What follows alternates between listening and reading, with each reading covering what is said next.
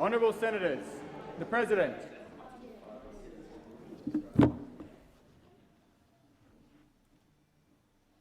I acknowledge the Ngunnawal and Ngambri peoples, who are the traditional custodians of the Canberra area, and pay respect to elders past and present of all Australia's Indigenous peoples. Senators, I invite you, as I read the prayer, to pray or reflect in your own way on your responsibilities to the people of Australia and to future generations. Almighty God, we humbly beseech thee to vouchsafe thy special blessing upon this Parliament, and that thou wouldst be pleased to direct and prosper the work of thy servants to the advancement of thy glory and to the true welfare of the people of Australia. Our Father, which art in heaven, hallowed be thy name. Thy kingdom come, thy will be done in earth as it is in heaven. Give us this day our daily bread, and forgive us our trespasses as we forgive them that trespass against us. And lead us not into temptation, but deliver us from evil. For thine is the kingdom and the power and the glory for ever and ever. Amen.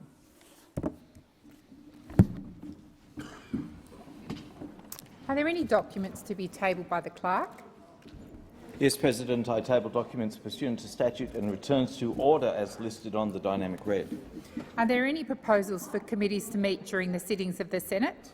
I call the clerk. President, committees have lodged proposals as shown at item 4 of today's order of business. I remind senators that the question may be put on any proposal at the request of any senator. Senator Gallagher.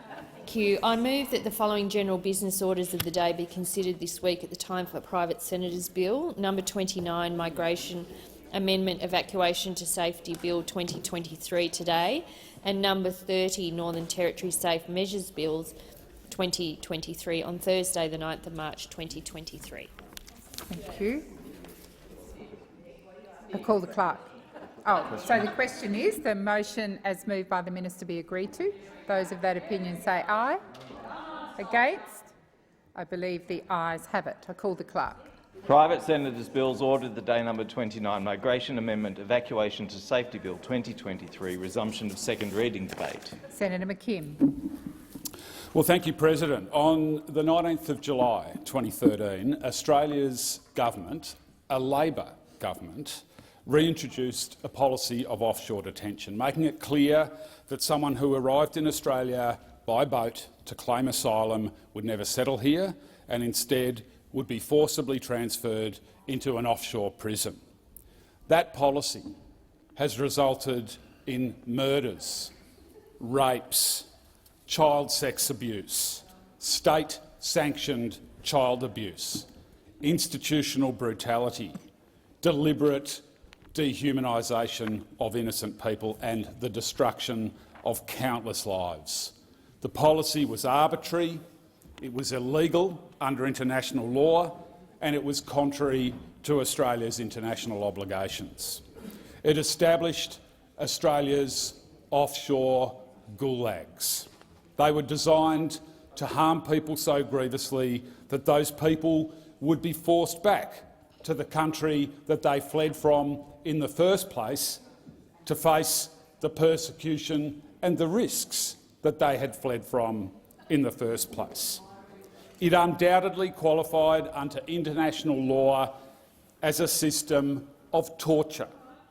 This is because it consisted of the deliberate infliction of severe harm on people for the purpose of coercing them and others into particular actions.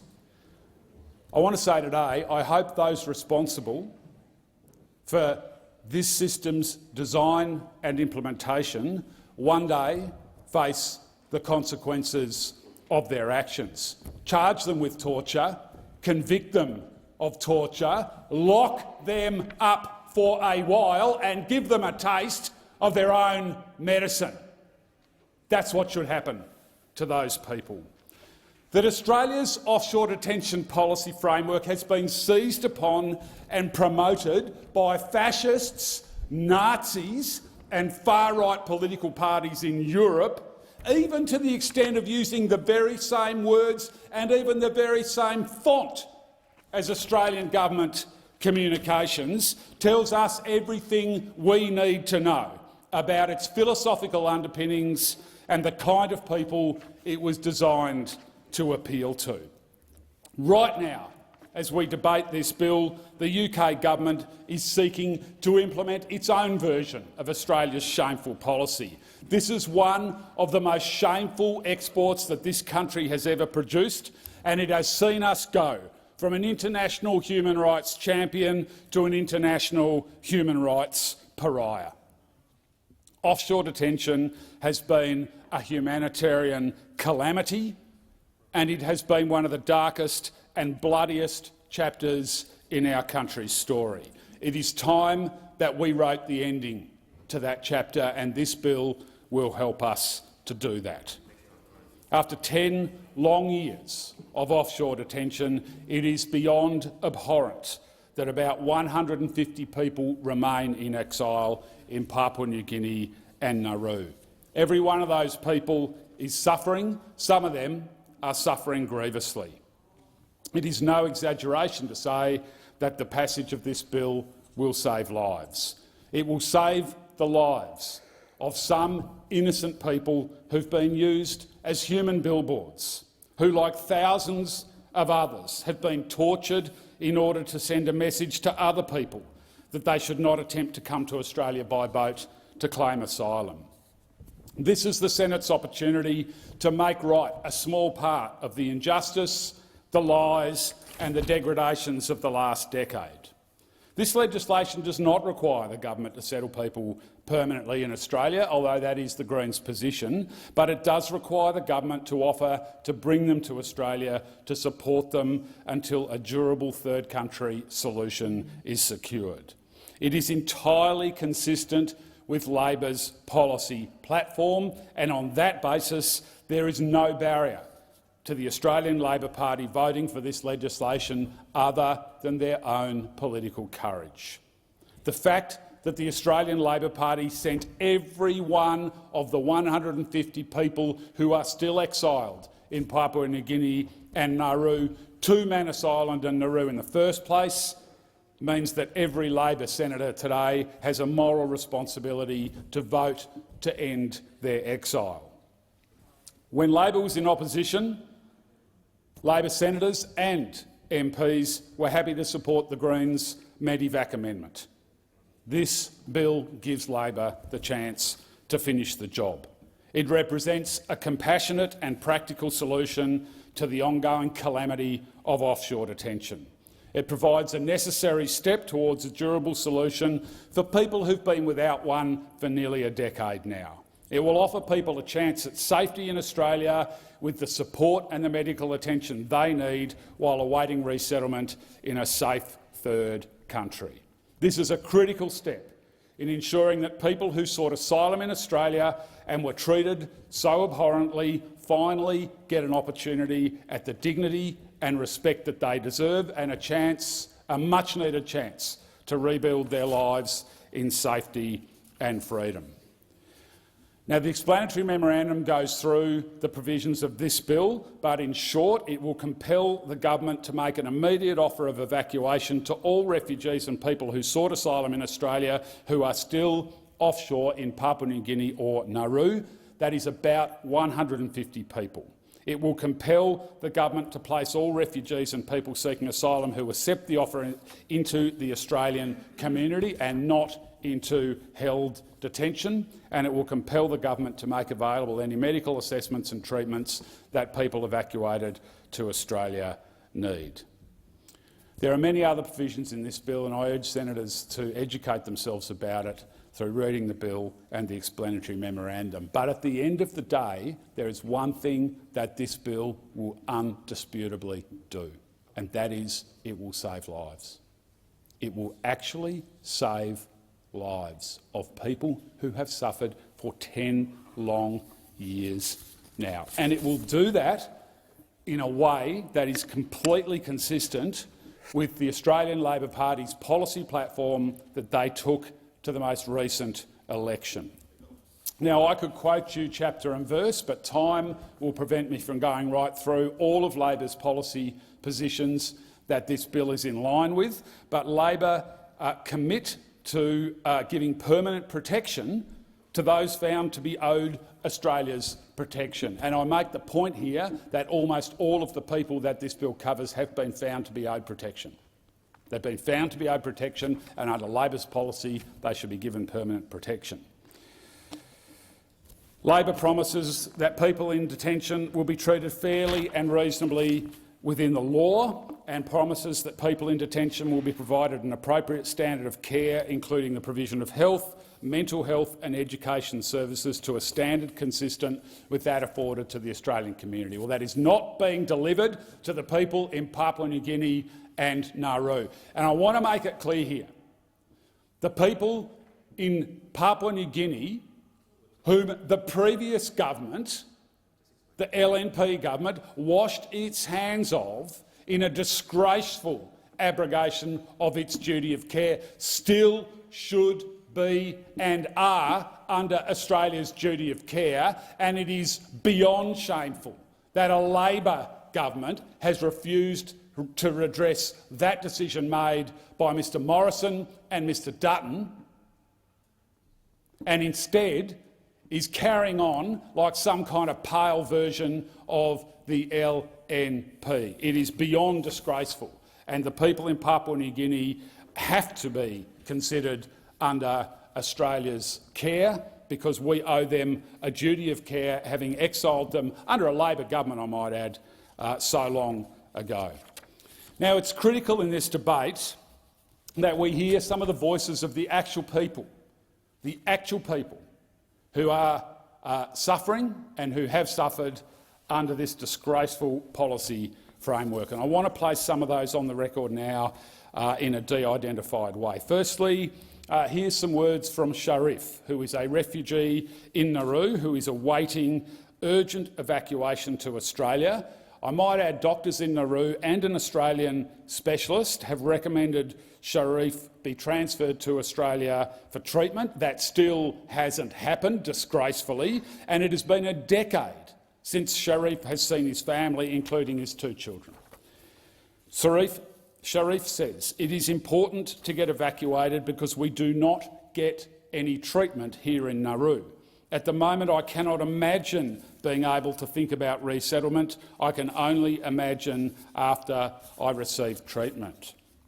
Here's Raja, a Tamil refugee held in Nauru, who is in excruciating pain, which is increasing each day.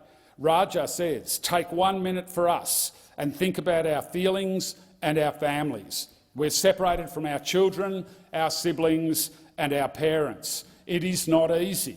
If we have done anything wrong, tell us."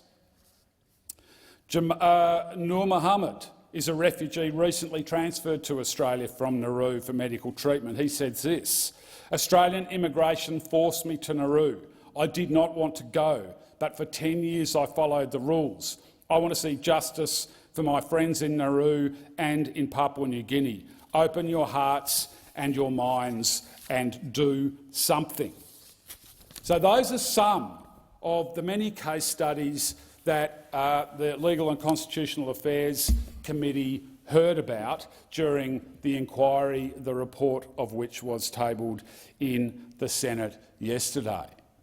I want to just diverge slightly and refer to only one further submission to that inquiry, and that was the only submission that the inquiry received, I might add, that called for this bill to be rejected by the Senate, and that, completely unsurprisingly, was from the Department of Home Affairs. Now, it is beyond belief that those rampant hypocrites in the Department of Home Affairs would dare try to use the Convention on the Rights of the Child as an argument against this bill. I mean, please, these people have been torturing children on Nauru for a decade. They oversaw a system of deliberate state-sanctioned child abuse on Nauru, and then they have the gall, the barefaced gall, to argue in their submission using the UN Convention on the Rights of the Child. Give us a break. I mean, seriously. These people who deliberately tortured children have no right to be quoting the UN Convention on the Rights of the Child. Get back in the bin, you absolute monsters. You absolute monsters. Get back in the bin. You're a disgrace. 150 people left stranded in Nauru and in Papua New Guinea are the small remnants of the thousands who were exiled in the first place. Innocent people who face murder, who face rape, who face child sex abuse, who face medical neglect, who face deliberate dehumanisation, and who witnessed the destruction of so many lives. They were innocent people who reached out a hand to our country and asked for help, and they were treated disgracefully and abominably. They were used like the corpses that used to be impaled on the walls of medieval cities to send a message to other desperate people that they should not try to enter. Those who remain stranded today have been suffering for 10 years, and they are still suffering today. And we've got an opportunity today to take a small step towards ending some of that suffering. Many have chronic and critical health conditions that need urgent treatment that is not able to be provided in Papua New Guinea or Nauru. There is simply no point in extending their suffering. It achieves precisely nothing. It is simply brutality for the sake of brutality. Surely, colleagues, we are a better country than that. Well, we're about to find out. Senator Green. Thank you very much, Acting Deputy President. I'm pleased to be speaking on this bill today, and I rise to speak on the private senator's bill on amending the Migration Act. I rise and speak on this bill as chair of the Legal and Constitutional Affairs Legislation Committee. I've had the opportunity to discuss the bill with the senator that's moved this bill and receive a wide range of evidence from stakeholders and the department. Over the course of the inquiry, we received over 150 submissions about the bill and the issues it seeks to address. And I do want to place on record, I want to thank the organisations and individuals that took the time to make a submission to the legislation inquiry. I understand that on this issue, views are deeply held and strongly felt across the community and across the parliament. At the last election, the Prime Minister spoke of the need to be strong on borders without being weak on humanity. Being strong on borders without being weak on humanity. It's an important balance, and it's one that we are getting right in government. It's one that only a Labor government can get right, which is why we have already followed through on our election promise to provide a permanent visa pathway for existing temporary protection visa and safe haven enterprise visa holders. And perhaps inconveniently to the mover of this bill, since the election, the number of displaced people on Nauru has more than halved. And look, through you, Chair, I'll take that interjection. What I'm going to do today is stand here and calmly state the facts and the policy and the actions that our government is doing. What I'm not going to do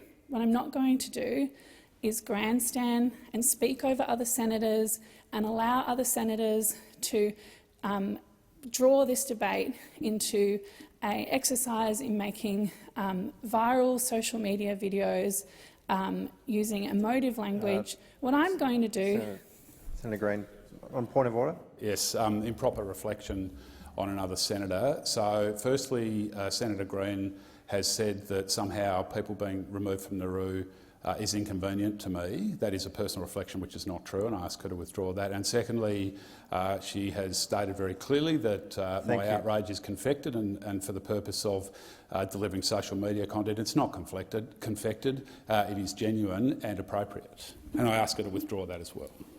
On the point of order, Respectfully, senators across the chamber sat through the language that was used by the senator who moved this bill. There were no points of orders called. I appreciate this is an emotive debate, but there is no point of order. Thank you. I'll rule on that. I don't believe there was a point of order, but it may assist the chamber if there was anything that you could withdraw, but it's up to you. Thank you. If I made a reflection on the previous senator's motives, I withdraw that to assist the chamber. But what I will say is, as I progress with my speech, it would assist the chamber and myself if there were no interjections and I didn't have someone speaking over me while I'm trying to give my speech. What I was saying, what I was contributing to this debate are the facts, the policy and the actions that our government is taking. That is what I'm doing today in this speech. I highlight the developments that the Albanese Labor government is doing now to determine that our government is creating a functioning, effective migration and humanitarian program. That is what we are doing. Again, at the election, the Prime Minister was very, very clear. We can be tough on borders without being weak on humanity. Regional processing does both of these things. I have to be clear that the Albanese government is committed to Operation Sovereign Borders and regional processing, including our ongoing partnership with Nauru. We know that people smugglers exploit and encourage vulnerable people to risk their lives on dangerous voyages to reach Australia. Regional processing is designed to break this model and to prevent deaths at sea. An essential aspect of this model is providing people currently on Nauru permanent options through third country settlement. For all their talk, the previous government achieved very little regarding third country resettlement for people on Nauru, but since coming to government, let me say it again, we have more than halved the number of displaced people on Nauru. And we have secured resettlement into third countries like the USA, Canada and New Zealand. For these people, they can finally begin the process of rebuilding their lives. I appreciate that some in this place want to see additional reform at a faster rate, and I appreciate, I'm sure, as other senators do, that not everyone in this place supports Operation Sovereign Borders and regional processing. But that is the government's policy and we are delivering it. Regional processing has settled policy on both sides of politics for almost a decade, and the government has been clear and consistent in its position on delivering this. The Minister has consistently reiterated that this government is strong on borders. Strong on borders because we know that regional processing breaks the business model of people smugglers. If you want to talk about saving lives and protecting people, that is what we are talking about today. In doing so, it saves lives of vulnerable people who would otherwise be exploited onto leaky boats to attempt a dangerous voyage at sea. It sends a message that persons will not be settled in Australia when they take a dangerous and often deadly route. It's as simple as that. And I recognise that that is a tough measure. But that tough measure has broken a model that exploits vulnerable people. It exploits vulnerable people, and we have broken that model. The government has been determined and focused in its conduct and support of Operation Sovereign Borders. But unlike the previous government, we haven't sought to politicise this issue in some sort of attempt to weaponise or sow distrust in the community. What we have done, what we are doing today, is calmly getting on with the job. We have a view that it is important an important undertaking to be pursued with and deal with it in the seriousness that this issue demands. On third country resettlement, can I say an essential part of delivering this policy is working with third countries. It is working with the government that has led to the number of people on Nauru almost halving. Our government finally took action on third country resettlements, including the long-standing offer from the New Zealand government, which was ignored by the previous government. Only our government, only a Labor government, has taken action to ensure work to resettle people is happening. Only our government is ensuring that this is happening through our close engagement with New Zealand. We had a first group of refugees depart Nauru and resettle in New Zealand and start new lives. We continue to go about this work in an orderly but diligent way with the care that it requires. As a government, we know that two things can be true at once. The Albanese government is committed to strong borders, but we are also committed to being a modern, responsible nation that finds space for vulnerable people fleeing persecution. We can do this important resettlement work because of the enduring deterrent value of regional processing. It is a system that has and will be kept in readiness to respond to any contingency. While there may be disagreements about policy, the fact is that regional processing saves lives by discouraging dangerous voyages at sea.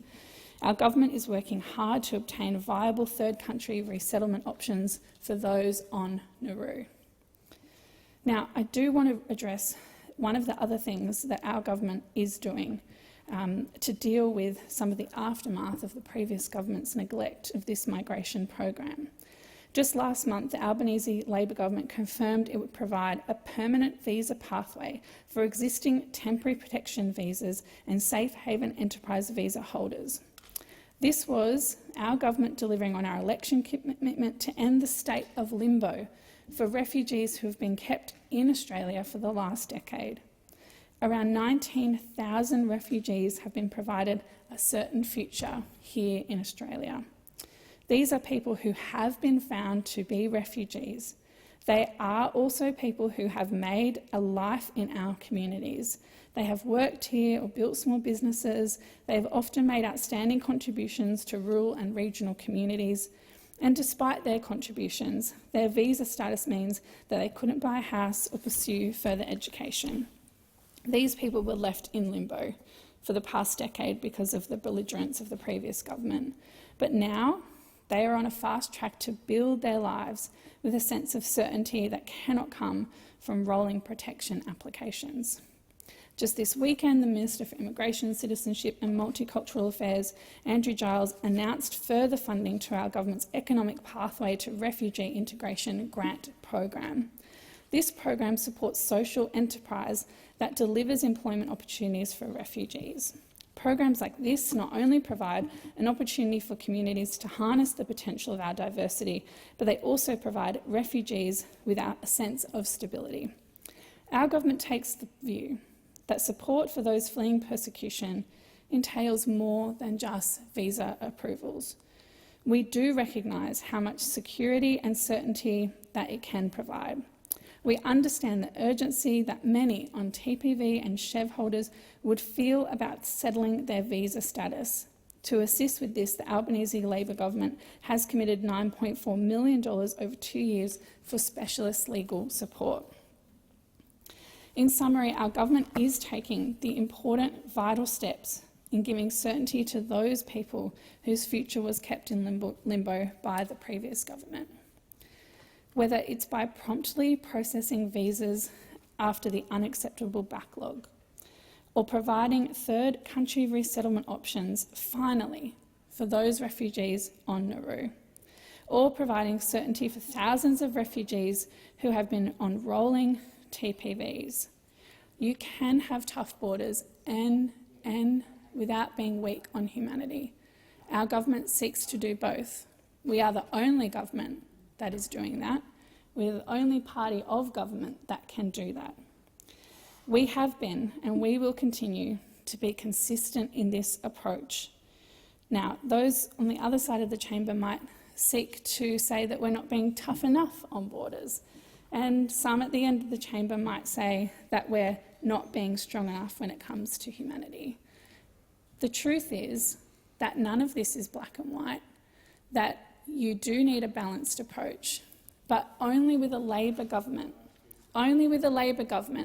can you actually deliver a system which ensures that people are not enticed to take a vulnerable trip across the seas, that there is a regional processing and Operation Sovereign Borders that is well-resourced to ensure that people don't put themselves in that dangerous position.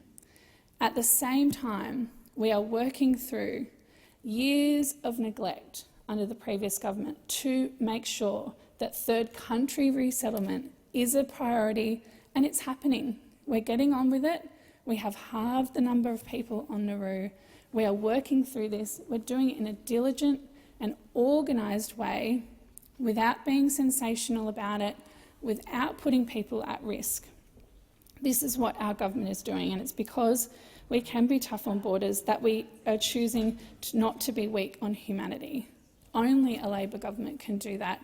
Only a Labor government is ending the years of uncertainty for TPV and Chev holders, and I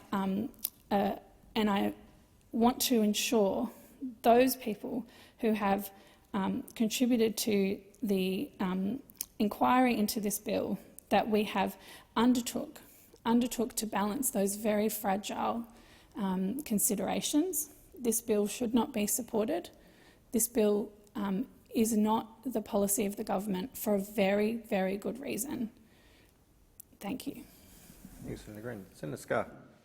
Thank you, Mr Acting Deputy President. At the outset, can I say that I deeply respect Senator McKim in the introduction of this bill.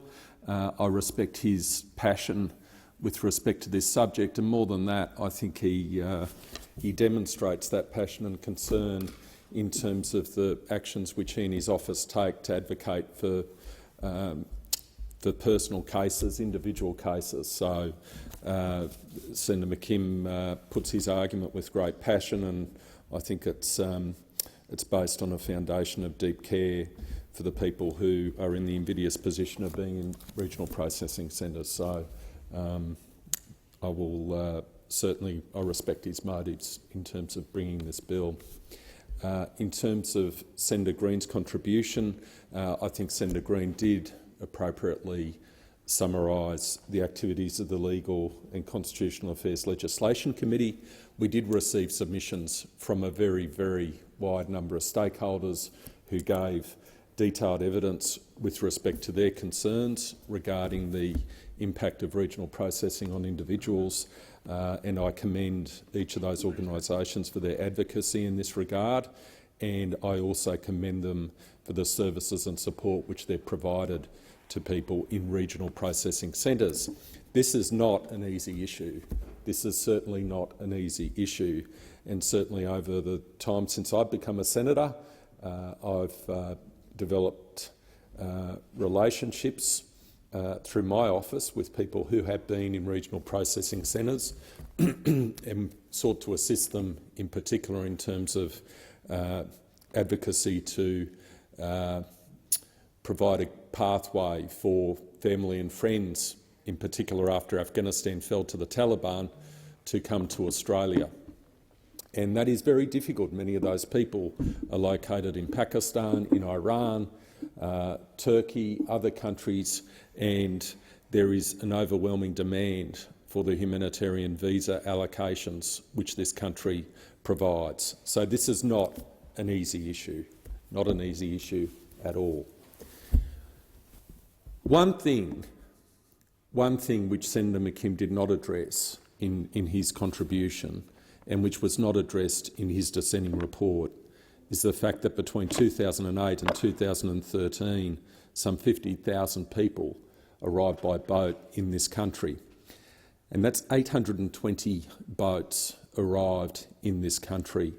And those boats, organised by people smugglers, organised by people preying on the most vulnerable in our world, led to a situation where Australia's system was essentially being overwhelmed, and at least approximately 1,200 people died at sea, an absolute tragedy.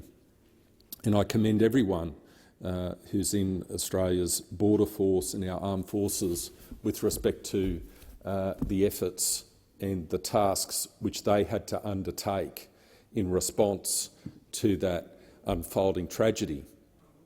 So regional processing, Operation Sovereign Borders, was in fact introduced to address that particular problem.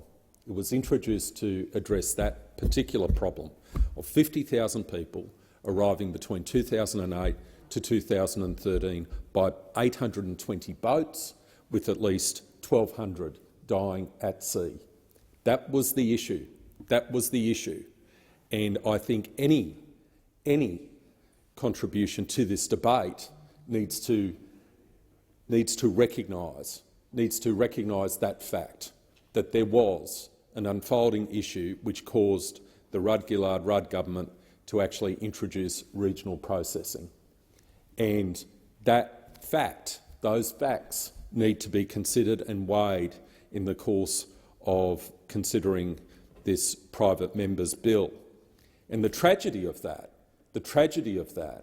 was that the Howard government, the Howard coalition government, had effectively managed to deal with the issue of people smugglers providing boats for the most vulnerable in our world to arrive on these shores in an uncontrolled fashion. The problem had been solved. The problem had been solved, and we wouldn't even be having this debate. We wouldn't even be having this debate apart from one of the biggest policy failures, certainly in my lifetime, from any public administration at a federal or state level, and that was the Rudd-Gillard-Rudd government reversing the previous policies of the coalition government. So Senator Green can talk about the actions that are currently being taken by the present government, but again, any reasonable and balanced contribution to this debate needs to recognise that this issue had been addressed. This issue had been addressed, and there would not be people currently on Nauru and in PNG, but for the fact that the Rudd government reversed the previous policy of the coalition government, the Howard-Costello coalition government, and then had to scramble to introduce regional processing. So that's why we're having the debate. That's why we're having this debate, the failure of the Rudd-Gillard-Rudd government.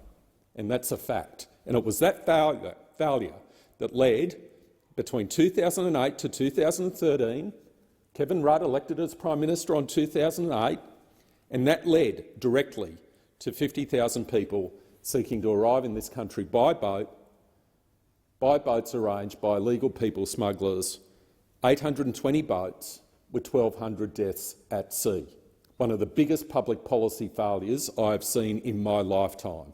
So it's a bit rich to sit here and listen to Senator Green's contribution as if everything was light and intelligent understanding and only a Labor government can fix this problem, when it was the Rudd-Gillard-Rudd government that failed to address this issue, changed Australia's policies, and which directly led to 50,000 people arriving in Australia through unauthorised maritime arrivals. Those are the facts, indisputable. And any contribution in this debate, for it to be seen to be reasonable and balanced, should recognise that fact, especially in those contributions from the other side. It is also a fact that the coalition government, when it came to power under Tony Abbott, Malcolm Turnbull, actually did take positive steps to arrange third country resettlement. That is also a fact, and again, it's indisputable. And there's been plenty of publicity about a phone call between previous Prime Minister Malcolm Turnbull and then President Donald Trump of the United States with respect to those arrangements, which had been entered into by a previous coalition government. So again, that's a fact. But the issue now we have to deal with is how do we humanely and appropriately deal with those people who are still within Nauru and are still within Papua New Guinea, recognising that Papua New Guinea is no longer a regional processing centre. And I agree with the majority report in the Legal and Constitutional Affairs Legislation Committee that this bill, this private member's bill, however well-intentioned, is not a bill which is going to fundamentally address this issue and which, perversely, could actually lead to a restart of the people smuggling business, even though that's not the intention. I recognise that's not the intention, but that is my concern.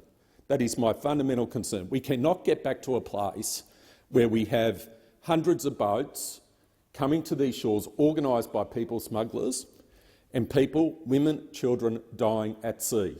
We simply cannot allow ourselves to go back to that place. And we have to, as quickly as we can, humanely deal with those who are in Nauru, with those on PNG, as humanely as possible, but we can't change the policy parameters in any way, in my view, that's going to lead to a restart of the people smuggling business. We did that once before as a country. The people smuggling business was broken under the Howard Coalition government. It had stopped. The policy levers were changed. However well-intentioned that was, the policy levers were changed, and then 50,000 people arrived, unauthorised maritime arrivals, 820 boats organised by the illegal people, the people smugglers. That's the reality. That's what happens. We can't give ammunition to the people smugglers to recommence their trade, where their commodity is the most vulnerable of human beings. We simply cannot allow that to occur. It would be irresponsible, in my view, however well-intentioned, it would be irresponsible in my view to allow that awful trade in people to recommence. And that is the fundamental reason why I and those sitting on this side of the chamber, in dealing with this very, very difficult issue, recommend that the Senate reject this bill. I do want to say, with respect to the regional processing, that we do need to be respectful of those who this place, through our policies, through our legislation, have imposed burdens to implement what the Australian government policy is. And I do commend all those people in the Department of Immigration, in Border Force and throughout the Australian government who have had to deal with this awful issue over so many years.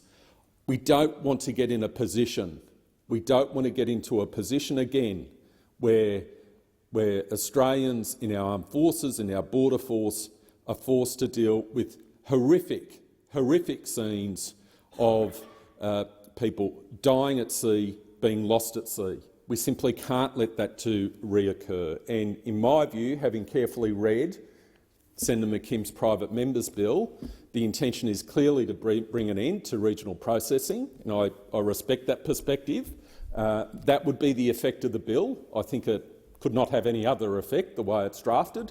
And in my view, the great danger posed by that was that it would provide ammunition for the people smugglers to recommence their vile trade in the most vulnerable of people. So, with those comments, Madam Acting Deputy President, in conclusion, I deeply respect the work that Senator McKim does in this place.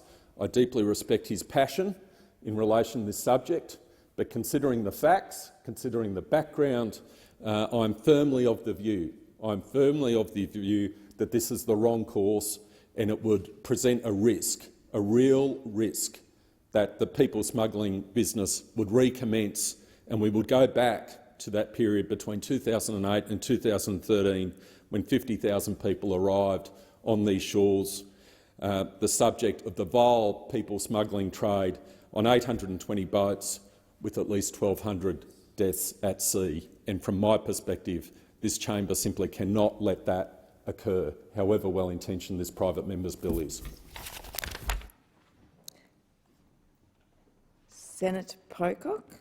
Thank you, Acting Deputy President, and I thank Senator McKim for this bill and the opportunity to debate this.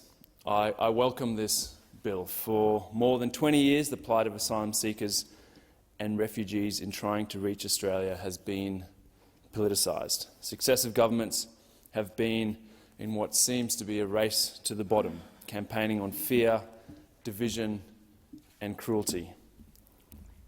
But this is an issue about people. We must remember that. This is about people and not politics.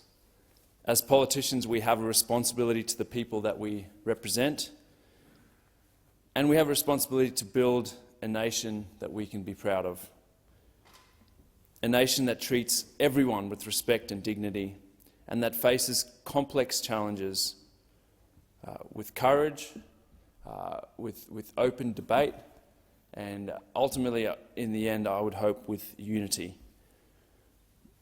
In recent years, we have not faced this issue with unity and courage. People seeking asylum and refugees have been used as political footballs, with all sides using them for cheap point scoring. The 150 people that remain in Papua New Guinea and Nauru are victims of our collective political failure.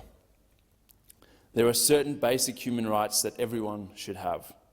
We should all have the right to work, to put food on the table and have a roof over our heads. For those 150 people, these rights have been grossly violated. This bill is an opportunity to change that. If this bill is passed, there would finally be an offer to transfer people from offshore detention in PNG and Nauru to Australia, with the significant caveat that they are not subject to an adverse security assessment by ASIO. That's a really important caveat, and I think something that people pounce on when we talk about security threats and the impost on communities here in Australia. In Australia, they would have access to the medical treatment and mental health support that they require. The mental health support that, in many cases, they desperately require. Reading through the submissions to the inquiry into this bill was a moving and sad experience. It just reinforces that this is dealing with human beings like all of us, people who have hopes and dreams for their lives, and for whatever reason have found them in a situation where they were so desperate that they decided that they needed to up and leave everything they knew, their family, to seek safety. And they have sought safety from Australia. And reading this report, we are failing them. In the words of one of my constituents, a Canberran, Peter, who made a submission to the inquiry, I'll quote him.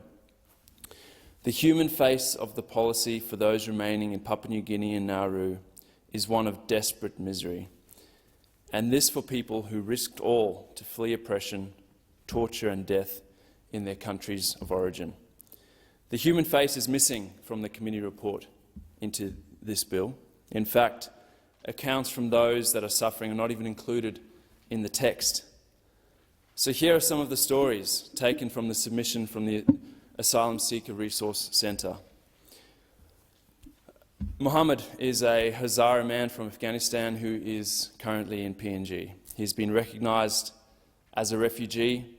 He is currently under severe mental stress because he is worried about his family in Afghanistan who are living under Taliban rule. Mohammed has suffered in offshore detention in PNG for over 9 years now.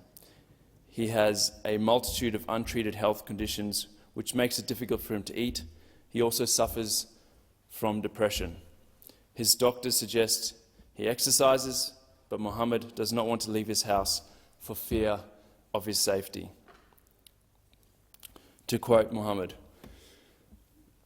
"My hopes are to be with family, find work, stand on my own feet, feel independent and feel like a human, to have a peaceful life.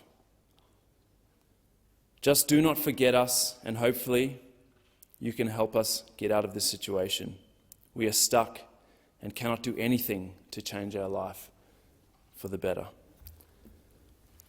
Kora was hospitalised in Nauru earlier this year after he experienced severe pain. He has been approved for transfer, but has still not been evacuated or received the medical treatment needed. He says, "My brother is in Australia. I need to go to Australia for treatment. It is easier for me in Australia. I've been to Australia 3 times, had an operation in Brisbane in 2014 for kidney stone removal. Good hospital. I stayed for 2 weeks with a lot of facilities, proper doctors and professionals. There is a lot of humanity. Human beings' health is important in Australia. It is nothing here." Australia is spending a lot of money and could have spent it in a better way. Hiren has been held in Nauru for over 9 years now. He was transferred to Australia in February 2023 for urgent medical treatment for chronic pain conditions. Hiren has been held in closed hotel detention. He has not been told when he will be released from detention. He says, "People are getting crazy. Health issues are worsening. People are scared for their safety. Locals swear at refugees. Get people out of this situation, please. They are under a lot of stress and face a great uncertainty. Pay attention to the corruption and torture that is continuing to go on in offshore detention."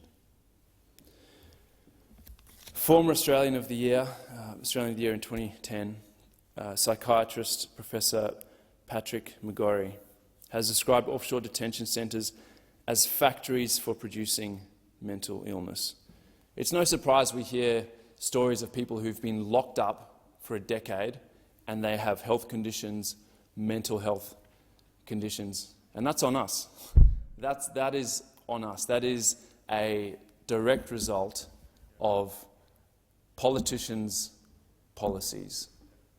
We have to own that, and we have an opportunity to change that. Médecins Sans Frontières found that amongst the 208 refugee and asylum seekers they had assessed on Nauru, 129, or 62%, were diagnosed with moderate to severe depression. The second highest diagnosis was anxiety disorder, 1 in 4, followed by PTSD, 18%, mild depression, 11%, complex trauma, 6%, and resignation syndrome, 6%, also known as traumatic withdrawal syndrome. We can't ignore this. We know what is happening. There are a small number of people who we keep offshore for political reasons. Please think about these people. And then clearly there's the economic cost. Offshore centres cost around $9.6 billion in the 3 years between 2013 and 2016. That's an extraordinary amount of money. They continue to cost around $1 billion a year to run, which comes to over $500,000 per asylum seeker per year. This doesn't make sense. There has to be a better way to do this. Offshore detention is cruel. It causes the destruction of the physical and mental health of those who seek our care and our community. The time has come for Australia to adopt a more compassionate and humane approach to refugees and asylum seekers. We have to grapple with this issue. We have to grapple with the national security concerns, the concerns that Senator Scarr rightly raised about Border Force having to deal with horrendous scenes, and we have to grapple with the fact that these are people who are desperate, people like you and I who are seeking our support, and we're locking them up and spending a huge amount of our money to do so. We can and must find a way to ensure that people do not die at sea and people also do not languish in indefinite detention. I believe we need to start to play a more active role in our region. People are only leaving because their situation is intolerable or their life is at risk. We need to stand up alongside calls that call out human rights abuses in other countries. And we really need to start thinking about how we're going to deal with climate refugees, because if we look back at the last couple of decades, if we think we've had a refugee problem over any of those years, we haven't seen anything. And the thing to think about, and I'd encourage the major parties to start thinking about this, is that when we start seeing the spiralling, compounding effects of climate change, our Pacific neighbours are probably not going to be in a position to just do our dirty work. People in those countries are could potentially be looking to Australia, saying, we can't cope here, we need support. This is a really tough problem, but ignoring it or locking up 150 people and hoping that that solves the problem doesn't. So I urge the Senate. I understand that this is not something the major parties will entertain, but I urge you in your party rooms and in your thinking, start listening to the Australian community. Once we see these sorts of stories, we start to understand the people and how desperate they are seeking our support. People want a more pragmatic, humane approach. So I thank Senator McKim for bringing this bill to the Senate, and it does have my support. A number of Canberrans contact me on a regular basis about this. Not only this, people languishing in our community on bridging visas, people who've had small businesses for 10 years, contributing, paying tax, but don't have access to services, to tertiary education, all of the things that many of us take for granted. So thank you, Senator McKim, and I support this bill. Senator Waters. Thank you. I move that the question be now put. The question is that the question be now put. Those of that opinion say aye. Did you say those against say no. I think the ayes have it. The question now is that the Migration Amendment Evacuation to Safety Bill 2023 be agreed to in the second reading. Those of that opinion say aye. Against no. I think the noes have it. Division required. Ring the bells.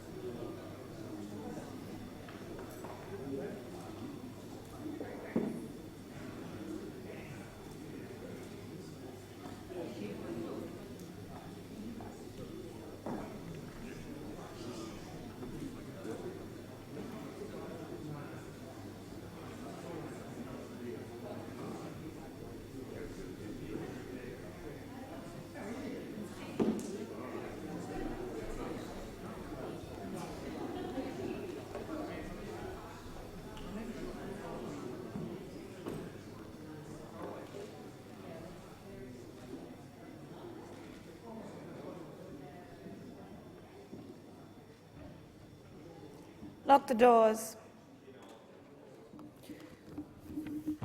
The question is that the Migration Amendment Evacuation to Safety Bill 2023 be second reading be agreed to.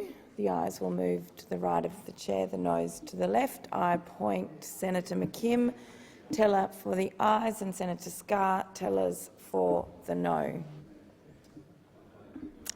And before the tellers tell, I appoint my question and my vote with the noes.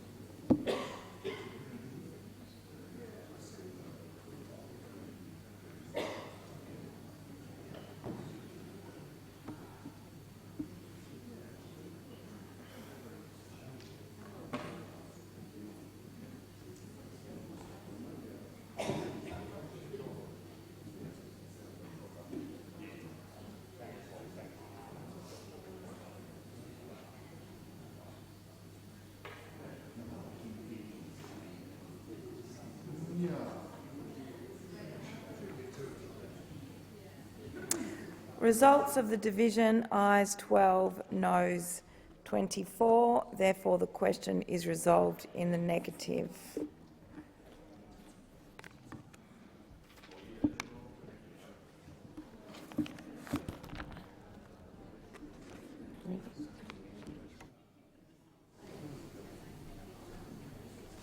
The Senate will now proceed to the consideration of government business, and I call the clerk.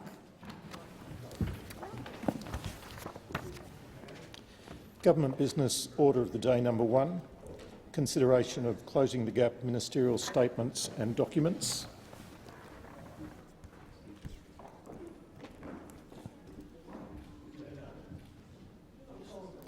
With the concurrence of the Senate, the clerks will set the clocks in line with informal arrangements reached by senators. Minister. I move that the Senate take note of the documents. Can I start by first acknowledging the traditional owners of the land on which we meet and paying my respects to elders past, present and emerging, and I want to particularly acknowledge First Nations senators. I will speak briefly because I believe it's important that Senator Dodson and Senator Stewart give the balance of the government's contribution today.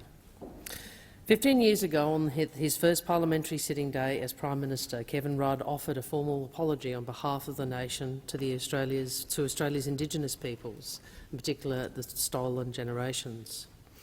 In acknowledging the past, Prime Minister Rudd said we were laying claim to a future that embraces all Australians, and part of that future was a commitment to close the gap for Aboriginal and Torres Strait Islander people in health, education, employment, life expectancy within a generation. Well, today we still have a long way to go. The last Closing the Gap annual report, tabled a few months ago, shows that gaps not only persist, but in many areas they are already widening. This includes the number of children being school-ready, rates of incarceration and deaths by suicide.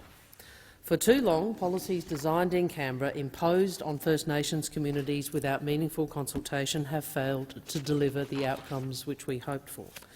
We have tried to close the gap, but we have done so without listening sufficiently to the voices of First Nations people. This government takes responsibility for doing better. The Albanese government's first Closing the Gap implementation plan details the next steps that the Commonwealth will take towards achieving the targets and priority reforms of the National Agreement on Closing the Gap. It shows all Australians what tangible and practical actions are being taken in partnership with a coalition of peaks to achieve progress.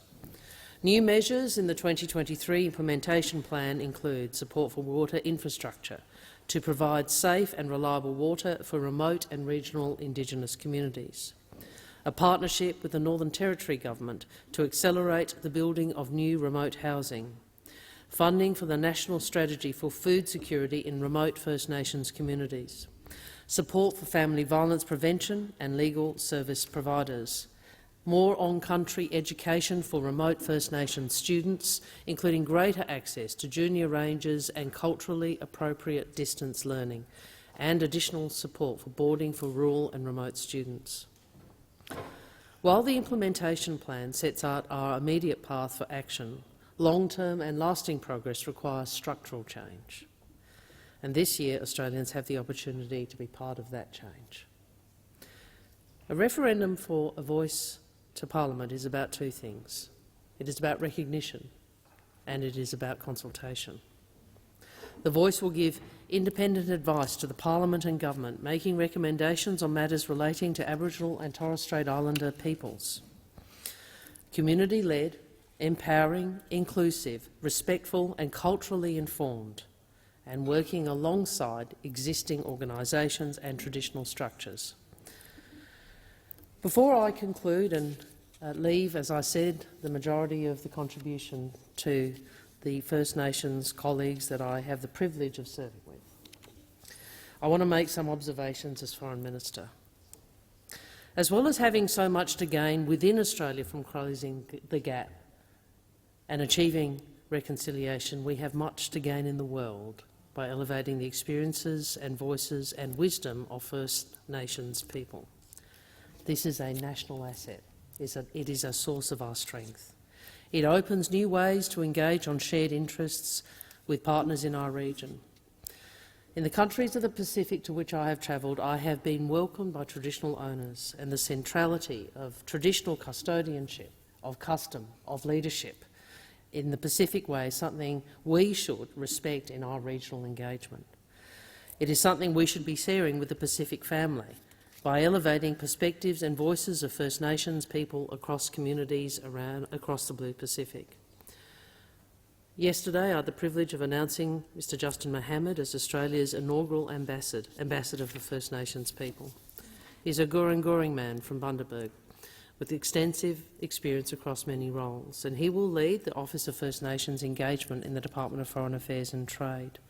Together they work in genuine partnership. They will work in genuine partnership with Aboriginal and Torres Strait Islander people to progress Indigenous rights globally and help grow First Nations trade and investment. This new position ensures for the first time that Australia will have dedicated Indigenous representation in our international engagement. Thank you, Senator Wong. I'd seek leave to just continue for about 30 seconds. Is leave granted? Thank you. Leave is granted. I thank the Senate. Elevating First Nations voices in our international engagement makes us stronger in the world. I was very proud to attend the United Nations General Assembly with Senator Pat Dodson, and I'm very proud that today, on International Women's Day in New York, the Australian delegation for the Convention on the Status of Women is led by Senator Malarndirri McCarthy. That is a great thing. So this today is about closing the gap, but it is about more than that. It has greater ambition than that. It's about our nation. It's about achieving our full potential as a nation. And that can only happen when every Australian has the chance to realise their own potential. Senator Birmingham. Thank you, Madam Acting President. Closing the gap is a powerful concept. It's a powerful concept because it bridges from the symbolic to the practical. The concept of closing the gap is to establish and pursue measurable, verifiable targets to achieve genuine equality in outcomes that are real to people's lives, in outcomes that are real to the opportunities that they and their families and their children have. And that's why it's important that we, each year, assess progress, speak honestly, address directly the challenges that come with closing the gap. It is a stain on Australia that the gap exists and the gap is as wide as it is. It is a stain that successive governments of different persuasions have invested significant sums of funds, of energy, of policies in attempting to address. And in some areas, some success has been achieved. But too much of it has not been closed. The gap is too wide, and we must acknowledge in some areas still widening. The Closing the Gap report that was handed down late last year, as I acknowledged at the time, was the first such report following the new national agreement and implementation plan that had been released just 12 months earlier under the previous government. It had involved a long and genuine process of engagement and consultation to establish new targets in genuine partnership with First Nation peoples. It had worked closely with the Coalition of the Peaks. I want to again acknowledge for their work in the establishment of the targets and the process against which Closing the Gap policies and measures are now pursued. It's pleasing to see that against those measures there are new priorities and, importantly, new, more granular targets in place, which reflect very genuinely the input of First Australians to establish them and to identify their priorities. But most importantly, it is about giving that direct focus on the attributes that we seek to achieve change through in terms of genuine closing of the gap and the changes that are necessary to do so. In too many areas, we are not making progress or even going backwards. School readiness, adult incarceration rates, suicide rates are all highlighted as statistics that paint a bleak and continually concerning picture. Sometimes, indeed, they present as contrasts in the Closing the Gap report if we genuinely get into the data. We've seen significant growth and achievement in terms of the percentage of children enrolled in preschool. Target 3, which is identified as being on track, improving. Similarly, in terms of Target 2 identified by the Productivity Commission in babies born with a healthy birth weight in 2019. Improving, on track, according to the Productivity Commission assessments against targets. And yet we see in Target 4 the rate of children commencing school who are developmentally on track going backwards, worsening. So much work is required to drill down below those types of statistics and understand if we are achieving more babies born with healthy birth weight, if we are enrolling more children in preschool, what are the causes that are seeing fewer children commencing developmentally on track when they begin their school education? The same type of questions can be posed across a range of areas in relation to incarceration, employment, health and other types of outcomes that are assessed in detail through Closing the Gap. That's why this is a valuable process, because it has set transparent targets for government, because they are transparently assessed independently by the Productivity Commission, because it is done with direct engagement with community as it should be, but ultimately because we can use this information and analysis to see what is working, but to see where things are failing and to pursue the types of policy changes through consultation and engagement with all those affected that can help us to genuinely close the gap. We owe people no less to remove such stain on Australia. Senator Cox. Thank you, Acting Deputy President. And I want to begin by reinstating the Greens' support for Closing the Gap and equity into First Nations health, but also for First Nations people more broadly. And as a proud Yamatji Noongar woman, I'm proud to be the portfolio holder for the Australian Greens on First Nations issues. First Nations people are overrepresented in our health system, but also across all systems. We get sicker, we die earlier, we are poorer, we are arrested and locked up more, and we have our children taken away from us more, and we are less likely to finish school. And on top of all of that, we are more likely to experience poverty and have less money. But make no mistake, this was not always the case. For thousands of years, First Nations people managed their land and we managed ourselves. We looked after ourselves, we followed our cultural protocols and practices, and we are and were deeply connected to our country, our culture and our community. And this has changed since colonisation across various different parts of our wonderful country. First Nations people have been subjected to countless policies from successive governments since Federation, both with good intentions but also with bad. Unfortunately, when the intentions have been good, such as with the Closing the Gap initiative, the results have been average. But when the intentions have been bad, the results have in fact been catastrophic for First Nations people. It is these policies that have resulted in circumstances we are facing today that are the Closing the Gap initiative are aiming to address.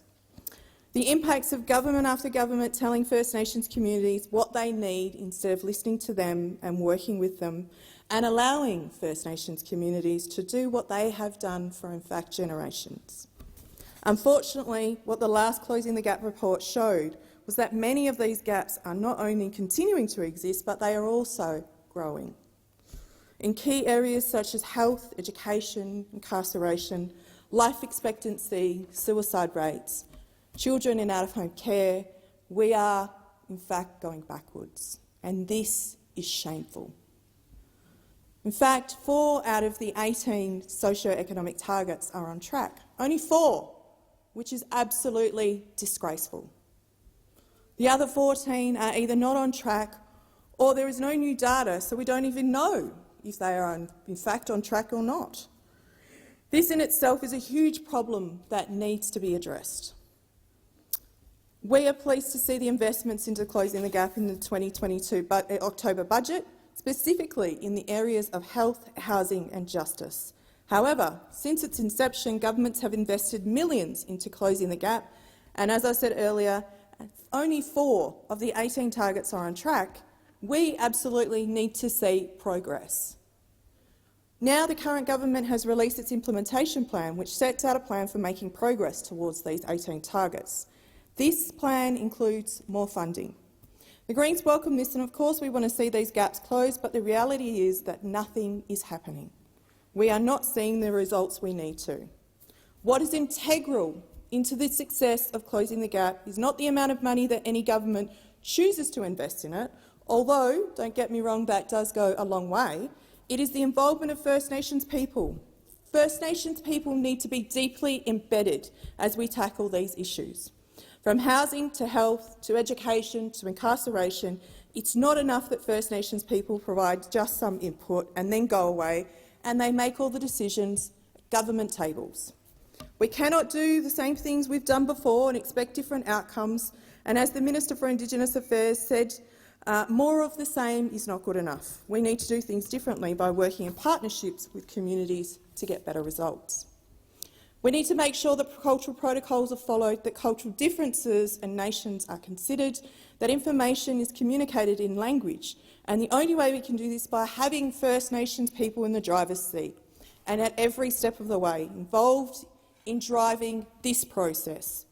This is key not only in achieving the targets but also respecting our sovereignty and our self-determination. I'm disheartened that this could not have been a more positive speech. However, I look forward to working with the government on making actual progress on these 18 targets, because First Nations people deserve better than this. And further to that, the government needs to implement the recommendations of the Bring Them Home report and the Destined Custody report, and these reports have in fact just been collecting dust for decades. Thank you. Senator Hanson. Thank you very much.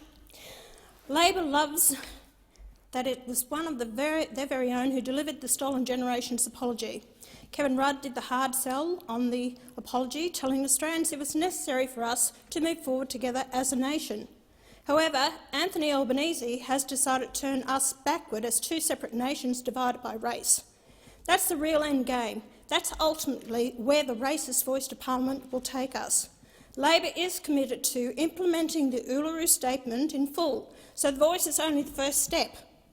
The next step is truth-telling, but Labor can't bring itself to tell the truth about its plans for the voice.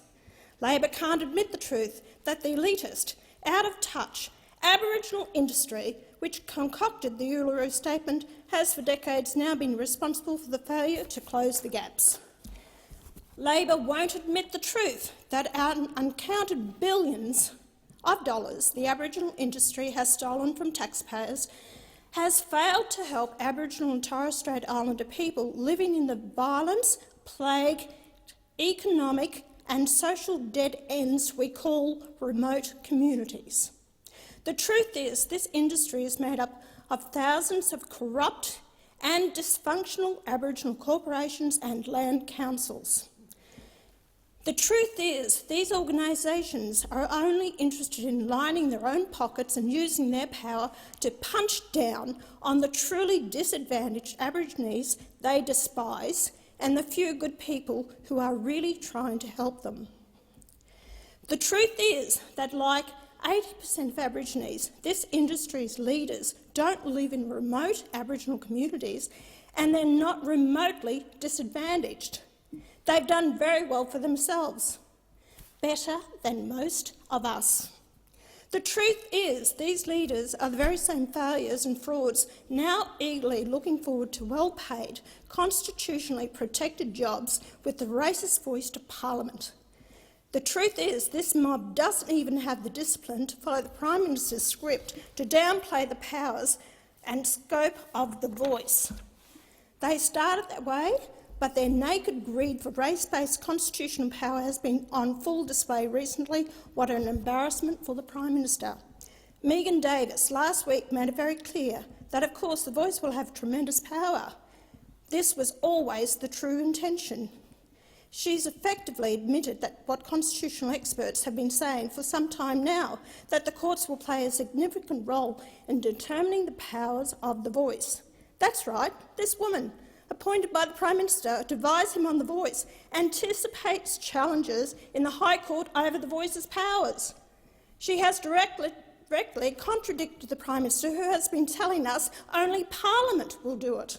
The truth is, Parliament will be repeatedly held hostage in a series of constitutional crises while the unelected High Court extends the voice's powers.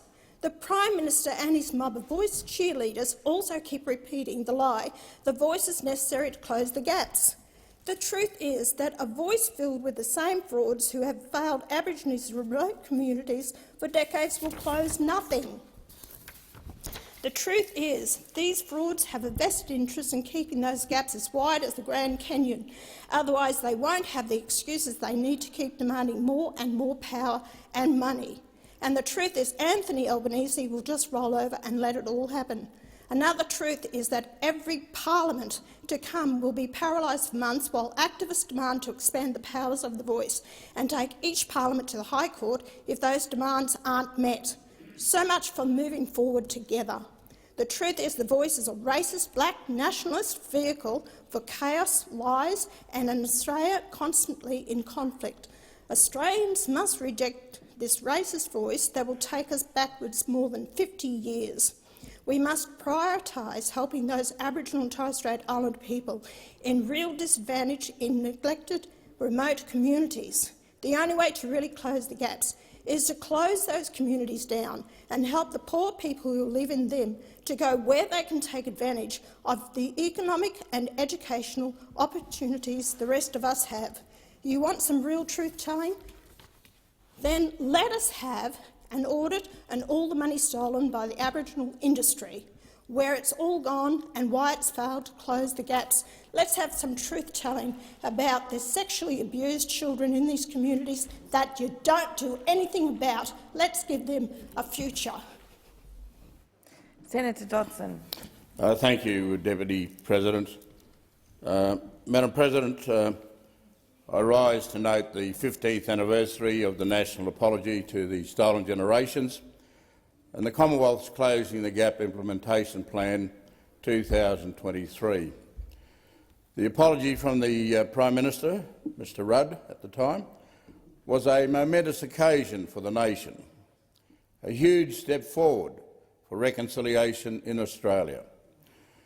We should never forget our history, the good, the bad and the ugly, but we also need tangible action to address the poorer outcomes for Aboriginal and Torres Strait Islander people. That is why the tabling of our government's first Closing the Gap implementation plan under the National Agreement is important. It is a strong demonstration of our commitment to improving the lives of Aboriginal and Torres Strait Islander peoples I was actually grateful to attend several events in honour of the anniversary of the apology and speak with survivors of the stolen generations from right around the country. It is both humbling and motivating to hear their stories and their optimism and their hope. In statements today, we must not shy away, though, from the landscape that is before us. While there has been some progress, the efforts of previous governments have been ineffective. The data speaks plainly of a stagnation in addressing the needs of Indigenous communities. Progress across most socio-economic outcomes areas has stalled. Some have even gone backwards. In the midst of all of this, we must not lose sight of the very real human cost of inaction. Aboriginal lives must not be treated like some beads on a departmental abacus. Closing the gap demands a spirit of transformation, of genuine partnership, a focused attention on outcomes. The government, in partnership with the Coalition of Peaks, is committed to securing real and transformational change for First Nations peoples. The new 2023 implementation plan is about exactly that. It gives purpose and direction to our efforts to transform government in line with the National Agreement, the National Agreement's 4 priority reforms. We are investing $424 million in additional funding to closing the gap across water infrastructure, food security, family violence and health. This is a top-up of the $1.2 billion in practical initiatives already being implemented following the October budget.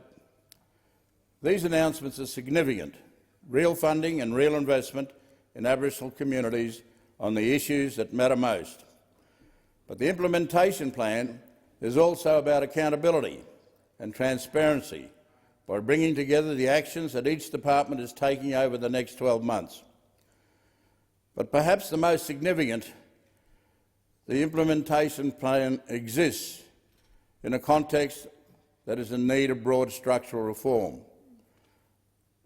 What has been missing is the voice. It's the missing piece. A key element of the government's commitment to improve outcomes and closing the gaps is our pursuit of a referendum to establish a voice to the Parliament. It is grounded in evidence.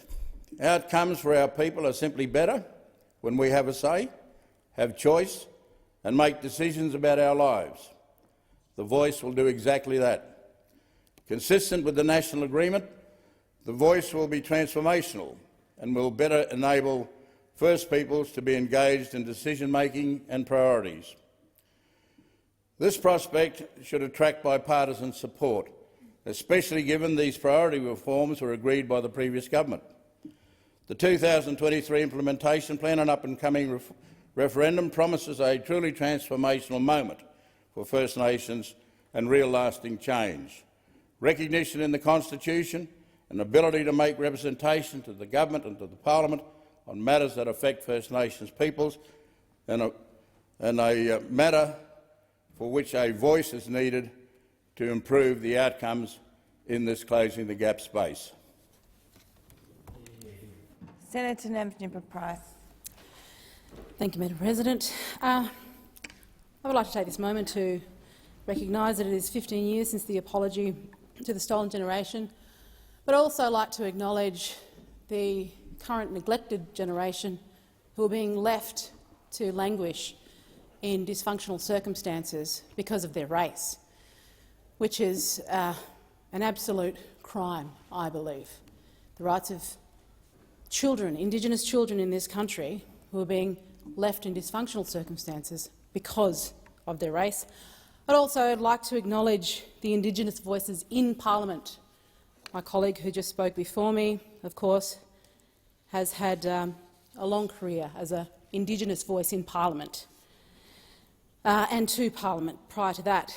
15 years ago, in his apology, Prime Minister Kevin Rudd called for a future where we harness the determination of all Australians, Indigenous and non-Indigenous, to close the gap that lies between us in life expectancy, educational achievement and economic opportunity. He called for a future where all Australians, whatever their origins, are truly equal partners with equal opportunities and with an equal stake in shaping the next chapter in the history of this great country, Australia. Just 15 years later, the new Labor government seeks to divide us. The new Labor government doesn't want us to be equal. They don't want us to be equal partners. They don't want us to have equal opportunities. They don't want us united with an equal stake in shaping our future. They want us constitutionally divided by race. They want to give one group, based on nothing but their differences, special privileges to stall, to halt, to hinder the work of governments if they don't like what they're trying to do. This is not how you close the gap. This is how you increase it. This is how you open up a new one. This is how you open up the gap between the Aboriginal industry, the professional activist class and the vulnerable Australians living in remote and rural communities across Australia, out of sight, out of mind, to Canberra. This is how we open the gap between the middle class and elite Aboriginal people in the cities, in the marginalised Aboriginal Australians in remote communities. 2 years ago, during my tenure as the Director of Indigenous Research for the Centre for Independent Studies, our research uncovered where the gap truly exists. The gap does not exist between Indigenous Australia and everybody else. It exists between those in remote communities whose first language is not English, who still live by their traditional culture, who are out of sight, out of mind to places like Canberra, and everybody else, including urban Aboriginal Australia, who in the major cities and towns have access to services, who have better educational outcomes and health outcomes. That is where the gap truly exists. That is where the focus should be, not suggesting that all Aboriginal people are disadvantaged because of our race. That I would consider a racist concept. In my report, I highlighted that the approach that has governed Indigenous affairs for a number of years, focusing on symbolic gestures and separatist thinking behind the voice to Parliament, is not working. Now what has changed? The separatist thinking behind the voice has gotten stronger. The calls to give the divisive politicians' voice more teeth has gotten louder. The push for division has gotten stronger. If the Aboriginal industry, comprising of service providers, bureaucrats, academics and politicians, are truly serious about closing the gap, then they must be prepared to no longer exist and must be prepared to wean themselves off the millions of taxpayer dollars they rely upon to exist, because only then will the gap truly have been closed. The Voice does not seek to do this. The Voice seeks to constitutionally enshrine the gap, because a voice suggests we will always be disadvantaged as a matter of our racial heritage. Such a shame. If this government is serious about closing the gap, it will not widen it by continuing this push for a divisive, dangerous and costly politician's voice. They'll move away from the ideological race-based thinking, and they will look for real solutions to real problems and treat all Australians equal, regardless of racial heritage. Senator Thorpe. Thank you, Acting Deputy President. I also rise to speak to the failing Closing the Gap statement on the anniversary of the apology to the stolen generations. By now we are getting used to what this report contains year after year, the so-called gap between First Nations people and non-First Nations people in this country. It's not closing, but actually widening in a number of areas. One of these areas is the removal of our children, the stealing of our children. Another one is suicide. These are not separate from each other. You cannot take a child from its mother without causing trauma. You cannot remove a child from a family, from a community, from its culture, from country, without causing lasting, deep and intergenerational trauma. My people are dealing with this trauma every day. Every day. This is what I have not stopped calling on the government to fully implement the recommendations of the Bringing Them Home report. My own mother was a commissioner on that report, and I will keep the pressure on day by day until we finally see action. You don't need to go out looking for new solutions.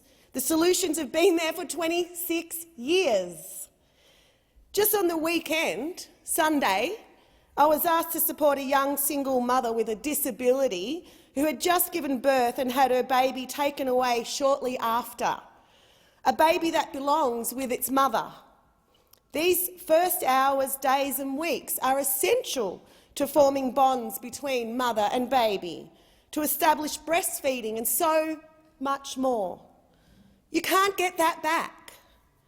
The so-called child protection in this country is many times more likely to remove black children than a white child, and all the circumstances being the same. It is being done with such good intentions. Well, those good intentions are destroying our families and communities. They are a continuation of the stolen generation, and it is also an act of genocide. Genocide in this country. According to the UN, genocide as a crime committed with the intent to destroy a national, ethnic, racial or religious group in whole or in part. Taking our children is an intent to destroy us as the first peoples of this country. It is an act of genocide. What our families need when struggling from systemic oppression is support. This support should be, wherever possible, provided by First Nations community-controlled organisations in culturally safe ways. I cannot tell you enough about how amazing the Grandmothers Against Removals are. No one supports them. You don't hear their voice. Even government departments deny a meeting with the elders, the grandmothers who are fighting for our children out of this system. They have safely and caringly supported and kept babies and mothers together with no support, no funding. Real support cannot be provided by just another one of your colonial institutions where blackfellas don't feel safe and where at every moment they feel like they're doing something wrong, not fulfilling another one of your colonial criterias and risking being reported and having their child taken. If Labor is serious about its former Prime Minister's apology, where you have a morning tea and celebrate 22,000 Aboriginal children in out-of-home care, then he should look deeply into the practices of the system that has been created to destroy First Nations people in this country. You're attacking our children and the mothers and fathers of these children. When are you going to implement the recommendations from the Bringing Them Home report, which provides you with all of the solutions, self-determining solutions, from Aboriginal and Torres Strait Islander voices that you so care about? What do you say about 22,000 Aboriginal and Torres Strait Islander kids in out-of-home care? Do you say sorry again? Senator Stewart. Thank you. Speaker, last month we marked 15 years since then Prime Minister Kevin Rudd delivered an apology for the cruel and unjust policies and practices that tore apart Aboriginal and Torres Strait Islander families across the nation, impacts of which are still evident today. Aboriginal and Torres Strait Islander people sat with their family and friends in the gallery, together on the lawns of Parliament, and watched on their screens in workplaces and schools right across the country. I chose to watch the apology with my community at the Aborigines Advancement League, a proud and long-standing Aboriginal rights organisation in Melbourne's north. The hall was so full it was standing room only.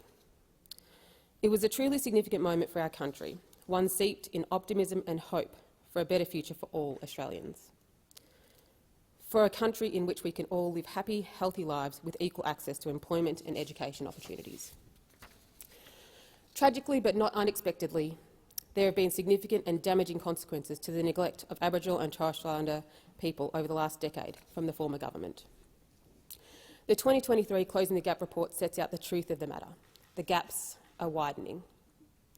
As I've spoken about in this chamber, I remember sitting in a classroom when I was 15 or 16 years old and the teacher talking about the Closing the Gap statistics. As one of the only Koori kids in the classroom, it felt like the teacher was painting a picture of my future as a First Nations person. Dire statistics on health and life expectancy for First Nations people, for my people. It's hard to articulate what it is like to read about and listen to someone tell you that you're going to die 10 years younger than your peers, that you were less likely to finish high school and go to university, that I was more likely to be unemployed and have a chronic health condition than my peers. But this was the reality 20 years ago, and not much has changed since. And it's an absolute shame that we must continue to speak the truth now. While the opposition leader seems to think that public policy doesn't have any unique impact on the lives of Aboriginal people in this country, I certainly beg to differ. If you need more proof about why the voice of Parliament is needed, this is it. 10 years later, and the statistics are getting worse. The proportion of Aboriginal and Torres Strait Islander children assessed as developmentally on track in all 5 domains of Australian Early Development Census to 55% has dropped to 35.2%. The target for healthy birth weights for babies has gone from being on track to not on track. Aboriginal and Torres Strait Islander people deserve better. Aboriginal and Torres Strait Islander Australians need a seat at the table to work in partnership with government to come up with the solutions for our families. This is one of the only things that has proven that the evidence is there to suggest that positive outcomes are possible and can only happen when we have a seat at the table. I am proud to be part of a government that is committed to closing the gap, and not just in an ad hoc way or when there's an opportunity to cause division, to win some political points like the Peter Dutton opposition. I'm proud to be part of a government that is committed to doing things differently, and we're just getting started on this work. In our first budget back in October 2022, the Albanese Labor government committed over $900 million to closing the gap. Earlier this week, the Minister for Social Services announced more than $50 million of funding to help address the overrepresentation of First Nations children in out-of-home care by 5% by 2031, something I'm deeply passionate about as somebody who's worked in the sector. This includes the delivery of innovative community-led ideas from First Nations communities to design service models that better support families, and support organisations and workers, supporting organisations and workers to better able to deliver prevention and early intervention services that are culturally safe, trauma and healing informed. We're determined to close the gap. We will continue to deliver on Closing the Gap implementation plan in partnership with a coalition of peaks and state and territory governments. We will continue to target investment where it will make a real and tangible difference to the lives of Aboriginal people. I want to acknowledge the Aboriginal organisations around the country, and particularly those from my home state of Victoria, who shoulder the burden of this work. And I want to thank each of you for your tireless advocacy for our mob. Thank you. To really and meaningfully move forward as a country, we must accept the generous invitation set out in the Uluru Statement from the Heart to walk together for a better future for all Australians. Thank you. Senator Little. Thank you. I acknowledge on International Women's Day the contribution of all women, and in the context of this contribution, the enduring, valuable contribution of Aboriginal and Torres Strait Islander women and my fellow Aboriginal and Torres Strait Islander senators. We, of course, all agree that it is right and just to focus on closing the gap in life expectancy.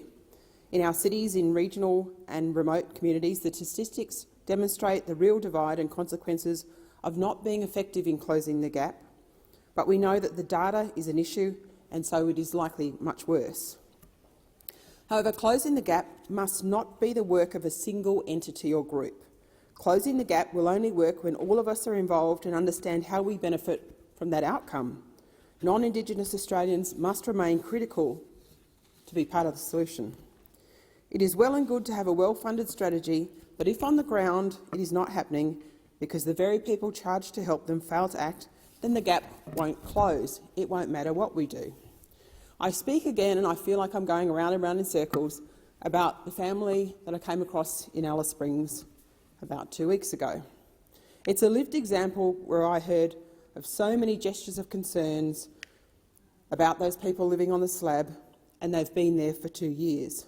These 20 women, children and elderly, and those with serious medical conditions, today remain on that slab, with exposure to the elements and greater risk to their life experience and expectancy, not just from the last 2 years, but they remain on the slab today.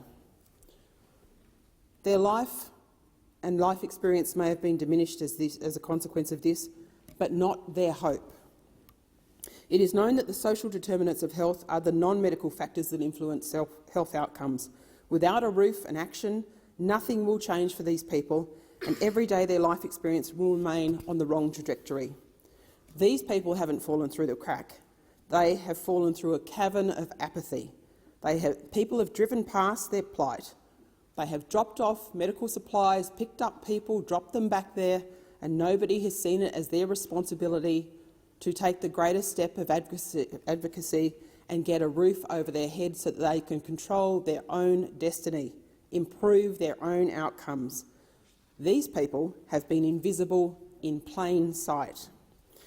It's 40 degrees in summer, minus temperatures in winter, no shelter, no running water, an open fire to cook on, nothing to address their basic needs. It's unfathomable.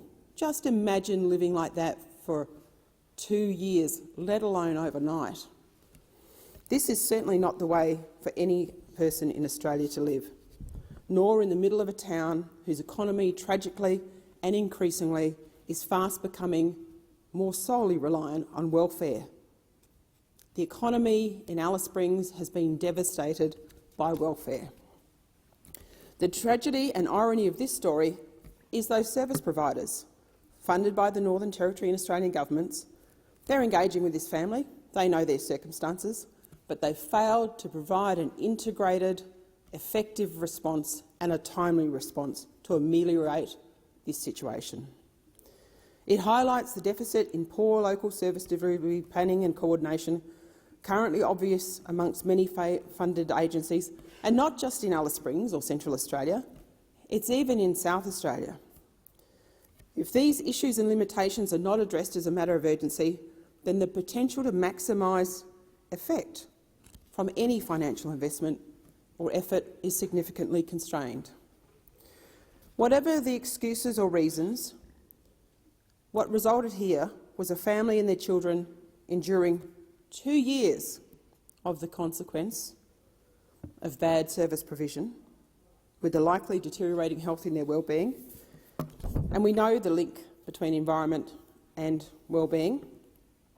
The Prime Minister, in reference to health, said he would leave no one behind, and I look forward very much to seeing that promise delivered by engaging with the Northern Territory Government to get the right outcome for this family.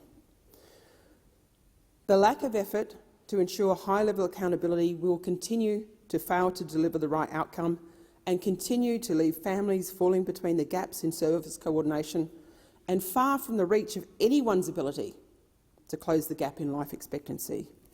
Governance within these organisations is critical.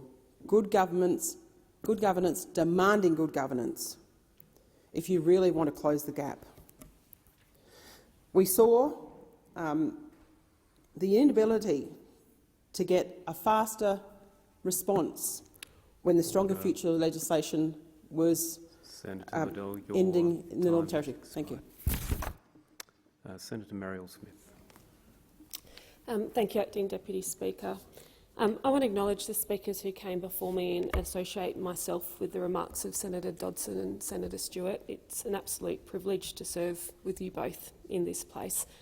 And I want to acknowledge the remarks of all the speakers who came before me, and in doing so note that I am standing here not as an Aboriginal person, but as someone who wanted to make a contribution to this debate as a representative of the state of South Australia, a debate which I think it is important that we all seek to be part of, not just in this chamber, but in our communities as well.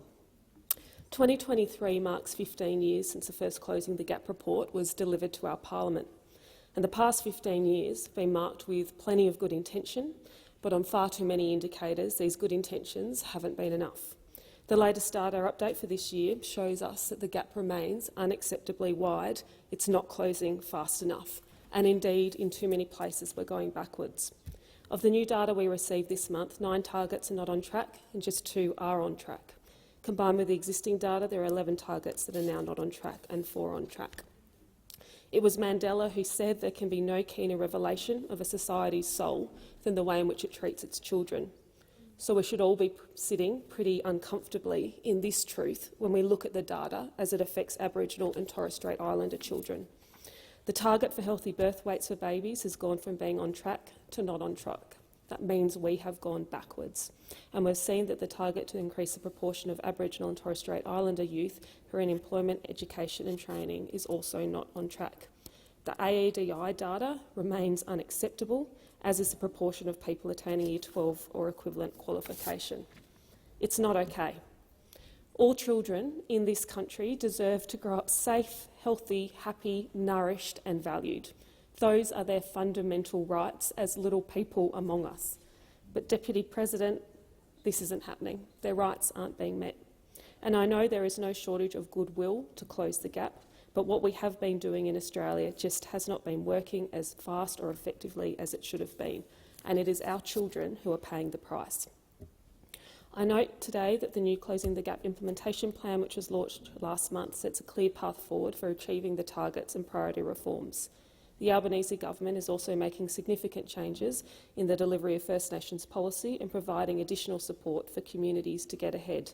And I acknowledge in particular the support provided for communities in my electorate, including the significant commitment to Aboriginal health infrastructure right across my state, but including in places like Ceduna and Murray Bridge. Our policy work also includes over $400 million in additional funding to provide safe and reliable water for remote and regional Indigenous communities, to accelerate building of new remote housing in the Northern Territory and to bolster the national strategy for food security. But as Senator Dodson said in his remarks before me, we also need structural change. And this year we have a chance to forge a different path. In the referendum that will be held towards the end of this year, I hope Australians join us in voting yes, because a voice enshrined in the Constitution will mean more consultation and new partnerships. It will mean Aboriginal and Torres Strait Islander people get a more genuine say in the matters that affect them and a real hand in shaping the solutions. And that's important because we know that when they do, policy works better. Of course, the voice is just one part of what is needed. That generous offer given to us was about more than voice. It's about treaty and it's about truth too. I want to reaffirm as a senator for my state my commitment to all three, that our government is committed to all three. We must remain devoted to this challenge and continue and double down on our efforts always to make our country a fairer place for children, but especially Aboriginal and Torres Strait Islander children, where there is no doubt in the statistics before us, in everything we know, that we are currently failing them. Senator Davey. Thank you, and I too acknowledge the comments that have already been put to the chamber. And as Senator Smith said, it is over 15 years since the Commonwealth and a coalition of Aboriginal and Torres Strait Islander community-controlled peak organisations, state and territory governments and the Australian Local Government Association came together and agreed that more needed to be done and entered into the Closing the Gap partnership. Much has been done over the years and very good intentions to work together to close the gap. But unfortunately, the latest report shows that while in some respects we are making progress, in others we are not, and in others still we have actually gone backwards. For example, while we now have 89.5% of babies, Indigenous babies born with a healthy birth weight and 96.7% of children enrolled in preschool, only 34.4% of those children in school are developmentally on track or school ready. And these are not good statistics. And the statistics show there are still too many children in out-of-home care, too many suicides, too many adults in prison, too many poor results in the health statistics, and too many unemployed or underemployed. But while everyone is focusing on what we're not doing and the areas we're missing, what I'd really like to do is focus on what is actually happening on the ground in small communities or by individuals and groups that are making a difference in their communities, because from that we can learn and we can actually try to progress to close the gap. For example, there are so many Indigenous people at the moment who don't have their birth certificates. There is an organisation based out of Glen Innes in northern New South Wales, Pathfinders National Aboriginal Birth Certificate Program. This organisation gets no government funding, yet they work with Aboriginal and Torres Strait Islander people to help them to access their birth certificates at no cost.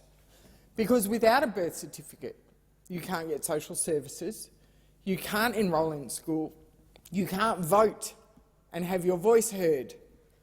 And so this program is so vitally important. And through the hard work that Pathfinders are doing to help progress this, and I acknowledge Rosemary Curtis OAM for her work with Pathfinders, they've also noticed other gaps that they're trying to fill, such as converting a former villa in Armidale into independent living accommodation for young people in care, such as purchasing a disused hotel in Glen Innes to convert to a rural foyer and a centre for education and employment options. These sorts of things will help close the gap in those communities, and they're doing it with no government funding. Another important program, the BlackRock Industries, Steve Fordham, who was actually invited to this year's Jobs Summit. He's worked with and managed to get employment for over 111 Indigenous men that were incarcerated. And out of those 111, he's only had one be put back into prison. It is a success story, but unfortunately his funding ceased at the 1st of July 2022, and under the new Indigenous Skills and Employment program, he's been told that his program is not eligible, but we will be looking to see if we can rectify that. Another program, a fantastic program in Dubbo, Ready, changing lives. I spoke in this chamber about Tyrone Cochrane and Jolie Archer, who Ready helped to get to New Zealand to compete in Golden Shears. Ready have also purchased the Wilcannia store, and they've seen purchase of clean fruit and vegetables go from 50 kilograms a week to 500 kilograms a week in this largely Indigenous community. They are employing their own people. They are providing career pathways for people. They are working with people to get them housing. These are programs that will help close the gap. Senator Roberts. Thank you, Mr Acting Deputy President. As a servant to the people of Queensland and Australia, I serve all people of Australia. I want to celebrate. I want to celebrate especially the Aboriginal people of this country. You know, there's a higher proportion of Aboriginals among the NRL, the National Rugby League's elite athletes, than across the community. There's a higher proportion in the AFL. Scientists, lawyers, parliamentarians, government, Aboriginals are part of this and doing a fine job. In business, people like Warren Mundine. In the carers, people like police, nurses, doctors. And then the previous speaker mentioned Steve Fordham from BlackRock Industries, doing a phenomenal job. And now he's been gutted by the bureaucracy. And I note Ash Dodd in Queensland, who is sponsoring the Collinsville coal-fired power station project. Senators like Nampa Jimpa Price and Karen Little for telling the truth. Telling the truth, it's so important. Senator Pauline Hanson, she's uneasy with praise, but she's probably watching in her office. When I first was elected, I approached the Albion office, suburb in Brisbane, of our party, and I was met at the door in the car park by 3 Northern Territory Aboriginals who had come down specifically to meet with us because they said Pauline Hanson is the only one who understands the Aboriginal plight and the only one willing to stand up and say so, what they need. I'll say it, that if the Howard government had adopted her policies, we would now have no gap or little gap. The people I've met in travelling through every Cape York community, Caucasian and Aboriginal, the people I've met in Northern Territory communities are quietly getting on with it, and doing a stellar job. They're closing the gap. I'll talk to you about an islander who was on a council in Torres Strait, and he told me that closing the gap perpetuates the gap because the consultants that feed off this program actually have to maintain the gap in order to keep their money. That's what perpetuates the gap. Now, there are many challenges our nation faces. Every problem I can see around our country is due to government. I'm ashamed of governments, state and federal, and churches who blindly assumed they knew what was best for the Aboriginals.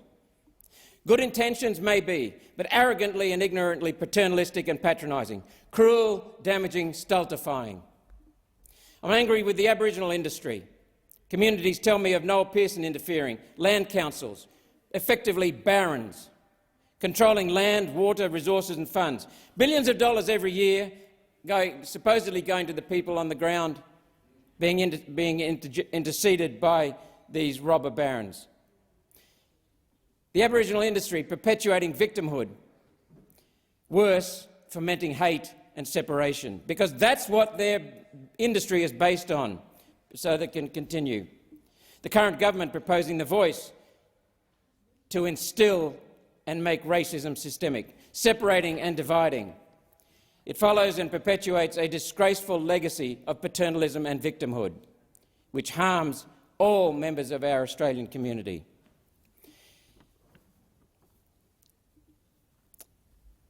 Actions need to follow words. We need to unify, not separate. Solving problems requires listening to people to understand needs. Giving people freedom to get on with their lives builds responsibility and freedom. We need to give the Aboriginal people freedom, especially in the Aboriginal communities. Give them freedom. Addressing all Australians' problems begins with acknowledging government as the cause of the problems. And the solution is getting government out of people's lives. Honouring and respecting our Commonwealth of Australia's Constitution. I want and look forward to uniting Australia into one nation. Worst of all, The Voice will perpetuate the hollow, deceitful policies of Labor, Greens and, to a lesser extent, the LNP. It's a dishonest distraction that will perpetuate the gap, perpetuate the cruel infliction of punishment and deprivation. We need policies for lifting all Australians. That requires policies for restoring sovereignty, implementing sound and honest governance based on data and facts, honest policy, and first of all, listening to understand people's needs. Then, instead of doing things to look good, actually doing good. Senator Green.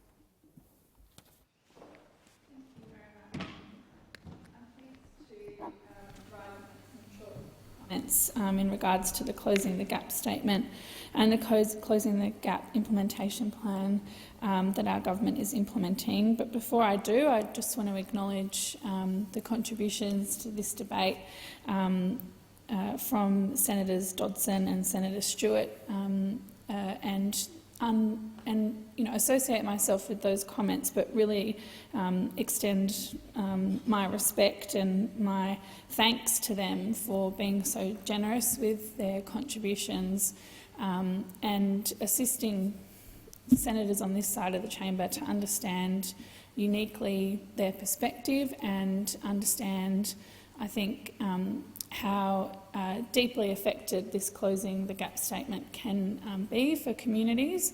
and to understand that this is a time to acknowledge some very difficult outcomes and to really reckon with the fact we have not closed the gap and that we have a lot of work to do. When it comes to housing, health, education, employment, the fact is that year after year, when this statement is made, we have to recognise that we are not closing the gap and that there is a lot of work to do, and that no government has been able to wrestle with these issues in a way that puts First Nations people at the heart of decision-making. That is something that no government has been able to do. It's something that our government is seeking to do. At the last sitting of Parliament, the Prime Minister and the Minister for Indigenous Australians of our government's first Closing the Gap implementation plan. The plan provides details on the next steps the Commonwealth will take towards reaching the targets and priority reforms of the National Agreement of Closing the Gap. The implementation plan that many have spoken about today commits more than $400 million of additional targeted spending, including investment in $150 million over 4 years to support First Nations water infrastructure, ensuring that communities have safe and reliable water in remote and Indigenous communities. There's funding for the National Strategy of Food Security, funding for family violence and prevention legal service providers, and extra support for those impacted by family violence. And there's also a boost to the on-country education program for remote First Nations students. This includes increased access to Indigenous ranges. This is a plan with a whole-of-government approach, and that's incredibly important, I think, for getting this right.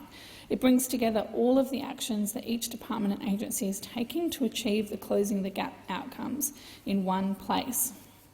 This plan is a significant step forward in the Albanese Labor government's first set of investments laid out in the 2022 budget, which committed over $1.2 billion over the next 6 years to these programs.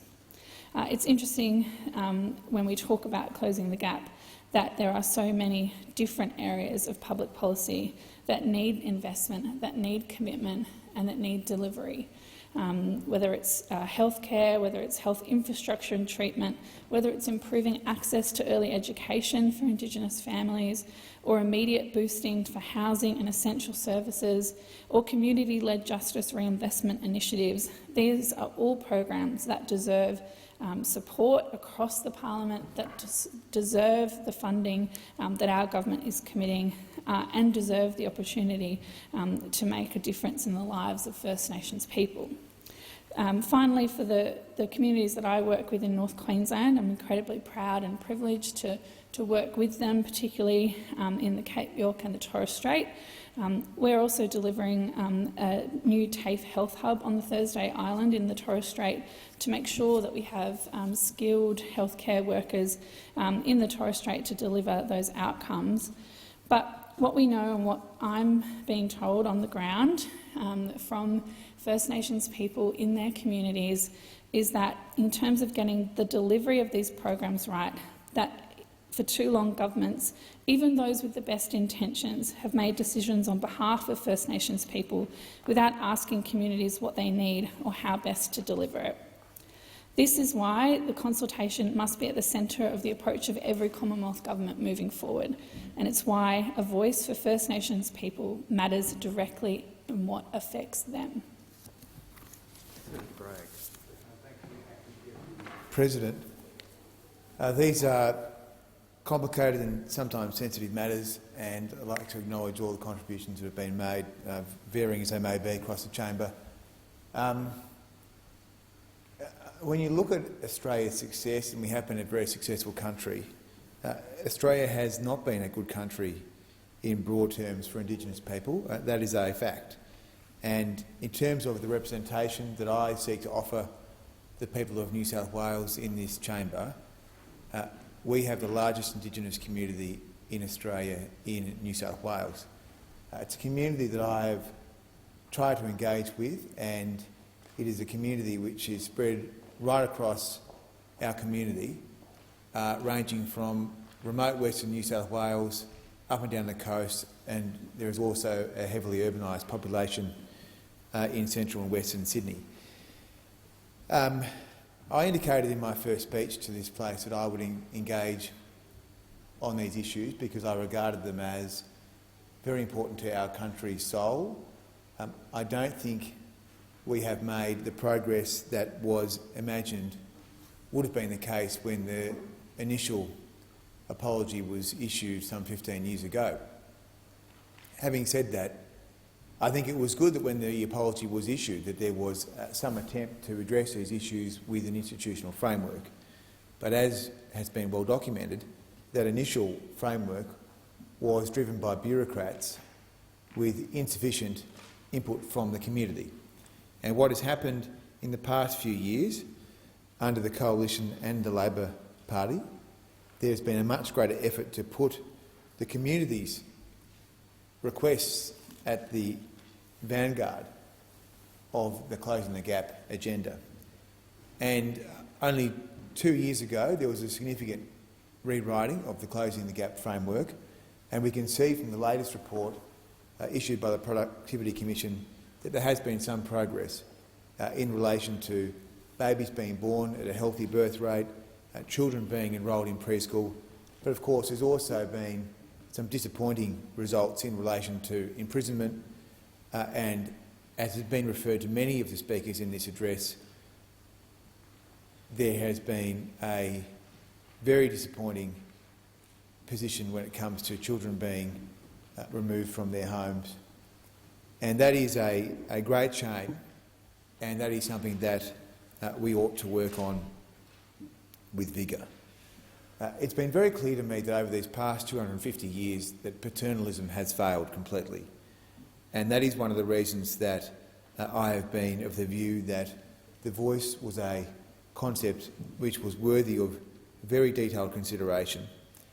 One of the reasons that has come into my mind recently as I've travelled around regional New South Wales is that the country needs new institutions.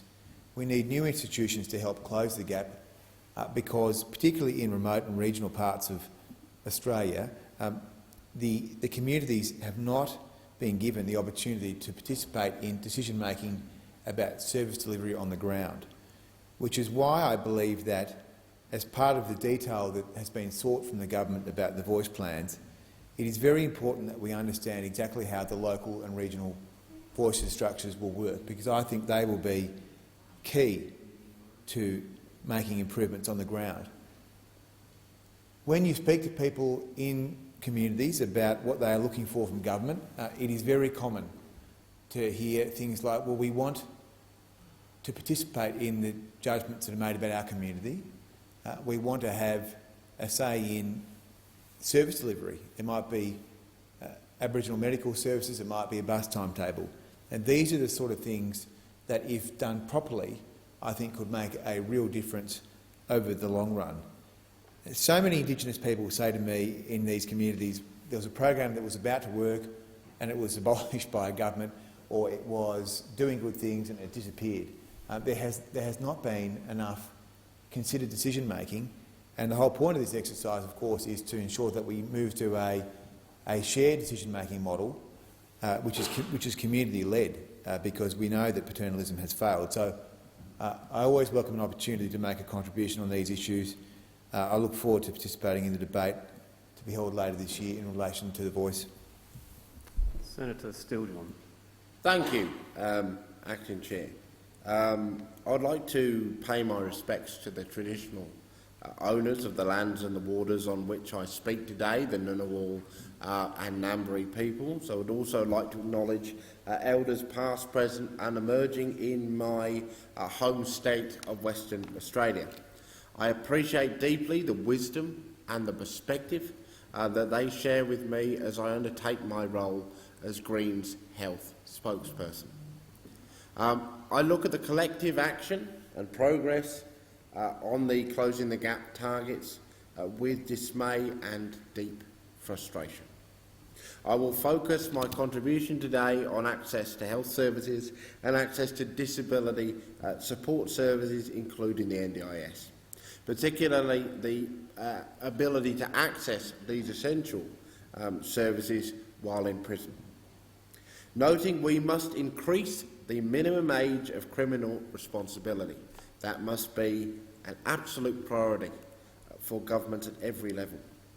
We must also do so much more to reduce the number of First Nations people confined within the prison system, noting that Australia has the most people in for-profit prisons in the world. When I talk to members of the community, they are surprised to learn that people in prison do not have access to Medicare.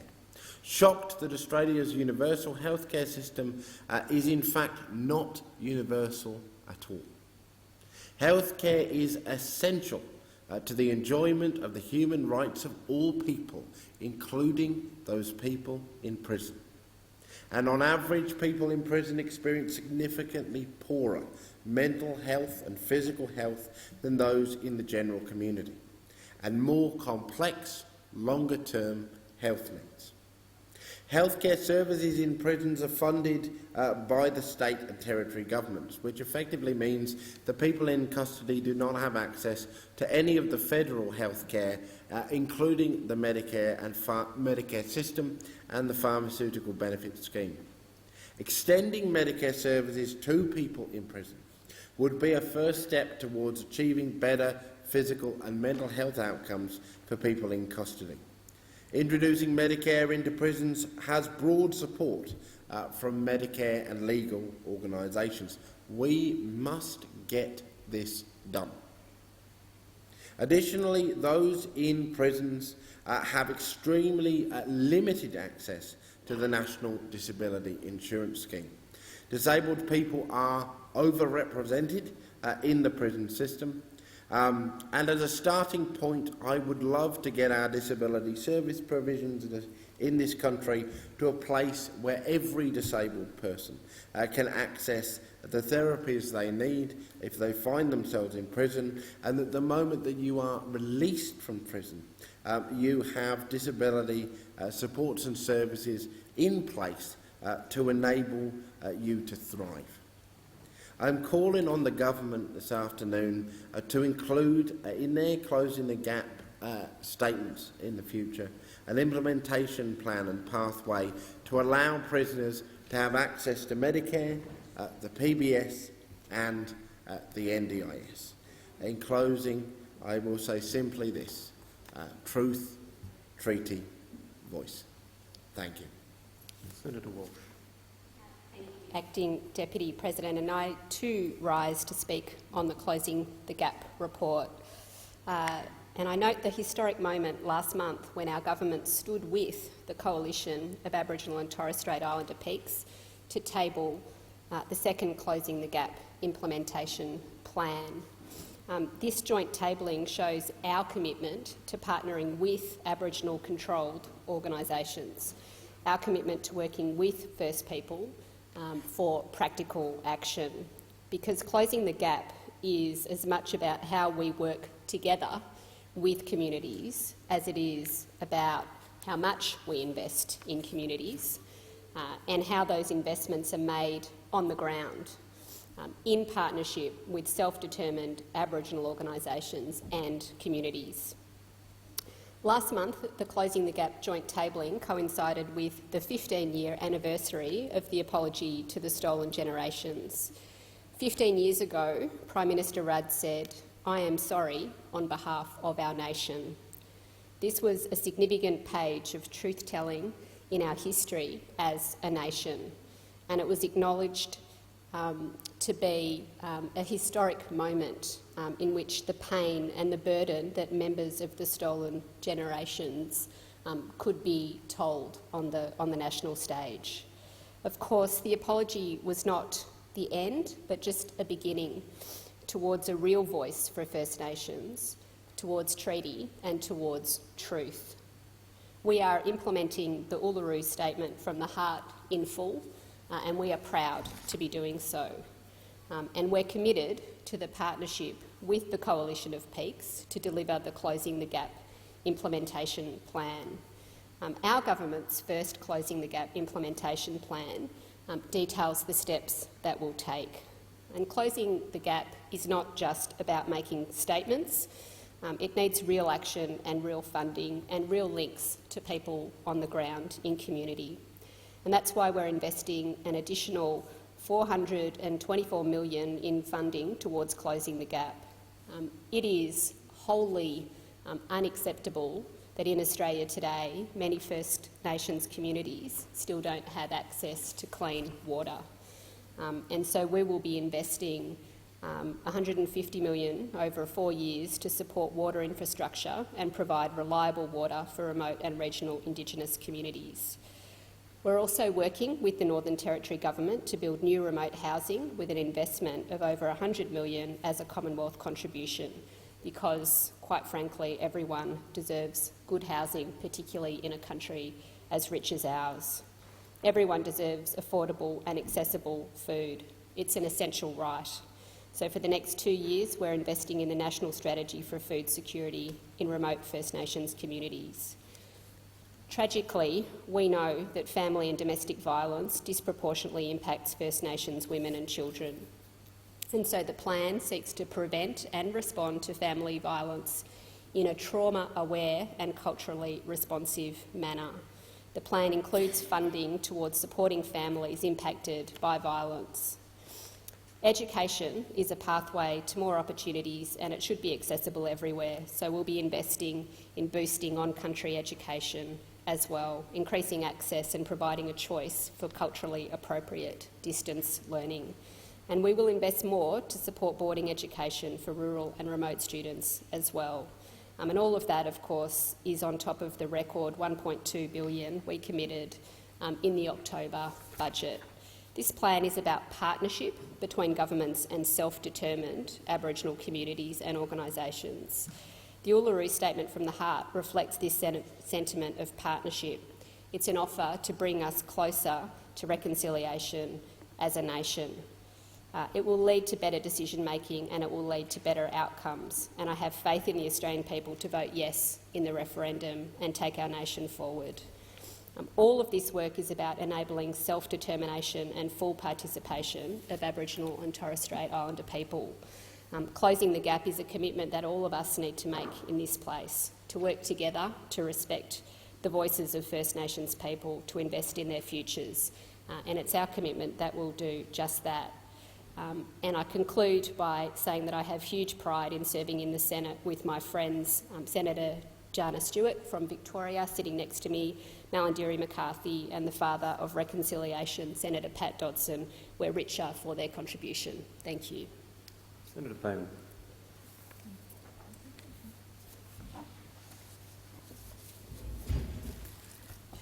Thank you, Acting Deputy President.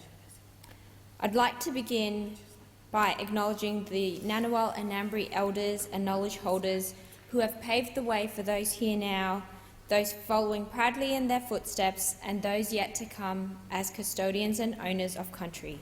I acknowledge Whadjuk country as my home base, where I live, care for and maintain continuing reciprocal relationships with all who share this land. Sovereignty has never been ceded. It always was and always will be Aboriginal and Torres Strait Islander lands.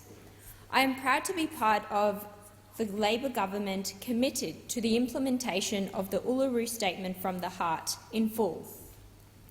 More than 60,000 years of wisdom from Aboriginal and Torres Strait Islander people is all around us if we care to listen. This year we mark the 15th anniversary of the apology to the stolen generations when the works of Prime Minister Kevin Rudd reverberated across Australia. I am sorry on behalf of our nation. Truth can be hard, but it helps us move forward together. There is a long way to go, and as we saw with the last Closing the Gap report a few months ago, the gaps not only persist, some are getting bigger. The Albanese Labor government's implementation plan reaffirms closing the gaps as a top priority and reflects our unwavering commitment to working in partnership with Aboriginal and Torres Strait Islander people. In May, it will be 6 years since the Uluru Statement from the Heart was delivered after the First Nations National Constitutional Convention, and later this year all Australians will have the opportunity to vote yes for an Aboriginal and Torres Strait Islander voice to Parliament. The voice is about recognising First Nations people in our Constitution, and it's about consultation. Recognition is the what, and the voice is the how. This is above politics. It's about people, and it will bring us all together. Aboriginal and Torres Strait Islander people deserve to be recognised as custodians of this country, recognising that truth will unify our nation and help us on the journey towards reconciliation. The voice will help achieve real practical outcomes and improvements for First Nations people, working to close the gap. Since colonisation, Aboriginal and Torres Strait Islander people have been told what to do. The voice will change that. It's about listening, because local solutions are always better for local issues. I'm optimistic about our future as a reconciled country that proudly recognises our more than 60,000 years of continuous culture, and I'm optimistic that by working together with First Nations people we can close the gap. I acknowledge my fellow Labor senators, Senator Pat Dodson, Senator Jana Stewart and Senator Malarndirri McCarthy for all their contributions and work towards the voice to Parliament. Thank you. Senator Shoebridge. Thanks, Acting Deputy President. I first want to acknowledge the contribution that my colleague Senator Cox made in this debate and echo and reinforce all of the words in her contribution. And what is clear is that after decades and decades of government failures to close the gap, that governments are still not actually listening to First Nations families. And when will that change? Despite Royal Commission after Royal Commission, report after report, government policies are still literally killing First Nations peoples. And when will we say, collectively, that another report is not the answer and enough is enough? It's a fact that governments across this country continue to steal First Nations children from their families, take them away from culture and country. Then those same governments show up in chambers like this and claim that they care about closing the gap. And despite what have ended up being many empty promises from politicians, despite the candles arranged outside this Parliament House in 2008, which blazed the promise of sorry, first step, governments still aren't listening. And as the Grandmothers Against Removals movement will say, if sorry means anything, it means don't do it again. And First Nations communities and organisations don't want more empty promises. They actually want action and empowerment and resources and self-determination. And the fact of removing a child from their family, we know, is often the first step down a path of a lifetime of injustice, trauma, and that long-lasting harm that spans lifetimes, spans generations. And the appalling rate of removal of First Nations children is nothing other than a continuing act of violence against those communities, against those families, with the so-called child welfare institutions that we know across this country are not culturally safe for First Nations families. The Ombudsman in my home state of New South Wales recently released a scathing report on the extent of my home state's Child Protection Department and its failure to achieve or even persist with its 5-year strategy to reduce over-representation of First Nations children in out-of-home care. The report found that the New South Wales Department of Communities and Justice failed to report transparently on what it did to implement its own strategy and, in fact, abandoned its own strategy halfway through. The Ombudsman found, and I quote, "It was apparent to us that at some point within its 5-year timeframe, DCJ effectively abandoned the Aboriginal Outcomes Strategy. DCJ did not report on what had been achieved by the AOS in the time it was operating, and nor did it announce that the strategy was being abandoned or why." So, Acting Deputy President, they didn't even bother to implement their own strategy. And it shows, because between 2017 and 2022, the proportion of First Nations children in out-of-home care actually increased from 38.4% in June of 2017 to 43.8% in June of 2022. And I say again, if sorry means anything, it means you don't do it again. And you don't, as the New South Wales Child Protection System does, and has just in the most recent 5 years, make the problem worse, take more First Nations kids proportionally than ever before. As a state MP in the New South Wales Parliament, I introduced the Greens bill to prevent First Nations child removals, or at least to radically reduce them. And that was based on implementing the findings of the groundbreaking Family is Culture report that looked at well over 1,000 child removal cases, First Nations child removal cases, and came up with hundreds of recommendations. I only did that after a direct request from First Nations communities and organisations across the state who saw that there was no action happening from the state, and we then worked together on the bill. But tragically, the Liberal National Government and Labor both refused to support the bill, which would have kept more families together and prevented at least a significant part of that trauma and tragedy of separation. The government could save lives today by implementing those reports, by listening to communities and acting on it. And I want to turn now to another key part, another key failure across the country, which is the ongoing practice of locking up children. First Nations children as young as 10 years old, some still with their baby teeth, are still being locked up in brutal institutions where we know that they're being tortured, in territories and states across the country. When will we raise the age? When will we come as a nation and commit to the Royal Commission into Deaths in Custody and the recommendations in there? And when will we finally start listening, empowering and resourcing genuine self-determination for First Nations communities? Because that's how we close the gap. Thank you. Senator Mackenzie. Thank you, Mr Acting Deputy President.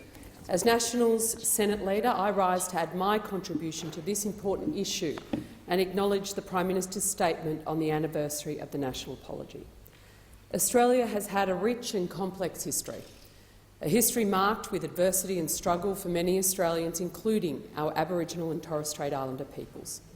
We are one of the most culturally diverse nations on earth, and I'm pleased to see so many people recognising and embracing the connection to the land we live on and the culture of our First Nations people.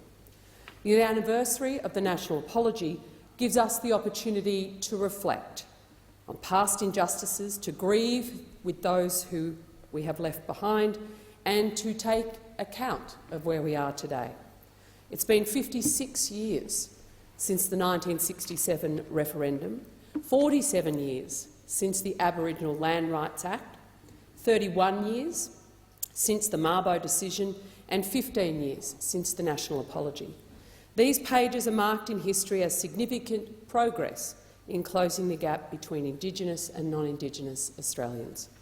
I'd also like to acknowledge that these achievements are made without a bureaucratic voice, but through a growing number of Aboriginal voices in this place and increasing embedded engagement of Aboriginal and Torres Strait Islander peoples in our democratic institutions right across our country.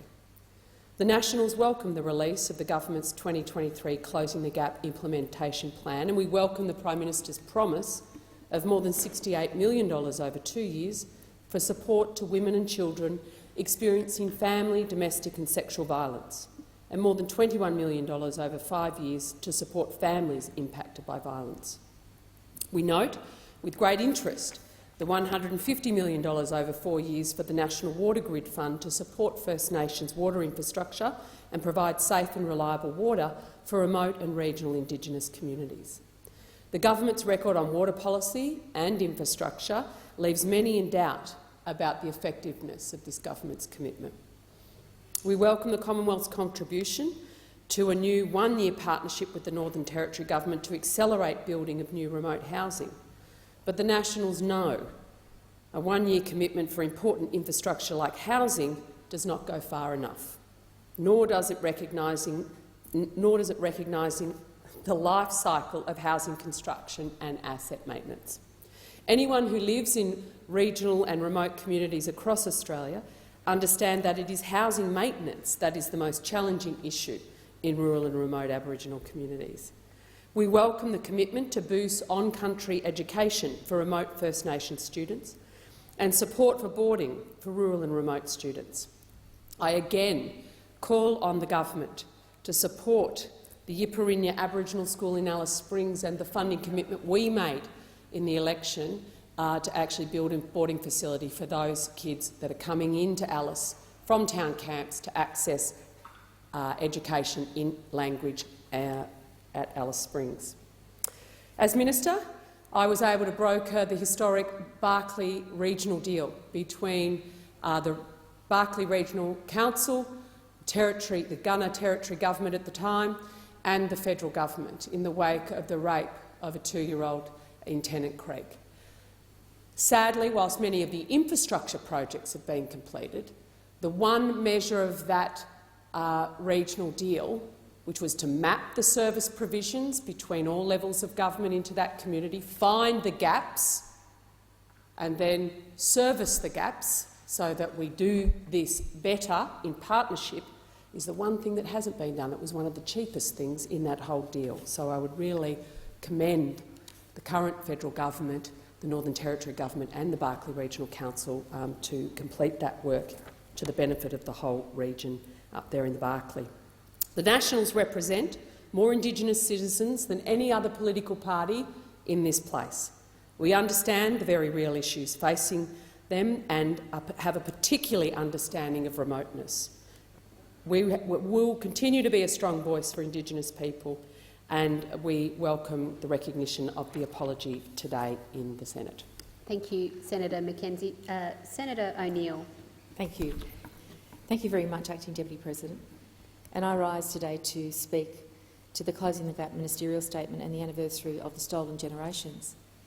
And I've been in this chamber long enough to actually know the history of this actually becoming a practice, that we have this debate. When I first arrived here in the chamber, it shocked me that the Closing the Gap report was delivered in the House. Senators didn't attend, the business went on here.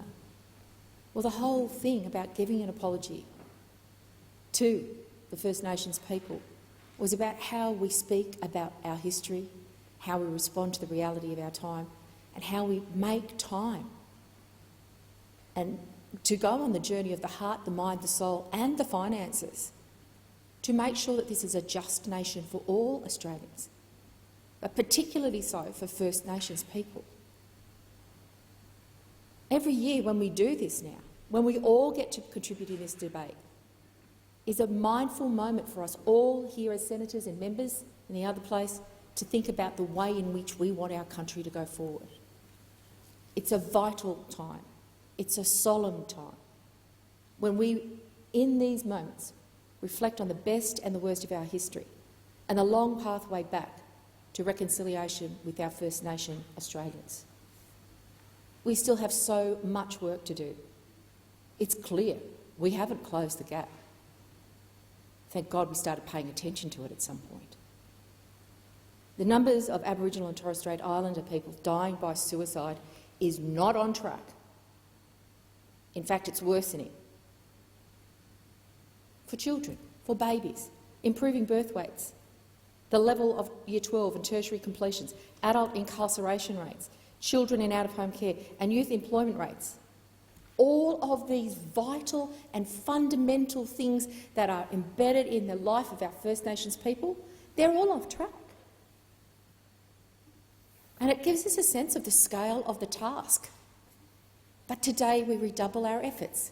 We do not turn away. We do not look away, despite our shame, despite our fear, despite our sadness and the grief that this is the reality of our nation in 2023. I visited Wilcannia in 2022. I met with First Nations community representatives on the banks of the mighty Barker River to hear from them directly what their community needed. I heard terrible stories of suicides, youth suicides, of poverty, deprivation, but I also am mindful of the blistering smiles of one young girl whose joy overflowed like the river. Sadly for that young woman growing up in Wilcannia, the average life expectancy for men in her town is 38 years old. And for women, a little bit better, 41 years. This is our Australia in 2023. We can do better. I heard that the spirits of the town ebbed and flowed along with the water level of the Barker River, and that the drought and COVID had both ravaged the town. But there remained hope. There was pride in their achingly beautiful country. They need change in the way we walk alongside our First Nation brothers and sisters. We desperately need reconciliation to ensure that our people, our Indigenous people, the Indigenous people of Australia, have the same opportunities and same go at life as non-Indigenous Australians. Now, it's not just about money, and I know that many programs have been named here, and the costs of those are significant and important and valuable. They're investments. $1.6 billion in additional support from Labor to the First Nations communities has flowed into those communities since coming to office. Now, that package of $1.6 billion is designed to drastically increase funding for clean water in remote communities, food security, for housing and education, for healthcare for First Nation communities across the nation. It also includes 2 dialysis buses to the far west of New South Wales, the communities of Menindee, White Cliffs and Wilcannia, who begged me to hear their pleas because they just couldn't face the round trip to Broken Hill, hundreds of kilometres each day or each week to try and get the life-saving treatment they needed. We need a circuit breaker. We need a voice to Parliament. It's not radical reform. It's just another important step in the right direction. Thank you, Senator O'Neill. Senator Pratt. It was a great honour to be in this place 15 years ago as Kevin Rudd offered a formal apology to Australia's First Nations stolen generations on behalf of our nation. It acknowledged that the laws and policies of its successive parliaments and governments had resulted in the forcible removal of First Nations children from their families and, as said at the time, inflicted profound grief, suffering and loss on our fellow Australians. But the removal of First Nations children from their families was also part of an attempt and other moves through the history of our nation to wipe out culture, economy, language and spirituality of Australians, First Nations people. But as we know, First Nations Australians are resilient, and today we find ourselves in a place where, through the Uluru Statement from the Heart, we have a generous invitation from First Nations people to pull and make part of our national constitution First Nations people, so that we can show ourselves as a nation that didn't start at federation when the colonies came together, but can look back 60,000 years to the laws, customs and culture and create a national statement that invites all Australians to belong to that profound history. In the 15 years since the apology, I'd love to say we were further towards closing the gap, but as we know, the data shows we're not on track. But given our history, I guess I don't necessarily find this at all surprising. We haven't reset our institutional arrangements as a nation fully and properly so that First Nations people have a voice and a capacity to negotiate with government on behalf and Parliament on behalf of their own communities. So we know not only does governments, both at a state and national level, need to redouble our efforts to improve outcomes, we know we need to do more. Our gap's not closing fast enough, and we will not let this stagnation stand. Our implementation plan for closing the gap invests $400 million in additional funding. But we also need to make sure First Nations people are with us every step of the way, at the heart of that decision-making. Aboriginal and Torres Strait Islander people are already leading the way, transforming health and community services, policies and programs, and rebuilding them with the foundations of culture, community and their connections to country. Community-led solutions respond much more effectively to current and future needs. They do this in holistic and robust ways, using cultural knowledge and practices to restore and build up the well-being of their communities. So it's high time that our nation acknowledge that it is Aboriginal people, our First Nations people, who are best placed to lead and create their own solutions. It is why constitutional recognition is so important at the upcoming vote this year. It is why acknowledgement and empowerment through our Constitution is so important. It is high time for constitutional recognition. It is high time for voice, treaty and truth. Thank you, Senator Pratt. Do you seek leave to continue your remarks? Senator Pratt, do you seek leave to continue your remarks? The Chamber like me to? Then yes, I will seek leave to continue my remarks. Thank you, Senator Pratt. The Minister. I move that further consideration of the documents be listed as a general business order of the day. Thank you, Minister. I call the clerk. Government Business Order of the Day number 2, Therapeutic Goods Amendment 2022, Measures number 1 Bill 2022, resumption of second reading debate. Thank you, Clerk. Senator Steele-John. Thank you very much, Deputy President. In continuing my remarks tonight, I want to again re-emphasise, or rather, in continuing my remarks this morning, I want to acknowledge the origin of this bill, that being the Senate Select Committee into the impact of transvaginal mesh on women in Australia. And I want to once again offer my heartfelt acknowledgement and commitment to the community that gave evidence before that inquiry.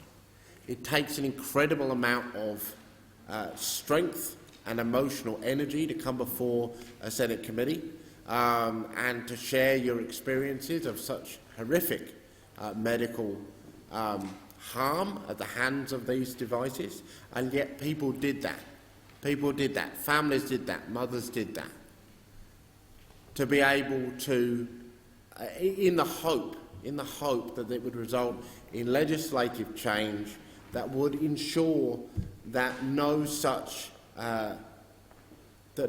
travesty was ever again inflicted upon members of the Australian community.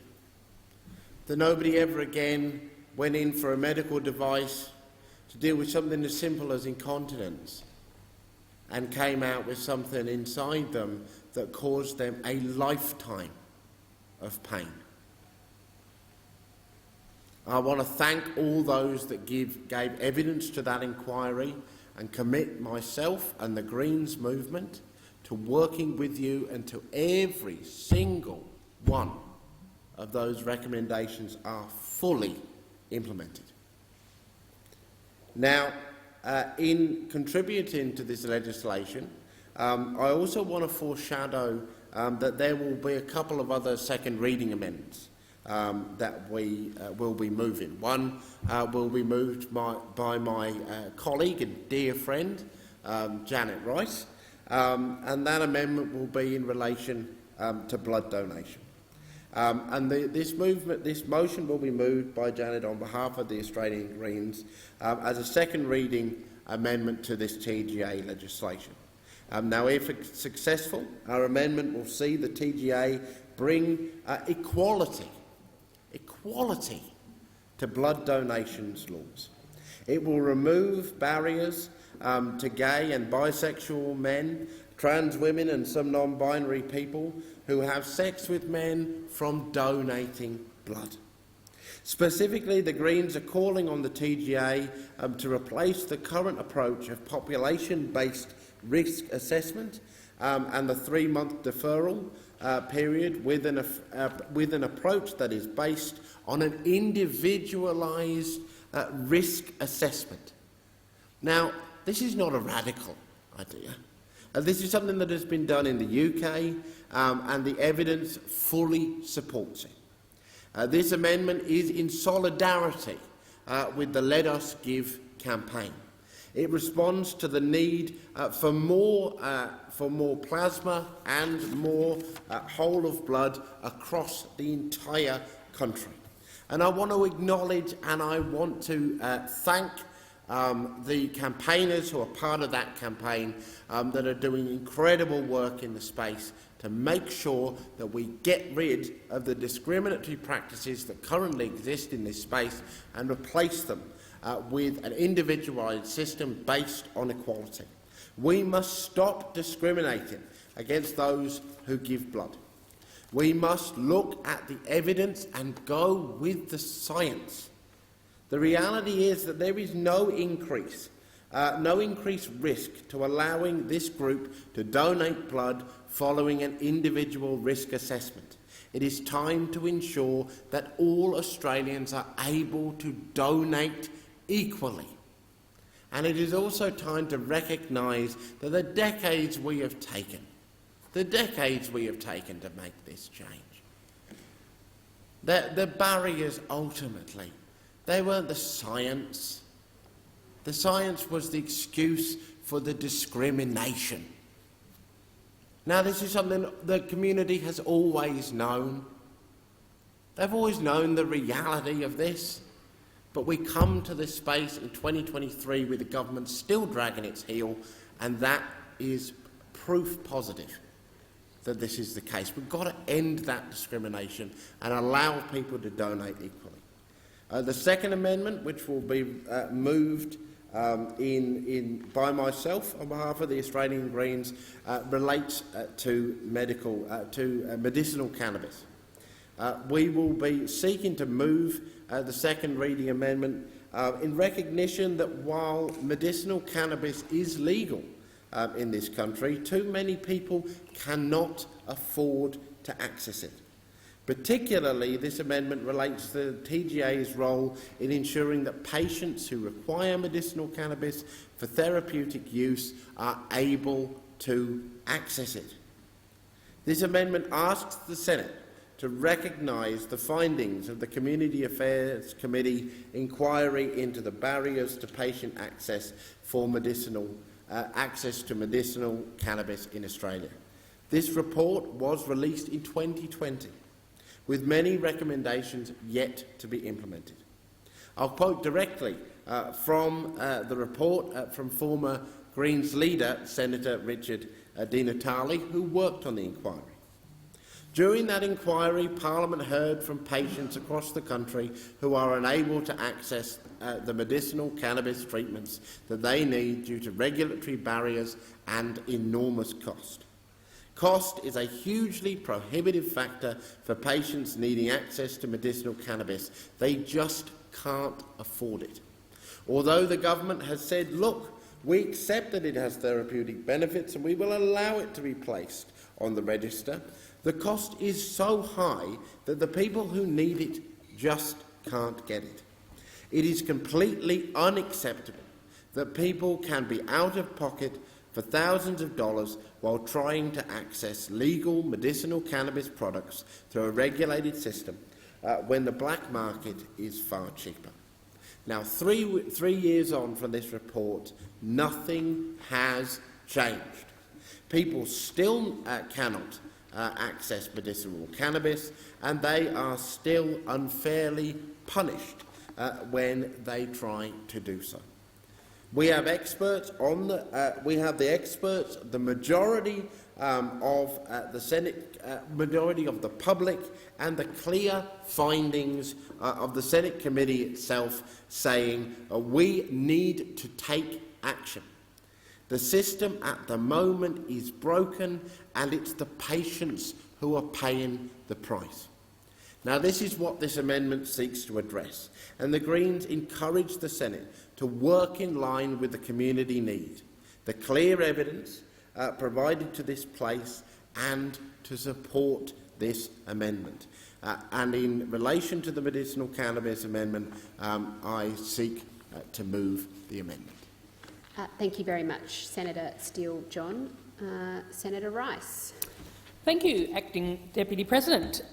So it's terrific to be able to speak to this bill today, and I want to start by saying that I support the comments made by my colleague and my dear friend, Senator Jordan Steele-John, in relation to the Therapeutic Goods Amendment Bill 2022 overall, and I thank him for his important advocacy in the health portfolio and the work that has been done on the issues in this bill.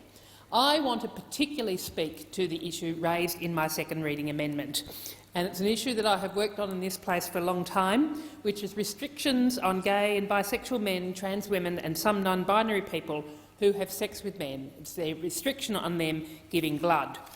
So my amendment says the Senate calls on the government and the Therapeutic Goods Administration to urgently remove barriers to gay and bisexual men, trans women and some non-binary people who have sex with men from giving blood, including by replacing the current approach of a population-based risk assessment and the 3-month deferral period with an approach based on individual risk assessment.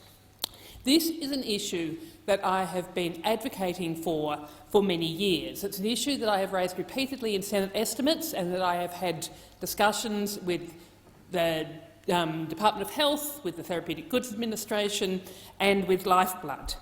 And it's an issue that really does not seem to have made any progress in the time that I've been advocating on it as a senator. And it seems that there's just this merry-go-round of the Health Department saying, oh, that's the responsibility of the TGA. The TGA saying that's the responsibility of Lifeblood. Lifeblood saying that's the responsibility of the TGA. When I asked questions at last estimates, there was another agency, a blood, I can't even remember what its name was, Blood Donations Australia or something, and they said, oh, the TGA said, oh, I think you need to talk to them about this. We need to stop this merry-go-round, because what is going on is discrimination against men who have sex with men. And it's an issue that the LGBTIQA+ advocacy community have been very concerned about for a very long time. It's an issue that's been addressed in other jurisdictions, which have shifted from having that population-based risk approach to an individual risk assessment. And for the life of me, I do not know why it has taken so long for Australia to also be making this change. Other than that, you have to cynically and sadly feel that there is just an ongoing level of discrimination against same-sex attracted people that exists in some of our the bureaucracy here within the Australian government.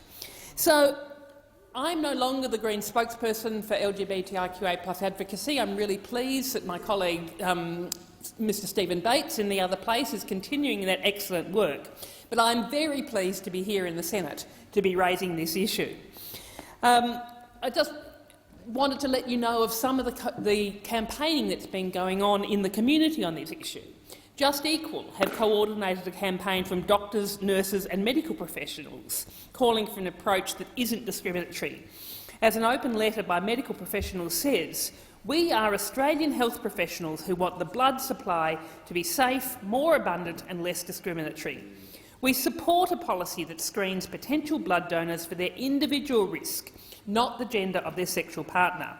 We believe the current ban on blood donation by sexually active gay and bisexual men and transgender people reduces the amount of blood available without making the blood supply safer. A better policy would be to focus on activity that actually reduces risk and to screen potential donors for that risk, regardless of sexuality or gender identity.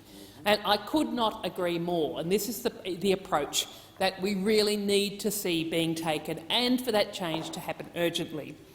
Since we foreshadowed this second reading amendment, we have had some feedback from the Health Department and, in fact, some fairly good news that we are now being told that Lifeblood has announced that they will undertake research to decide whether to replace the current population-based risk model with the individual risk assessment approach for blood donation, and that the TGA is working closely with Lifeblood to facilitate this research and review over the coming months, subject to review by independent advisory committees.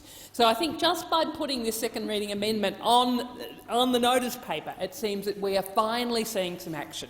So I urge that research to happen very urgently, to draw upon the extensive research in other jurisdictions around the world, and to stop the discriminatory processes that are currently being undertaken. We have come a long way with ending discrimination against LGBTIQA+ people.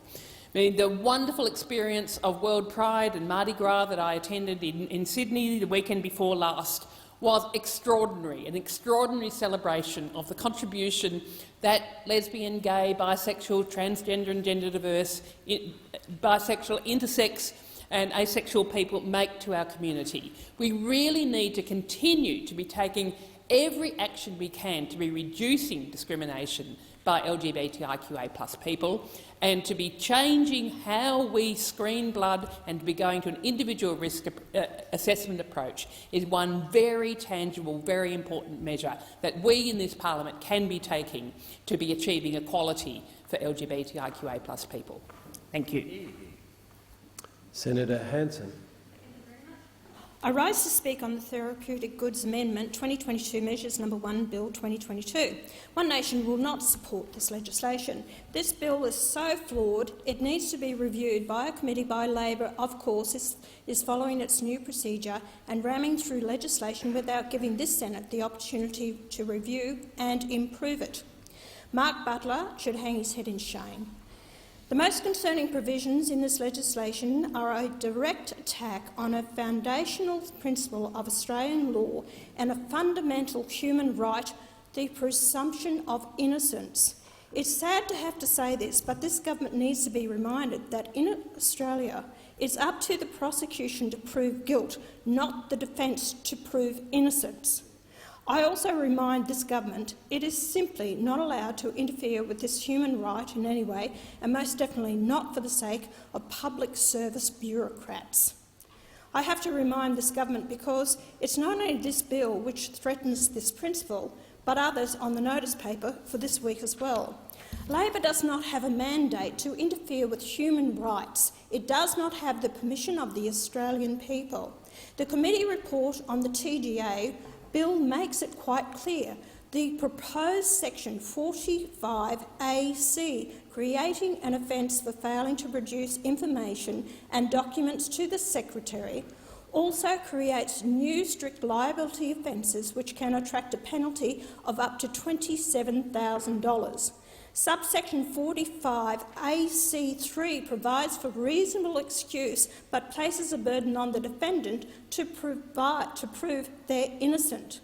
This is effectively a presumption the defendant is guilty of the offence. Labor has no excuse for this. As a government elected by the people of Australia, one of the most important duties is to protect their rights, not attack them.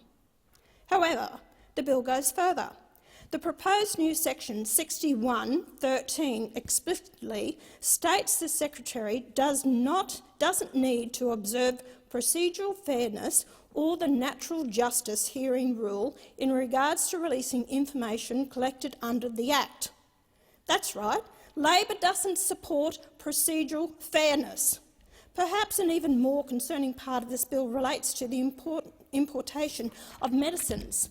The proposed subsection 19A2B gives the Secretary the power to grant approval to importation or supply therapeutic goods, including mRNA vaccines, but it does not specify safety testing of these goods and doesn't provide for a sunset clause on the approval. I note there are a range of other conditions for approval, including the catch-all, in the interests of public health. As we saw to our horror during the COVID-19 pandemic, many fundamental human rights in Australia came under direct attack in the so-called interest of public health. Freedom to travel, freedom of assembly, freedom of association, freedom to choose, even freedom of speech. It wasn't just Labor governments doing this. Coalition governments were equally guilty of trampling all over our rights. They were in it together. Some of us might be forgiven for thinking that with the pandemic effectively over, that might be the end of the violation of our rights in the name of public health. However, it might have only been the beginning. In May this year, a meeting of the World Health Assembly will consider proposals for a World Health Organization pandemic treaty and changing the international health regulations. These proposals threaten not only our human rights but the sovereignty of Australia. They threaten to transform the hopelessly corrupt World Health Organization from an advisory body to a governing body able to make legally binding proclamations on the world's nations. They threaten to remove the requirement that these corrupt international bodies have respect for the dignity, human rights and fundamental freedom of persons. They threaten to give the WHO control over national means of production, enabling it to force countries to manufacture medicines or vaccines.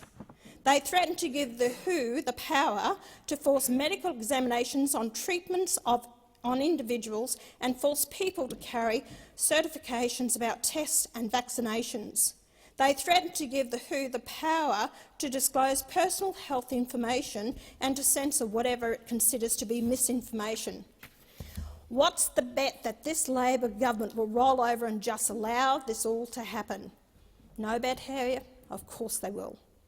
They don't believe the rights of the individual take precedence over the interests of the state. But let me tell you, nothing is more dangerous to a free society. This government and every government which comes after should be required to take an oath they will not subordinate the rights of human beings to the interests of the state, let alone unelected international bodies wanting a one-world communist government.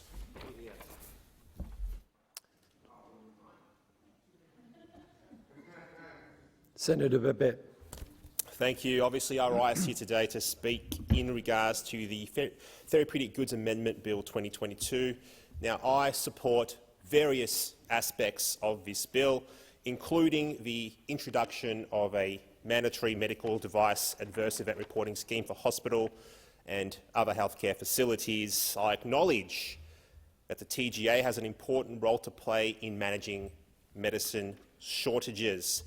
They have an important responsibility to find suitable substitutes to ensure that Australians have access to the medications that we all require in a timely manner. Now, the bill in part seeks to address critical shortages on life-saving medications. For example, currently I know that warfarin tablets are currently listed as being in critical short supply. Now, this is, of course, a potentially life-saving drug for persons with cardiovascular conditions. Now, I'd also like to acknowledge Minister Butler's office for responding to several questions that I had in relation to portions of this bill. Now, however, I must raise some concerns relating to what appears to be extraordinary powers to be granted to the Secretary in this bill without, I believe, to be sufficient ministerial oversight. Now, the amendments in this schedule are intended to address the gap in the range of measures available under the Act to address and alleviate the effects of shortages, which is fair enough. Now, by amending Section 19A of the Act to introduce a mechanism to enable the Secretary to approve the importation or supply of an unapproved medicine that is or is principally similar to a medicine that has been cancelled or suspended from the register. So let's just say, as an example, let's just throw one out there. The Secretary wants to substitute a certain medication with, I don't know, let's say a novel technology. What would be the chances of there being indemnity, as an example, granted to said sponsor? Will there be any guarantees that the substitute is both safe and effective? What if there was to be a safety signal? What happens then? Would the data and rationale behind the decision be disclosed for the public to review? I think we all know where this could potentially go. Now, we know that there exists a presumption of commercial in confidence of information provided by pharmaceutical companies. We know that already. Now, there must exist an obligation for transparency of data and agreements because, as we all know, transparency, it builds trust. Now, in our correspondence with the Minister's Office and the TGA around Section 19A, the TGA advised that before a Section 19A approval is given, the Secretary must be satisfied that an approval is necessary in the interest of public health and that the registered medicines could act as a substitute for the overseas registered goods are unavailable or in short supply. Now, in the interest of public health, we've all heard that before. I wonder what could happen there. Now, I can think of quite a few examples, recent examples, where measures were put in place in the interest of public health, but they actually arguably resulted in quite a bit of harm being done. So let's just go through them. Mask mandates, school closures, lockdown, vaccine mandates, border closures, curfews, interfering with the doctor-patient relationship. There's quite a few. Many failed dictates have been put in place in the interests of public health. Now, I know that this bill is not specifically linked to pandemic measures, I know that, but the overreaches are symptomatic of absolute power leading to poor decision-making and significant unintended consequences. Now, I aim not to stand in the way of large portions of this bill which are necessary, but Section 19A is one which needs more attention. Now, I've touched on just a small portion of this bill, and there are many reasons why we should, in the public interest, debate this bill at length. Now, I'll be proposing amendments to this bill, one proposing referral to the Community Affairs Legislation Committee, and another requesting ministerial responsibility for the decisions made by the Secretary as a legislative instrument. It is unacceptable that we should award great power to a bureaucrat who has no direct accountability to the Australian people. The Australian people can't vote the Secretary out at a general election. What I seek is greater transparency, accountability and disclosure of information so we don't repeat the mistakes of the past. Now, power must be decentralised. Decision-making must be transparent, and above all else, the Australian people should be well informed. That is why this bill needs proper scrutiny, and for that reason, I foreshadow that I'll be moving a second reading amendment at the end of this debate. Senator Roberts, just noting that we have a hard marker at 12:15. I'll start. Please. Mr Acting Deputy President, as a servant to the many different people who make up the amazing Queensland community, I speak to the Therapeutic Goods Amendment 2022 Measures No. 1 Bill 2022. It's significant in my speech's opening that I refer to myself as a servant of Queensland and Australian people. Whoever wrote this bill is not a servant to the people. In fact, sees the people as their servants. No, slaves, serfs. It destroys fundamental human rights, smashes fundamental principles of law, removes the tried and true system for authorising new drugs, and places the Australian public at the mercy of and under the control of unelected bureaucrats. These same bureaucrats prove themselves unfit to exercise their current power during COVID. First, let me explain the provisions of the bill.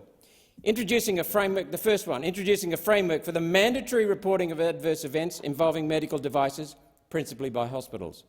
This has its origin in the pelvic mesh scandal. Senator Roberts, as foreshadowed, you'll be in continuation. We're now moving to Senators' statements.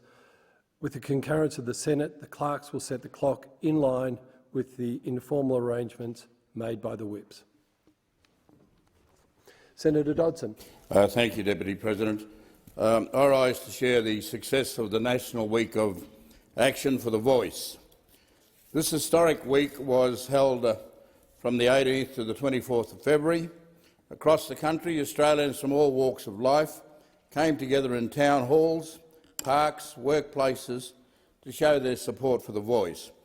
Australians took time out from their busy schedules and their busy lives to learn about The Voice, to ask questions and to discuss their role in the up-and-coming referendum. This is because the communities are ready for change. The Week of Action gave me a great amount of faith in the Australian people, in their generosity and goodwill. There is much room in their hearts for this proposal, and ultimately the Australian people themselves will determine this referendum, not politicians. Leaders of the Uluru Statement knew this. They did not equivocate in their message to the Australian people. The Voice referendum is an invitation, an opportunity for the Australian people to walk with the Aboriginal and Torres Strait Islander peoples. This is a great country, and after a week of action, I believe that the majority of Australians will accept this generous offer. But change must start at home, within our own backyards. For me, the backyard happens to be the big state of Western Australia. The vastness and diversity of the state is not lost on me. As a Western Australian Senator and Special Envoy, I am committed to engaging with people from all corners of this country, urban, regional and remote. I believe we need to reach out to all parts of our country in this referendum. And so I spent the Week of Action travelling down the remote west coast of Western Australia, talking to communities about The Voice and answering questions. I started at my own traditional country home of Broome, alongside the Kimberley Land Council CEO and engagement group member, Mr Tyrone Garston. We spoke to a packed hall at the Notre Dame campus at Broome. The next day, the Prime Minister and the Attorney-General and the Deputy Prime Minister and I held a series of meetings in Port Hedland because the Cabinet was meeting there. In a meeting organised by my colleague, Senator Lyons, we heard from the Kariyarra people, the traditional owners and elders, on why The Voice is important to them. In their words, they say that the next step in a long history of advocacy by the Aboriginal people of the Pilbara. I made a promise to return later in the year to speak at the historic Yule River meeting on The Voice. I then went on to Carnarvon, a small town 900 k's from Perth. Here I met the Shire President and I held a community forum for The Voice at the Cultural Centre. Carnarvon has been the subject to much speculation in the media, particularly on issues of youth and alcohol. Senior members of that community shared their views about The Voice, that it will be an important element in addressing many of these concerns, because in the words of the Jingara local elder, The Voice will empower community voices. Too often regional and remote communities are spoken of and down to. But on each of my regional visits there was a strong support for The Voice, because regional and remote communities know what it is like to be ignored by governments. The Voice makes sense to them. But I do want to acknowledge that at times in these meetings some elderly non-Aboriginal people did disagree with The Voice proposal and its proposition. And I want to say to such senior persons that they are entitled to their view and that they are appreciated and respected for the contributions they have made to the country. And I'd like to put on the record my appreciation of the many non-Aboriginal people who have helped to improve the living conditions of Aboriginal and Torres Strait Islander peoples. You are appreciated and respected, and we thank you for your contributions over the years. Change is coming. Don't feel threatened by the change. The change will bring us together and not force us apart. We certainly need your support in the forthcoming referendum. My final days of the Week of Action were spent in Perth. I held meetings with the Noongar Wadja traditional owners, where we discussed the importance of voice and Western Australian support. This was followed by a meeting with local health organisation and service provider, including the Wanganing Aboriginal Corporation. Wanganing has been operating in Perth since 1988 providing health and family services to those most in need. One staff member with the organisation for nearly 30 years shared that she believed The Voice will improve practical outcomes by giving Aboriginal people more of a say. These are the real voices of The Voice and the real stories about The Voice. Fair-minded Australians know that The Voice is a positive step for the nation and for the First Nations peoples as well. The Voice deserves to exist above the fear-mongering and the political games. That is why I concluded a week of action with a cross-party panel. Myself, Senator Cox, member for Curtin, Ms Kate Cheney, along with the esteemed academic Dr Anna McGlade and Marcus Stewart, the co-chair of the First Nations Assembly of Victoria. We came together to talk with and to listen to hundreds of people and members of the Perth community on The Voice and its importance to the nations. The Voice must exist above party politics, and I will always extend my hand of bipartisanship wherever I can. The week of action is just the start. Momentum is building for The Voice. The official Yes campaign recently launched in Adelaide, and I look forward to advocating alongside them as Special Envoy. But if this week demonstrated anything, is that The Voice is a movement of the people, and the Australian people it is the Australian people who will secure the success of this referendum. It will be won around the dinner tables and the sporting grounds and the local RSLs. Do not underestimate the power of a single conversation. As I said to the people in Perth in the week of action, what a moment of liberation this will be for all of us. The moment of a successful referendum that's declared, the shackles of the past will fall from us. We will stand with clean hearts and clean consciences, and we will know our country is on the path to a better future.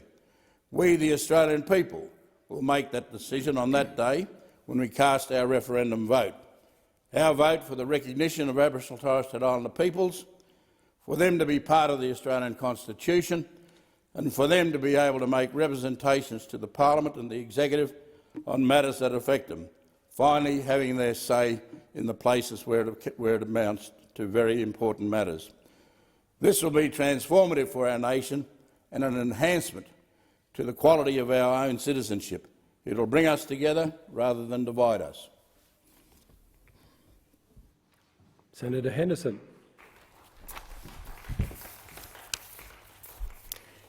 Thank you, Acting Deputy President. I am delighted to rise in this debate as the new Shadow Minister for Education. In taking over from Alan Tudge, I have very big shoes to fill. I would like to start by acknowledging Alan's exceptional work as the former Minister for Education. He is certainly a great loss to our team. Alan drove many important initiatives now being supported by the Albanese government, including the Coalition's $2.2 billion research commercialisation agenda for the Australian university sector, including the magnificent $1.6 billion Economic Accelerator program. And I am delighted that this passed the Parliament yesterday, a key initiative, as I say, of the former Coalition government. This is a program which will drive the translation and commercialisation of research to ensure that Australian universities can take more of their innovations and inventions to market. The initiative followed a review which found that while Australian universities undertake world-leading research and publish more than 100,000 academic papers, too often this did not result in tangible incomes. The Coalition is determined to support a new wave of commercial innovations in the same way that Australian research delivered the electronic pacemaker, penicillin, the black box flight recorder, Wi-Fi, cochlear implants, and even in more recent times at Deakin University, the lightweight carbon fibre wheel, which started as a competition between Deakin University students and of course has now resulted in the magnificent advanced manufacturer Carbon Revolution. This is a program which will help bridge the valley of death when early-stage research is often not progressed because of the risk and uncertainty of commercial returns. I particularly want to reference the Business Council of Australia's comments about our commercialisation package. It said this will significantly improve Australia's ability to commercialise our best ideas and innovations, scaling them up to create exciting new industries, new exports and new highly skilled jobs for Australians. So, as I say, this is a very important part of the Coalition's legacy in education, which of course also includes record funding for early education and schools and a laser-like focus on the importance of lifting school standards, including through strengthened teacher training and a stronger curriculum. As I mentioned at the Universities Australia Annual Conference, we do welcome the various reviews being undertaken by the Albanese government into early childcare, into schools and into universities through the Universities Accord, but we are concerned there is a danger of being caught in a review vortex. We simply cannot slow the pace of reform which is required to provide greater access to early childhood education and care, to reverse declining standards in our schools and teacher workforce pressures, and to ensure that we deliver the right skilled graduates to fuel our future workforce through our university and higher education sector. Over the past 2 decades, despite a 60% increase in real per-student funding, our school performance has gone backwards in absolute terms and comparatively to other nations. This is a cause of great concern for all Australians. Since 2000, Australia's performance in the PISA test for 15-year-olds in reading has declined by 26 points, or the equivalent of 9 months of schooling. In maths, we have fallen 33 points, and in science, 24 points. To lift student performance, we must absolutely focus on ensuring we have a strong curriculum. We are teaching phonics in every classroom, and that we are using explicit teaching models to support engaged classrooms. I have to say I was delighted to meet with a group of primary school principals yesterday from the government, Catholic and independent school sector who share a common goal to lift standards and to ensure that our students reach the very best of their potential. A crowded curriculum bogged down in bureaucracy and red tape, which provides too little discretion for school principals and individual schools, remains a very big issue in Australian primary schools, and it's certainly going to be a focus of my work as the Shadow Minister for Education. The former Coalition government proposed a 3-pillar plan for our recovery, addressing what students are taught, how they are taught, and the environment in which they are taught. And so, in relation to the National School Reform Agreement, it is imperative that that funding is linked to targeted outcomes, particularly student performance and attendance. But I have to say it should not take another review and another 12 months, which delays the additional schools funding that Labor committed to deliver. I am very concerned that this delay in effect constitutes another broken promise by the Albanese government, because even the Australian Education Union has accused Labor of betraying public schools by not delivering this funding in a timely manner. I also just want to reiterate the importance of returning to a 1-year diploma of education, another issue I raised in my Universities Australia address. And I am pleased that Education Ministers at their meeting on the 27th of February, about 4 days after I raised this, resolved to consider how a 2-year postgraduate teaching degree could be reduced to 12 months. With falling graduate numbers and teachers continuing to leave the profession in droves, it is critical that we explore all avenues to get more teachers into our schools. A 1-year postgraduate teaching qualification will encourage more Australians, both graduates and professionals working in other careers to switch to teaching, breaking down barriers to a career in teaching, and let's face it, it is a wonderful career, whilst safeguarding the quality and standards of teacher training is vital. It's actually backed up by the research which shows that there is no significant change in qualifications and in outcomes for teachers who do a one-year postgraduate qualification compared with the 2 years master's degrees. And I do want to congratulate Premier Perrottet, who has taken such a strong lead by announcing that New South Wales will recognise a one-year postgraduate teaching qualification. So New South Wales and the Liberals in New South Wales absolutely leading the way. And I do ask why Labor's Education Minister, Mr Clare, is dragging the chain. I also just want to call on the Albanese government to take action on 2 other important issues in the time I have remaining. I have raised concerns about the Confucius Institutes in a range of Australian universities. I do acknowledge the higher education sector plays a vital role in combating foreign interference and influence and safeguarding our values in the face of increasing threats from others who want to do us harm. And while the government has said it will not approve any new agreements for a Confucius Institute at an Australian university, I am concerned that the Foreign Minister has not used her powers under the Foreign Relations Act introduced by the Coalition Government to cancel any of the existing agreements.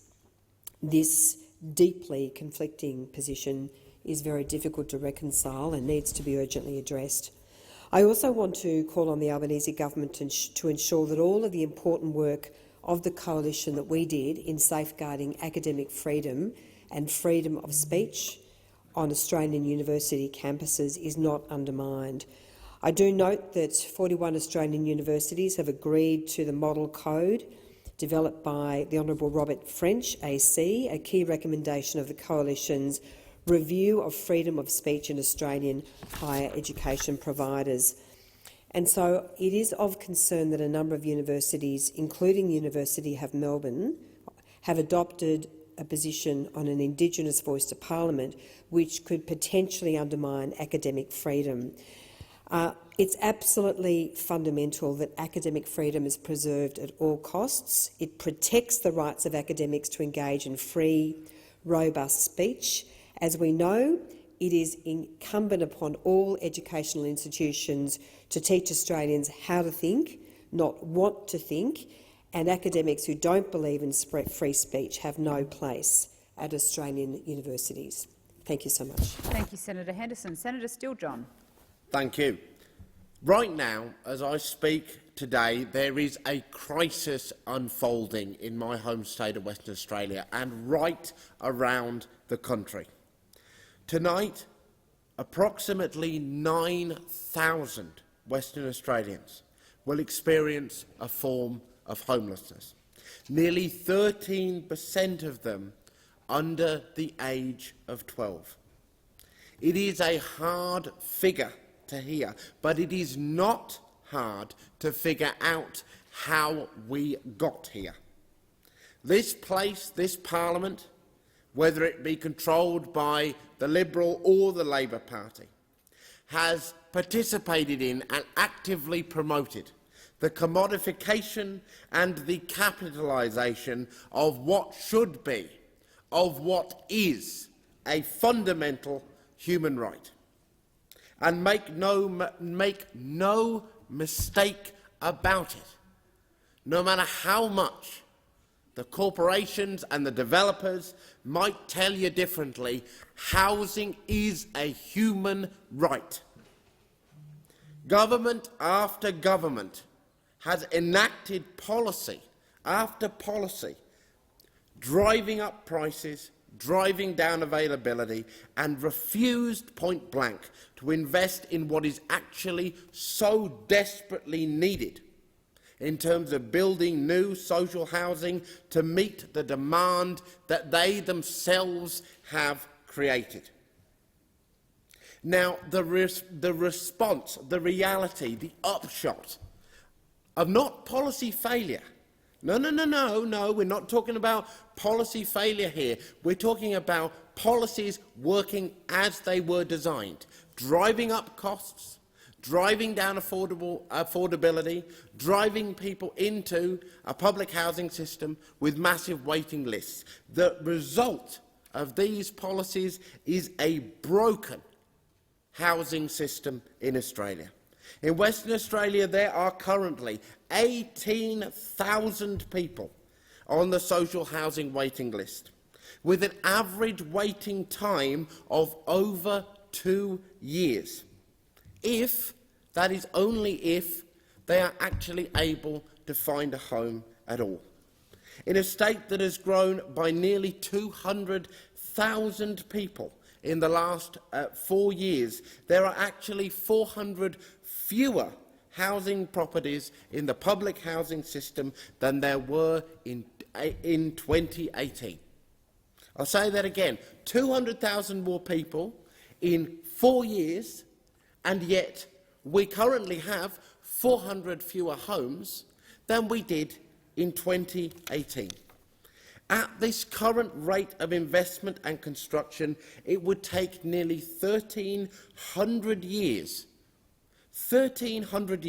to accommodate everyone on the social housing waiting list. To put that in perspective, that would take us to the year 3323. It is the definition of a grossly inadequate system. Not only is the government committed to doing nothing for the tens of thousands of people from Western Australia who need a safe and stable place to live, they are in fact intent on making the problem worse by implementing policies that see housing prices skyrocketing and rental properties becoming impossible to find or indeed to afford. Now, in Perth, the rental availability rate fell to 0.6%. This is the lowest level that it has been at since 1980. In rural Western Australia and regional Western Australia, the situation is even worse. Albany has a vacancy rate of 0.3%. Kalgoorlie has a vacancy rate of 0.5%. Now, this has made it unreasonably difficult for renters, especially first-time renters, to actually find a place. A video last month showed a queue of over 100 people at a home open and a housing inspection session in Bentley. Even if you are lucky enough to find a place where you'll be able to stay or you can afford, you'll still be exposed to a rental bidding and price gouging, which is absolutely endemic in the system. In the town of Katanning, for example, we've seen rental prices increase by nearly 50%. 50% in the last 12 months. These are all very worrying statistics, and behind them sit very real human experiences. Stories like Chloe's, a woman who is in her 30s and who, after being told that her lease was not being renewed, tried everything to find a new rental but could not do so in time. Chloe has been living in her van since October with her daughter, her 2 dogs and her 2 cats. Chloe has been on the social housing waiting list for 2 years. Stories like Jack's, who, while overseas, was given 6 days' notice that their landlord would try and raise rent in order to, in their words, complete long overdue rental improvements on the property. They were forced to move all their belongings into the basement of their workplace and stay with friends because they simply could not find another place to rent in this broken system. Now, this fear of eviction and of the housing crisis more broadly is deep within people. The fear is that they will be thrown as tenants into a situation which places them in a toxic power imbalance, an imbalance that has led some landlords to embody the very worst parts of humanity in how they make an effort to save a few dollars.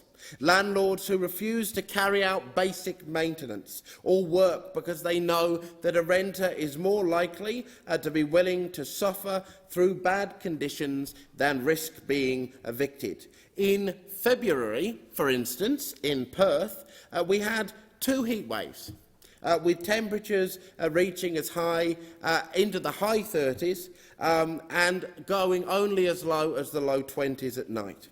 And yet there is no minimum standard that requires a landlord to keep heating and cooling under control in their property or to provide any type of climate control. No requirement in Western Australia during the summer for air conditioning. No requirement in the winter for heating. No requirement for climate-resistant housing at all in the middle of a climate crisis. No requirement for anything as simple as insulation. These conditions are not only the cause of discomfort and inconvenience, they pose a serious health risk and safety risk to people. Now, people have shared with me their experience of getting heat stroke simply from making dinner in their house while it is unsafely hot.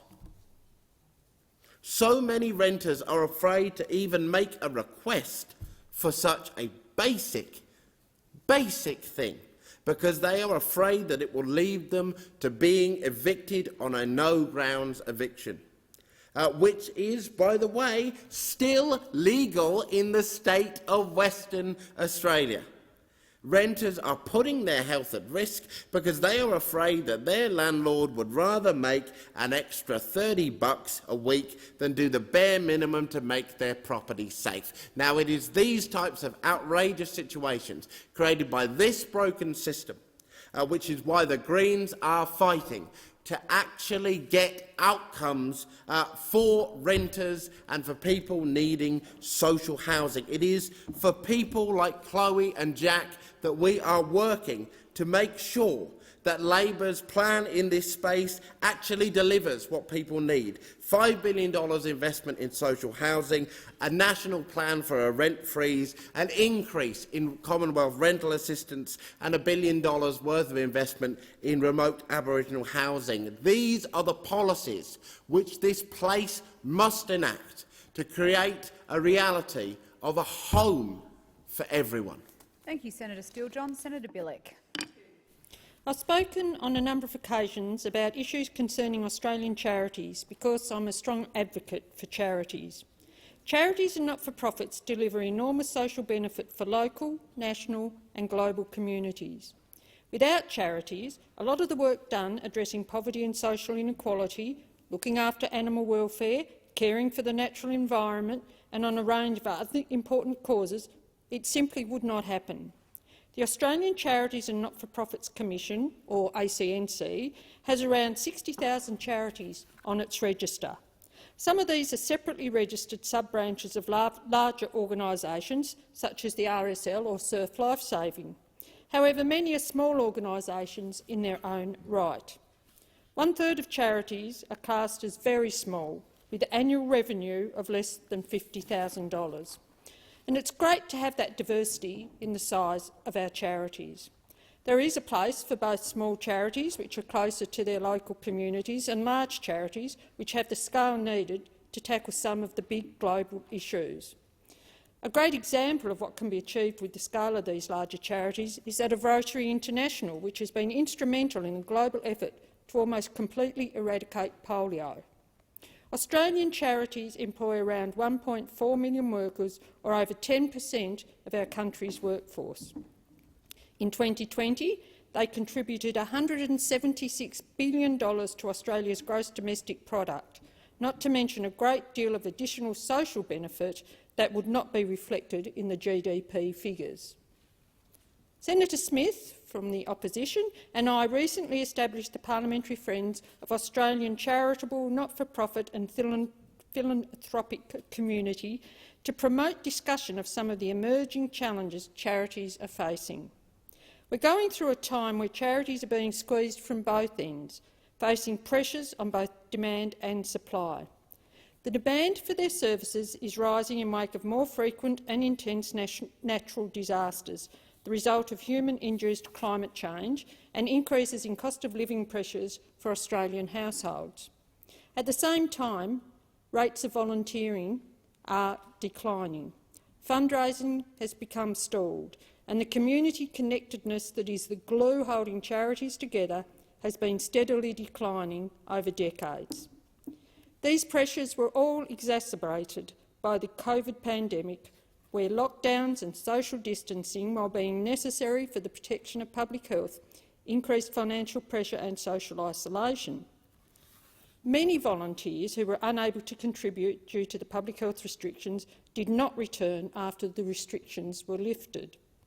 The Parliamentary Friendship Group will be having our first event in late March, a presentation and discussion with Philanthropy Australia about polling they commissioned on attitudes to philanthropy and what insights this polling can offer the Australian government's efforts to double giving by 2030.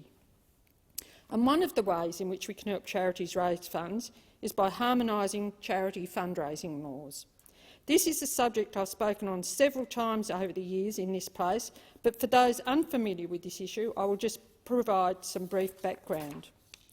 So, before the advent of the digital technology, and those school students up in the gallery won't understand this, back in the days when going online meant catching a train, the states and territories developed laws to regulate charitable fundraising. As a legacy of these laws, to raise funds in any state or territory, you need to comply with the relevant law in that jurisdiction, and in most cases submit a registration to the relevant authority.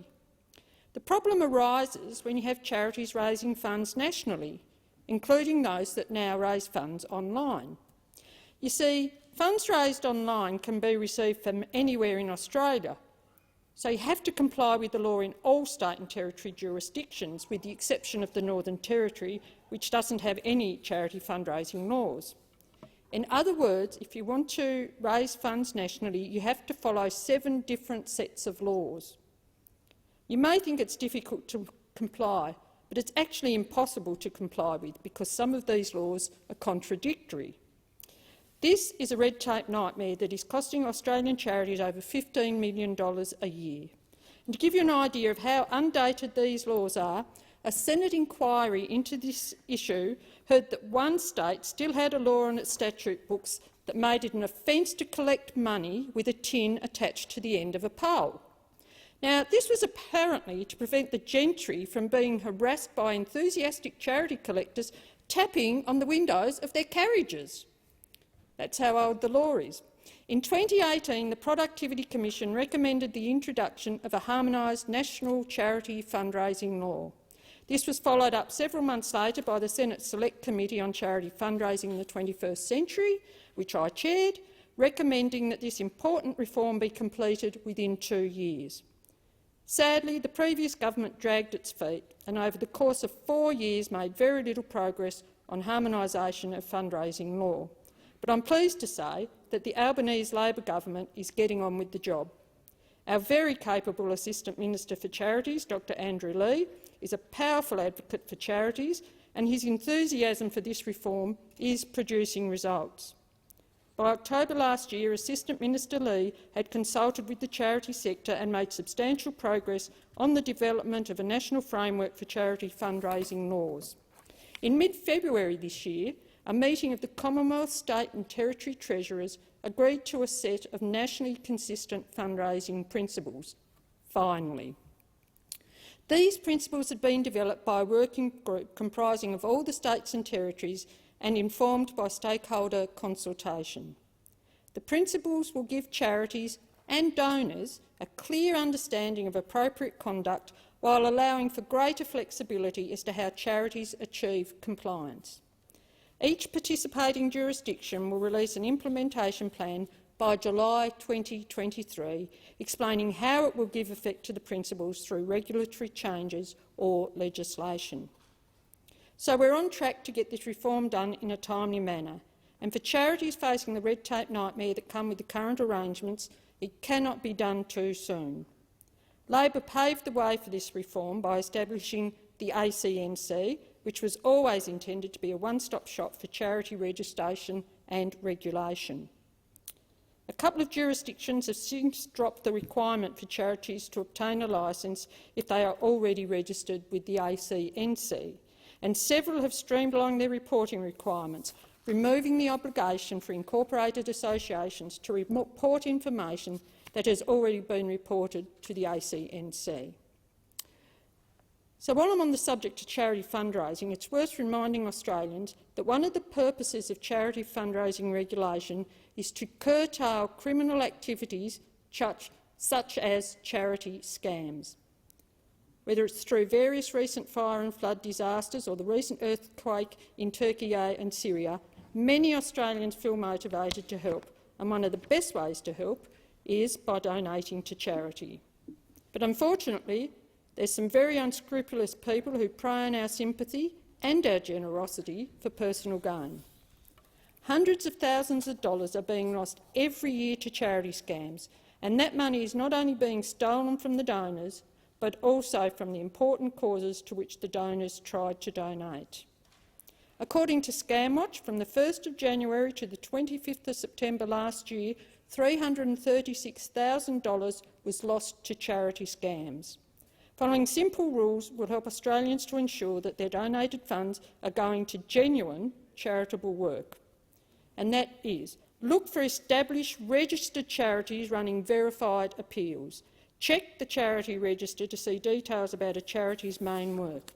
Do not click on links in unsolicited emails and social media posts which may take you to a fake scam website. Find the charity's website in a search engine or on the charity register. Do not give your credit card and bank account details on social media, and be cautious if you do so online.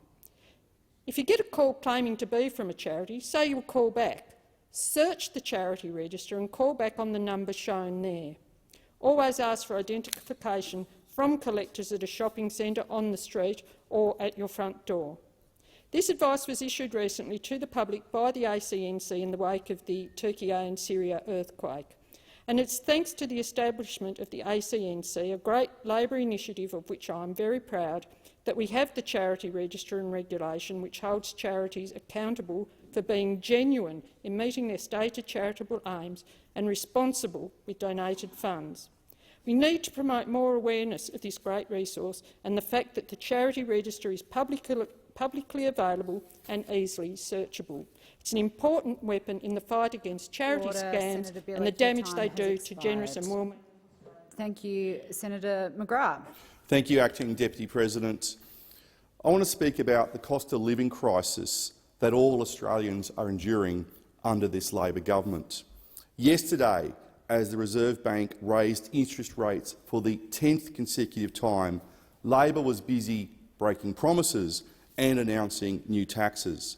But instead of working with the Reserve Bank to bring down inflation, the government is putting all its energy into breaking election promises and taxing Australians more.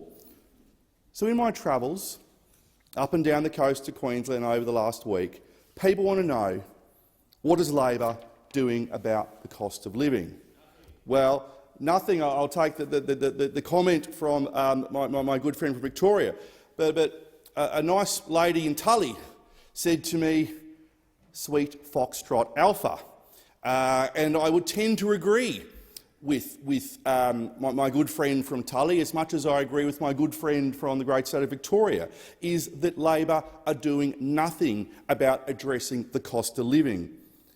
Energy bills are soaring, mortgage payments are rising every month, rents are increasing, grocery costs are rising by the day, and Labor's promised real wage increase has not eventuated. Fuelled by Labor's reckless budget, inflation is running out of control in Australia. Power bills skyrocket despite Prime Minister Albanese's promise to cut electricity bills by $275 each year. This is as inflation has begun to decline in similar economies. And just on the $275, Labor promised not once, not twice, but 97 times before the last election that they would cut your power bills by $275. But since the election, you cannot get a Labor minister or a Labor backbencher or an unnamed Labor source even to mention the figure 275. They won't even say 2 or 7 or 5 because they know that they have broken another election promise. And this is the reality that Australians have to deal with, because we're right to wonder, what is Labor going to slug next? Because Labor are making it up as they go along. Inside the past 3 weeks, we've had a Prime Minister who's refused to rule out further changes to your super, a Treasurer refused to rule out changes to negative gearing, a Treasurer also refusing to rule out changes to capital gains tax, including on the family home, but then a Prime Minister who's then rushed out and said, oh no, we won't touch your house, and then a Treasurer who's come out and stumbled over a few words and then run back into his office. A Treasurer of Australia who is the political love child of Paul Keating and Wayne Swan. A political love child Treasurer who is going to give his heroes, his mentors, a run for the money for the title of Australia's worst Treasurer. Because at the moment it is a close 1 and 2 between Paul Keating and Wayne Swan. But I can tell you that Treasurer Jim Chalmers is coming up the inside straight at a rapid rate of knots at the moment. He's going to overtake them and he's going to get the gold medal for Australia's worst Treasurer in his first term as Treasurer. It is clear that whatever the Prime Minister and Labor say cannot be trusted, despite whatever time of the day they make those particular comments. And just think that since Labor have come into power, the average Australian family are now paying more than $20,000 extra each year on their mortgage. The Prime Minister has no plan to help struggling families. Labor's left-wing policies only continue to worsen the pressure on inflation. Interest rates are now at a level that's not been seen since the nightmare Rudd-Gillard-Rudd years. Sadly, it is clear that Labor would prefer to play politics rather than have the backs of Australians during these tough economic times. The latest national accounts show households are saving just 4.5% of their incomes, down from 7.1% in the September quarter. But instead of acting to ease pressure on inflation, Labor want to raise taxes. Anthony Albanese promised cost-of-living relief during the election. Remember the figure $275 that he said 97 times? But the reality is that life is only getting harder for families under Labor. And Queenslanders that I speak and listen to are struggling. They know that this federal government doesn't have their back. 2 weeks ago I did politics in the pub in a small community called Glasshouse on the Sunshine Coast. And I was there with the member for Glasshouse, Andrew Powell, the member for Longman, Terry Young, and the member for Fisher, Andrew Wallace. And one of the stories I just want to tell everybody about is that families are pulling their children out of sport, and in particular this instance was out of soccer, because they can't afford the registration fees for their kids to play soccer on the Sunshine Coast. And this is no attack on the good people who run soccer in Queensland. This is the realisation that mum and dads across this country, across Queensland, are doing it tough and are cutting back on their children's sport because they know that they've got to make a choice between their children's sport and putting food on the table. And I say to the Labor government, shame on you, shame on you. But what do we see also in my home state of Queensland. Reckless spending. Reckless spending on Christmas parties that cost taxpayers $64,000. That's $700 a minute. I'll repeat that for you. $64,000 on a Christmas party, $700 a minute. And who do we see? The Premier of Queensland. The Labor Premier of Queensland, who would spend $64,000 on a Christmas party. A Premier who enjoys the red carpet as much as he enjoys strangling business with red tape. A Premier who spends— I cannot fathom that you could actually spend $64,000 on a Christmas party. And maybe I come from the wrong side of the tracks, and I was raised in a family of Cheerios, that's Frankfurters for you Southerners, where Christmas parties were maybe some prawns, some Cheerios, a bit of rum and coke, I don't know, some warm white wine, you know, things like that. What do you— I just don't understand. Was it like caviar? Did they get sausages and put caviar on the pay for this Christmas party? This is something that an Arabian prince would spend on a Christmas party. This is something that a billionaire from India would spend on a party, not a Premier of Queensland. A Premier of Queensland with the snout in the trough, enjoying the good life, while Queenslanders are suffering because of the cost of living and because of crime. I want to talk about crime here in Queensland. And in particular, I want to talk about the introduction of the breach of bail amendment. It is long overdue, and there is more work to do. But the Palaszczuk government is lucky that when it comes to certain levels of accountability, they're sort of around there with a university assignment.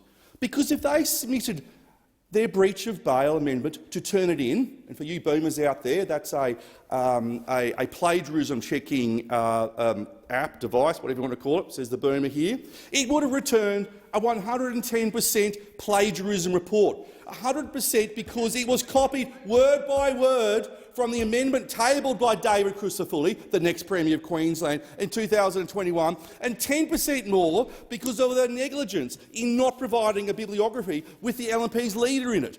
But the issue of crime is not going to go away. A good friend of mine, the end of last year, woke up in his home in Ingham because woken up by a torchlight of people in his house robbing him, took his phone, took his wallet, then took his car and tried to run him over, and then his car was found torched a week later in Townsville.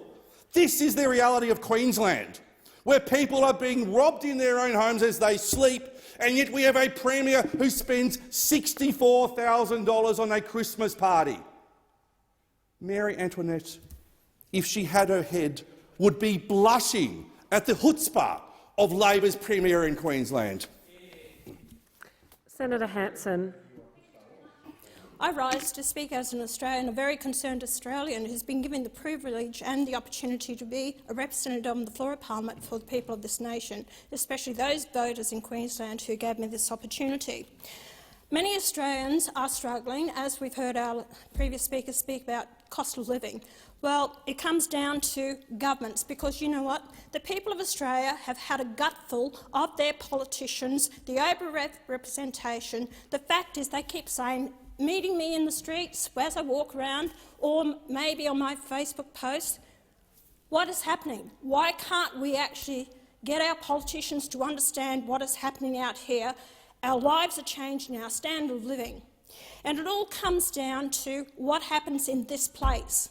And I'm sick and tired of hearing the buck being passed from one side to the other, who's in government, who's not in government, and not working together for the people of this nation. It's all about your spending. You can't rein in your spending. It is ridiculous. If you look at the spending, our welfare social security bill is $228.8 billion. We've got people on lifetime welfare. It's become a way of life, not a helping hand, a way of life. What are you doing about it? There are solutions. How about the solution that people get welfare 2 out of 5 years? Hey, guess what? You have to work. It's your responsibility to put the roof over your head, food on the table. Let's also look at NDIS. The cost of NDIS is costing us more, with about approximately 550,000 people, than what it does for Medicare for the whole of Australia. No one's reining this in. You're allowing people to get payouts, get onto the NDIS. And here we have now just reported 10%, 1 in 10 boys in Australia are now on NDIS who have been reported to have ADHD. How ridiculous. Autism on NDIS. That was not what it was proposed for. It was proposed for people not with PTSD. This is what we got, chronic illness on NDIS. It is blown out of proportion. We cannot afford it, and it needs to be reined in. But what are you doing about it? Nothing. Even people can go to sex workers on the NDIS. Or one client, she actually went to the football match and hired a corporate box at $45,000 paid by the taxpayers on NDIS. Education. What is happening with our children? They are coming out of our schools. They can't read or write. They're not prepared for the workforce, and yet we're not doing anything about it. It's no priority to either side to actually rein it in. Look at the teachers that are coming out of the universities. A lot of them are not up to the standards. We're dropping worldwide in our standards for education, but no one cares about it. Defence. Where is our defence? We haven't put the money into it that we need. We know that there are problems just offshore. We have to be aware of China and how their defence is actually growing. But we're not taking it seriously of what may happen here. There's talk all the time. In just a few years' time, they may attack Taiwan. What are we going to do? Sit back and do nothing?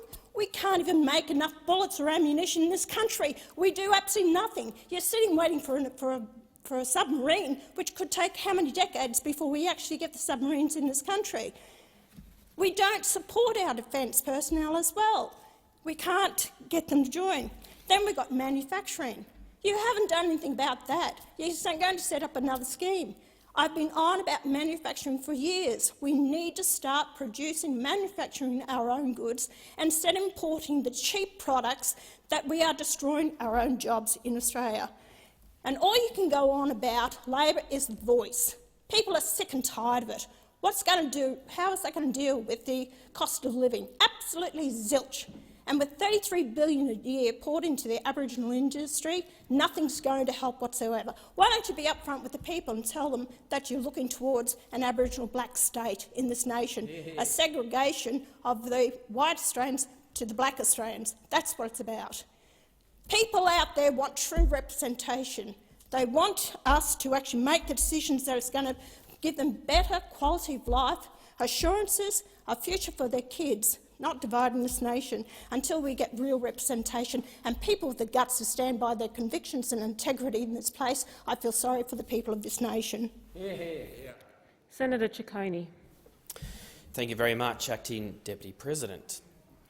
Last week I had the pleasure of attending the Australian International Air Show down in Avalon in my home state of Victoria, along with many of my other colleagues on the Joint Parliamentary Committee on Foreign Affairs, Defence and Trade.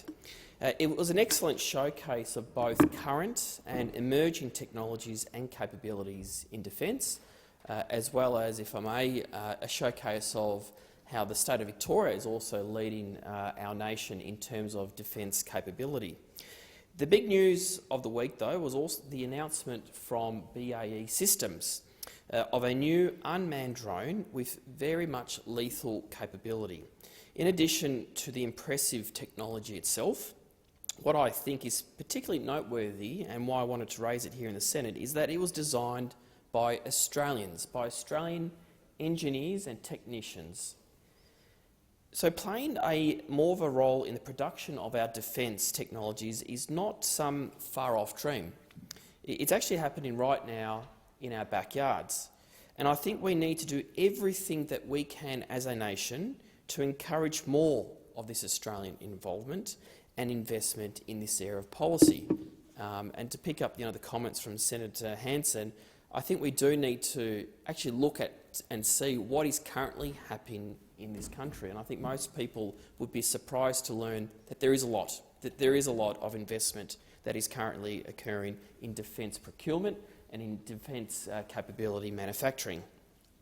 So part of this exercise is about also supporting the many defence manufacturers in Australia and the industry more broadly.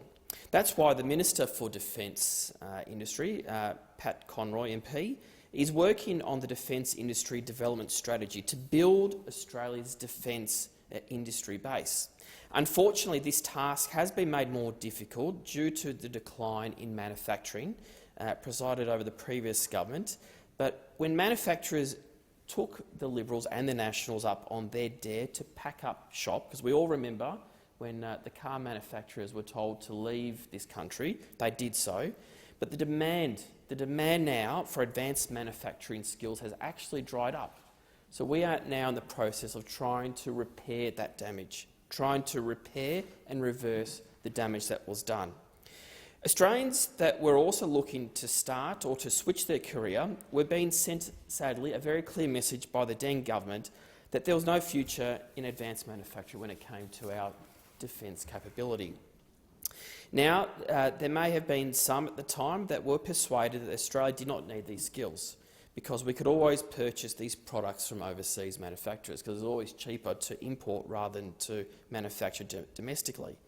But it is important to look back now and think about the decisions that led to manufacturers departing our shores. And through the pandemic, it really did bring home for many of us in this place the need to look at investing in our supply chains, because the unforeseen events that can really rupture those supply chains, both domestically and internationally, were still, and I believe are still very much scarred for many Australians. Australia was scrapping in the international market for products, and that in the years prior we may have well been able to produce ourselves. The lack of investment in advanced manufacturing research also limited Australia's ability to contribute to the international effort to invent and manufacture vaccines. Of course, pandemics aren't the only things that can disrupt supply chains, and unfortunately we do live in a world where states who wish to cause damage to Australia may deliberately reduce or cut off the trade of certain goods to our country. This, of course, is of particular concern when it comes to products that we use in defence. And that's why the government, the Albanese government, has acted swiftly to send a very clear message to Australian businesses and workers that we are committed to supporting manufacturing in this country. We are working hard to deliver on our commitment to establish a National Reconstruction Fund. $15 billion will be invested across 7 priority areas, including both medical science and defence capability. So when I stand here in front of that new BAA drone, as I did last week, I thought, what a fantastic thing that it was not just designed here, but there's also a number of components that will be manufactured in Australia. We are a clever country, and with the right support and investment, we can and should see more defence assets being designed and made here in Australia. Senator Cadell. Thank you, Madam Acting Deputy President. Artificial intelligence, or AI, is a field of computer science that focuses on creating intelligent machines that can perform tasks typically requiring human intelligence, such as problem-solving, speech recognition and decision-making. While the development of AI has the potential to revolutionise many industries and make our lives easier, there are also many dangers associated with this technology. One of the main dangers of this AI is the potential for job loss. As machines become more intelligent and capable of performing complex tasks, they will begin to replace human workers in many industries, particularly in those industries that rely heavily on manual labour and repetitive tasks. This has the potential to lead to significant job losses and economic disruption, particularly for workers who lack the skills or education needed to adopt to this rapidly changing job market. Another danger of AI is the potential for bias and discrimination. AI systems are only as unbiased as the data they are trained on, and if that data is biased or discriminatory, then the AI system may be as well. This can lead to discriminatory outcomes in areas such as hiring, lending and criminal justice. and already exacerbate existing social inequalities. AI also represents a risk to privacy and security. As AI systems become more prevalent, they will generate large amounts of data about individuals and their behaviour, which can be exploited for malicious purposes such as identity theft, blackmail or surveillance. Additionally, the security of AI systems themselves are a concern, as they can be hacked and vulnerable to cyber attacks and the like. But perhaps the greatest danger of AI is the potential for it to surpass human intelligence and become an existential threat to humanity. This scenario, named as the singularity, is a theoretical point in the future where machines become more intelligent than humans and are able to improve their own capabilities at an exponential rate, leading to an unpredictable and potentially catastrophic outcome. While the singularity remains a hypothetical scenario, there are already examples of AI systems behaving in unexpected and potentially dangerous ways. For example, in 2016, Microsoft launched a chatbot named Tay on Twitter. That was designed to learn from its interactions with users. However, within just hours of its launch, Tay began tweeting racist and sexist messages, reflecting the biases of those who were interacting with it. To mitigate these dangers, it is important that we develop AI in a responsible and ethical manner. This includes ensuring that AI systems are transparent and accountable, so they can understand how the decisions they make and hold them accountable for their actions. It also means ensuring AI systems are trained on diverse and unbiased data, and that their outcomes are continually monitored and audited for fairness and accuracy. But ultimately, the development of AI is a complex and multifaceted issue, and there is no one solution that can completely eliminate all the risks associated with the technology. However, by being aware of the potential dangers of AI and taking proactive steps to mitigate them, we can ensure that this technology is used to benefit society in a safe and responsible manner. Now, up until that point, Madam Chair, Acting Deputy Chair, every single word of that speech was written by AI. I simply asked an AI system to write a 500-word speech on the dangers of AI. Now, it wrote 514, so apart from that, it did a pretty good job. And I'm not saying the team of my staff in Suite SG-108 should be concerned for their future, but the real drama, as pointed out, is that on the potential of input data and bias on this outcome, rubbish in, rubbish out principles, how do we start thinking about the jobs of tomorrow, what that will do and how it will work? What are the areas we need as legislators to be thinking about focusing our education on training on, so that we don't train people in jobs that will be replaced? What are the infrastructure and capital investment decisions they need to start planning on and working on now? Any government's first job is to protect its people in all ways, and the use of AI in all aspects of commerce will only increase at an exponential rate. Now, we don't need to start a bunch of training camps to train young John Connors to prepare for a battle against Terminators in the future, but we do need to be cognizant that it would be negligent to leave large numbers of Australians exposed to potential replacement with machines and unemployment. The future of this is both exciting and concerning, but we need to remain vigilant, we need to plan, and we need to be ready so we can protect our people. Senator Thorpe. Thank you, Acting Deputy President. The inquiry into concussion in sport is groundbreaking.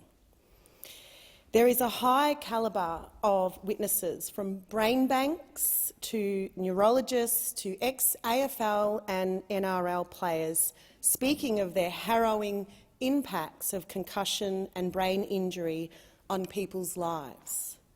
However, what has been specifically enlightening for me personally is the life-threatening consequences of repeated head trauma.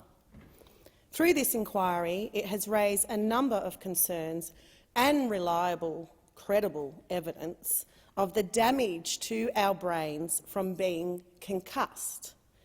Concussion occurs regularly to women who are subjected to violence. I myself know what it's like to be hit in the head a number of times and my teeth broken as a result of family violence and being in violent relationships. A 2018 Brain Injury Australia study revealed 40% of domestic and family violence survivors who attended Victorian hospitals over a 10-year period had sustained a brain injury. Experts are concerned that people who did not seek help for domestic violence over the last few years due to COVID-19 pandemic may be living with unknown brain trauma, which can have devastating long-term health consequences if untreated. What support do these women have? I became a politician and could afford to get my teeth fixed.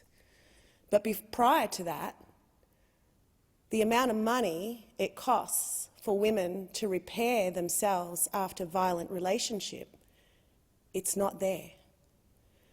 We have women walking around who've been concussed a number of times by violent partners who still have no teeth. That brings shame, embarrassment. I don't know how many women I've spoken to who cover their mouth to smile because their violent partner knocked them out of their mouth. That is head trauma. And it's a head trauma that I don't think this country is looking into. I understand that concussion in sports is incredibly important to keep our athletes safe. But what this inquiry is highlighting is that women are also at risk of CTE and other kind of brain injuries as a result of being a victim or survivor of family violence. There are a number of measures that would help to address the issue, from better screening in all states and territories and clear referral pathways for victim survivors to access safety and support. Importantly, organisations providing culturally safe support services need proper resourcing and funding. We must see victim survivors of domestic and family violence who suffer from head injuries receive the same ongoing care and supports as those who suffer a head injury as a result of a sporting accident.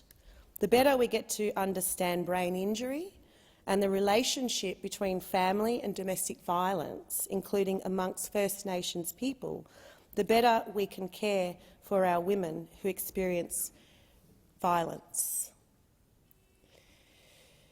We need to do more for our women out there who are possibly walking around with undiagnosed brain injury from violence that they've experienced. And there is nothing in this country that looks at this issue. So as a victim survivor who's had repeated head trauma, and who knows hundreds of other, particularly black women in this country who've also experienced head trauma from violent partners, we have to do more, because this is generational and it's a sickness that we can help to prevent. Senator Babet. Thank you, Acting Deputy President. I rise here today to speak on the dangers of the 15-minute city. Now, the Victorian government has begun pitching a brand new but old idea taken from the playbook of our best mates at the World Economic Forum, the 15-minute city, sometimes called the 20-minute city. You know what? It doesn't matter. It's all the same garbage. Imagine a 15-minute city where you won't need a car, where you won't need to travel much at all, where everything you'll ever need will be provided for you and it's all within easy reach. So convenient sounds great. That's the charm of the new era of soft totalitarianism. It's always for your benefit, and so people willingly, even eagerly will agree to be caged. Sorry, I didn't mean to use the word caged. Slip of the tongue, that's what it was. Kind of like Klaus Schwab didn't mean to say that the elites are going to push us to a point where we will own nothing, zip nada, and we will be happy, because they will own everything and they'll be even happier. Now, that's not a conspiracy theory. It's called servitisation. Look it up. I'll give you an example of servitisation. Once upon a time, we used to own DVDs. We don't anymore. Now you have a streaming service. You don't own it. Once upon a time, people would easily buy homes. Not anymore. Not like today. Now you're more likely to rent. You don't own it. What about a car? One day you won't own a car. It's all going to be ride share. You don't own it. Someone else owns it. But you'll be happy, though.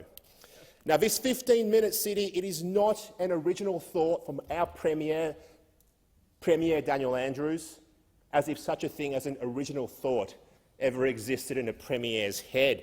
It's a plan parroted straight from the WEF and from the UN and other globalist organisations who have been busy sowing this idea around the world. Now, governments, as an example, in the UK, they've already announced plans to divide cities into separately administered districts, which they claim will help meet the country's sustainability goals by reducing the needs for citizens to travel.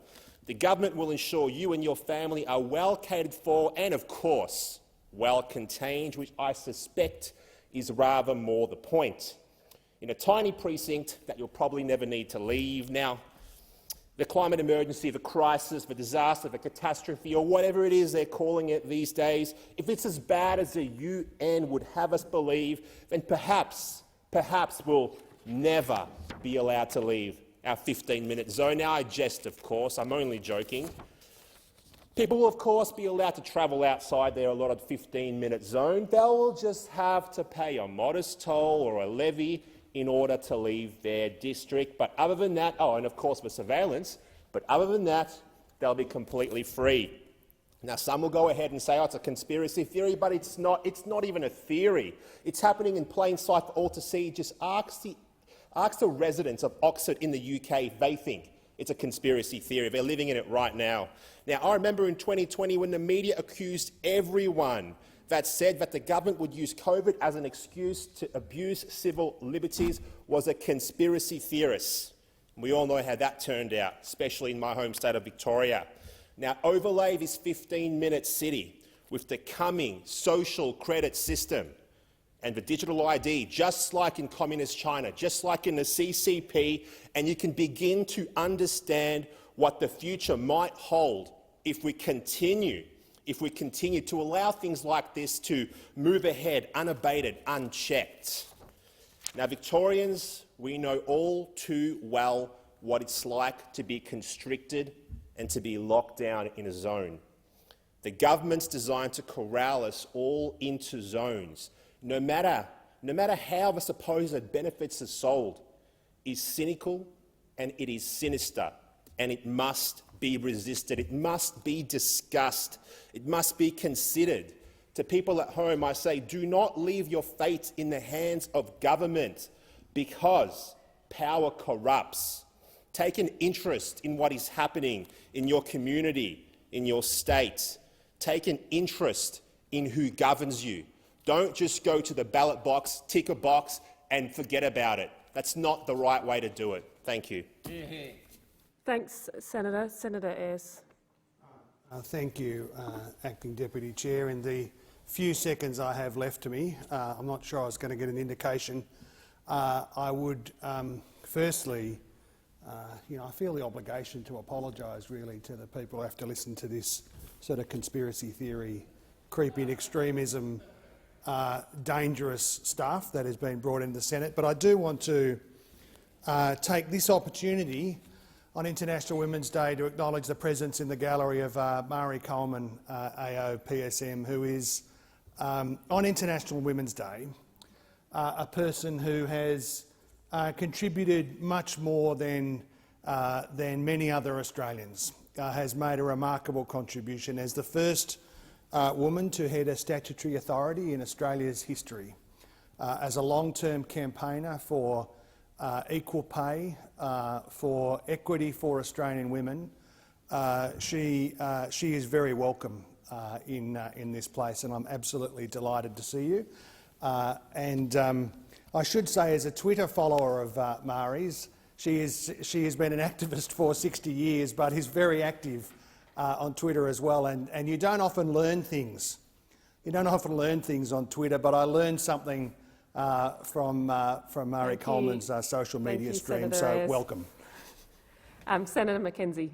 Thank you, Madam Acting Deputy President. A crisis is unfolding in the East Kimberley right now, as the region is left struggling and stranded because of surrounding floods. In January, the main trade route through the Fitzroy Crossing was inundated, and since then the road has been impassable. I'm calling on Minister King to urgently lodge a Section 11 exemption of the Coastal Trading Act 2012 to allow international carriers who are at the ready to bring in the supplies that this community is in desperate need of right now. Allowing international carriers into the region will halve the time that supplies can get into the Port of Wyndham and assist communities of Wyndham, of Halls Creek, of Kununurra, in excess of 9,000 Australians who right now have empty supermarket shelves. We're getting the ADF to drop in supplies, and this government has been left asleep at the wheel. This is not some flash flooding event that's just arrived yesterday. The first flooding event was months ago. And now we've got the final route between Northern Territory and WA cut off. And what have they done? They've sat on their hands. Anthony Albanese, when he was the Infrastructure and Transport Minister, exercised this exemption. Barnaby Joyce, under a similar catastrophic event in 2022, exercised this exemption. Catherine King needs to wake up, recognise she can make a difference here to these communities, sign the exemption so they can get fresh food and supplies in a sustainable manner. Thank you. Senator Payman. Thank you, Acting Deputy President. The National Week of Action for the Voice to Parliament was from the 18th to the 24th of February. During this week, I attended open days at Edith Cowan University in Joondalup and the University of Western Australia, and spoke to students about The Voice. Many students wanted to hear and learn about The Voice, or they wanted to express their support for The Voice and asked what they could do to help. I could say that I was surprised, but I wasn't. Young people in this country are progressive, caring and motivated to push for this simple change to our Constitution. They understand that this campaign goes beyond politics. It is about setting the foundation for Australia to walk on a path towards reconciliation with First Nations people together. I told them over the coming months there will be a lot of debate. They will hear a lot of facts, but also a lot of misleading statements. They can help by knowing the facts. The referendum is only about two things. First, the what, to recognise Aboriginal and Torres Strait Islander people in our Constitution, and the how, to consult them on matters which affect them.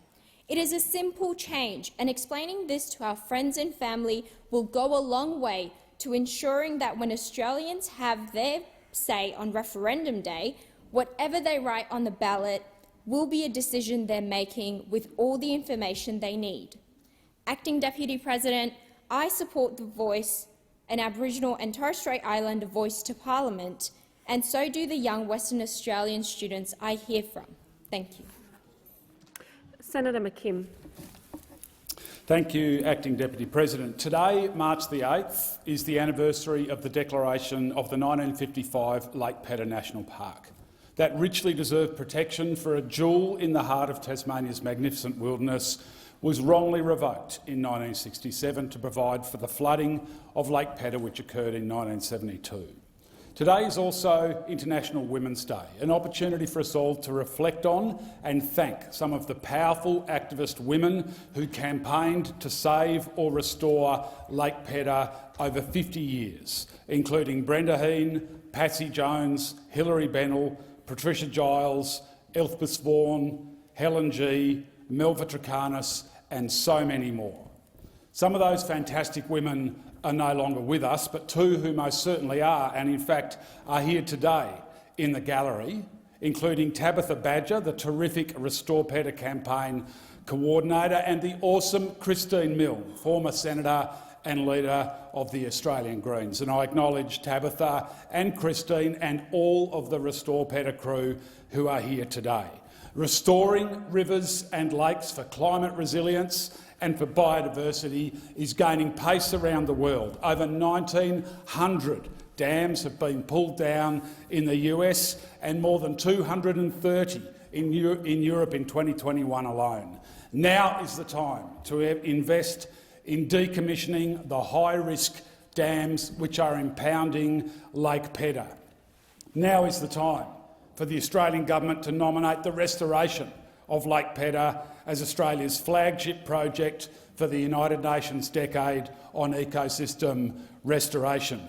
Restoring Lake Peta would make right a great wrong. That beautiful lake is there today, and now is the time to restore it. Senator O'Sullivan. They say that it takes a village to raise a child, and sadly my village lost one of its greats recently. After a lengthy battle with dementia, Richard Hoogerwerf, surrounded by his loving family, peacefully passed away. During our teenage years, Richard left a profound impression on me and several of my friends, and I seek to pay tribute to him today. Richard and his wife Margaret are a terrific Australian migrant success story. Together with their two young boys, the Hoogerwerfs migrated to Australia from Durban, South Africa, in the early 80s. Seeing the ever-increasing violence and turmoil in their home country, they longed for a more prosperous and safer life for their family. While Australia gave them that opportunity, the Hoogerwerfs paid back Australia's offerings in spades. At Richard's funeral last Thursday, we learnt about the many acts of service that encompass Richard's life. In fact, the very church in Perth South where we gathered at was not only supported by Richard, it started in their home, and the very footings of the building's walls were dug by Richard's own hands. Dementia is a horrible disease, and it's gripping an increasing number of Australians. And it was heartbreaking to see this disease afflicting Richard. But this did not stop he and Margaret's selfless service. Exemplifying this, Richard and Margaret signed up for a new WA police initiative called Safe and Sound. This is a new service which helps people with cognitive impairments to be found more quickly if they go missing. Now, to assist others, Richard and Margaret fronted an awareness campaign, including agreeing to feature in media stories about the new initiative. It would have been perfectly understandable for them to want to retreat and privately deal with Richard's dementia, but true to form, Richard and his wife continued to put the interests of others ahead of their own. Richard's passing is a great loss, not just for his family, but for the community that he served so well. His life is a testament to the power of community and how individuals can make a profound impact on the lives of others. His memory will live on as an inspiration to all who knew him. Senator Pratt. Gather, dream, amplify. The World Pride motto was certainly upheld at the Sydney World Pride Human Rights Conference in Sydney last week. The conference upheld a wide variety of issues, but four key pillars were community and culture, justice and freedom, health and well-being, and disability and visibility and inclusion. Our keynote speaker, Victor Madrigal-Boloz, the United Nations independent expert on sexual orientation, gender identity, reminded us all that while human beings are all born free and equal in dignity and rights, in many countries, LGBTIQA+ people continue to face persecution simply because of who they are. So today, on International Women's Day, I think it's also important to highlight the links between the drivers of gender-based discrimination and violence and the drivers of this same discrimination against LGBTIQ+ communities. We heard from many speakers, LGBTIQ+ leaders, ambassadors, parliamentarians, First Nations people, health experts, youth, researchers, rights activists from intersex and trans communities the world over. The trauma that communities have faced in oppressive nations is very real. It's a result of rejection, exclusion, violence and discrimination, worsened by opportunistic and deliberate scare campaigns. While we were reminded of how much we still must do, we were heartened by the Australian Government's groundbreaking announcements, including the new Equality Fund and the 10-year National Action Plan for the health and wellbeing of the LGBTIQ+ community. I thank Equality Australia for their incredible vision and their success in hosting this conference. Senator Hanson. Thank you very much. I just want to raise quickly that we have a huge problem with our medical institutions in this country. We cannot provide the services that Australians truly need through lack of funding, poor policy decisions and governments that are completely overrun with put in place too many bureaucrats, administrators, and the money is not getting to where it's needed in the hospitals and the services. What needs to be done is that GPs, we don't have enough GPs coming through the system. We're quite open to bringing in doctors from overseas that have trouble in even speaking English. Why don't we look at getting more GPs through the system? As we have said, you know, for someone to go through the system and become a GP, they have to have 99.5% test. Well, why don't we drop it to 95%? Let them go through. They'll be sorted out, the wheat from the chaff, if they're not up to doing the service. We need more Australians going through and doing the service of becoming doctors. A lot of the GPs now, and I had the medical practice, you know, these private practices come to see me today and talking about their concerns. Their funding has not increased over the last 10 years. It has not been indexed, so therefore they're going backwards in their funding. GPs are not staying in the services, they want to get out. This is another big problem. You need to look at the funding going to these private practices as well, because for 95% of the consultations they do, they only receive 7% of the funding. That can be addressed. You've also got doctors that were signed up on contracts to actually do 3 years' service for their fees being paid for, given 18 years to do it. Only a few hundred have actually done it. You've got thousands that haven't made the commitment. Why don't we reduce it to 7 years? That they need to actually do this. We have to put the monies into the hospital boards, not to the administrators, and let the hospital boards fund themselves, run themselves, and not state governments that are overburdened with administrators and waste of monies that's happening. Senator Hughes. Madam Acting Deputy President, well, over the last couple of days there's been a number of stories with regards to autism and the NDIS. And I thought it was time we set forward what some of the stuff that's misleading and some of the stuff that could be rectified. Initially, we saw the removal of DSM-4 for DSM-5, which saw a number of diagnoses that used to be separate to autism bundled up under the autism umbrella. These were developmental delays like PDD, NOS or global developmental delay. These are not permanent and lifelong disabilities but have been bundled up under the NDIS. We do know that children need some support. The states have vacated the field, but they do not need to be on the NDIS for the rest of their lives. And so it is important that we have some sort of objectivity when we look at children that still need to continue post the early childhood stream. So we do know that lots of these children are coming on with a diagnosis of level 2, and how do we determine whether or not that's actually the case? We do actually have tests that are objective, but for some reason the NDIA does not look at implementing them, and these are things that should be looked at and conducted by all diagnosticians. They should be using a standardised tests to ensure that we are getting the right children into the scheme, supporting them when they need to be, but also children that do not need to remain on the scheme for the rest of their lives, that there is a transition out. We have the Autism Diagnostic Observation Schedule. We have the Vineland Adaptive Behaviour Scales, and Vineland will look at a child's social interactions and also look at their personal skills, something that they can be supported early but quite often will not need that support moving forward. We have the Mullins Scales of Early Learning. We also have a preschool language scale. These are actually objective tests that will educate and inform parents as to where their child level is, but will also ensure that autism is funded in the right way for those people that actually need it for the rest of their lives because of the severity of the autism and the permanent impairment. Thank you, Senator that is. Hughes. Senator Grogan. Thank you. In the last 9 months, with strong support from business, industry organisations, investor groups, unions, civil society, state and territory governments, we have increased the ambition. We've increased the ambition to decarbonise our industry, to address climate change and to put Australia back in the place it needs to be in terms of working towards a better future. Net zero. So many people have committed to net zero, not just us, not just this parliament, not just industry. It is just widespread. We understand, the country understands that this needs to be done. The problem we face is that to get there, we need the safeguard mechanism. The reforms to the safeguard mechanism that are about to be introduced need to occur so that we can get there.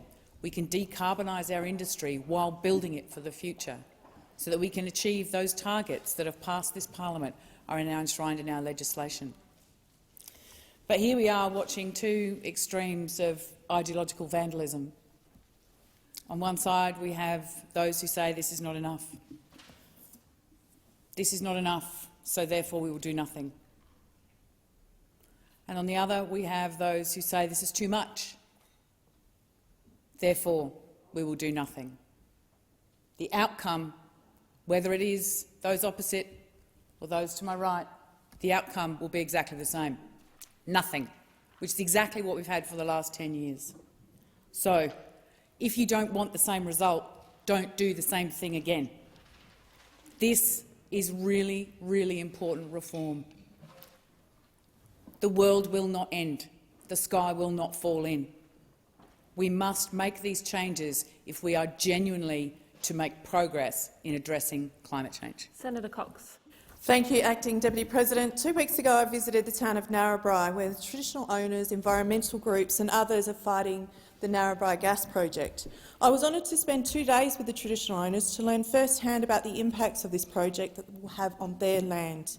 The traditional owners strongly oppose this gas project, and so far their opposition has largely gone ignored by Santos. Recently, the National Native Title Tribunal declared that this project go ahead without traditional owner consent.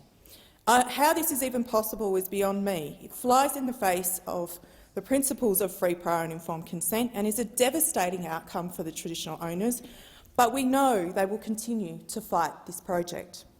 This project not only threatens the sacred Pilliga forest, but water supply in the area also. Many communities rely on bore water, especially during the drought. Santos wants to go straight through the Great Artesian Basin to the Gunnedah Basin, beneath where there is currently no connection between those two basins. And the Great Artesian Basin is one of the largest freshwater basins in the world. It is in fact the largest in Australia, that lies beneath Queensland, the Northern Territory, New South Wales and South Australia. It is a vital resource for 180,000 people, 7,600 businesses and 120 towns.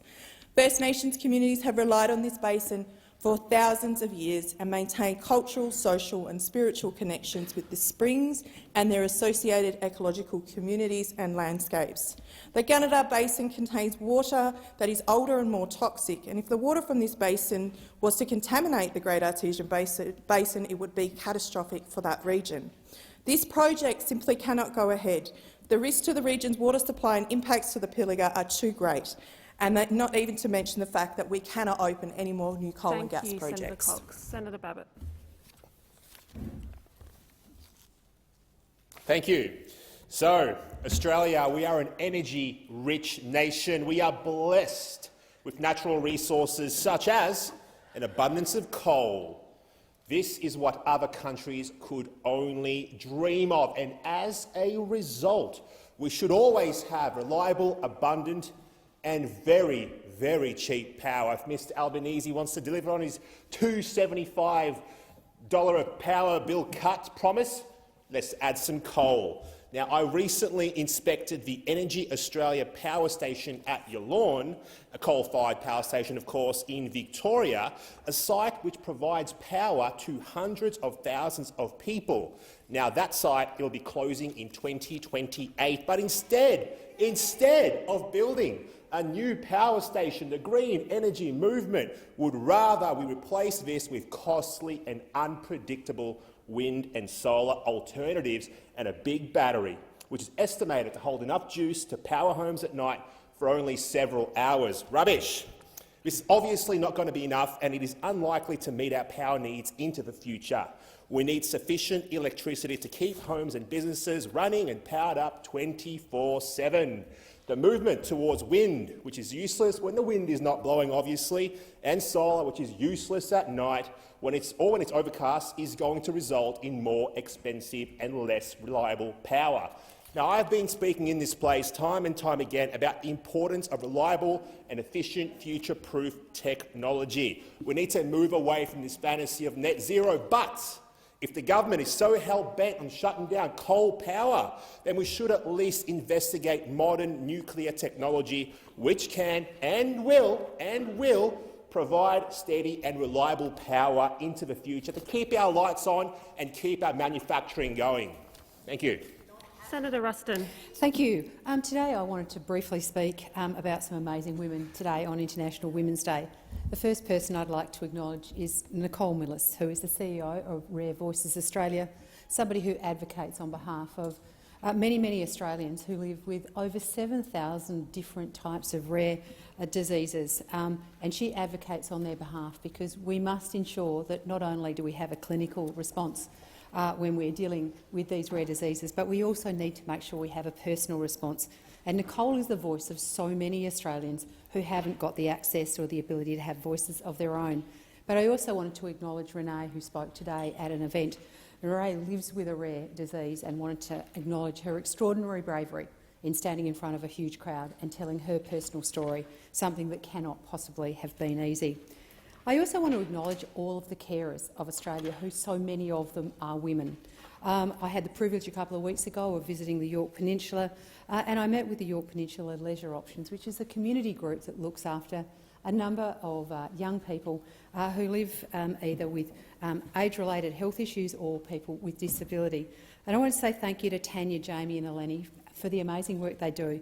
And I wanted a big shout-out to Jared, who gave me a spin in his pushchair, to Kane, who cooked steak for everyone for lunch, to Jess, who has the most unforgettable smile, to Emily, who's the queen of the woodshed, to super cheeky Clayton, to Wayne, the snake charmer, to Georgie, who does the most incredible crochet work, and to Robbie. I hope you eventually got that letter back from your sister Pat. So I just wanted to say today to acknowledge the amazing women who do so much for our country, the amazing women that often go unrecognised, and to say a huge thank you for them, for what they do, the support they give so many people in our country that need their support. So thank you to you all. Senator Tyrrell. Thank you, Acting Deputy. The Labor government says they have a commitment to Australian manufacturing and making things here. The former Liberal government said the same thing. Well, I have to ask how that's going after a recent decision from the Department of Defence. They're giving a tender to create ration packs for the Australian Defence Force to a New Zealand company. Again. It was a contract worth $259 million, and we've sent that money across the ditch instead of investing it here. The Defence Minister says that because of our economic relations treaty with New Zealand, they have to treat New Zealand companies as Australian companies for tenders. I'm all for being friendly with our Kiwi neighbours. I think I even said that a little bit Kiwi. But to be honest, that doesn't really make any sense. Why would we send $259 million of your taxpayer money to New Zealand when it could be spent on Aussie companies? It could be invested here in Aussie jobs. It might have been fine back in the 80s, but we saw what happened during the pandemic. We know that we need to shore up sovereign control of foreign supply chains. We've got businesses in our own backyard that can do this, and I know where I'd prefer my money to go. A Tassie company was part of a group who put their hand up for the job. I visited Forager Foods at their factory last year and talked with them about what this could mean for their company, the kind of job opportunities it could create for Tasmanians. I'm completely gutted for them. I'm gutted for the Tassie farmers who have lost a market selling food to our soldiers. This contract would have invested $12 to $15 million per year into Tasmania. The Make Things Here in Australia line is a great slogan for governments to bring out at election time, but I'm not seeing it backed up by decisions made by bureaucrats in the Canberra bubble. You know, for companies like Forager Foods in Tasmania, this decision could have made a huge difference. Senator Thorpe. Thank you, Acting Deputy President. For International Women's Day, I'm going to talk about my great-grandmother, Nan Edna Brown, a beloved elder who gave dignity to others. A Gunditjmara elder born in Hamilton, Victoria in 1916, Nan was raised by her parents George Clark and Marianne Nee Lovett McLennan on Framlingham Aboriginal Reserve, where you used to round us up. Our family, including Nan's 4 siblings, survived mainly on what the land could provide. Nan used to go fetch water from the river and walk 2 miles to school. In 1932, at the height of the Great Depression, 15-year-old Nan Edna and her dad jumped on the back of a truck and left Framlingham, oppressive regime run by missionaries. And the government policy of the day was to assimilate our people who had mixed heritage, a little bit of white blood, and it's like, go and assimilate them. So my grandmother, great-grandmother, was subjected to that. We still see that happening in this country today. This, of course, is also part of the colonial plan to wipe us out. My great-grandmother's legacy and love lives within her children, grandchildren and great-grandchildren. She was a driving force in the 1960s and set up the Aboriginal Funeral Fund, our first Aboriginal funeral fund in Victoria, because our people were being buried as paupers. Nan helped her daughter establish the first Aboriginal health service in Victoria, and Nan also helped Auntie Iris Lovett Gardner establish the first Aboriginal Community Elders Service in Victoria, and Nan Edna was also the 1986 National NAIDOC Aboriginal Person of the Year.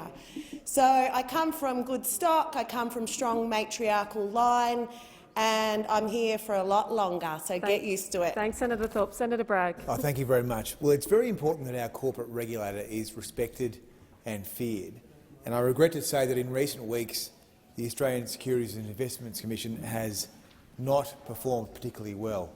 On 16 February this year, I asked ASIC a series of questions about an investigation into a commissioner, which ASIC initially sought to cover up and then came clean on in the same bizarre and shambolic estimates hearing. We then called ASIC back for a second attempt to try and get to the bottom of this situation, and ASIC was able to provide some more information in the form of a letter from the Treasury Secretary Stephen Kennedy to the chair of ASIC, setting out that there had been an investigation into a commissioner. Now, the chair of ASIC and the deputy chair of ASIC have different views about the contents of that particular investigation. The chair says the findings were mixed. The deputy chair says that they contained no adverse findings. Given that $200,000 of taxpayer funds have been spent to investigate this particular commissioner, it's very important that we understand what exactly has happened here, because it's critical that the corporate regulator is beyond reproach, that its own corporate governance be second to none.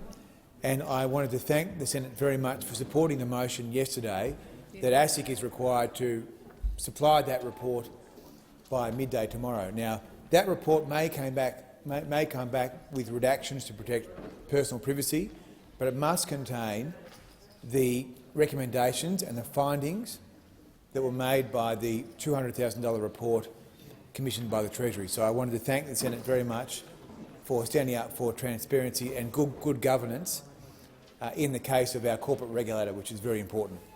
Senator Wong. As we mark International Women's Day, we also commemorate 50 years since a woman was first appointed to lead an Australian government agency, and we celebrate her 90th birthday as well, and I welcome Marie Coleman to the Senate. Marie's effectiveness as head of the Victorian Council of Social Service saw the Whitlam government appoint her to lead the newly created Social Welfare Commission. She was then Director of the Office of Childcare under the Fraser government, achieving major expansions in childcare. Establishing the National Foundation of Australian Women, she campaigned unremittingly for paid parental leave. She deployed her experience navigating government to secure a Productivity Commission referral, shifting perceptions of paid parental leave as a social welfare issue to its correct framing as an economic reform.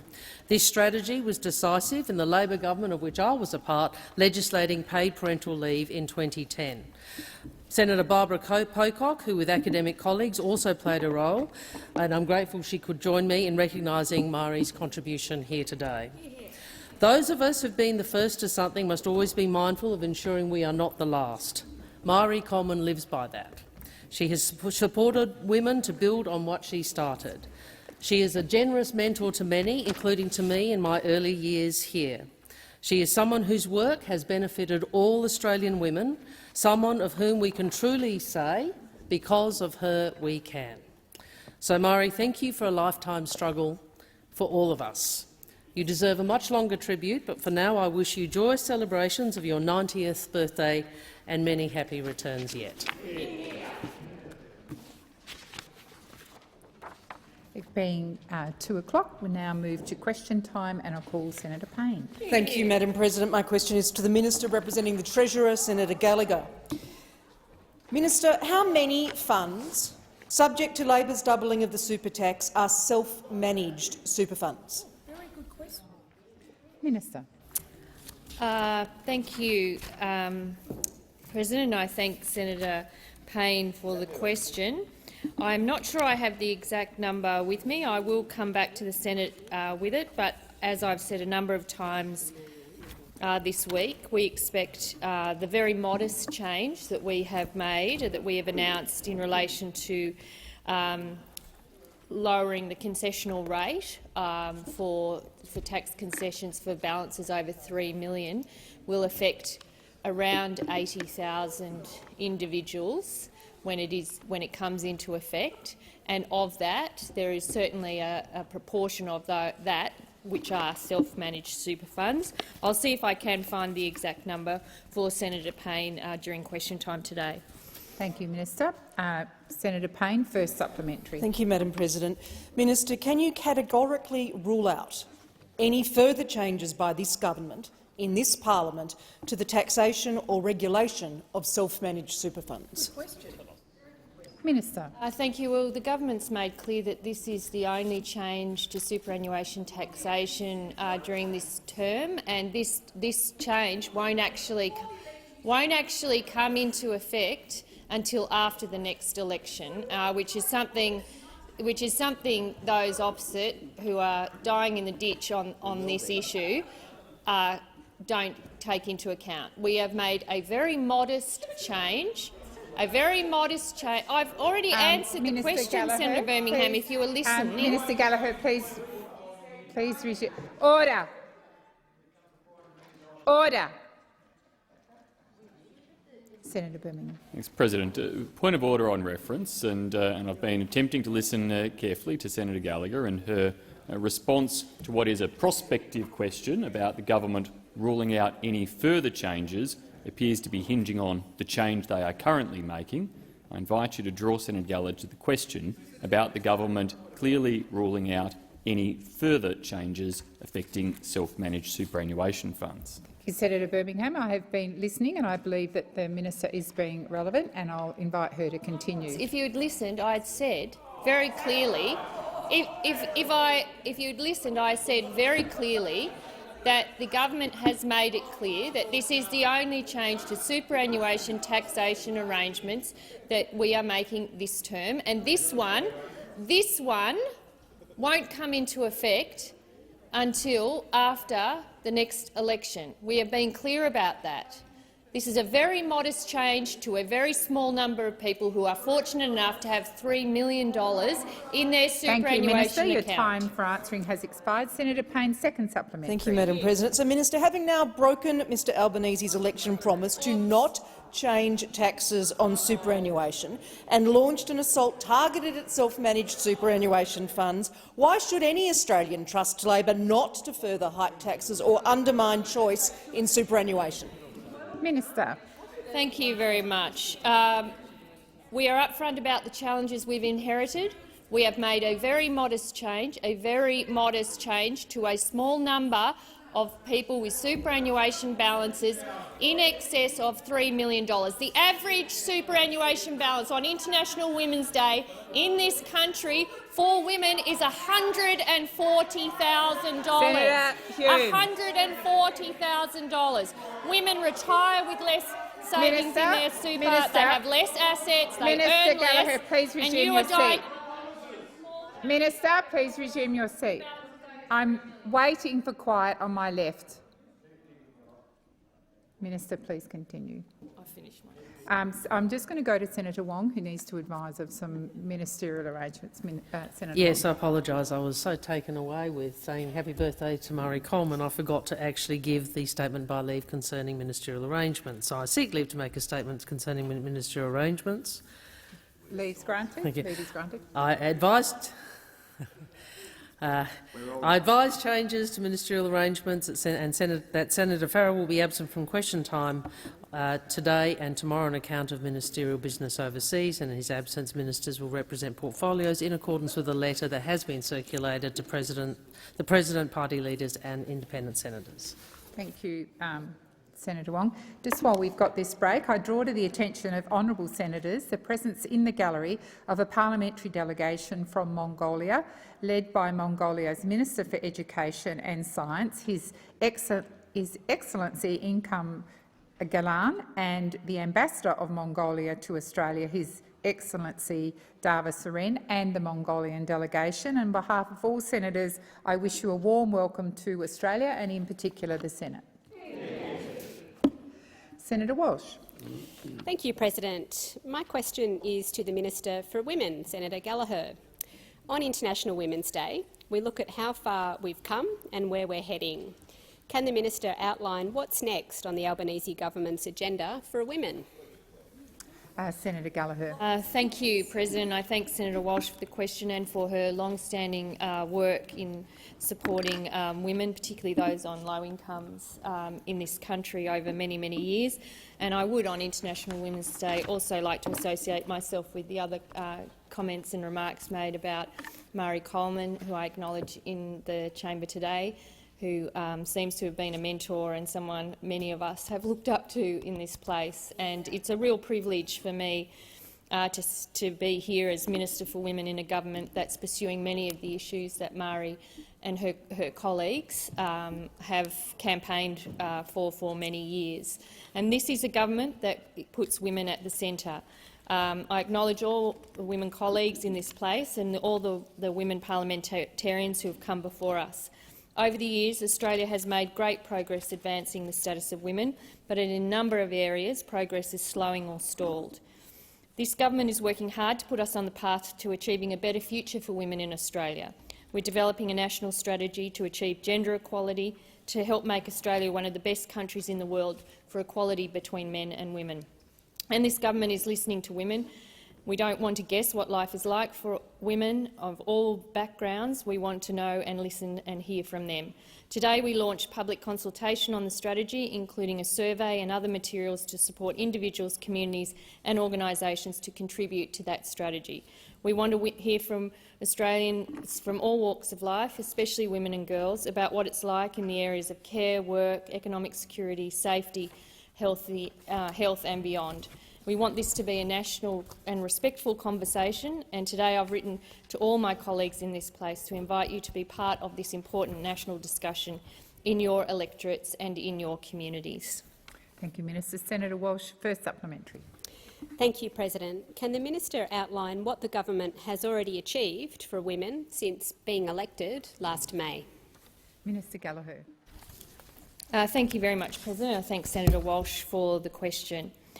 We've been delivering on our commitments we took to the last election since coming to government in May 2022 through policies like investments in our cheaper childcare, 10 days paid family and domestic violence leave, boosting and expanding the paid parental leave, gender-responsive budgeting and the first budget in nearly a decade that casts a gendered lens over the budget, the National Plan, signing off the National Plan with states and territories to end violence against women and children with a record $1.7 billion to implement the plan, supporting a wage increase for aged care workers, where over 90% of workers are women. We've also, my colleague in the other place, has established a National Women's Health Advisory Council to improve our health system and how it responds to women and girls. We've got funding and legislation to implement all 55 recommendations of the Respect at Work report, and we've introduced a bill to close the gender pay gap. Thank you, Minister. Senator Walsh, second supplementary. Thank you, President. We know that some women experience greater inequality. Can the minister update us on how the government is ensuring no women are left behind? Minister Gallagher. Thank you, President. I thank Senator Walsh for the supplementary. We know that some women face additional barriers that intersect with and compound their experience of gender inequality. The consultation launched today seeks feedback from all women, and we're committed to shining a light on where we need to improve and where we need better data. The report card, which has also been released today, is a step forward in that. We will be doing that every year, and we will be held to account and measuring our progress through that. We're working in partnership with First Nations communities to develop an action plan, as well as a standalone First Nations plan on family violence. This will build on the $424 million in additional funding for the Closing the Gap implementation plan, which was committed last month. And there were also additional investments in the October budget directly to support First Nations people and First Nations women, and enshrining a voice to Parliament will help ensure that First Nations women's voices are raised and heard on the policies that affect them and their communities. Thank you, Minister. Senator Chandler. Thank you, President. My question is to the Minister representing the Treasurer, Senator Gallagher. How should Australian companies pay franked dividends during periods when they are raising capital under the government's franking reforms? Minister. The question on everyone's lips out there. This is another one that the opposition are opposed to. We inherited a budget. We inherited a budget with a $50 billion structural deficit, with pressures coming to us, $1 trillion of Liberal Party debt that had doubled before the pandemic hit.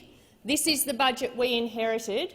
And all of the very modest changes that we're doing, including closing some tax loopholes and protecting the integrity of the tax system through the changes we're making to frank dividends, even that you are opposed to, something that raises a very modest $200 million when implemented. Again, the no-alition with their head in the sand. They don't want to pay for anything. They don't want budget repair. They don't want to fix the energy crisis. They don't want to support energy power bill reliefs. They don't want to support housing for women. They don't want to support Aussie jobs. Your seat. Senator Chandler. President, the point of order is relevance. It was a very specific question. The minister has been responding for 1 minute and 2 seconds, and I would like her to be relevant to the question that I asked. Thank you. The minister is being relevant, and I'll listen to make sure the rest of the question is answered. Senator Wong, are you seeking a point? You've ruled, so I don't need to make. Minister Gallagher. Well, the changes to franking dividends. The changing to franking credits through the off-market share buybacks arrangement and the capital raising measure, which you guys actually announced and never implemented. Another one, raise it, put it in there, never do it, to ensure the integrity of the tax system and to close off loopholes.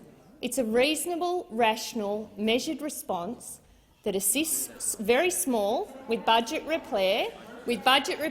Well, you are opposed to it. Okay, so we will continue on without you. $200 million it raises. Minister, please resume your seat. Senator Birmingham. President, this was quite a precise question with a direct point made by Senator Chandler asking about how Australian companies pay franking dividends during periods they are raising capital. I would ask you to invite the minister, in the interest of direct relevance, to turn to the issue of companies raising capital under these reforms and how they are impacted. Thank you, Senator Birmingham. Senator Wong. Well, the minister is actually discussing the very policy reform that Senator Chandler asked about. So I'd submit to you that is clearly directly relevant. Thank you, Senator Wong. Order. Order. I do believe that the minister is being relevant, so I'll invite her to continue. Minister. Well, I've answered the question, and those I have. It's the off-market share buyback arrangement. Please resume your seat. Minister, I've asked you to resume your seat. I'm asking for order, particularly on my left. Minister, please continue. Thank you. The measure will align off-market share buybacks with on-market share buybacks, which I think is a sensible, rational tax integrity measure that raises a very modest amount of revenue and assists Thank you, with Minister. budget The repair. time has expired. Senator Chandler, first supplementary. Thank you, President. How does the minister explain the wording in the explanatory memorandum attached to the franking credit reforms that, and I quote, "If an entity has never previously made a distribution, then the entity will not have a practice of making distributions"? Minister. Well, I haven't got the explanatory memorandum before me, and I would want to see the context with which that was set. Like, I mean, you're opposed to the reform. You're trying to blow it into something that it isn't. No. And, well, I'll have a look at the explanatory memorandum and see the context with. Minister, please resume your seat. Order. Order. Senator Wong. Senator Wong. Minister, please continue. I'm happy to look at the explanatory memorandum. I don't have it before me right now, but I do support closing off a tax loophole and ensuring the integrity of our taxation system, something that senators in this place used to have an interest in. But we don't expect any of that from the Coalition that are going to say no to everything. No to absolutely everything, including sensible budget repair measures. You were budget vandals when you're in government, and you're going to continue on with the vandalism from opposition. Thank you, Minister. Senator Chandler. Senator Hume, I have a senator on her feet, and you were calling out. He's not allowed. Senator Hume, I'm not inviting you to answer and argue back. I'm simply calling you to order. Senator Chandler. There's no fun allowed. Thank you, President. Just like superannuation, Labor repeatedly promised not to make any changes to franking credits if they won government. The Prime Minister stated that, and again I quote, "Labor has heard the message clearly and we will not be taking any changes to franking credits to the next election."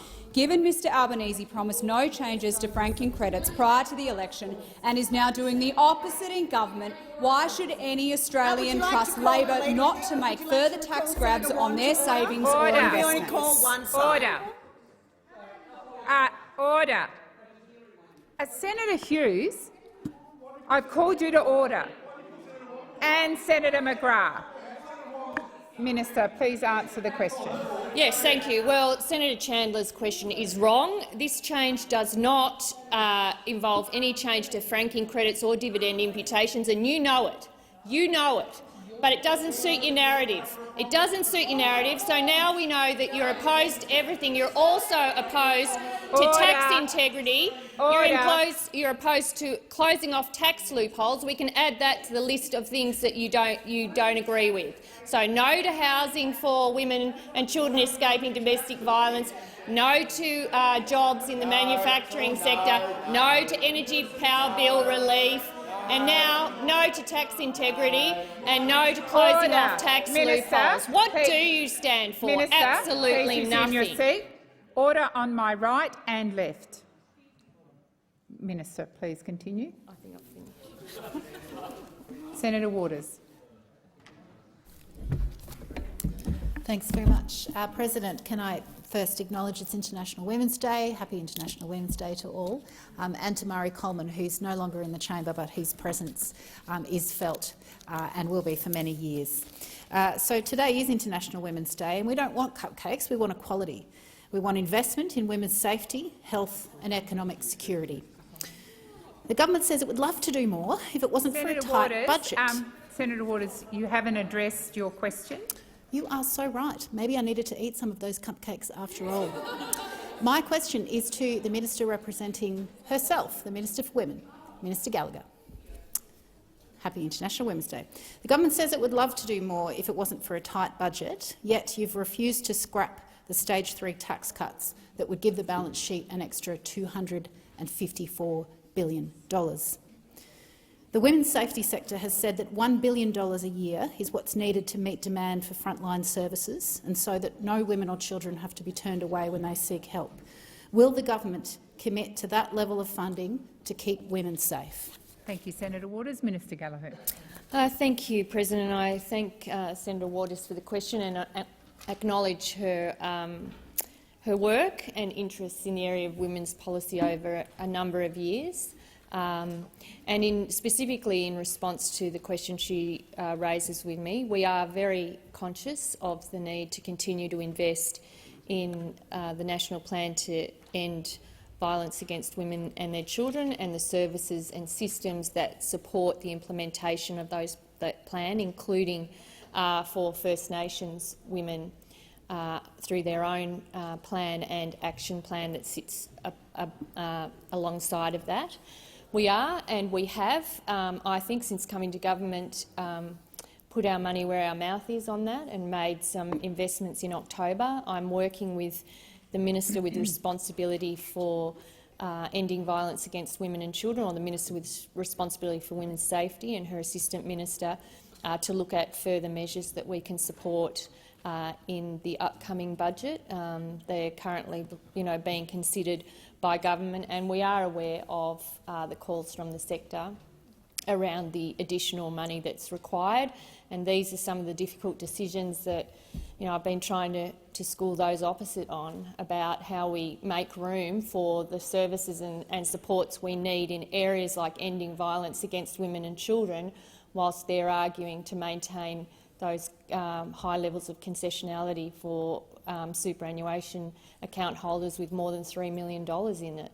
I mean, these are the difficult choices before government. We're making those choices, but I can guarantee that we are continuing to focus on making sure that we can make an actual difference in the lives of women in this country, particularly vulnerable women and women who experience violence as part of their family, and how we support children through that as well. The time for answering has expired. Senator Waters, first supplementary. Thanks, President. Paying superannuation on paid parental leave would cost around $200 million. Why won't the government prioritise closing the superannuation pay gap rather than turbocharging inequality by giving rich white men more in tax handouts? Thank you, Senator Waters. Minister. Thank you, President. And the Senator Waters raises a very important issue, which is the inequity that exists in the superannuation system for women.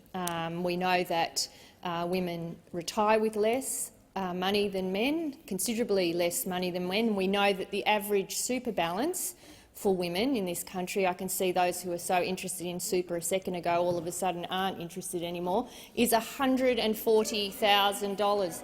Well, I mean, OK, there we are. They're awake now. They're awake now. Order.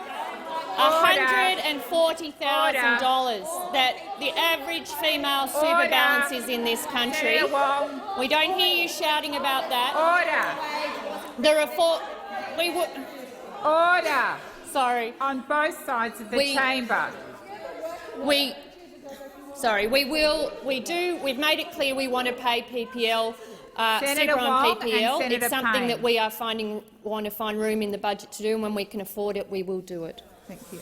Senator Waters, second supplementary. Thank you, President. Homelessness and housing insecurity are at crisis levels, and the fastest growing cohort of people at risk of homelessness is women over the age of 45. It's not over 55 anymore, it's over 45 post-COVID. How many new affordable homes could be built with the $254 billion that you're intending and giving in tax cuts to rich white men? Minister Gallagher. Thank you, President. Well, we agree that accommodation and a greater supply of social and affordable and crisis housing actually is required to address the needs of women across the country. We are negotiating with the states and territories under a new homelessness and housing agreement that's being led by Julie Collins, and we're from the other place, and we are also determined to get our Housing Australia Future Fund up. That fund, if established, would be an enduring and ongoing fund that allocates 30,000 social and affordable housing, of which a proportion would be dedicated to women, including women with children escaping violence. So I would urge people in this place, if they care about that, even if it's not exactly the model that they would choose to do, support it, because this is what we will use to get more housing on the ground for women in those areas. Your time has expired. Senator Green. Thank you, President. My question is to the Minister for Foreign Affairs, Senator Wong.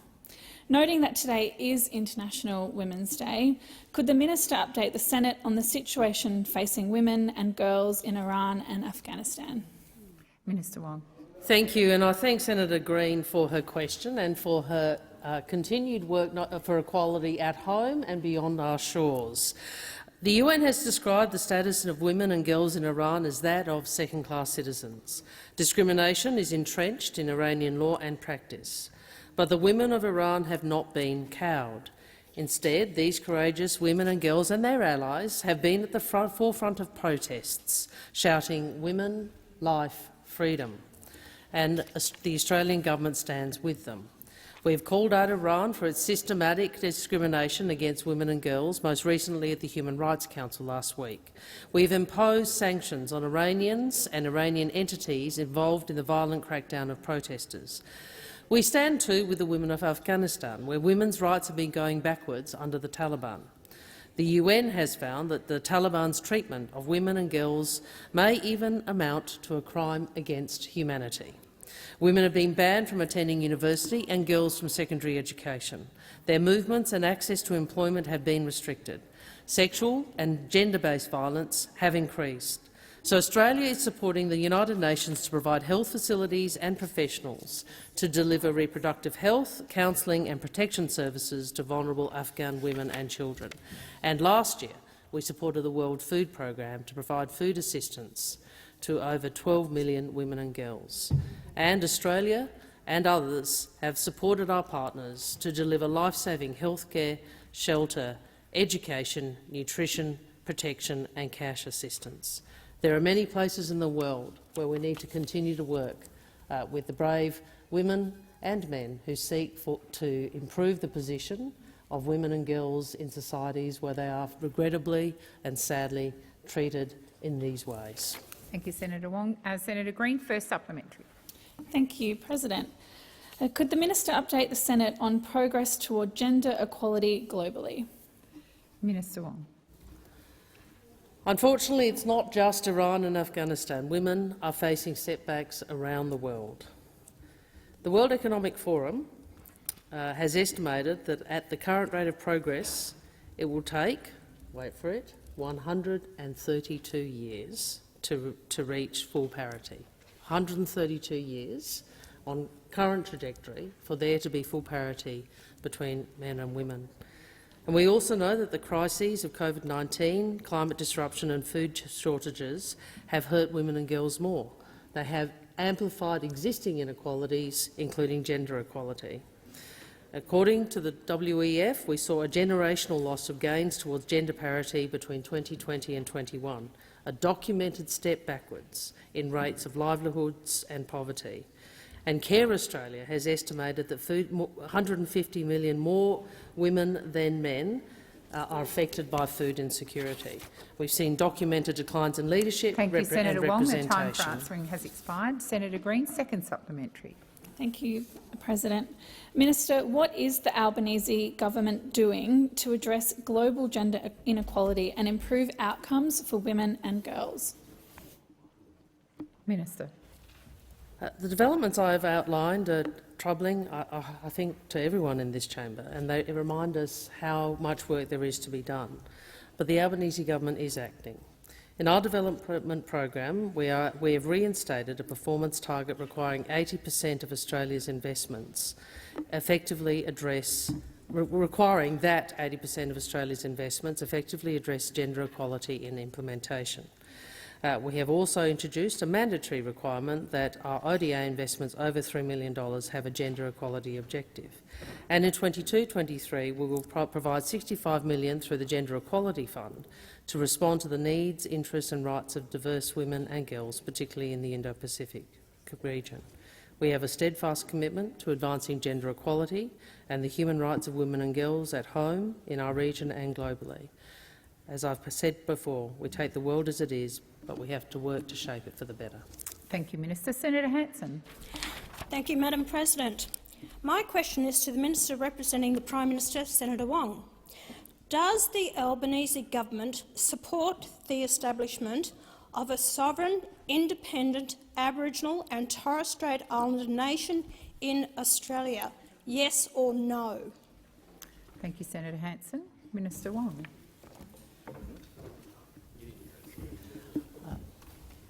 I understand the motivation behind Senator Hanson's question, and you will know, of course, that the issue of sovereignty is something that First Nations people, including in this place, have asserted very clearly. And you would have heard Senator Stewart and others talk about the First Nations not having ceded their sovereignty. But if the question goes to two nations, we are the nation of Australia, and what we seek to do through the Uluru Statement from the Heart, Voice, Treaty and Truth, is to deal with the reality of our past, to reconcile and to move forward together through those three processes, mechanisms, reforms: a voice first, but also treaty and Makarrata. Senator Hanson, first supplementary. Well, on that one, I don't feel I've really got an answer whether it was a yes or a no. I understand what you're saying about the Uluru Statement. Does the Albanese government consider that all Australians, regardless of race, share sovereignty over Australia and its territories? Yes or no? Thank you, Senator Hanson. Minister Wong. With respect, Senator Hanson, I understand the motivation behind that question, and I would say to you, I think that the way that's phrased is a question that seeks to divide us. You and I both know we are all Australian citizens, but we do have unfinished business when it comes to our First Nations people. We do have a road that we have to walk as a country to bring us together, and I don't believe that road can be walked in good faith if we start to try and divide people in the way that I think your question is seeking to do, Senator. Now, you're entitled to your views, but what I would say to you is that we are all Australian citizens. Some of us come... We are all Australian... Order, Senator Thorpe.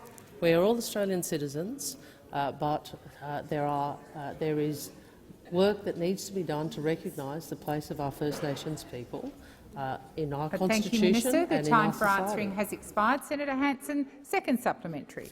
Senator Wong, I have never been I've never tried to segregate or divide this nation. I've only called for equality ever since I came into Parliament.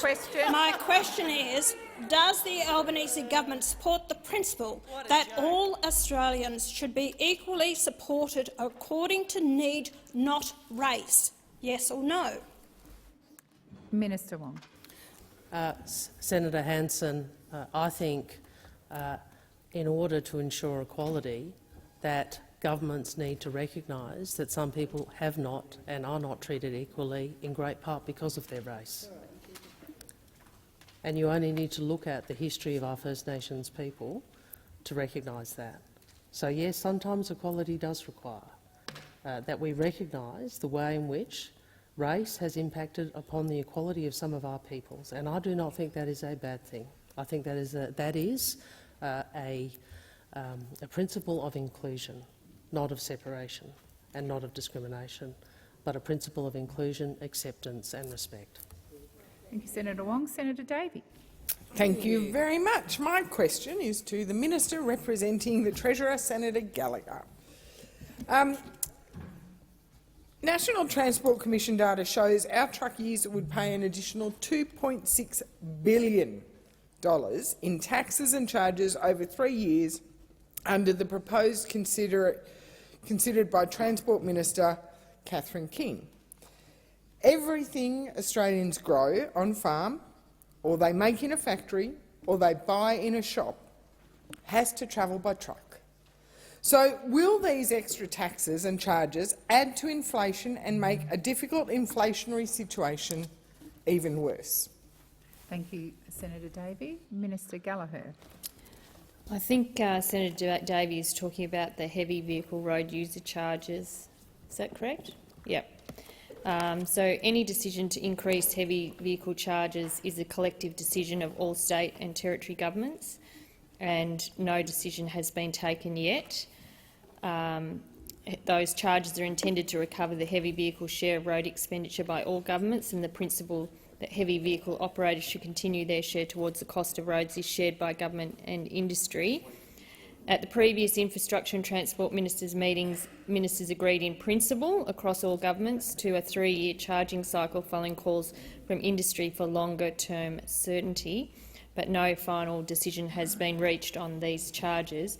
In response to the specifics of the question as it relates to the Treasury portfolio as opposed to the infrastructure and transport portfolio, the senator asked whether any increase in these charges, of which a decision hasn't been made, would have an effect on inflation. I mean, that is one of the reasons why we have an economic plan which is designed to ensure that government, through our revenue and expenditure, is not adding to inflation in the economy. But these are not determined. Inflation is not determined by one charge in one part of the economy. It's the entire budget response that this government will be cautious and careful about, because we do not want to make the inflation challenge, which is real in this country and which is hurting households, stay around for any longer than is necessary to bring it back into the target rate and back into a more normalised setting. And that is exactly why we want to concentrate on our economic plan to ensure that we're doing what we need to do. Expired. Senator Davey, first supplementary. Thank you. I think I need to be a bit more specific. Has the government received any advice from the Departments of Finance or Treasury as to the inflationary impact of Labor's proposed truckie taxes, and whether they could add further pressure for even higher increases on interest rate, and if so, what is that advice? Minister. Well, as I said, this is not Labor's charge, if you want to call it that way. This is something that's negotiated across governments at the state and territory levels, of which I think there still is some Liberal governments in power. So I think it's disingenuous, as is your entire question time attack, really, about well, it is because you can't actually argue on the merits. So you try and dress it up into something that it's not. You try and dress it up into something that it's not. No decision has been taken as to what advice Treasury and Finance provide. I'm not going to go into advice. I can certainly say I have not been provided. Thank you. Order. I have not. I'm not aware of. Senator McGrath. Senator McGrath. Senator Davies, second supplementary. Thank you. Minister, given the potential impact on increasing truckie taxes on transporters and, more importantly, consumers and their grocery bills and national inflation, will the government rule out increasing taxes on Australian truckies, or will this become another one of Mr Albanese's broken promises, of which the number is mounting? Thank you, Senator Davey. Minister Gallagher. I should see if Senator McGrath would like to answer this on my behalf. Yeah, exactly. Order. Have a go. Order. Have a crack. Order. You must be so proud of yourself on International Women's Day. Order. Such a champion. Such a champion. Order. Good on you. Well done. Opposition life is hard. Minister it's Gallagher. hard. Minister it's Gallagher, hard, James. please It's resume hard. your seat. Order across the chamber. Order across the chamber. Senator Wong, I have a senator on her feet. Senator Davies. Point of order, relevance. My question had nothing to do with Senator International Women's Day, and I'd like her to stick to the question. Senator Davey, the minister has just started and she is being relevant. I am more interested at this point. Order! In there being order across the chamber so that I might hear the rest of her answer. Minister. Oh. Well, as the senator knows, this is a matter that's actually at the decision-making table of infrastructure and transport ministers who have not made a decision. It is across government, state and territory governments involved in discussions with the Commonwealth. So I think it's appropriately resolved at that level, and perhaps you could lobby your colleagues if you're so concerned about it, about the position they might be taking. Thank you, Minister. Senator Thorpe. Thank you, President. My question is to the Minister representing the Attorney-General. This week, Senator Dodson, a former Commissioner of the Royal Commission into Aboriginal Deaths in Custody, has called out your government, his own government, over its inaction on implementing the recommendations put forward by the Royal Commission over 30 years ago. Can you tell me if the government is going to ensure full implementation of all 339 of the recommendations? Thank you, Senator Thorpe. Minister Watt. Thank you, President, and thank you, Senator Thorpe, for your question. I agree, and I would like to think that everyone in this chamber would agree with Senator Dodson that 32 years after the Royal Commission into Aboriginal deaths in custody, that rates of incarcerated First Nations adults and youth are unacceptable, and that the rates of deaths in custody among First Nations adults and youth are unacceptable. There are many members of our government and across the chamber who have said before, and will, I'm sure, keep saying, that First Nations incarceration rates and deaths in custody are a national shame. And coming into government, it was clear, unfortunately, that for the last 9 years, First Nations justice was just not a priority for the former government. And that's why last year the Attorney-General worked closely with his colleague, Ms Burney, to form a First Nations Justice Task Force with officials from the Attorney-General's Department and the National Indigenous Australians Agency. Senator Watt, please resume your seat. Senator Thorpe, I'd in future wait to be noticed rather than calling out. Senator Thorpe. Senator Thorpe, I've called you to order. It's not okay to argue back. Okay. You have a point of order? Thank you. Thank you. On relevance? Thank you. The minister is being relevant to your question, so please resume your seat. Minister, please continue. Senator Thorpe, I've asked you to resume your seat. Thank you, President.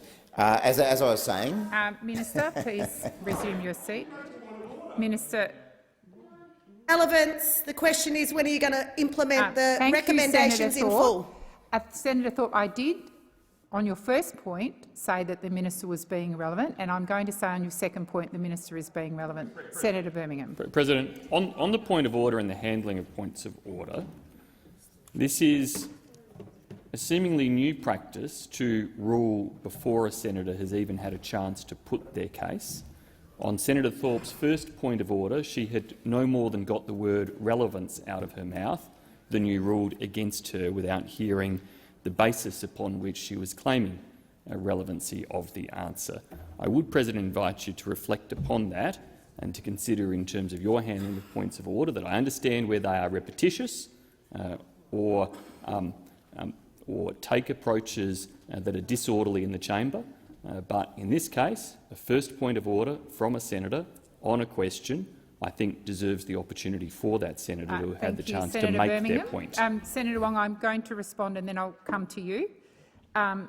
Senator Birmingham, as I've pointed out many times on points of order, I have senators stand and make statements and repeat questions and go to great lengths, which is unnecessary.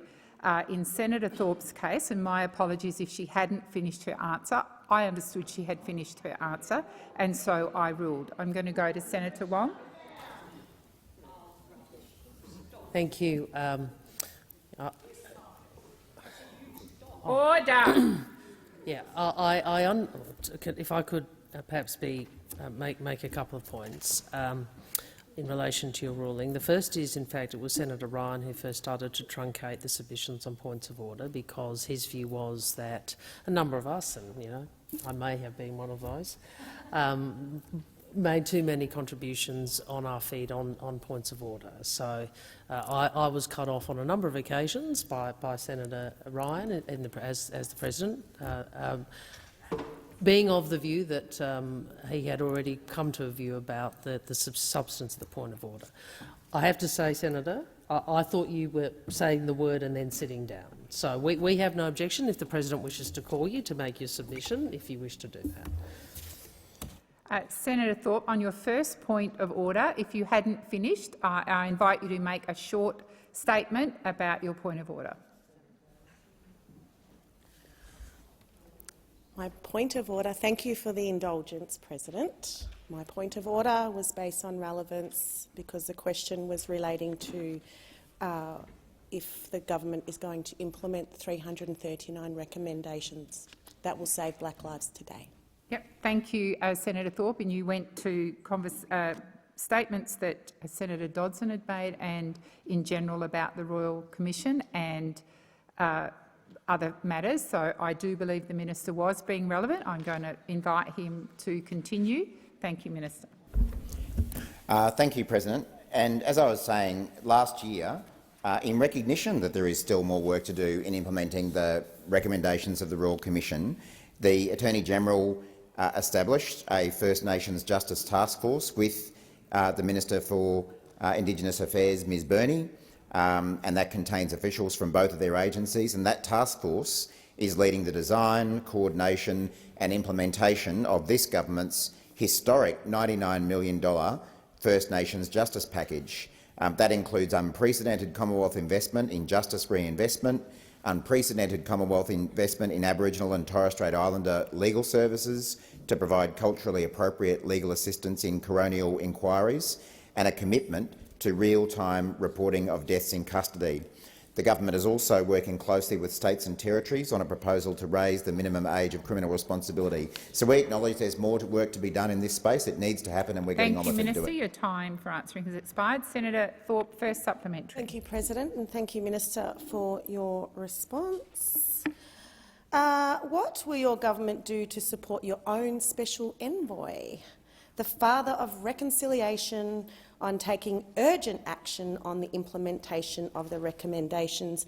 And what time frame are you operating under, given it's been over 30 years already? Thank you, Senator Thorpe. Minister Watt. Thank you, Senator Thorpe, and thank you for drawing attention to someone that I know we are all extremely proud to have within our ranks, Senator Dodson. Not just the father of reconciliation, but of course a commissioner in the Royal Commission into Aboriginal deaths in custody. In fact, I think on a personal level that's probably where I first became aware of Senator Dodson's incredible advocacy on behalf of our First Peoples. Senator Dodson has been a lifelong advocate for and a leader amongst First Nations Australians, and I know that he's making a very strong contribution as a member of the Albanese government to deliver on those recommendations and to improve the position of First Nations people in our country every single day. Now, Senator Dodson, I've come to regard as a friend. I've learned a lot from him, and I know that he's someone of incredible goodwill and puts the needs and rights of First Nations people at the centre of what he does every single day. We can all learn from him, and we can all take up his call to do more in this area. Thank you, Senator Watt. Your time has expired. Senator Thorpe, are you ready to ask a second supplementary? Yeah. Yep, thank you. Thank you, President. One of the key factors impacting deaths in custody in access to healthcare in prisons, by making Medicare in prisons available, First Nations people could access Aboriginal health checks and culturally safe healthcare. Years ago, Labor made a policy commitment to Medicare in prisons. When are you going to make this a reality? Thank you, Senator Thorpe. Minister Watt. Well, of course, thank you, Senator Thorpe. Well, of course, our government is doing everything we possibly can to rebuild Medicare after years of destruction, whether that be in the general community or in prisons. We have been on the record on many occasions saying that after nearly 10 years of Liberal National Party government, Medicare is broken. And that applies whether we're talking about people seeking to go to a GP in their community or whether we're talking about in prisons as well. These are important issues to make sure that all prisoners, and in particular First Nations prisoners, given the unacceptably high rates of both incarceration and deaths in custody, get the health treatment that they deserve. And I have every confidence that through the leadership of people like Senator Dodson, Senator McCarthy, Ms Burney, Ms Scrimgeour and many others, that this government will be doing more in this space than any government we've ever seen. Thank you, Senator Watt. Senator O'Neill. Thank you, Madam President. My question is to the Minister representing the Minister for Industry and Science, Senator Watt. What is the Australian government doing to transform Australian industry, and why is it important to improve Australia's sovereign capability? Minister Watt. Thank you, President, and thank you, Senator O'Neill, who I know is a very strong supporter of the manufacturing industry, particularly in her state of New South Wales. A key commitment that the Albanese government made at the election was to rebuild Australian manufacturing after 10 years of neglect and turning our back on manufacturing under the former government. The Albanese government committed to build a future made in Australia, and the National Reconstruction Fund is a key part of doing that. The National Reconstruction Fund will provide finance to co-invest with industry to drive investments to grow advanced manufacturing and support businesses to innovate and create more good blue-collar jobs right across our country. The National Reconstruction Fund will also leverage Australia's natural and competitive strengths and shore up our supply chains. We saw through the pandemic how our supply chains were under huge pressure. Products we expected were hard to get. Across a range of products, our supermarkets and pharmacies couldn't get us what we needed. We couldn't get ventilators, we couldn't get PPE, and who can forget going to supermarkets with those empty shelves when we couldn't get the products that we needed. Now, that was when some of us took note of the fact that our manufacturing industry had been run down as a country, and some of us took note that we need to be able to stand on our own 2 feet and make more things here. And that's when the seed for the National Reconstruction Fund was planted. We know you hate manufacturing. We know you sent the car industry offshore. We know you don't like manufacturing jobs, but you finally have a chance to repent and get behind the National Reconstruction Fund. The Albanese government, Labor government, is committed to building resilient supply chains and national sovereign capability to reinforce the prosperity, security and well-being of the nation. The National Reconstruction Fund will attract investment, it will help to grow the Australian economy and, most importantly, it will deliver good quality manufacturing jobs across our country. Thank you, Senator Watt. Senator O'Neill, first supplementary. Thank you very much. Minister, how will the National Reconstruction Fund support manufacturing businesses and create manufacturing jobs, particularly in regional Australia? Thank you, Senator O'Neill. Minister Watt. Thanks again, Senator O'Neill. When we think about manufacturing, we think about regional Australia. Places like Gladstone, the Hunter Valley, Whyalla, Geelong, Bell Bay and so much of Western Australia. Some of us get off the North Shore every now and then, Senator Hughes, and some of us get out into regional Australia and see what's going on in the manufacturing industry. And that's because regional Australia is a manufacturing powerhouse, and the National Reconstruction Fund will make our regions even stronger. A number of the National Reconstruction Fund priority areas— we're back in the North Shore. Senator Watt. Order. Order. Senator Hughes, I haven't called you yet. Order. Order. I have a senator on her feet. Senator Hughes. I would like to ask Senator Watt to withdraw the commentary that he's making in deriding the North Shore of Sydney. Not that I live on the North Shore of Sydney, Senator Hughes, and I have got off the North Shore of Sydney many times. Unlike you, I lived in— Senator Hughes. Senator Watt, I haven't called you either. I am going to remind you it's not appropriate to single out particular senators, and I'm going to ask you to direct your comments to the chair. Please continue. I withdraw. as I say, the National Reconstruction Fund priorities have a very strong regional presence, sectors like resources, agriculture, defence and renewables. And it's no wonder, therefore, that so many industry groups with a large regional presence are backing the National Reconstruction Fund. To begin with, an organisation I've heard of called the National Farmers Federation, who, when Labor announced this commitment, talked about the opportunities for a renaissance of regional manufacturing. I would encourage all senators, particularly a little group over there, to maybe listen to groups like the NFF. Your time has expired. Senator O'Neill, second supplementary. Thank you, Madam President. Minister, are there any threats to delivering this support for Australian manufacturers? Minister Watt. Well, Senator O'Neill, it is my melancholy duty to say that there are threats to this proposal. And while the resources and agriculture industry are saying yes, yes, yes to the National Reconstruction Fund, those opposite keep saying no, no, no.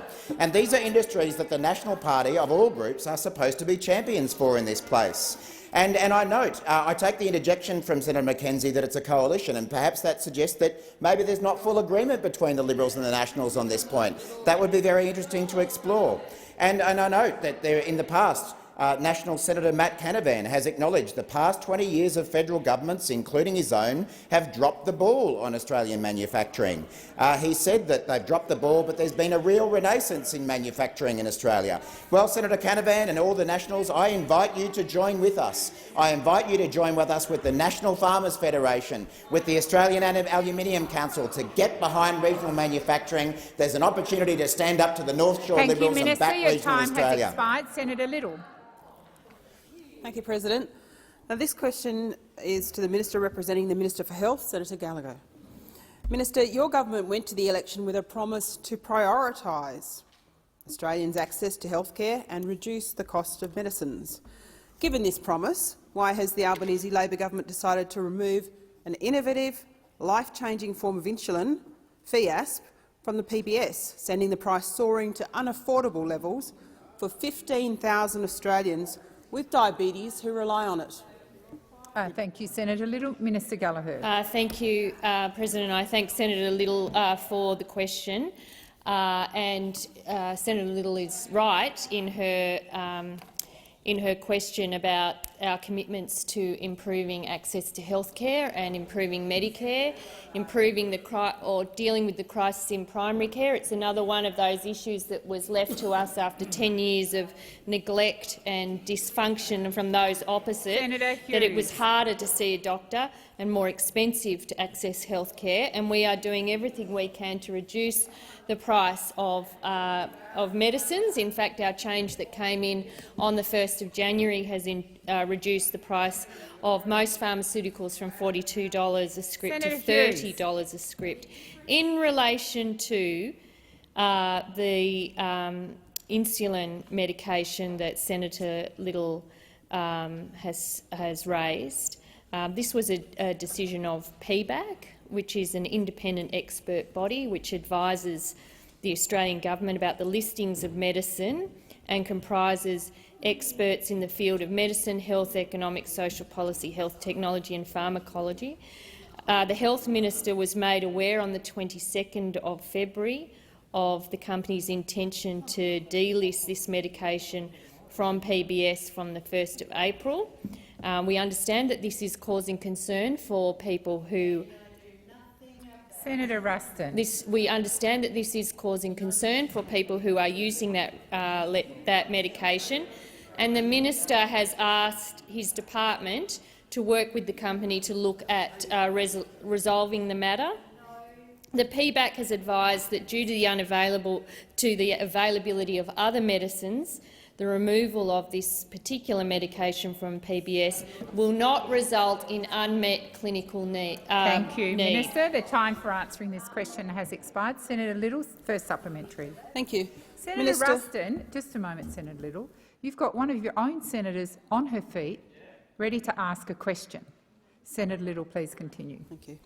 Minister, your government went to the election with a promise to prioritise Australians' access to health care and make it easier to see a doctor, which is particularly important for rural, regional and remote Australians.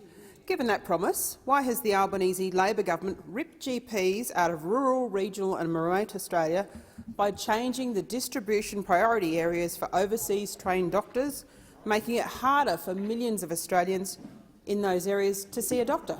Thank you, Senator Little. Minister Gallagher. Well, with respect, Senator Little's question is not correct to say that Labor has ripped GPs out of areas. That is just simply not true. And honestly, to have the interjections from Senator Ruston, who was a member of the ERC that sat there and watched while Medicare fell into crisis and areas like workforce were not dealt with, while it took delays through the immigration system for health professionals to come here, that we are now fixing and cleaning up. The interjections are outrageous. Honestly, it's like she hopes that everyone has amnesia from 9 years of failure. Well, we remember, Senator Ruston, what you did to the healthcare system in this country, and Minister Butler and this government are fixing it. We're fixing it bit by bit, with workforce, with difficult decisions, with looking at where we can make investments, to looking at how we can fix primary care and ensure that people in regional and rural Australia have access. Senator Little, second supplementary.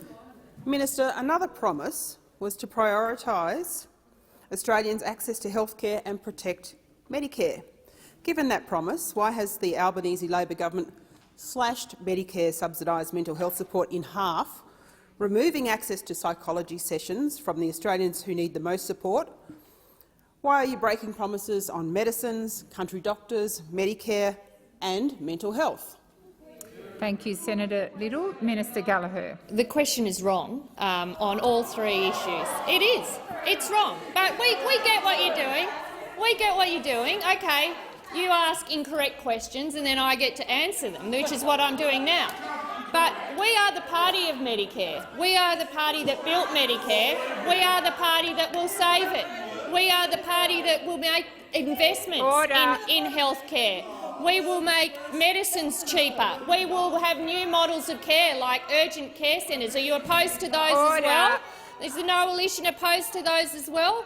We will make it easier to bring in workforce that we so desperately need in this country that you had failed to do, that left to millions waiting, visas waiting to come into the country, the backlog we're fixing to try and ensure that the people that Senator Little raises, the people living in rural and regional Australia, actually get the healthcare they deserve, because it declined so badly under your watch. Thank That's you, exactly Minister. what we're Your doing. time has expired. Senator Wong.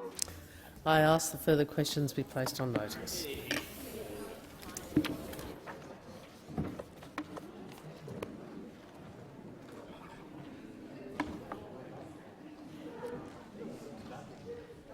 Yeah.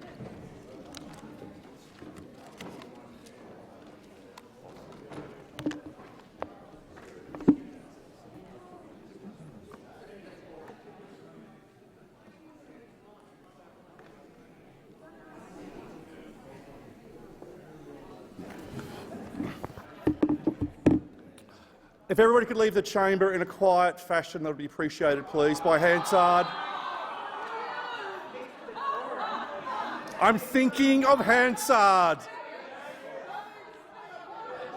I'm thinking of Hansard. Please, everybody, I'm being serious. Senator Ruston. Thank you, Mr Acting Deputy President. Pursuant to Standing Order No. 74, Part 5, which requires that estimates questions on notice be answered within 30 days, I seek an explanation from the Minister representing the Minister for Health and Aged Care as to why answers to 13 questions that have not been provided within the requisite days, and those 13 questions are SQ22, numbers 366, 368, 531, 593, and SQ23 questions number 1, 4, 8, 9, 10, 11, 12, 18 and 19. And I move that the Senate take note of the Minister's failure. Nope. Let the explanation. So, Minister. I acknowledge the notice that Senator Ruston gave. on the issue at hand, the department has provided the advice that 358 questions in writing and on notice from the estimates hearing held in October 2022. For those questions that were provided on time, the Department of Health provided on-time responses to 94% of the questions received. I can advise the Senate that, although it's a different number to the one Senator Ruston just used, approximately 20 questions in writing arising from November estimates that are outstanding, and the department advises it's expected that these will be tabled by the end of the week. The Department of Health and Ageing has already received approximately 905 questions in writing already from those hearings, of which 300 of them come from one senator alone. So there are a lot of questions that the Department of Health are trying to answer in the relevant time. There are no questions awaiting clearance through the minister's office. They've all been cleared, so we're just waiting to get those outstanding ones from the Department of Health. Senator Ruston. I move that the Senate take note of the minister's inability to actually provide an explanation as to why all of these questions have not been responded to within the statutory timeframe. Senator Cash. Oh, sorry. So, look, thank you very much. And it's interesting to note that the minister, in response to this particular question, came in and listed the number of questions that have been put on notice to the department. Well, it is really quite extraordinary when you consider that there are a significant greater number of questions were put on notice by those opposite when they were in opposition. But I would also put on the record that the reason that these questions are put on notice is because time after time after time of asking for answers to questions, there is a failure by the department in estimates and often in this place to actually provide answers to those particular questions. It's also interesting, I did give notice to the department and the agencies and the minister that was at estimates that I was seeking answers to these remaining questions, because they are actually relate to a particular group of or set of questions that I think that the public has every right to have an answer to, and they're not particularly onerous questions in which to answer. I mean, one of the questions, as an example, as I simply asked for the overseas travel up until that particular point in time, which was actually into November 2022, so not a particularly long period of time during this government's term, for the overseas travel by the 5 ministers within the health and aged care portfolio. As to why the department would still have that question and it has not been as the minister representing the Minister for Health and Aged Care has said that that none of the questions that have been unanswered are in the minister's office, I could not quite understand why the department wouldn't be able to answer a question around the travel arrangements. One would have thought the minister's office might have been able to do that. One of the more concerning of the questions that remains outstanding is for an amount of $312.6 million that has been allocated within the agency for ICT changes. I mean, $312.6 million of a budget line item with no detail, that we sought additional detail as to the details of expenditure of that kind of money, and now sort of 5 months later we still don't have any information about something that was contained in the October budget. So we're talking about a transparency around the expenditure of quite a significant amount of money. The purpose of the estimates, obviously, is to get information around the expenditure of money, but $312.6 million apparently is not sufficient to warrant responding to. Simple question around how many conferences that the minister has sent departmental officials to attend on their behalf. So how many times has the minister been asked or invited to attend conferences where departmental officials have been sent to represent the minister? It does not strike me as something that would have been terribly difficult for the department to be able to answer, or for that matter the minister's office, because of course if the minister was invited and he sent the department, they would have had copies of those invitations. And just a minute ago we saw Senator Little ask a very serious question about cuts to mental health that have occurred under this current government, the Medicare-funded Medicare rebates, subsidised rebates to people with serious mental health conditions, and we didn't get one word about mental health. But in these questions that we have not had answered, one of the issues was about the consultations that were undertaken prior to the decision to cut mental health. Another really, really serious question that was asked. We often hear those officers talk about the great things that they've done since coming into government in health. And one of them was a copycat policy, which was a copycat of ours, around providing continuous glucose monitoring devices to people with type 1 diabetes. It was received with great acclamation, and we've seen the minister and many of the assistant ministers running around heralding the great achievements of this. We asked questions about there appears to be a severe shortage about the provision of these devices to Australians with diabetes. This question was put on notice. We still don't have an answer. We do not know what the shortages are. We do not know how many Australians are waiting for this life-changing devices to be made available to them, and yet we have this government running around telling Australia how fabulous they are, because apparently they've fulfilled this promise, but they can't answer the question as to whether they really have or not. In relation to a number of questions on notice around a piece of legislation that was pushed through the parliament yesterday, where I asked a number of questions of two representing ministers about details that sit behind changes to private hospitals and the use of implantable devices. I raised these questions in November, and I raised these questions in more detail in the February estimates. So for the government to have arrived in here yesterday with the bills before the chamber and still not be able to answer questions that have been on notice for some period of time, once again just points to the fact that we have got a government that is absolutely prepared to push legislation through with no detail and refuse to answer the questions that have been that are legitimately being asked by those on this side to make sure that we have transparency and that the sectors that need to know the answer to these questions have them. So they're just some examples of the kinds of questions that are on notice that haven't been answered. They are not questions that would have required onerous amount of work by the department to provide the answers. They are reasonably simple questions that quite clearly, in the absence of an answer to those questions, you'd have to suggest that the government is either hiding something or they haven't done anything and they're not prepared to admit to that. So I would say that a government that had been elected on a platform of transparency, the opaqueness and refusal to provide details about things that are tremendously important would suggest that once again their guarantee of a transparent government was nothing more than every other promise that they have made, and that was a headline promise that they never had any intention of ever delivering. Senator Cash. Thank you very much, Acting Deputy President. And I also rise to take note of the minister's answer, or rather excuses, as Senator Ruston has outlined as to why questions that have been placed on the notice paper, and as we know, senators are entitled to place questions on the notice paper and expect a response within the allocated time of 30 days, have not yet been provided. But the point that Minister Ruston makes is actually the point that the Senate does need to take note of. When you look at the platform that Mr Albanese went to the Australian people on, which was all one about integrity and transparency.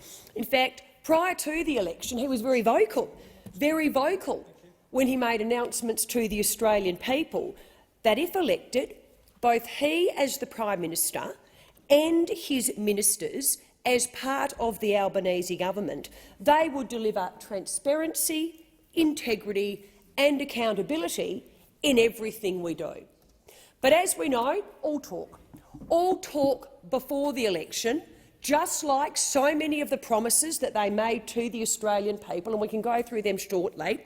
What you now have is broken promises from a tricky government, and this is a government that prior to the election talks big on integrity, accountability and transparency, and yet, once elected to office, fails to actually hold itself to the standards that it set for itself prior to the election.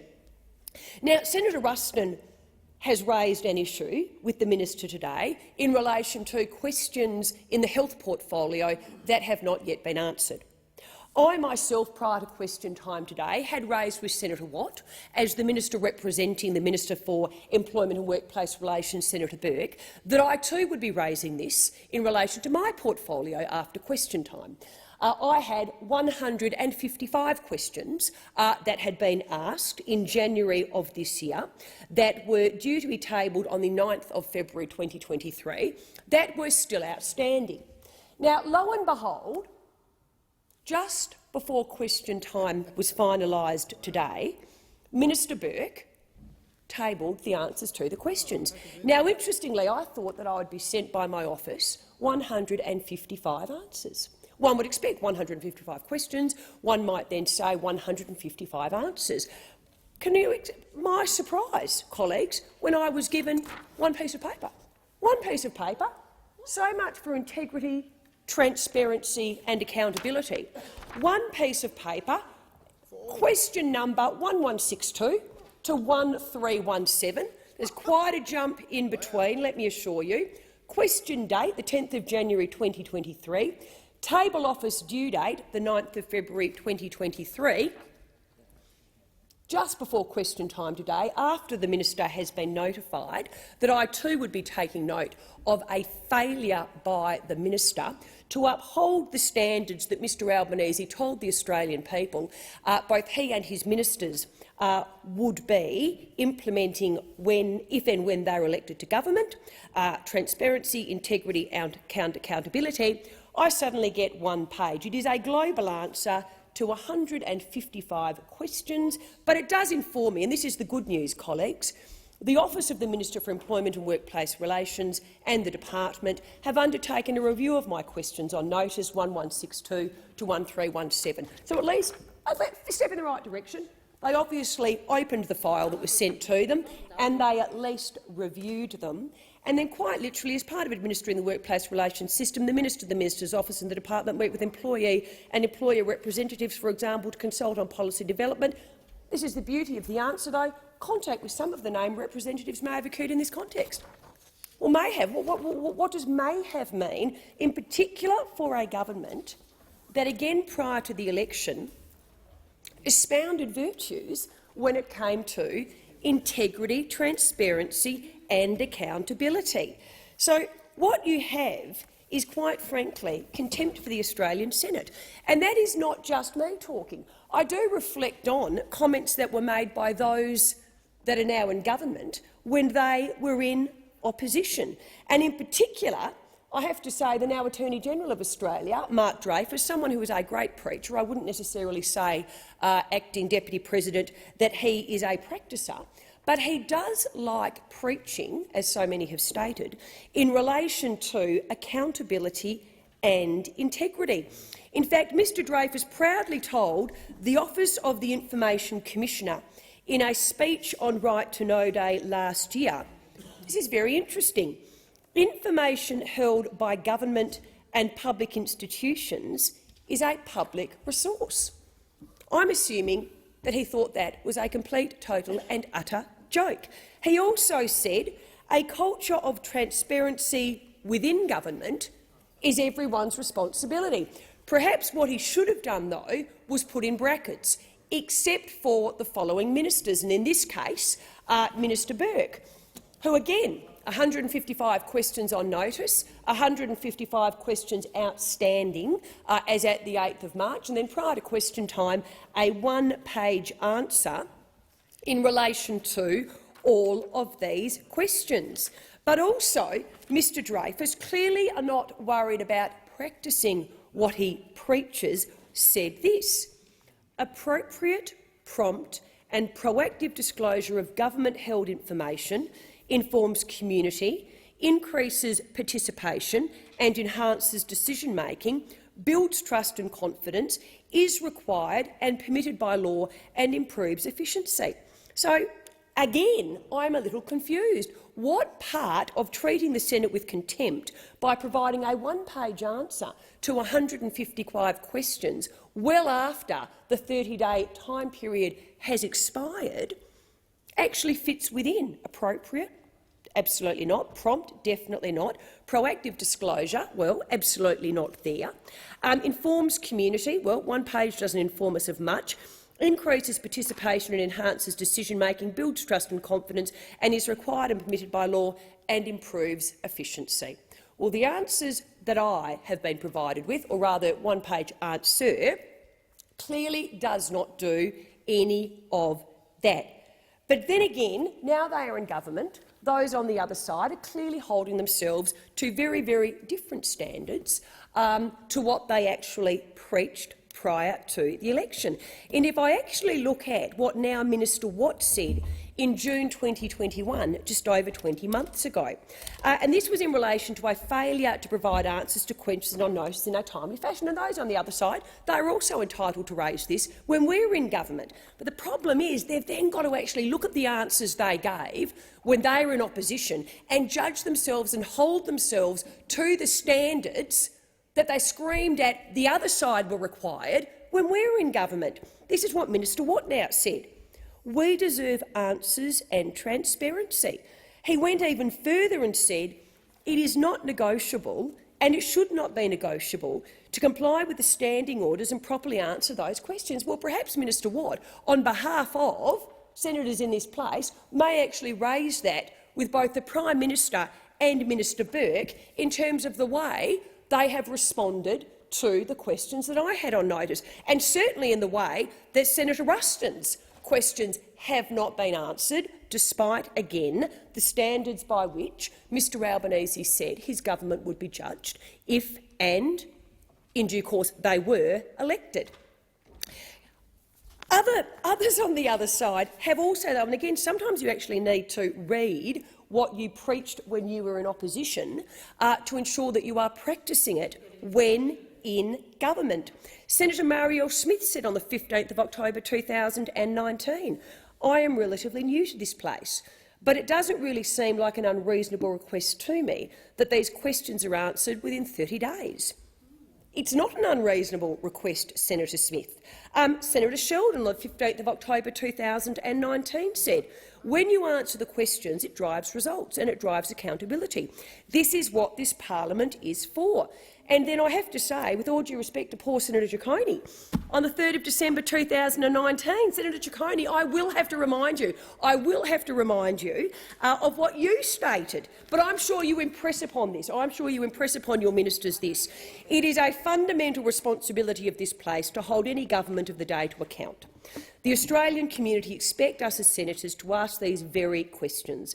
These questions need to be asked. For any Minister of the Crown to simply ignore this place, to disrespect the Senate and, through it, the Australian community, is very much unacceptable. And I have to say it was very well said, Senator Ciccone, very well said.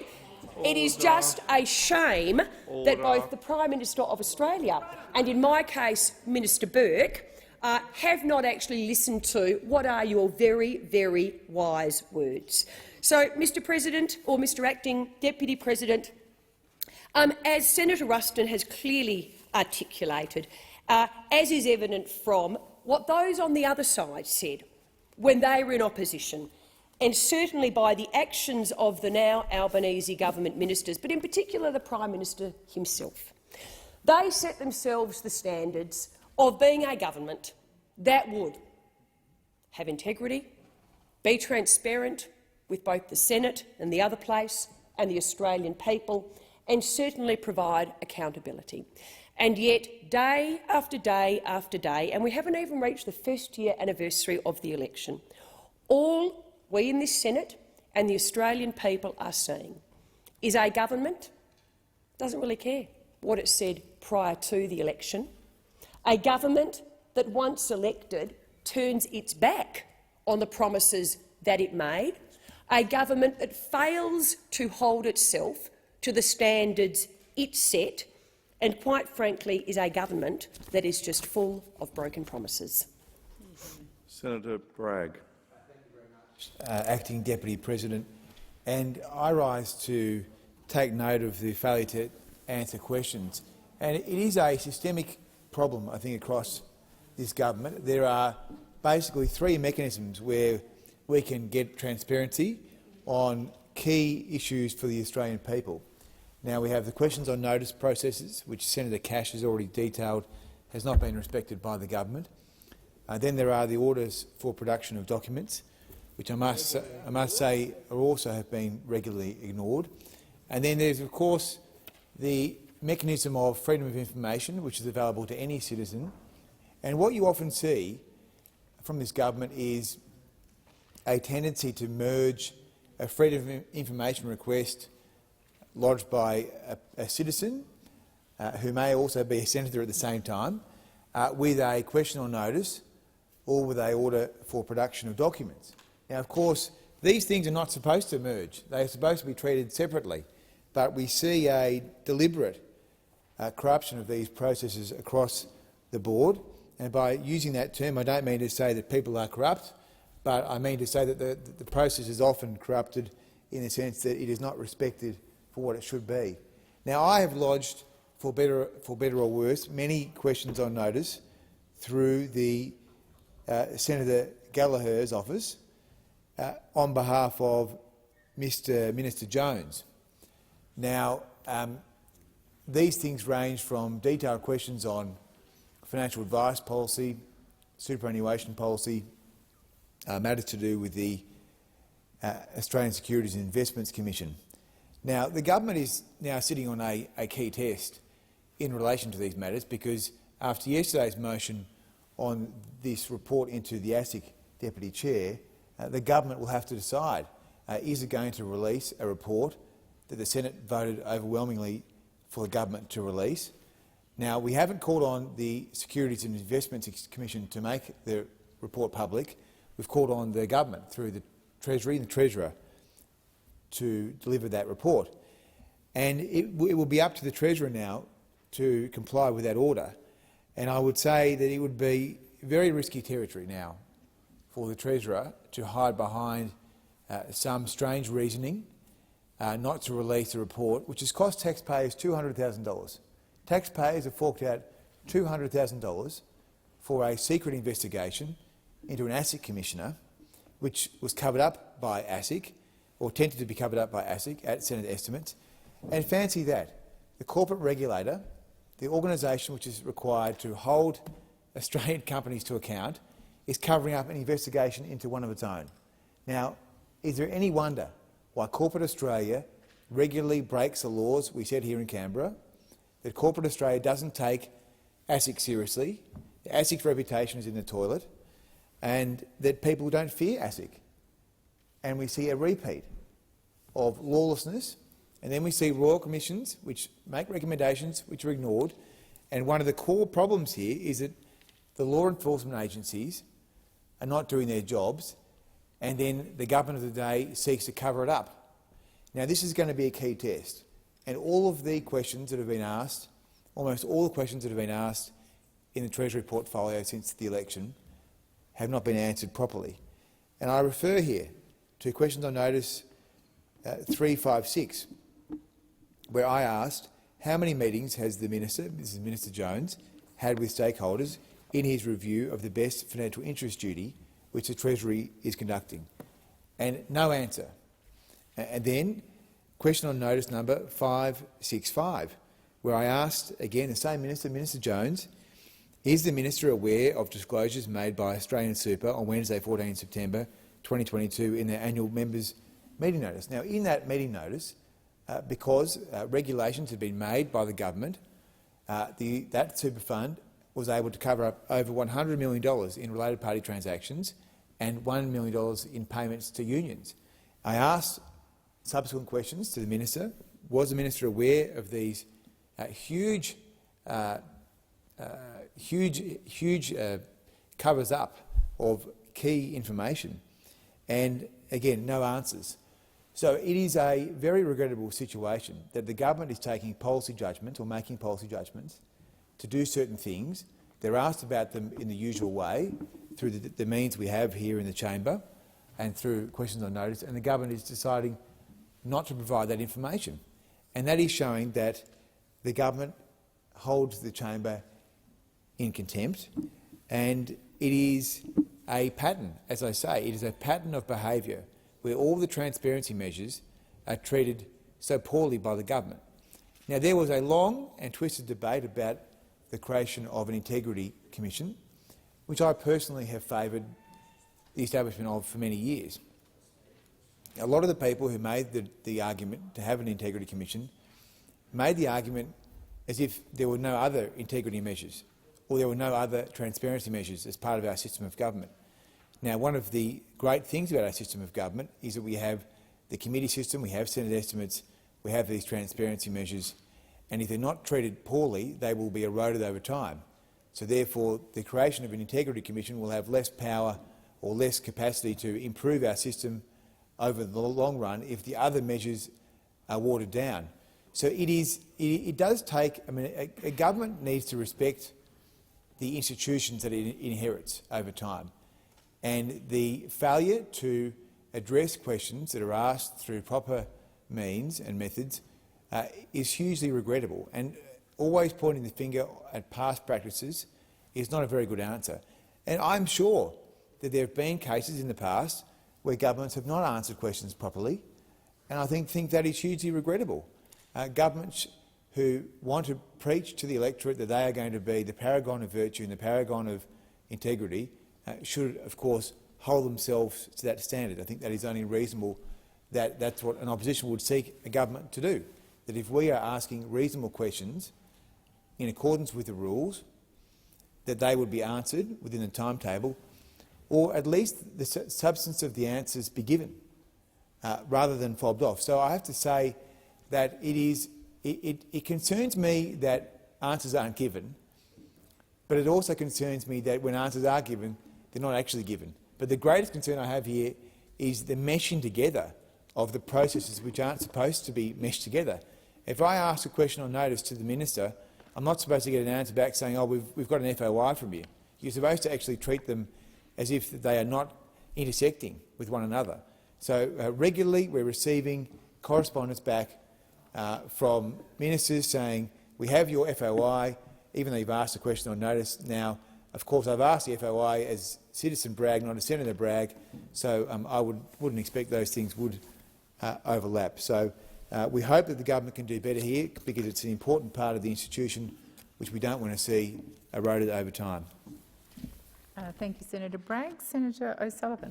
Yeah, thank you. I will associate myself with my colleagues that have stood up and made a contribution on this issue. It's, of course, a very important issue of transparency. We heard right throughout the election campaign, and indeed I was elected in 2019, and almost every question time this particular topic of transparency and integrity was raised, and it was something that the Albanese government, or the opposition then, took to the Australian people, saying that this is what they're going to do, that they're going to be the new measure, that they're going to be the new measure of transparency that Australians can expect. And what we're seeing, a pattern that's been developed here now over nearly 12 months, where there's been a complete avoidance of transparency, and when the opportunity to be upfront, to be transparent, that we're not seeing this government take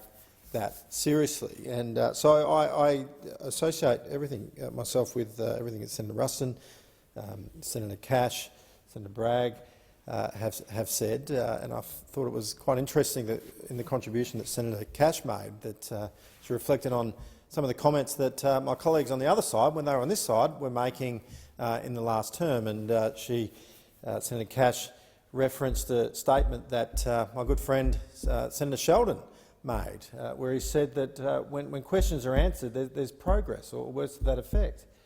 Things happen, and he's absolutely right. And what we need to see is this government start to take their responsibilities more seriously, or at least, at the very least, take this chamber and the processes, as Senator Bragg was speaking about, more seriously, and understand the importance of their role in ensuring good accountability and good government. And some of the questions, I was just going through some of the questions that Senator Ruston is waiting on, questions that she's put to the Minister for Health in relation to various issues of the health portfolio. I mean, some of these questions, they're hardly gotcha questions. Like, they're not there to just trip the government up. Some of them relate to very serious issues that many Australians are facing.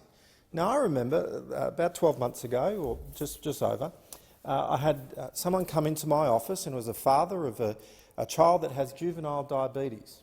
And this father, Jeff, his name was, he explained to me that, that for a child who has a continuous glucose monitoring device, that the worst day of their lives is actually their 21st birthday, because on their 21st birthday they were going to lose the access to that glucose monitoring device because it was no longer going to be covered under the PBS or under Medicare, and because as an adult they weren't afforded. Now we and many of my colleagues would have been approached by similar stories in their electorate offices as people came forward, and there was quite an active campaign to convince the government of the day that ensuring that adults got access to those devices was important. And I remember engaging with the Minister for Health, and through the election campaign, the Health Minister,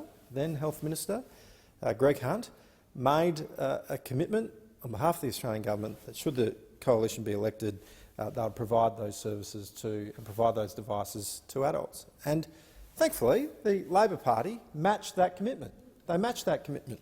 And so here we have a question that goes to, what are you doing? You said you would do it. It was part of your election commitment. You jumped on the Me Too bandwagon. That's right, Senator Hughes. They jumped straight on it. Now, good. We applauded the fact that there was unanimity on this issue, and Australians were very, very grateful for that. So here's a question. It's not a gotcha question. It's just a very straightforward question about the implementation of that change, about the implementation of that program. How many additional devices are estimated to be required to meet the demand? Pretty basic question. Nothing there to trip the government up. How many patients are waiting to access a device? Pretty straightforward. Is there a shortage of continuous glucose monitoring devices for type 1 diabetic patients? Again, pretty straightforward. How's the department triaging which patients have access to a device? My point is that not only is it important to ensure that we have transparency, to ensure the integrity of the government is intact, and respecting the process, as Senator Bragg was talking about, and being able to ask these questions and have them responded in a timely fashion, it actually goes to very serious issues. Like Senator Sheldon was saying, if we want to see progress, then we've got to see answers to these questions. We've got to see answers to these questions. So that's why we ask these questions. That's why these questions are there, and expecting a response is important. And having those responses come in a timely fashion is critical, because it actually impacts people's lives. It's disappointing that families look to a 21st birthday is actually the biggest disappointment. I mean, most people look to their 21st birthday and it's a big celebration, but for sadly too many people, as they're becoming adults and progressing through their life, if they've got type 1 diabetes and they're going to lose access to that machine, to that device, it's going to obviously have a dramatic impact on their well-being, on their health. And so that's what this is about. It's more than just transparency, it's more than just integrity, it's about people's lives. And I urge this government to take their job seriously.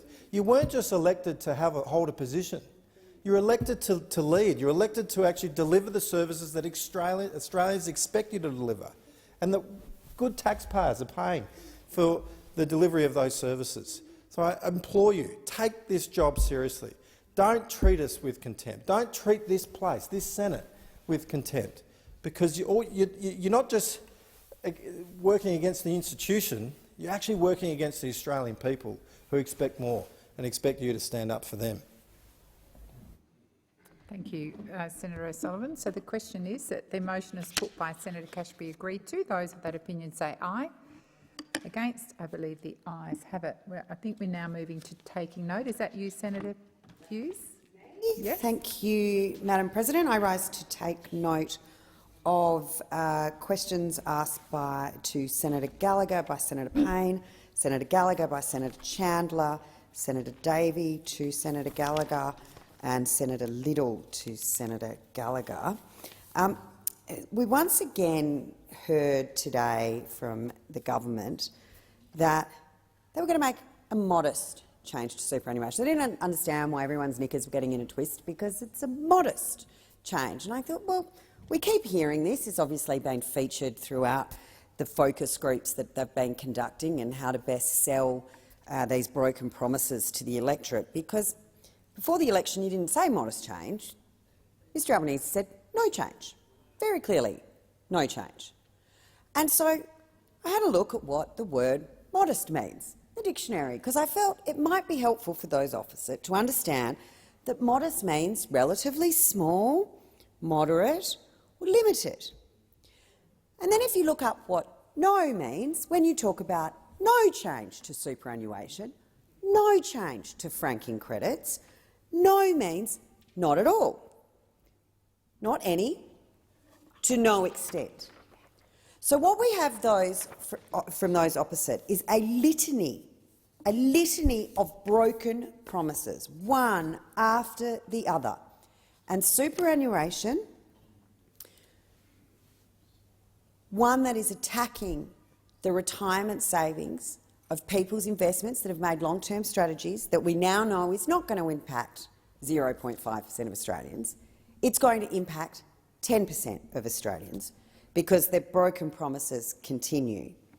They're also going to stop allowing companies from offering franking credits. Now, we all remember the election when Chris Bowen said, if you don't like the policy, Hughes, don't vote for us. Senator Hughes, I remind you to refer to others in the other place by their correct title. Really should have written down what member of the seat he is, but Mr Bowen, he said, if you don't like our policies, don't vote for us. And the Australian electorate very kindly took his advice and chose not to vote for those opposite and ended Bill Shorten's long-held ambition to be Senator Prime Minister. Hughes, once again, I remind you to refer to people. Ambition to become Prime Minister, which I understand has not faded.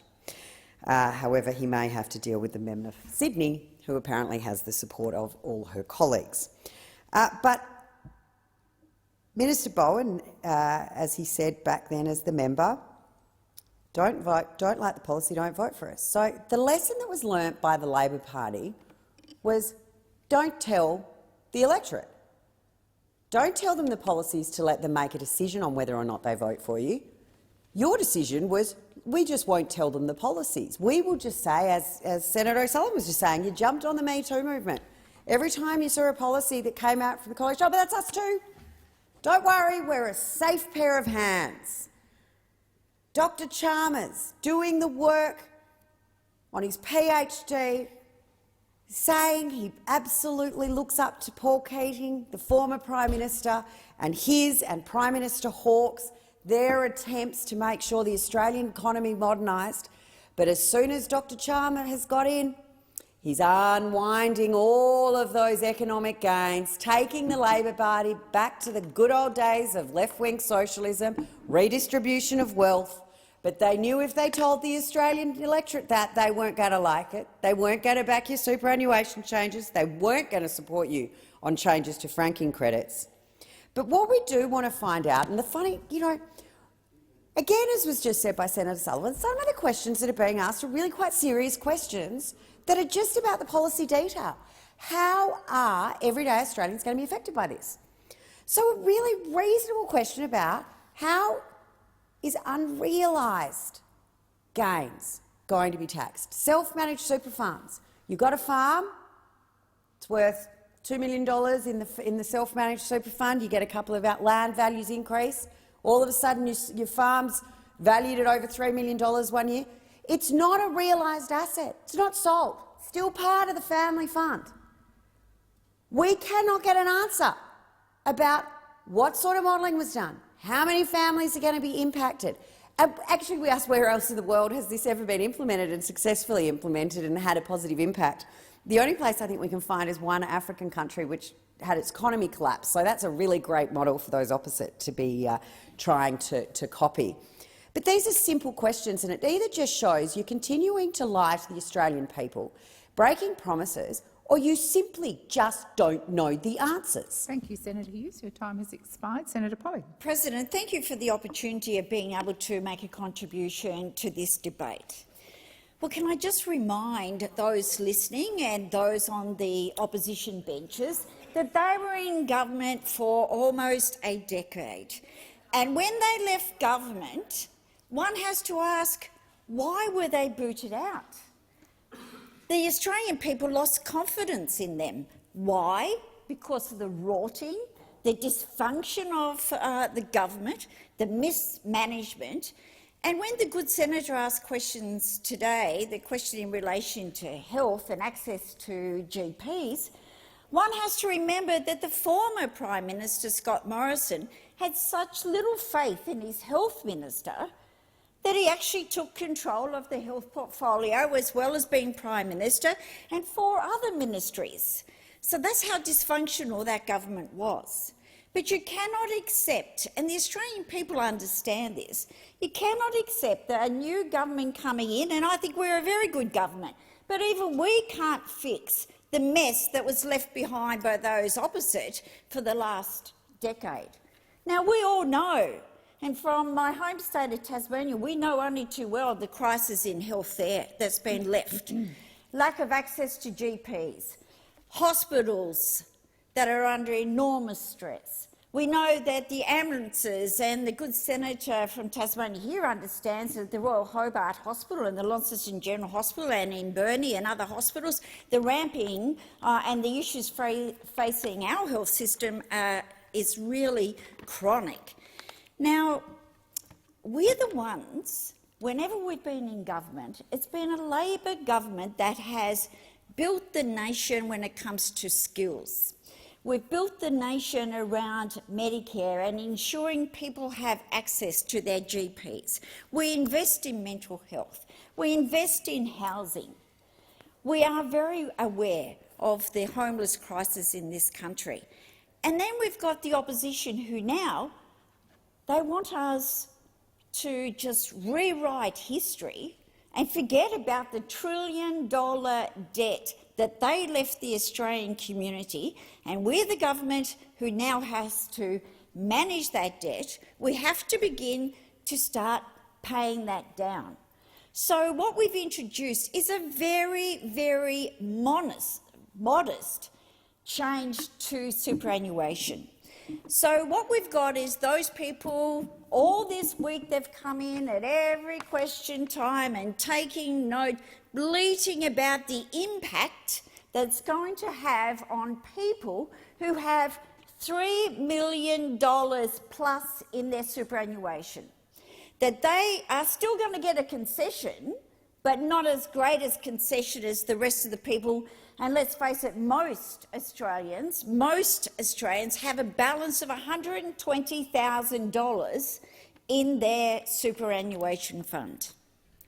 So I look at it and say, we've got $1 trillion debt on this hand.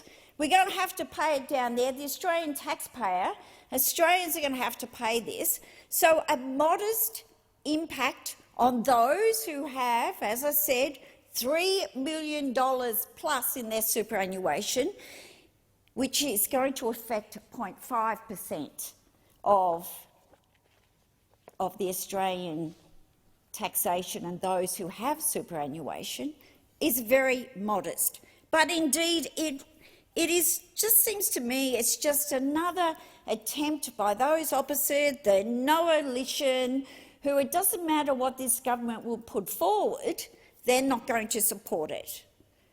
They talk about homelessness, they talk about health, but when it comes to addressing those issues, like providing a housing future fund so we can supply and assist people to get into affordable housing, particularly when it comes to women and children, what do we get from the Liberal coalition? No, they won't support it. They won't support it. So don't come into the chamber, as I said, rewriting history, bleating about your concerns when you're in government, again, if we look at skills and training and manufacturing, you let all of those companies go offshore. The only way you're going to provide manufacturing in this country is to support TAFE system. That's why we've introduced 180,000 free TAFE Thank you, places. Senator Polley. Your time has expired. Senator Little. Thank you. Well, Labor is really all talk and no action. Labor said they were going to strengthen Medicare, but so far they have only weakened our health system. They've slashed Medicare mental health support in half. They've cut 70 telehealth items, cut hospital funding in the budget, and bulk billing, well, that's plummeting. This is particularly concerning for rural and regional Australia and in South Australia, my state, where we know workforce shortages are hitting the hardest, and this government has only made it worse. They have ripped doctors out of country towns through their changes to the distribution priority areas for overseas trained doctors. I hear it in South Australia. And now they are relegating international doctors and nurses working in regional Australia to the bottom of the visa pile by failing to prioritise 887 regional skilled visas. On the eve of the election, the Finance Minister, Katy Gallagher, promised Australians that an elected Labor government would have 50 urgent care clinics up and running within the first 12 months. But it's clear they have broken this promise too, as they cannot even confirm whether one clinic will be up and running by July, let alone along with 50 promised across the country. Labor went to the election with a promise to reduce the cost of medicines, but now the Albanese Labor government has decided to remove an innovative, life-changing form of insulin, Fiasp, from the PBS, setting the price soaring to unaffordable levels for the 15,000 Australians with diabetes who rely on it. Now let's talk about mental health access. As part of our response to support Australians in tough times, the former coalition government doubled the number of Medicare subsidised psychology sessions available through the Better Access Initiative from 10 to 20. Given the significant pressures that Australians are facing right now with the cost of living and energy bills skyrocketing, mental health support could not be more important.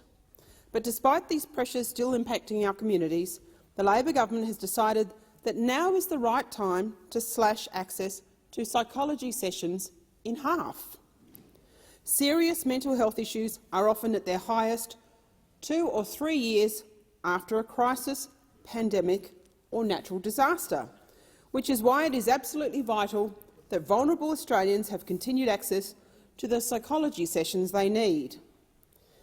The independent evaluation of the Better Access Initiative even recommended that the additional 10 sessions should continue to be made available and should be targeted towards those with complex mental health needs.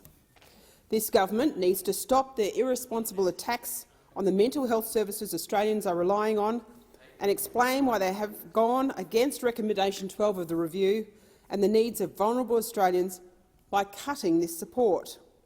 That is why the Coalition has organised a petition calling on the government to urgently reinstate these critical Medicare subsidised psychology sessions until such time as they put in place an alternative to ensure adequate access to mental health support for all Australians who need it. Talking about the broken promises, before the election, the Prime Minister and the Treasurer made many promises. Remember the promise to cut your electricity bill by $275? Broken. Remember the promises of cheaper mortgages? Broken. Remember the promise of no changes to super? Also broken. Remember the promise of lower inflation? Well, that's definitely broken. Remember the promise that we're not touching franking credits? Broken. Remember the promise that industry-wide bargaining is not part of our policy? Definitely broken. Remember the promise that we will be doing our bit to assist real wage increases? Broken. Remember the promise that we are not about raising taxes? Broken too. Remember the promise to cut the cost of consultants and contractors. Broken. Look forward to seeing just how broken that one is. These are all broken promises from what is a tricky government, and just goes to prove that on promises you just can't trust the Albanese government. Thanks, Senator Little. Senator Ciccone. Thanks a lot, President. And unfortunately, I can tell you what's broken is that the coalition continues in their persistence of undermining the working people of this country. They are a broken record. That is what is broken. Those opposite. And the reason why that they don't want to talk about the benefits of the superannuation scheme is because those opposite are embarrassed about the $1 trillion that they racked up when they were last in government not too long ago. They racked up $1 trillion and not put forward any solutions about how this government fixes the structural deficit that we have inherited and we are now trying to fix. But yet they come into this place and instead of defending the workers of the country, are defending the 0.5% of people who are very well off and who can afford to pay a bit more tax in order for us to fix the budget structural deficit that we have inherited. So before they come in here and accuse us of trying to break any promises, I think you should look at yourselves first about the mess that you have left us. The mess that you have left us and that the majority of Australians have actually said yes to. 2/3 of Australians in the latest new poll actually agree with the government's position of fixing the budget bottom line. In fact, the majority of coalition voters have actually agreed with the Labor Party's policy that we have recently announced. So it is extraordinary to see the coalition continue to attack the government's steps to repair the budget. The government is making modest changes. It is making modest changes, but allowing the very wealthy to still receive a tax concession. The only difference is instead of paying 15%, they'll pay 30%. And these are people that would be paying around 45% on their income tax. So they are still much better off. But unfortunately, governments have to make these tough decisions to fix the budget bottom line. Now, it was Labor that did build this system of superannuation back in the 80s under Bob Hawke and Paul Keating, and we'll always continue to protect it and make sure that we protect it so it is stronger and it is sustainable into the future for working people, so that they, when they retire, the workers, the family of these workers can have a retirement that is comfortable and they are not reliant on government in the future. That was the whole point of setting up the superannuation scheme as part of the accord with industry, with business, with the governments and with the unions. But also it's important to remember that it was those opposite in the last government, many backbenchers, some of them in this place today, that were opposed to the super guarantee, opposed to the guarantee increasing from 9.5%. Further opposition around those 0.5% incremental increases. Yes, hello, Senator Rennick. I do know your opposition to that. But it was a number of Liberal and National senators and members in the other place, President, that were opposed to super guarantee increases and today remain opposed to superannuation even existing. So since coming to government, we have been upfront about the challenges about the economy and the budget. We've inherited $1 trillion and the $50 billion structural deficit that we are now trying to fix. Now, this is about responsible budget management, and the government has to make these choices so that we can continue to invest in defence, in health and aged care and the NDIS. But it is really something about the coalition priorities that has got me today. And I want to place on the record, in the last minute that I have, about a speech that former Assistant Treasurer Senator Rod Kemp gave in a speech in Brisbane on the 28th of May 1999, entitled The Government's Approach to Super.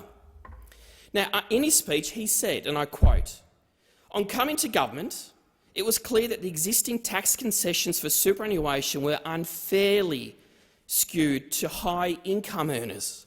To address this inequity, the government, that is the Howard government, introduced the superannuation surcharge.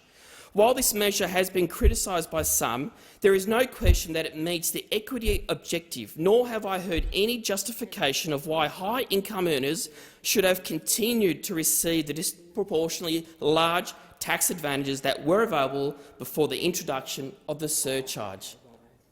Thank you, Senator Ciccone. Senator Rennick. Thank you, Madam President. And I'm glad Senator Ciccone quoted former Assistant Treasurer Rod Kemp. He didn't really have to go back that far, because I've said that all along, ever since I got into this chamber, that superannuation is a rort, and it was only a matter of time before Labor would try and get their hands on the money.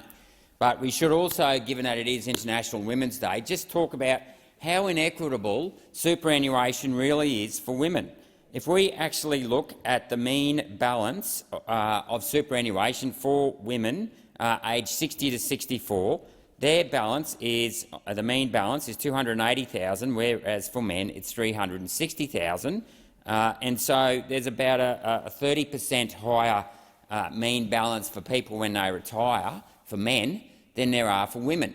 So what better way on International Women's Day to decide to abolish super and let women keep their superannuation so they can own a house? So they can own a house, because at the end of the day, if you got a man and woman in a house, they share it 50%. So what better way of sharing the debt than that? But I would also like to just follow up on Senator Little's questions, which I thought were very relevant, and I commented on this earlier this week about the Labor Party abolishing the PBS subsidy for the 15,000 people with diabetes. I find it incredible that you would make it harder for these people to abolish a drug that actually does work. I note that the Labor Party continues to push a shot of the vaccine that hasn't stopped transmission or infection.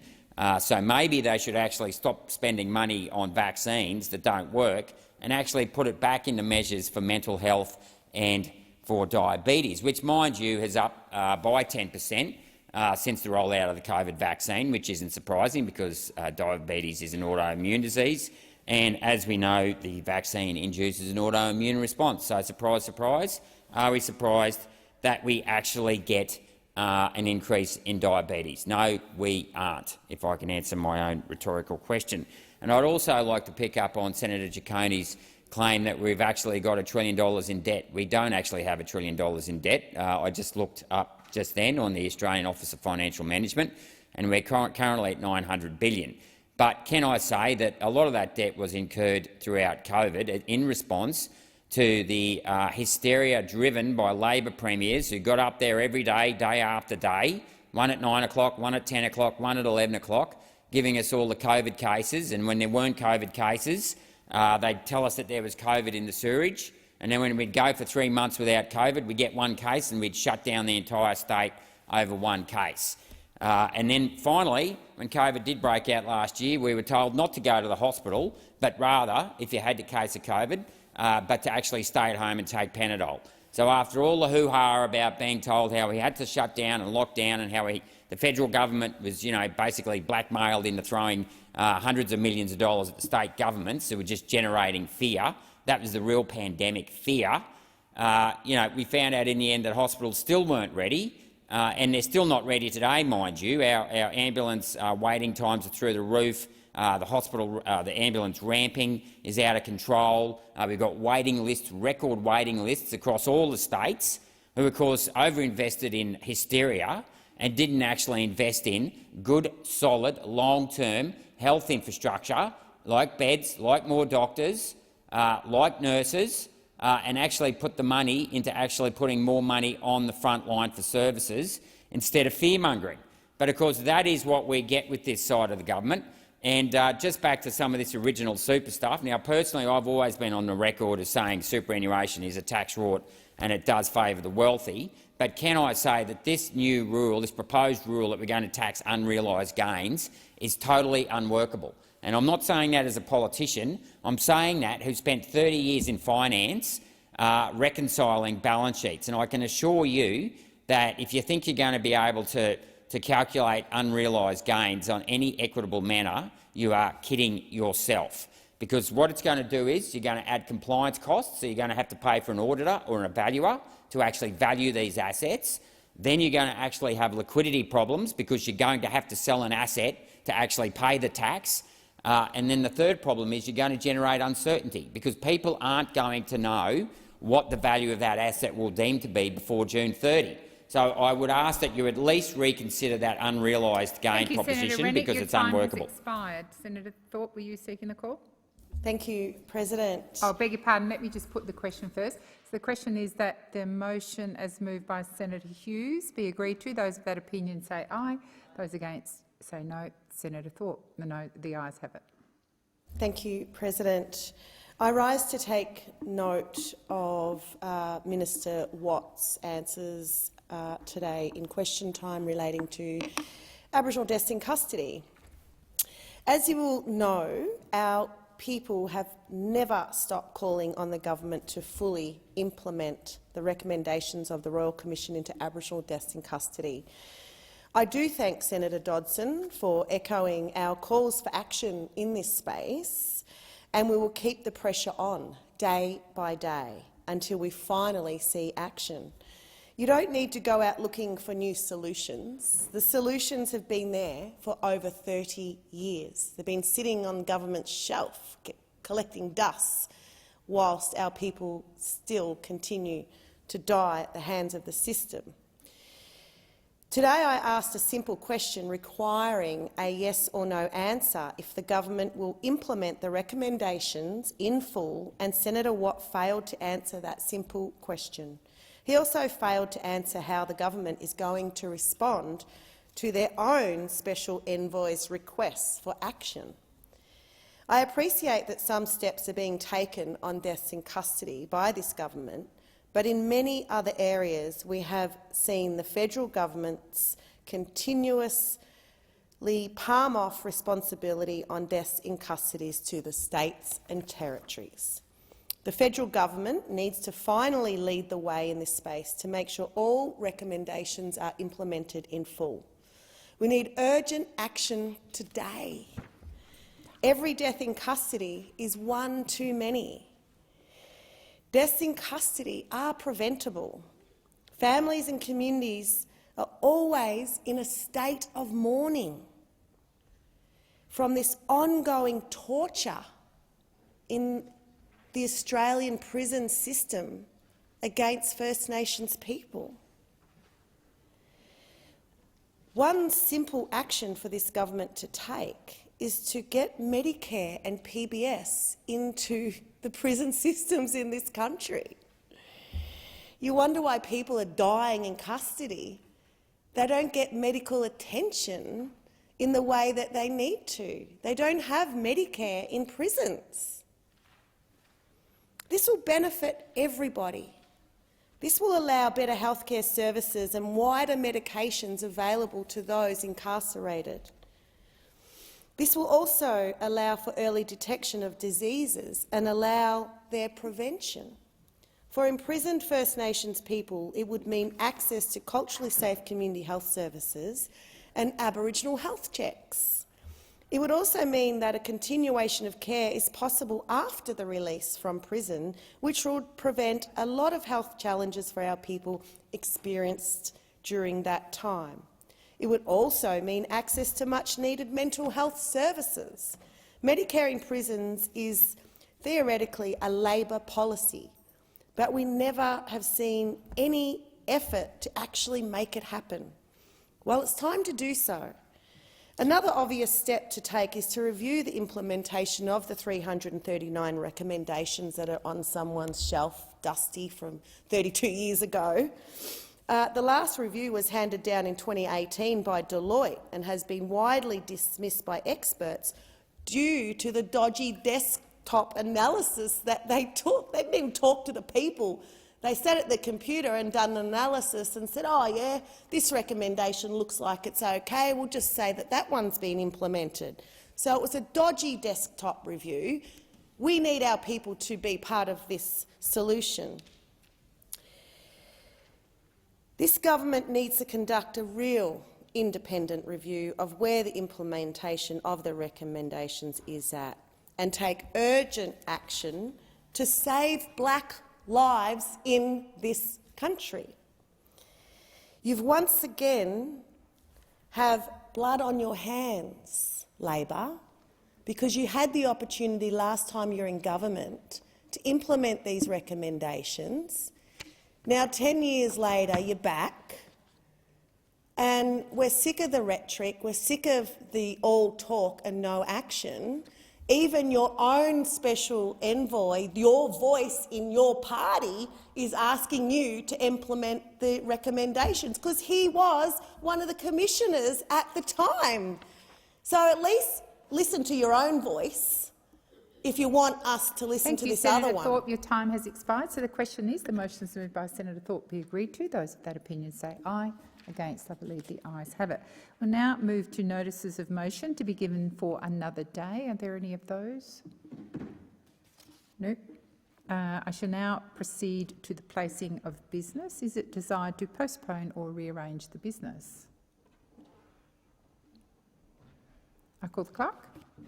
Postponement notifications have been lodged as follows. General business notice of motion 168 for today to the 9th of March. Business of a Senate number 1 for today to the 29th of March, and business of a Senate number 2 for today to the 20th of March. Thank you.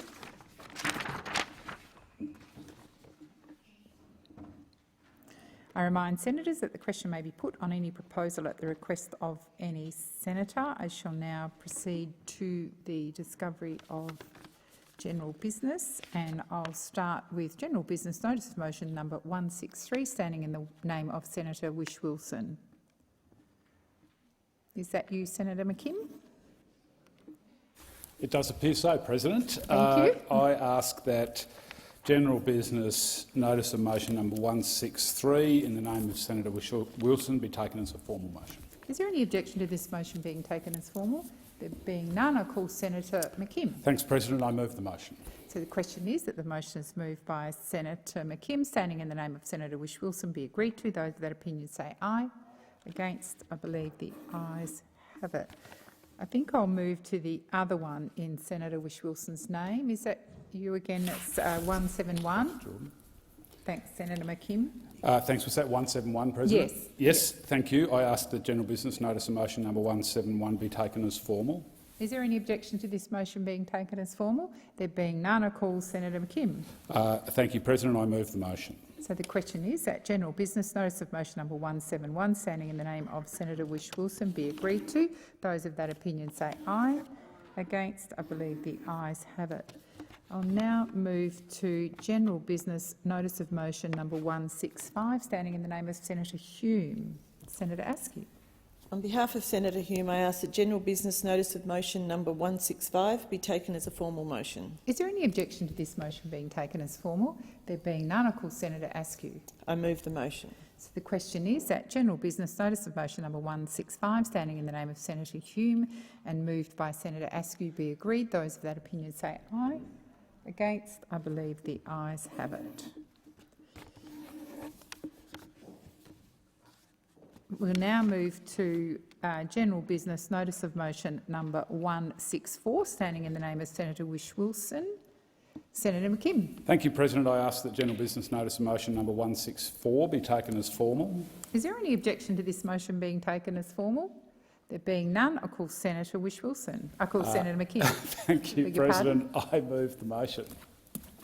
So the question is that general business notice of motion number 164, standing in the name of Senator Whish-Wilson and moved by Senator McKim, be agreed to. Those of that opinion say aye. Against? I believe the noes have it. Division required. Ring the bells for 4 minutes.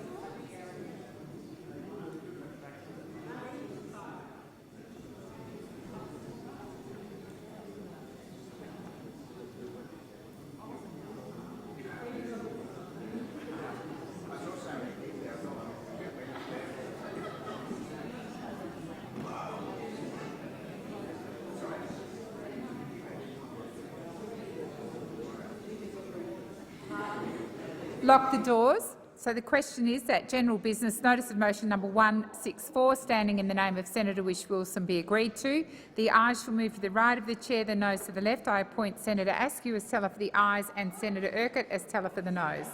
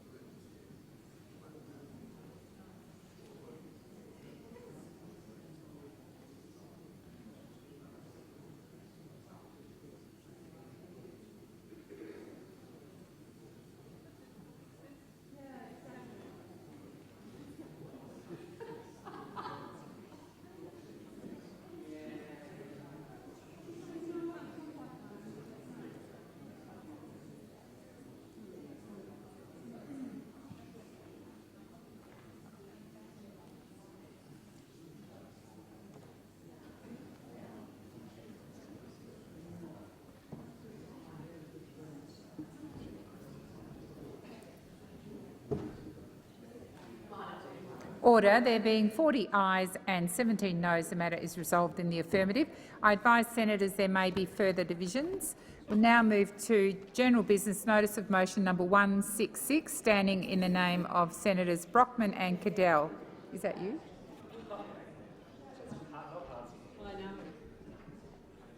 Senator Askew. On behalf of Senators Brockman and Cadell, I ask that general business notice of motion number 166 be taken as a formal motion. Is there any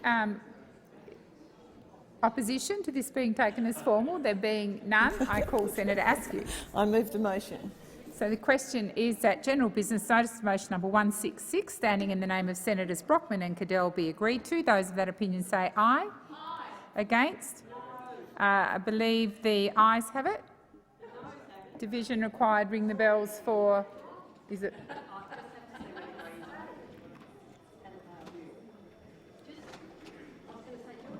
Do it for one, and we ring the bells for 1 minute.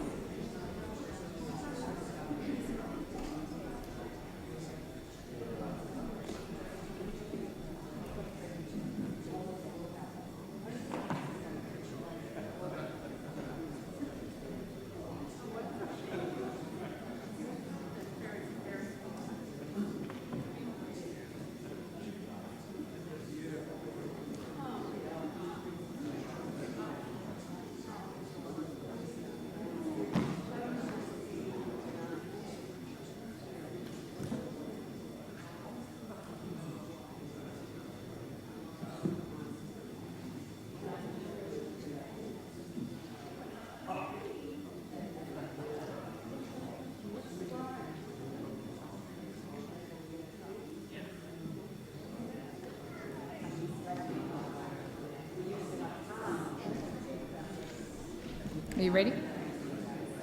Lock the doors. So the question is that general business notice of motion number 166, standing in the name of Senators Brockman and Cadell, be agreed to. The ayes shall move to the right of the chair, the noes to the left. I appoint Senator Askew as teller for the ayes and Senator Urquhart as teller for the noes.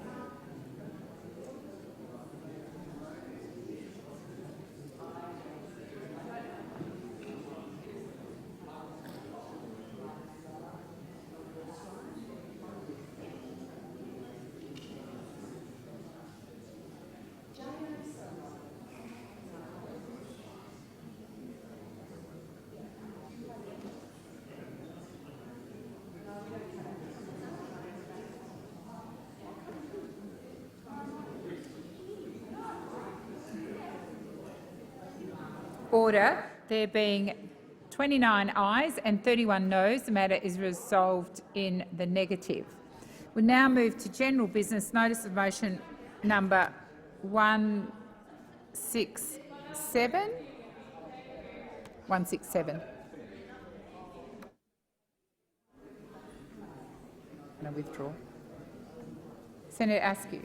On behalf of Senator Nampijinpa Price, Senators Brockman and myself, we wish to seek to withdraw general business notice of motion number 167. Thank you. We'll now move to general business notice of motion number 169, standing in the name of Senator Birmingham. Senator Duniam. Thank you, President. I ask on behalf of Senator Birmingham that general business notices of motion 169 and 170 be taken as formal. Is there any objection to these motions being taken as formal? There being none, I call Senator Duniam. I move those motions. So the question is that general business notice of motion number 169 and 170 be agreed to. Those of that opinion say aye. Against? I believe the noes have it. Division required. Ring the bells for 1 minute. 1 minute.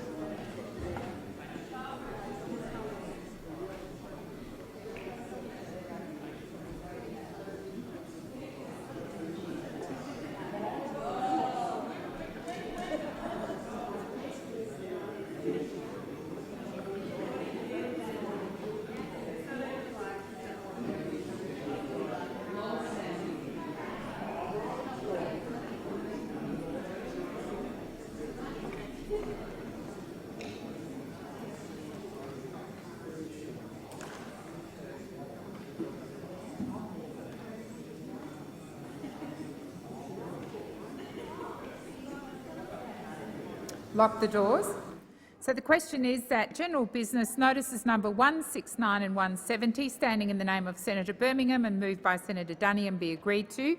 The ayes shall move to the right of the chair, the noes to the left. I appoint Senator Askew as teller for the ayes and Senator Urquhart as teller for the noes.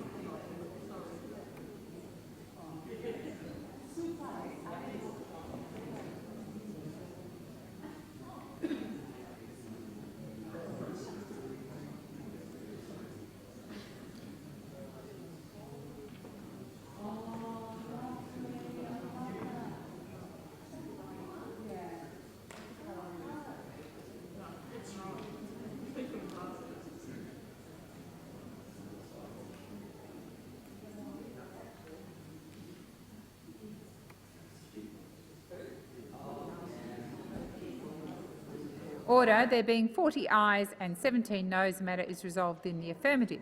I now move to general business notice of motion number 172, standing in the name of Senator Hume.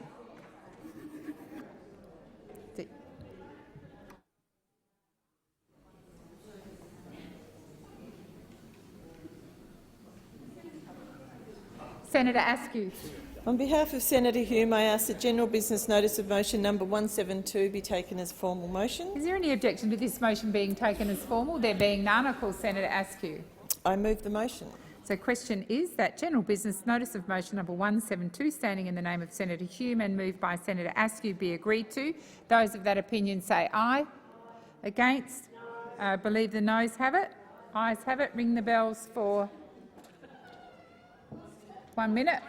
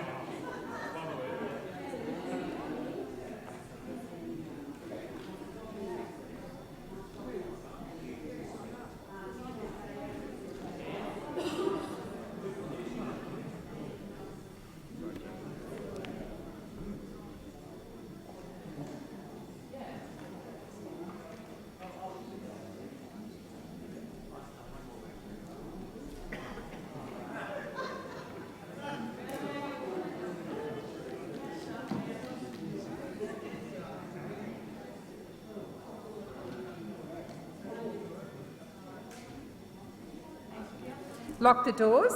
So the question is that general business notice of motion number 172, standing in the name of Senator Hume, be agreed to. Though ayes shall move to the right of the chair, the noes to the left. I appoint Senator Askew as teller for the ayes and Senator Urquhart as teller for the noes.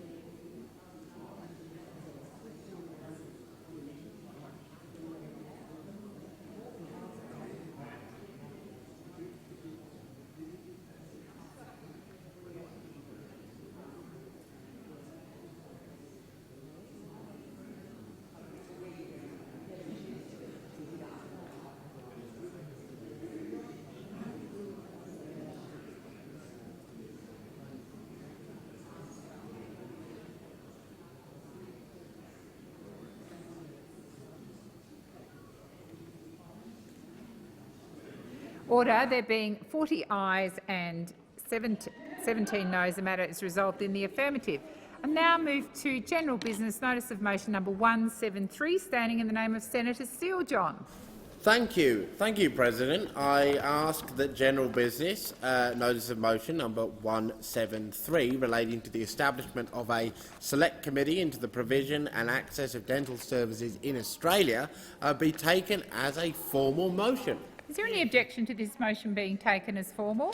There being none, I call Senator Steele-John. Thank you, President. I proudly move the motion. So the question is that general business notice of motion number 173, standing in the name of Senator Steele-John, be agreed to. Those of that opinion say aye. Against? Against? There's no against? Okay.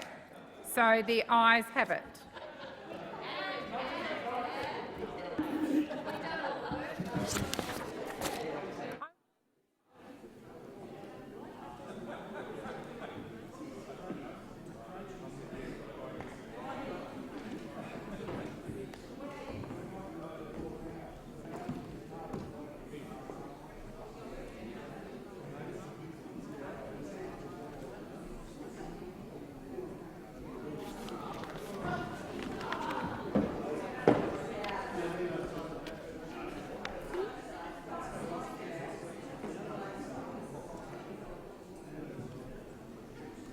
As if you're not participating in the matter of public importance, I'd ask that you leave the chamber quietly, please.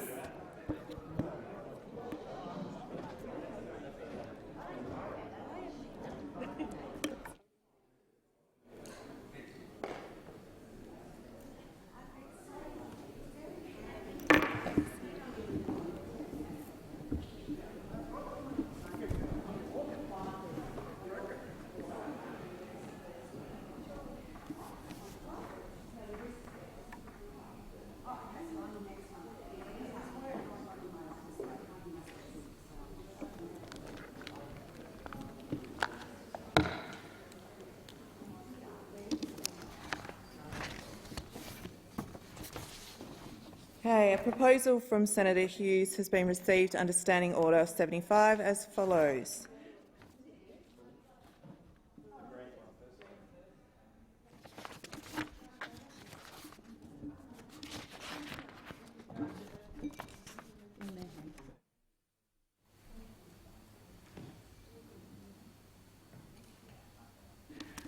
Start again. Thank you. The President has received the following letter from Senator McKim.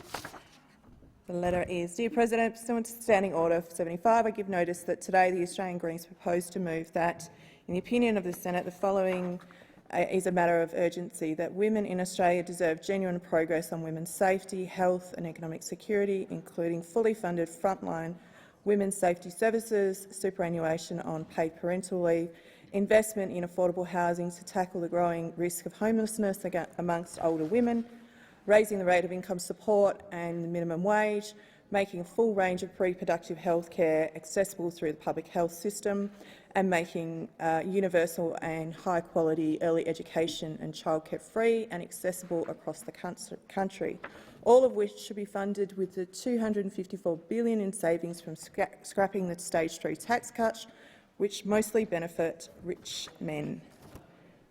From Senator McKim of Tasmania. Is the proposal supported? Thank you. The concurrence of the Senate and the clerks will set the clocks in line with the informal arrangements made by whips. I call Senator Waters. Thank you so very much, Acting Deputy President. It's great to see a woman of colour in the chair on International Women's Day.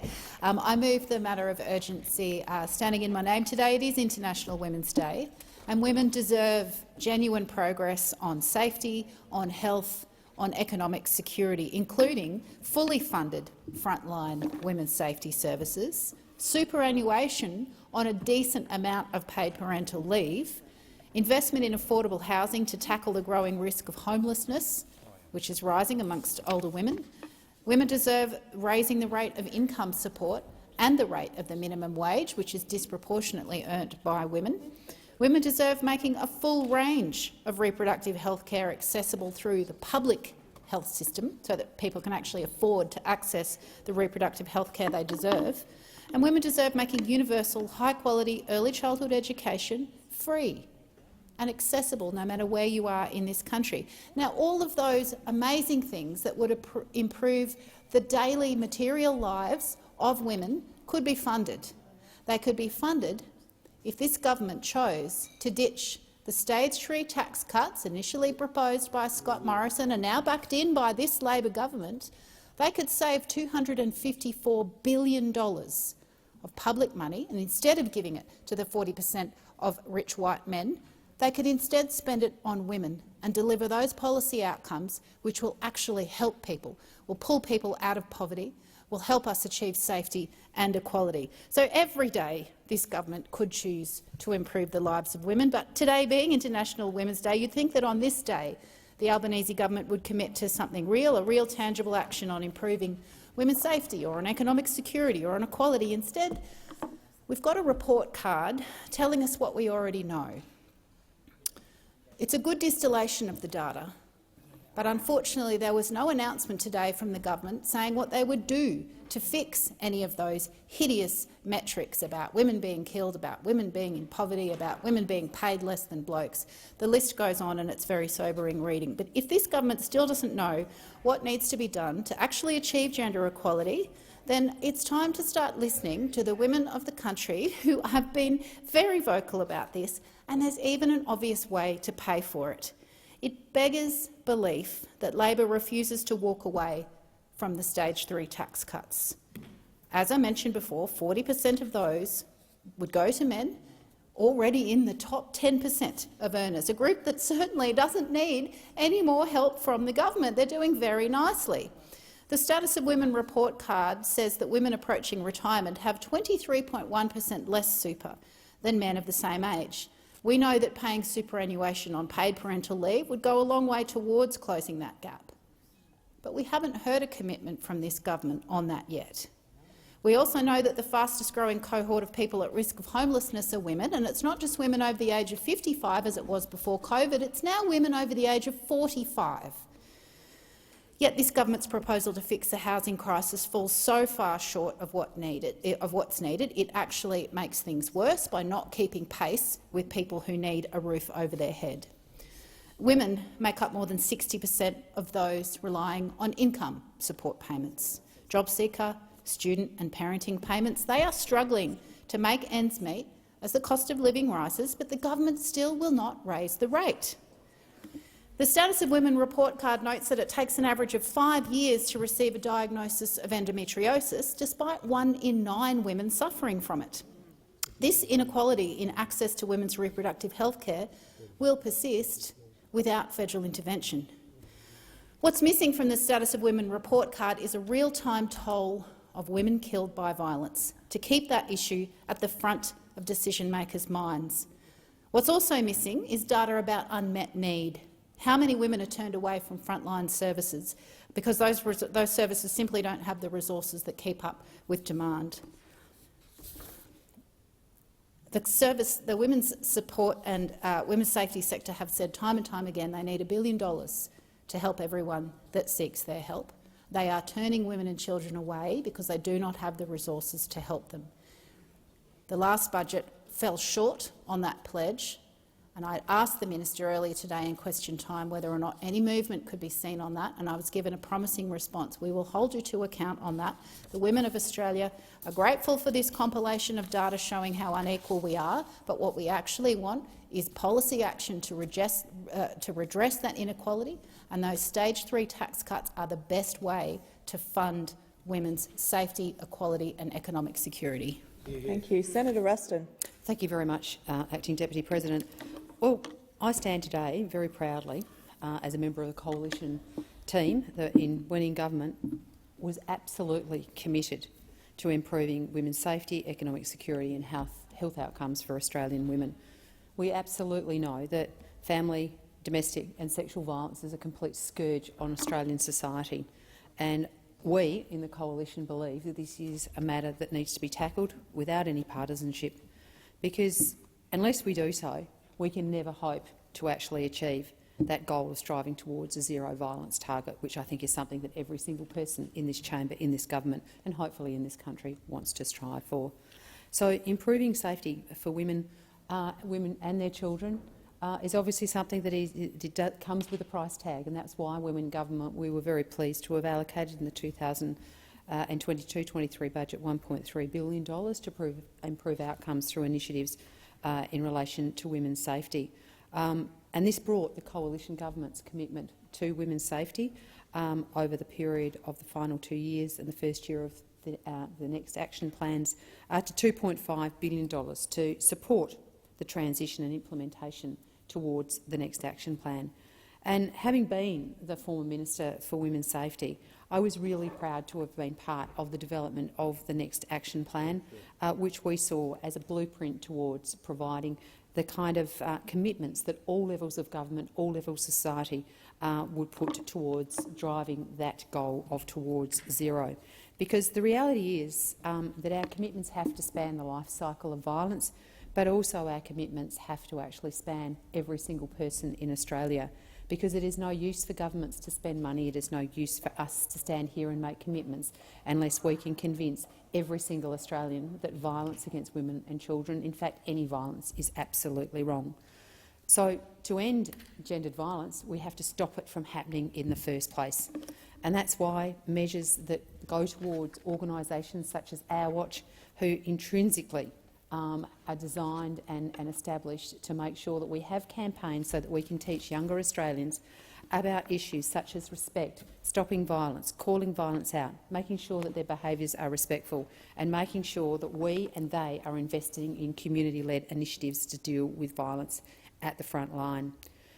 But we also have to realise that in the process of doing this, we still have to respond at the other end to those women who are facing violence and their children daily. And that's why we were pleased to establish the Escaping Violence payment to provide women with up to $5,000, so that when they were escaping violence they had the financial assistance to be able to set up homes and start to establish a life free from violence. So we are very pleased to have been able to stand with Australian women in making sure that we were the first ones to put the largest ever commitment against ending violence against women and their children, and acknowledge that the new government has continued that investment and that commitment towards zero for Australian women to live a life free of violence.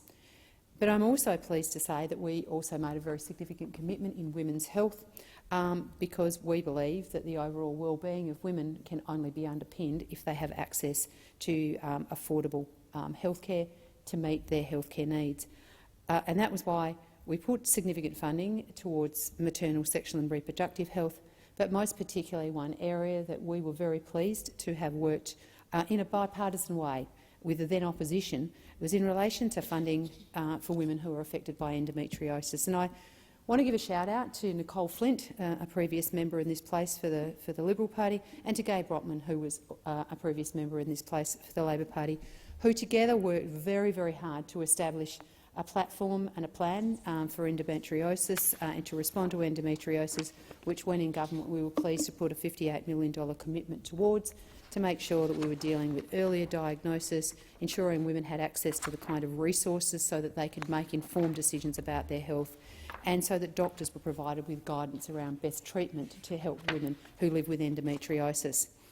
I want to acknowledge that when we made that announcement of $58 million, the then opposition, now government, said that they would honour that commitment as well, and we were obviously delighted. I was also delighted earlier in this year to stand next to the Assistant Minister for Health and Aged Care when two of the initiatives that were contained in that $58 million were announced as being activated and ongoing. Obviously, we await to make sure that the remainder of the initiatives in that announcement are delivered by this government, but I hope we can continue in a bipartisan way for the sake of Australia's women. Thank you. Senator Marielle Smith. Thank you, Acting Deputy President. Look, I'm really happy to be contributing to this debate today as well. It's a really important debate and a really important topic, and particularly today on International Women's Day. But I'm particularly happy to be able to contribute to this debate from the government benches as part of the Albanese Labor government. Now, we agree that women in Australia, of course, deserve genuine progress on their safety, on health and on economic security. But do you know how that happens? It happens from only the structural changes, the long-term systemic changes, which you can do from government. And if you need any evidence of this, you can see it in the past decade, where no amount of protest or opposition was enough to stop Tony Abbott when he appointed himself as a Minister for Women in a cabinet with only one other woman. It wasn't enough to stop the Liberals trying to force those experiencing domestic violence to raid their superannuation accounts. It wasn't enough to stop the now opposition, then government, leaving the Respect at Work report gathering dust on a shelf. And it wasn't enough to stop the plummet in staff numbers at the Office for Women. No, opposition, as loud as it may have been, wasn't enough. It wasn't enough to stop us going from 23 to 50 for overall gender equality in the Gender Gap Index. That's what happened under the previous government. But you know how you change it? You know how you turn that around? You do it from within government, by forming government. not from opposition, not from the noisy stuff on the sidelines. And being in government requires adult decision-making processes, decisions which require you to pay for things, cost them, prioritise them and deliver them. And we do deliver in the Labor Party. When we're in government, we deliver. Indeed, I would say we are the only party in this place who could stand here with any meaningful credibility and say we have delivered the real long-term systemic changes which have made a significant difference to gender equity and equality in Australia. And we've done this because we believe in gender equality, we fight for it, but also we are the embodiment of it. This is the first government in our nation's history which is majority female. And it shows. It shows in what we're doing, it shows in how we're acting, it shows in what we're prioritising. And this government, this Labor government, is not the first reforming Labor government on the question of gender equality. Actually, every government, every time we've held government, we've made significant strides to make this place, this country, a better, fairer, equal, more safe place for women. Whether it's the Whitlam government introducing no-fault divorce and their support for equal pay, or the Hawke and Keating governments with the Sex Discrimination Act, Rudd and Gillard governments introducing Commonwealth paid parental leave and the National Plan to reduce domestic and family violence. Every time we're in government, every time Labor is in government, we deliver for women. Not from the sidelines, but from these benches, by making the tough decisions, the difficult decisions that prioritise women's equality and equity. Our government, the Albanese government, will be no exception. We're 1 year in, but already we're embedding women's economic equality as a core economic imperative, making significant investments in early childhood education to boost productivity and women's ability to participate in the workforce, knowing that their children are well cared for, that they can afford to make that decision to go back to work. We're extending paid parental leave progressively up to 6 months, but importantly we're also making it fairer so that more families can access paid parental leave, including single-parent families. We're establishing the Women's Economic Equality Task Force to provide advice to government and commence work on a national strategy to achieve gender equality. We've supported a pay increase for aged care and low-paid workers, overwhelmingly who are women. We've led negotiations with the states and territories to finalise the National Plan to end violence against women and children. And we've backed this up with funding, $1.7 billion to implement the plan, including $83 million for consent and respectful relationship education and $100 million for crisis and transitional housing options for women and children fleeing domestic and family violence.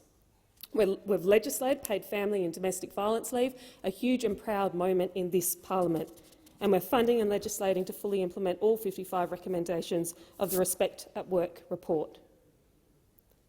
In addition to this, when it comes to women's health, we've established a National Women's Advisory Council to tackle medical misogyny. You don't have to dig too deep into our healthcare system to see how it disadvantages women. But the truth is, if you want to make these changes, these big structural changes, you have to do it as a party of government. There's only one party in this place who's delivered for women on these big structural issues, made meaningful strides towards gender equality. It's Labor, Labor, Labor. Thank you. Senator Tyrrell. Thank you, Acting Deputy. You may not know this, but 5 years ago Tasmanian women needed to travel to Melbourne to access a surgical abortion. The last private surgical clinic in the state had shut down and women had nowhere else to go. Women were generally spending over $1,500 to travel to another state to get access to the health care they needed, and some had to pay more. Access to state termination services were bad. In practice, it was really only available to the people who could afford it. Now women in Tasmania can access surgical abortions through the public hospital system, and I think that's a really great thing. We've come a long way in the last 5 years, but access to a surgical termination is just one obstacle that's been removed for women who want an abortion in Tasmania. There's still a whole field of hurdles left to go. I've been speaking to some Tassie women's health organisations and listening to the evidence presented to the Senate inquiry into universal access to reproductive health care. I've heard that in Tassie it's cheaper and easier to access surgical termination than to access chemical termination. You need a spare $350 or so to get a chemical termination, and you can get a rebate on this. In the end, you're out of pocket by about $150. What if you don't have a spare $150 just lying around, let alone the $350 you need to pay up front before the rebate? Well, you go to the hospital because that's free. It's free for you, but it costs the taxpayer around $3,000. You get a bed in the hospital, but that's a bed someone else can't get access to. Our system shouldn't be pushing people to access surgical terminations if there's less invasive, quicker and cheaper ways of doing things. We need better, cheaper access to chemical abortions. We need clinics in place that are serviced by public transport. They all need to be open at least 5 days a week. I'd like to hear from Tassie women and families about their experiences with access to termination services. I want to know what you need and what we can do to help you.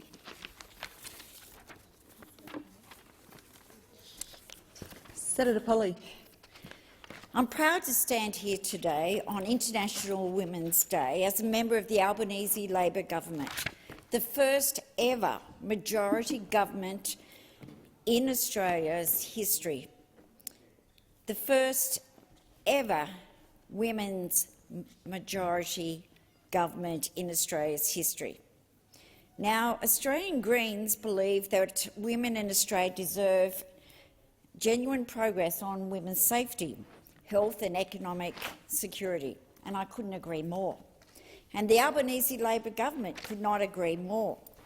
That's why we've passed 10 days of paid family and domestic violence leave, appointed Ms Cronin as the first Domestic Family and Sexual Violence Commissioner, delivered $1.3 billion in the October 2022 budget towards implementation of the National Plan to End Violence Against Women and Children in 2022 to 32. Allocated $100 million for crisis and transitional housing options for older women at risk of homelessness and for women and children leaving family and domestic violence situations. We've invested in early childhood education and paid parental leave, supported a pay rise for our lowest paid workers and for aged care workers in particular that I've been fighting for so long. We've supported those women's predominated by women in their workforce. We've established a National Women's Advisory Council to improve health outcomes for women and to tackle medical bias, committed to implementing all 55 recommendations from the Respect at Work report to ensure that our workplaces are environments that are free from harassment, assault and abuse. Australia is by no means perfect. Our globally standing on women's rights has dropped significantly, especially over the last 10 years' inaction and disregard by the previous government. But the work of the Albanese Labor government's righting these wrongs. We are working hard every day to ensure that women are safe and respected in the workplaces, in their homes and in our communities. I want to add that International Women's Day is a day to reflect on inspiring women within every community, and none more so in my home state of Tasmania. We can also reflect on accomplishments of women in our lives and where we are achieving change, and remember the journey we've taken personally. I remember campaigning for a girl's right at my high school to wear trousers instead of uniforms of skirts during winter because it was so cold. I campaigned for girls' rights to study woodwork and metalwork in my high school. The campaign for gender equality continues as we try to end the gender pay gap and ensure women and girls are afforded opportunities to succeed in whatever field or endeavours they choose to pursue in work and in life. And this week we spent a lot of time, particularly in question time, talking about the increase superannuation changes that have been made for people that have $3 million or more in their superannuation fund. Well, I remember as a young woman working in Melbourne in a short-term money market in the finance sector, and at that time you had to work for that company for 10 years before you might be invited to join the superannuation scheme. So I thank Paul Keating, again a Labor government that introduced superannuation, which gave women like myself the opportunity to start earning some superannuation, because, as we all know, there is a disadvantage for women when they leave the workforce to have their children and then when they come back in. And for people of my generation, for women of my generation, we just don't have the savings in superannuation that, thankfully, my daughters will have going forward. So there is still so much to be done. And I think instead of at times people coming into this chamber and trying to make political points, I urge, as I know others, including Senator Waters, where we believe women should be working together, irrespective of where your political views are. The only way we're going to advance women and to give our daughters and granddaughters the future they deserve is if we work together, if we keep raising these issues to make people aware that women still don't have the same rights when it comes to earnings as what our male counterparts do. Thank you. Senator Orman-Payne. Thank you, Acting Deputy President. One of the things that stands out to me each International Women's Day is how corporatised, white-collar and lacking in class politics it's become. It's certainly a long way from its socialist origins. As BBC News was reporting today, the seeds of International Women's Day were planted in 1908 when 15,000 women marched through New York City demanding shorter working hours, better pay and the right to vote. The following year, the Socialist Party of America declared the first National Women's Day. The idea to make the day international came from Clara Zetkin, a communist activist and advocate for women's rights. Ms Zetkin suggested the idea in 1910 at an international conference of working women in Copenhagen. There were 100 women there from 17 countries, and they agreed on her suggestion unanimously. Whilst many things have changed since 1910 for women, there is still much to be done. The fact of the matter is that women's economic security has a long way to go, and it's worse for women of colour, First Nations women, migrant women, trans women and for those of us who live in regional Australia. The gender pay gap still exists, including within many feminised professions such as midwifery and teaching. Despite women making up 99% of the midwifery workforce, the gender pay gap in that profession still sits at 19%. The government is forcing women to wait to have 26 weeks of paid parental leave, and just last week the government said they'd like to add super to paid parental leave, but the budget can't accommodate it. In my community of Gladstone, women are still driving over 100 kilometres to Rockhampton to give birth, with the maternity unit still on bypass after 243 days. I reckon if men gave birth, this problem would have been sorted yesterday. And now women over 45 are the fastest-growing group who are experiencing homelessness. It's the same story all over the country. There's always money for stage 3 tax cuts, which will overwhelmingly benefit rich blokes, but there's never enough for women's health or women's super or women's parental leave or women's salaries in feminised industries. We're sick to death of it. This morning on the radio, the Treasurer said that Labor's stage 3 tax cuts would go ahead, but the cost of living relief for people who are a paycheck away from homelessness or a meal away from starving would only be possible when inflation was tamed. Go down and tell a homeless woman that. Come up to Gladstone and tell the women that they'll have to drive over an hour on a potholed highway to give birth. Tell every woman in this country who is paid less than men that they'll have to wait. And meanwhile, you'll hand out your stage 3 tax cuts to rich blokes. It makes me sick. Happy International Women's Day, everyone. Thank you. Senator Hanson. I support helping women, but no doubt I'll be the only woman today speaking for the most oppressed and neglected minority in Australia, men. It's ironic that the women who bring men into the world are so ready to dismiss and abandon them to boost their orthodox feminist credentials. But in Australia, men are severely overrepresented in suicides, in prison, in homelessness and in unemployment. What has been done to close these enormous gaps? Nothing. In particular, Australian men are severely disadvantaged in the family law system, and Labor is making it worse by removing shared parenting. Men deserve as much access to the children as women do. Men deserve acknowledgement as representing a quarter of domestic violence victims. Men deserve help with their health issues. Men deserve much more recognition by this government and this parliament. How about we start with a Minister for Men? Thank you. Senator Barbara Pocock. Thank you, Acting Deputy President. Happy International Women's Day to all my sisters here and beyond the chamber. Today, the government has given us what women have always craved for International Women's Day, a report card.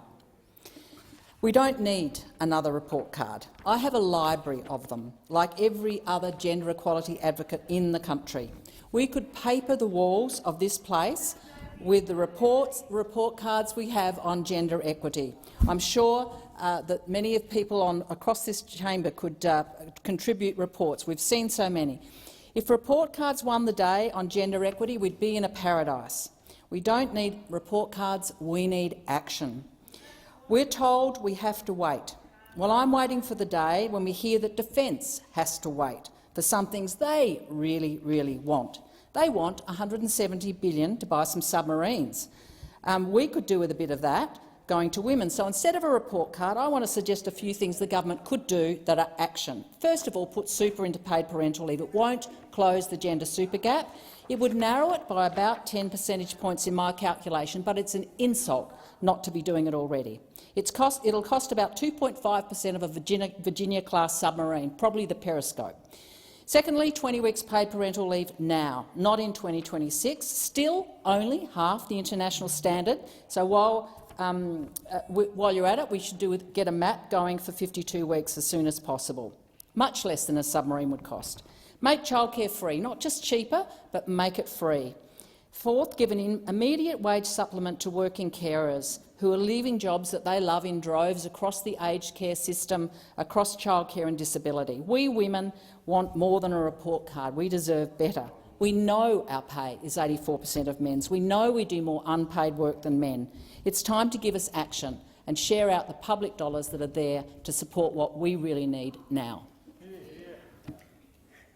Thank you. The time for discussion has expired.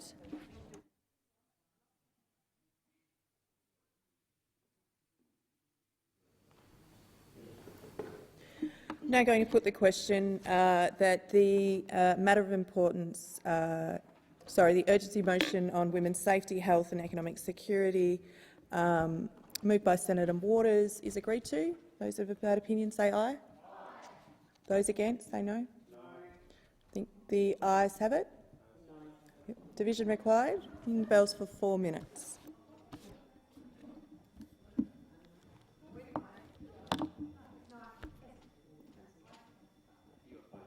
You don't want to divide?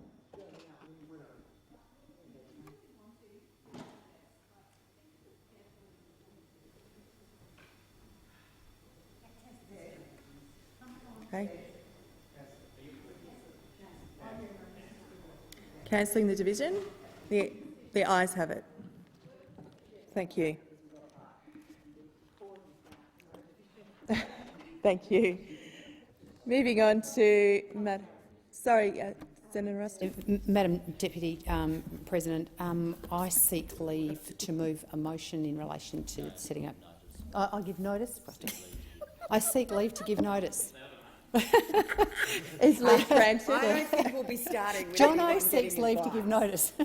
And he didn't have 8 years as deputy. I seek leave to give notice in relation to the general business motion for tomorrow afternoon. So I give notice on the next sitting day. I shall move that the Senate notes the Albanese government's broken promises to deliver cheaper power prices, cheaper mortgages, to not make any changes to super, as well as broken promises on medicines, country doctors, Medicare and mental health. Thank you. Thank you, Senator Ruston. Moving on to the matter of importance, proposal from Senator Hughes has been received under Standing Order 75 as follows. Dear President, pursuant to Standing Order 75, I propose that the following matter of public importance be submitted to the Senate for discussion: the government's failure to provide certainty about who and what will be taxed under Labor's broken promises for new super taxes and new franking credit taxes, including our hard-working farmers who are at risk of paying thousands more in in tax simply because of paper fluctuations in commercial property prices. Is the proposal supported? Thank you. With the concurrence of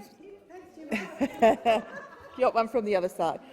With the concurrence of the Senate, the clerks will now set the clocks in lines with the informal arrangements made by whips. And I call Senator Hughes. Thank you, Madam Acting Deputy President. It's all going well for everyone today, isn't it? It's all running very, very smoothly. What's not going so smoothly, though, is the superannuation plans of so many Australians.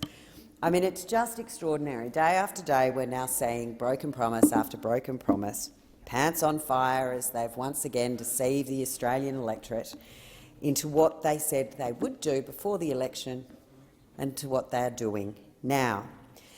This government seems to think that it can somehow just push through lovely sounding ideas, no substance, no detail, how much it will cost, how it will actually work and who it will impact, but yet think that everyday Australians are just not going to notice. But the Australian people are smarter than this, and they see through this plan. But what we do know about those opposite, when they don't have a plan, they can't stop spending, when they run out of money, they're going to come after yours. The Treasurer and the Prime Minister have been missing in action in addressing our cost of living crisis that is impacting every single Australian. And every decision they do make just makes a bad situation worse. They do enjoy appearing in front of the cameras with a sombre look on their faces, as if to say they feel the pain of Australians that are doing it tough out there. But is there a solution? No. No, there's not. Let's just pray to God that the RBA Governor's 10th consecutive rate does the trick.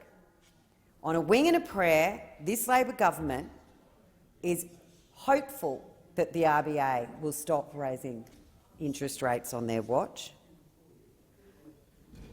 Let's blame the war in Ukraine and let's blame the previous government for what's occurring. No responsibility taken and no transparency and no maintenance of maintaining their promises. As most Australians would know that have a typical mortgage of around $750,000, they're now paying $1,700 more a month.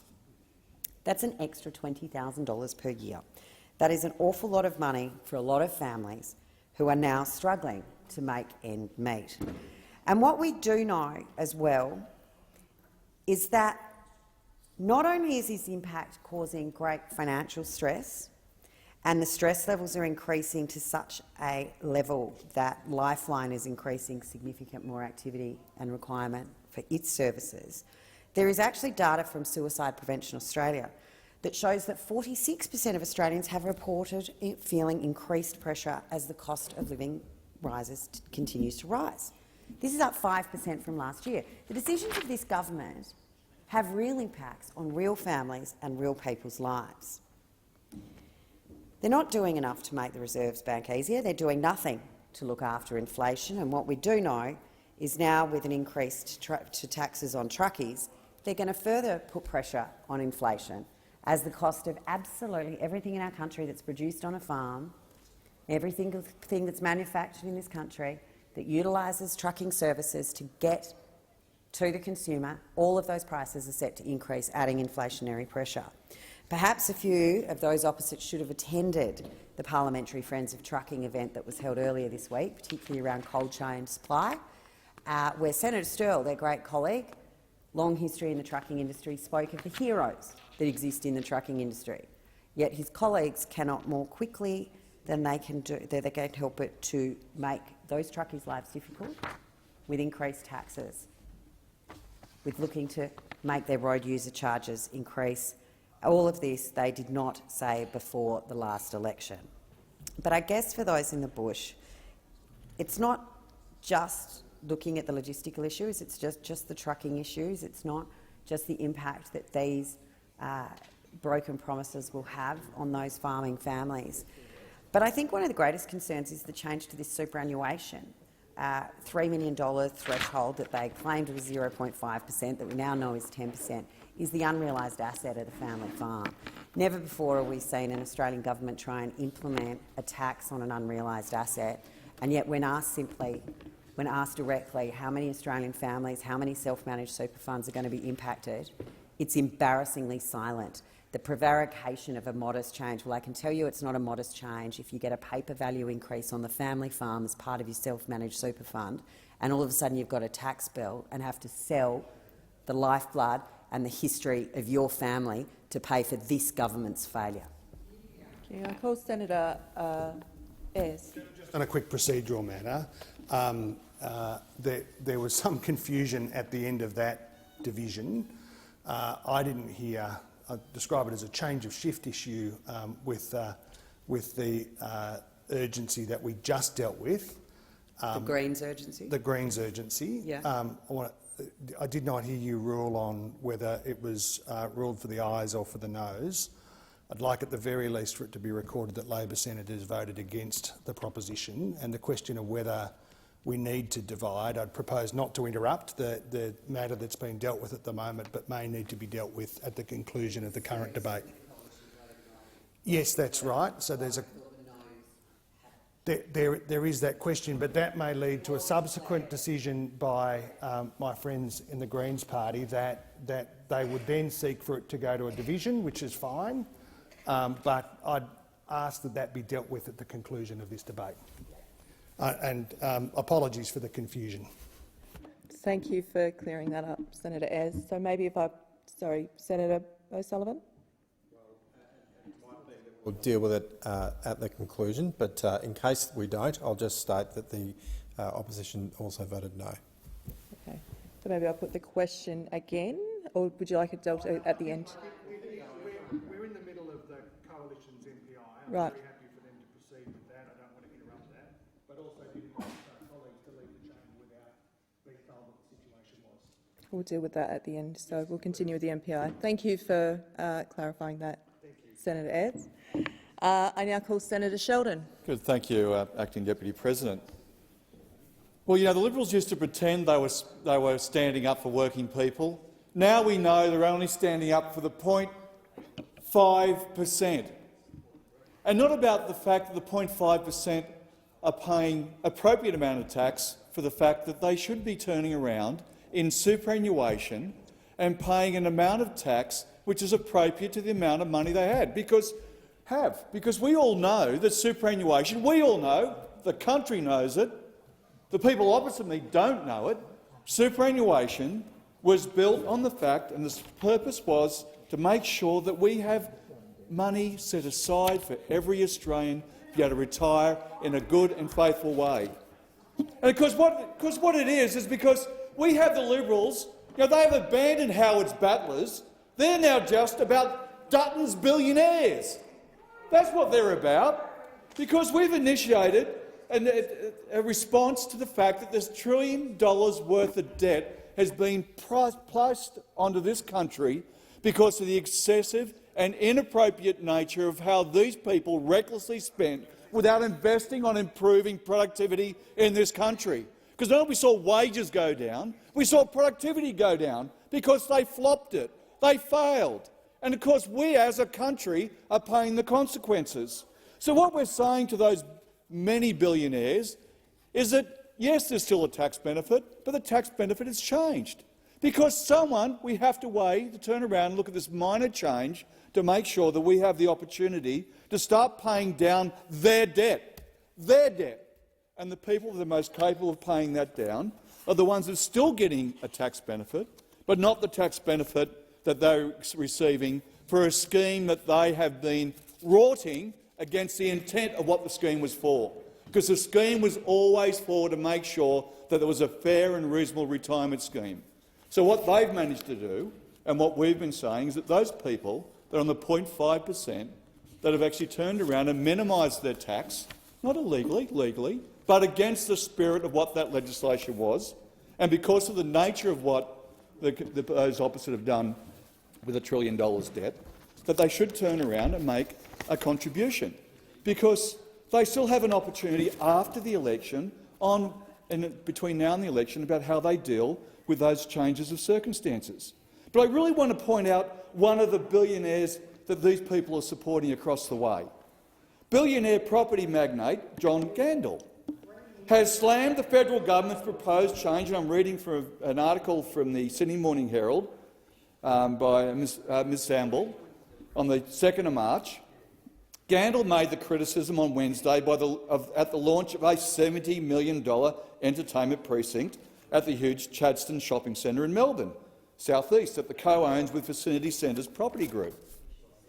Now, the mall magnate, it goes on to say, was frustrated by the government's decision to double the tax on earnings on superannuation balances over $3 million, and said it would inevitably affect more than just the country's top earners.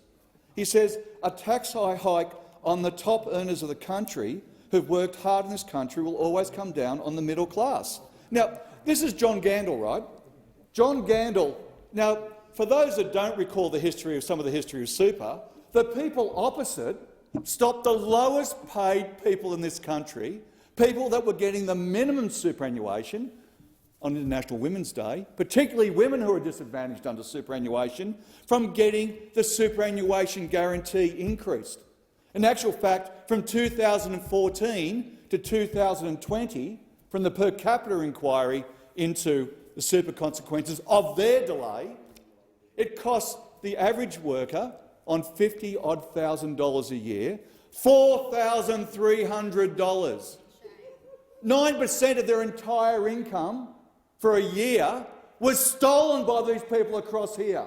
And they're worrying about Mr Chandel. Of course, he is worried about the middle class, because he obviously— no, second thoughts.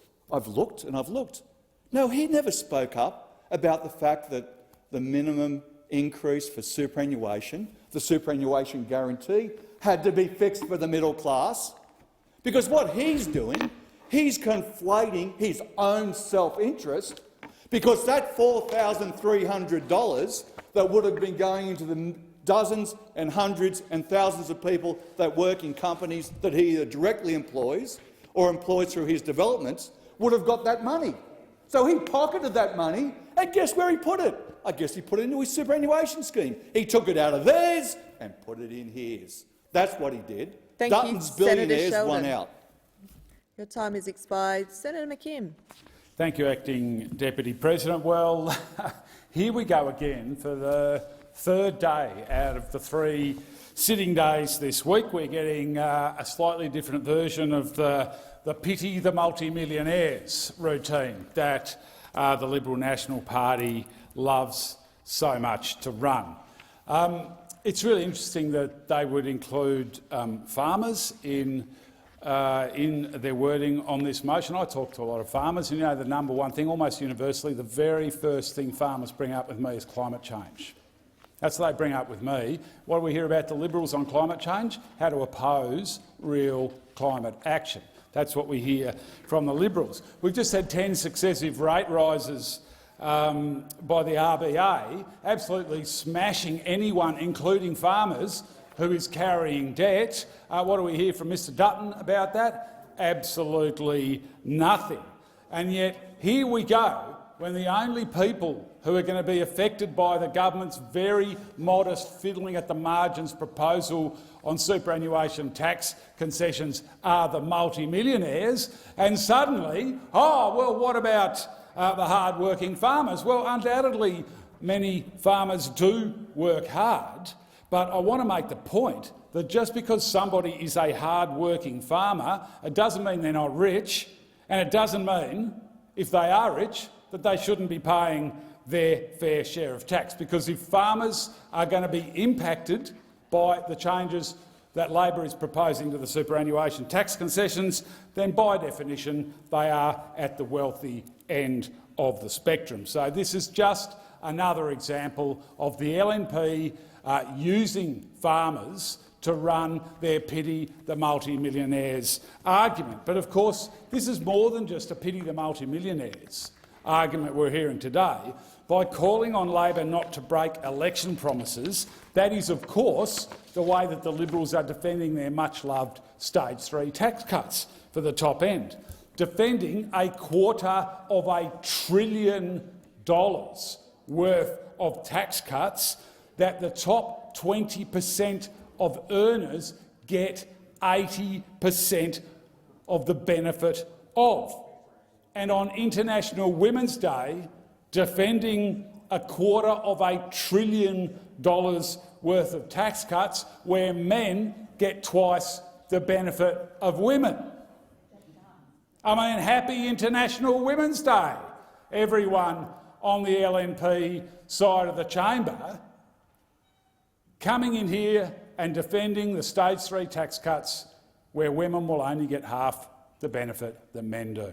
Shame on you all. Thank you. Senator Brockman. Well, we've just heard it. We've just heard it. The Labor-Greens alliance never met a tax they didn't like.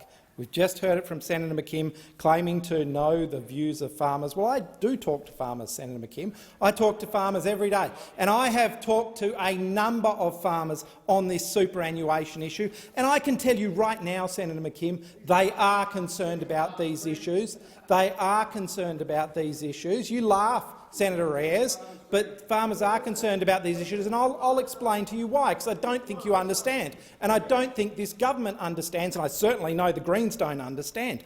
Farmers are not necessarily cash-rich. They're asset significantly. They have significant assets at various times, but they are not cash-rich. One of the legitimate ways they prepare for their retirement is to put farming property into super funds. And this is not just true of farmers, this is true of small business owners, particularly in regional areas where they will put their premises into their super fund. It is true of professionals, not just in. You're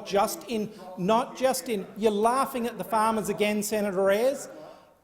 It's professionals, not just in regional Australia, not just in regional Australia, but in our capital cities, where professionals put their offices into their super funds. And then the farmer will retire. And their super fund may not be generating large amounts of cash. In fact, it may only be generating enough cash to pay a pension. So what happens then when they get this tax bill from the government? What happens then when they get this tax bill? And I want all Australians to understand out there that $3 million land holding in a super fund is not a massive amount. A property that was purchased, say in the 1980s and placed into a super fund could easily have appreciated. So you've got a super fund which has got a large physical asset in it, Senator McKim, but it's not generating that much cash. It's only generating enough cash for the person involved to take out their pension. So what do then they have to do when they get the tax bill from the government? What do they have to do? They have to either pay the tax out of their own pocket or they have to sell assets. That is the reality of what the government is proposing here today. And this doesn't just affect farmers, this affects small business owners who have their property assets, possibly their business, in their super fund. Again, these are people who don't necessarily take an income directly. They don't necessarily have a lot of cash to put in super. They have an asset, a physical asset in super. This is the first time that the appreciation in value of that physical asset is being taxed before the asset is realised. Before the sale of an asset is turned into cash, it is being taxed. And that is grossly unfair. And what we're seeing here from this government, in alliance with the Greens, we can see the Greens trying to push them into even more taxes, and the Labor government will pretend they're resisting, but they'll go along with it in the end. They'll go along with it in the end because they've never seen a tax they don't like. And farmers are worried about this, and I've spoken to the farmers. And I've said to farmers, I've said, how many people, how many of your fellow farmers, you're in this position, but how many of your fellow farmers would have property in self-managed superannuation? And the words that were said back to me was, well, definitely the majority. Definitely the majority. This is not unusual practice. This is not a big end of town practice. This is not something that only highly wealthy farming families are doing. This is a legitimate way of planning for their retirements in a way that was completely legal, completely allowed, and they plan for their retirements by putting this property, whether it's farming property, whether it's residential or real estate, whether it's a business premises, whether it's professional offices, into their super funds to plan for their retirements. They don't necessarily have a lot of cash, and that's the reality of a lot of small business owners. That's the reality of a lot of small business owners. They're not cash rich. They may have assets. They may have assets that, in your view, those opposites' view, puts them in the big end of town, but they're cash poor. And if you are taxing an unrealised asset, then the only way to find the cash to pay that tax is either to take it out of your own pocket or to sell the asset, and that is a disgrace. Thank you. Senator Payman. Thank you, Acting Deputy President. I'm really glad to be here again to be able to respond to the ridiculous claims being made by the opposition. I'm happy to explain in detail exactly the modest proposal we have made, because apparently some of you still don't get it. But first, I want to ask, where was this passion and concern when you were in government? You have left us with $1 trillion of debt and nothing to show for it. So why now the hysteria? As we propose these modest changes to repair the budget. The hypocrisy from those on the other side is astounding, and Australians can see right through it. Our Treasurer, Jim Chalmers, has always been honest and open with Australians, and we're happy to continue having this conversation. We're making modest adjustments to superannuation tax breaks for earnings on balances above $3 million. This change won't come into effect until after the next election. 99.5% of Australians with super accounts will keep receiving the same generous tax breaks, and the 0.5% of people with balances above $3 million will still receive tax breaks, just slightly less generous. There continues to be no limit on the amount of money people can put into their super in the accumulation phase, and it applies to future earnings. It's not retrospective. Since coming to government, we've been upfront about the challenges facing the economy and the budget. We inherited $1 trillion in debt, as well as growing spending pressures in defence, health, aged care and the NDIS. This is about responsible economic management, something I think those on the other side have yet to wrap their heads around. Right now, Australians are making hard choices around the kitchen table about their priorities, and it's important that the government does the same thing around the cabinet table. Today, on International Women's Day, I also want to acknowledge that gender inequality exists within super. Women retire with less than men, and the average super balance of a woman is in the order of $140,000. The Labor Party is serious about doing more to address inequality while also repairing the budget.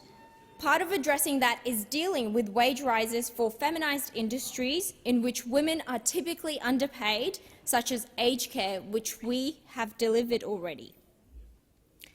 Now, our highest priority is targeted cost of living relief in the budget, while the Liberals' highest priority is bigger tax breaks for people who already have tens of millions of dollars in super.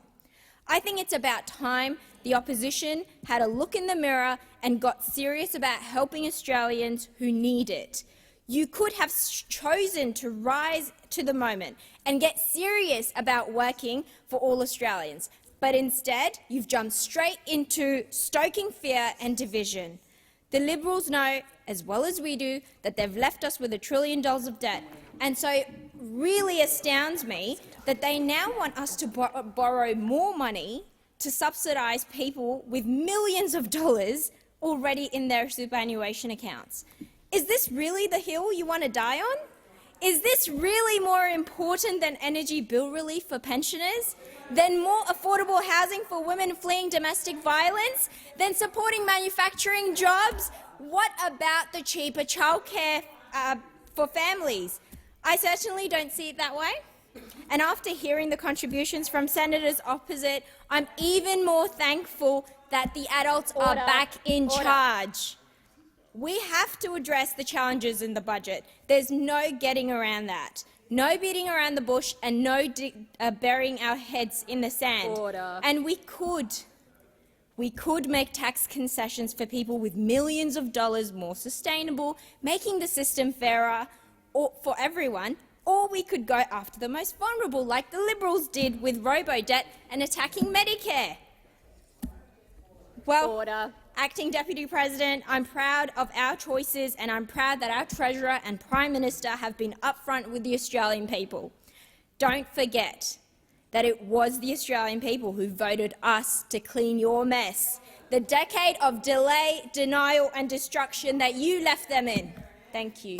Thank you, Senator Payman. Senator Davey. Thank you, and thank you so much, Senator Payman, for opening the way for me to remind people what they voted for. They voted for a government who said that they would cut electricity bills by $275. Broken promise. That people would have cheaper mortgages. Broken promise. That there would be no changes to superannuation. Broken promise. There would be lower inflation. Broken promise. That they would not touch franking credits. Broken promise. That there would not be industry-wide bargaining. It's not part of our policy, they said. Broken promise. We will be doing our bit to assist real wage rises. Broken promise. I can go on and on and on about broken promises. In fact, the only promise they won't break is the promise to go out and buy water from innocent farmers. But I digress on the real issue today. The real issue today is that while Senator Payman is talking about people with tens of millions of dollars in super, and over in the other place the Assistant Treasurer is talking about people with hundreds of millions of dollars in super, the reality is what Labor want to do is tax people at a threshold of just $3 million. Why won't you talk about the $3 million, Senator Payman? Why won't the Assistant Treasurer in the other place talk about the $3 million? Because as we learnt this week, it's not 0.5% of the population that these super taxes will hit. It's a minimum of 10% of the population. Someone who is 37 today, in 30 years' time when they're ready to retire, will be hit by these taxes. And now we are learning that, when asked in question time today, the Assistant Treasurer basically admitted. He said that, yes, farmers or family businesses who have their assets in self-managed future should have just put more money aside for liquidity fluctuations. He said super is about providing a retirement income stream, but in the same breath said that the very people who've put assets in their super for their retirement income stream should have put more cash aside to pay their taxes. The Assistant Treasurer basically said farmers holding farmland or family businesses holding their assets in self-managed super funds could be forced to pay tens of thousands more in taxes under Labor's superannuation changes due to nothing more than fluctuations in volatile commercial property prices. Now, we are not talking about the few people with mainstream super that have balances over $3 million. We are talking about the very same hard-working people who have planned for their retirement. As the Assistant Treasurer said today, superannuation is about providing adequate retirement savings. And that's exactly what these people we're talking about have been doing. And now they're being told, oh, if your paper valuation of your assets goes up, you need enough liquid cash to be able to pay your tax. The National Farmers Federation have warned that these superannuation changes could cool investment in agriculture. Now, I, for one, have been talking ad infinitum about the need for Australians to invest in Australian agriculture. We need Australian super firms to invest in Australian agriculture. Indeed, overseas super firms think Australian agriculture is a great investment. Look at the Canadian superannuation funds. They invest over here. They won't be hit by these taxes, but we will cool our own investment in Australian agriculture through these changes. For many farmers, their farm is their superannuation, and it's not uncommon to hold land assets in superannuation. But in what we've learnt today, where they say that Labor will tax unrealised paper gains. So if that's a yes for property, it's also a yes for shares. And if it's a yes for shares, it must also then apply to defined benefit funds. It must also apply to the hundreds of Commonwealth public servants who have high superannuation pension funds that will also be quaking in fear by what we are learning drip by drip, just like water torture, every time we hear more about this Labor super tax.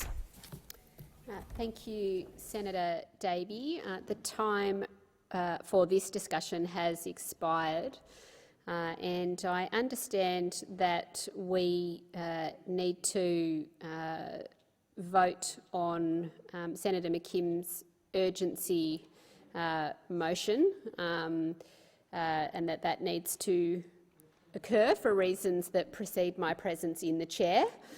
So I will now put the question that the motion moved by Senator McKim be agreed. Those of that opinion say aye. Those against say no. I think the noes have it. Is a division required? A division is required. Ring the bells for 4 minutes.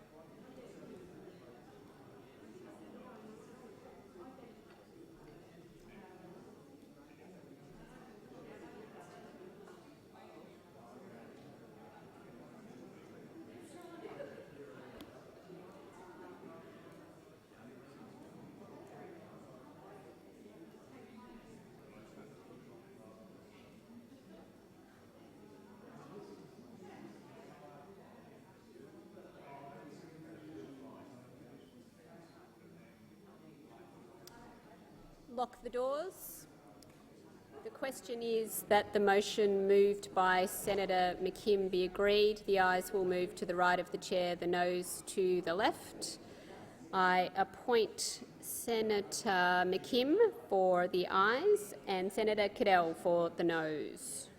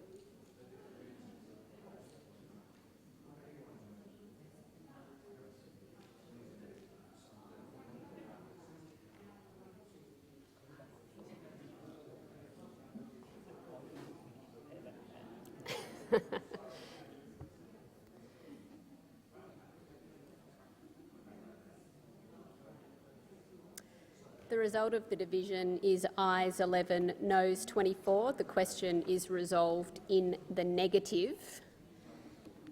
And for the convenience of the chamber, I don't think we're expecting another division anytime soon, so if honourable senators wanted to leave the chamber or stay and listen, they are more than welcome to do so. I shall now proceed to the consideration of documents. The documents are listed on page 4 of today's order of business.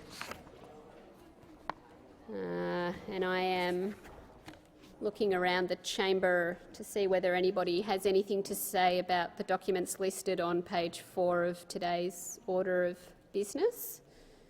And it doesn't appear that there are any contributions on that.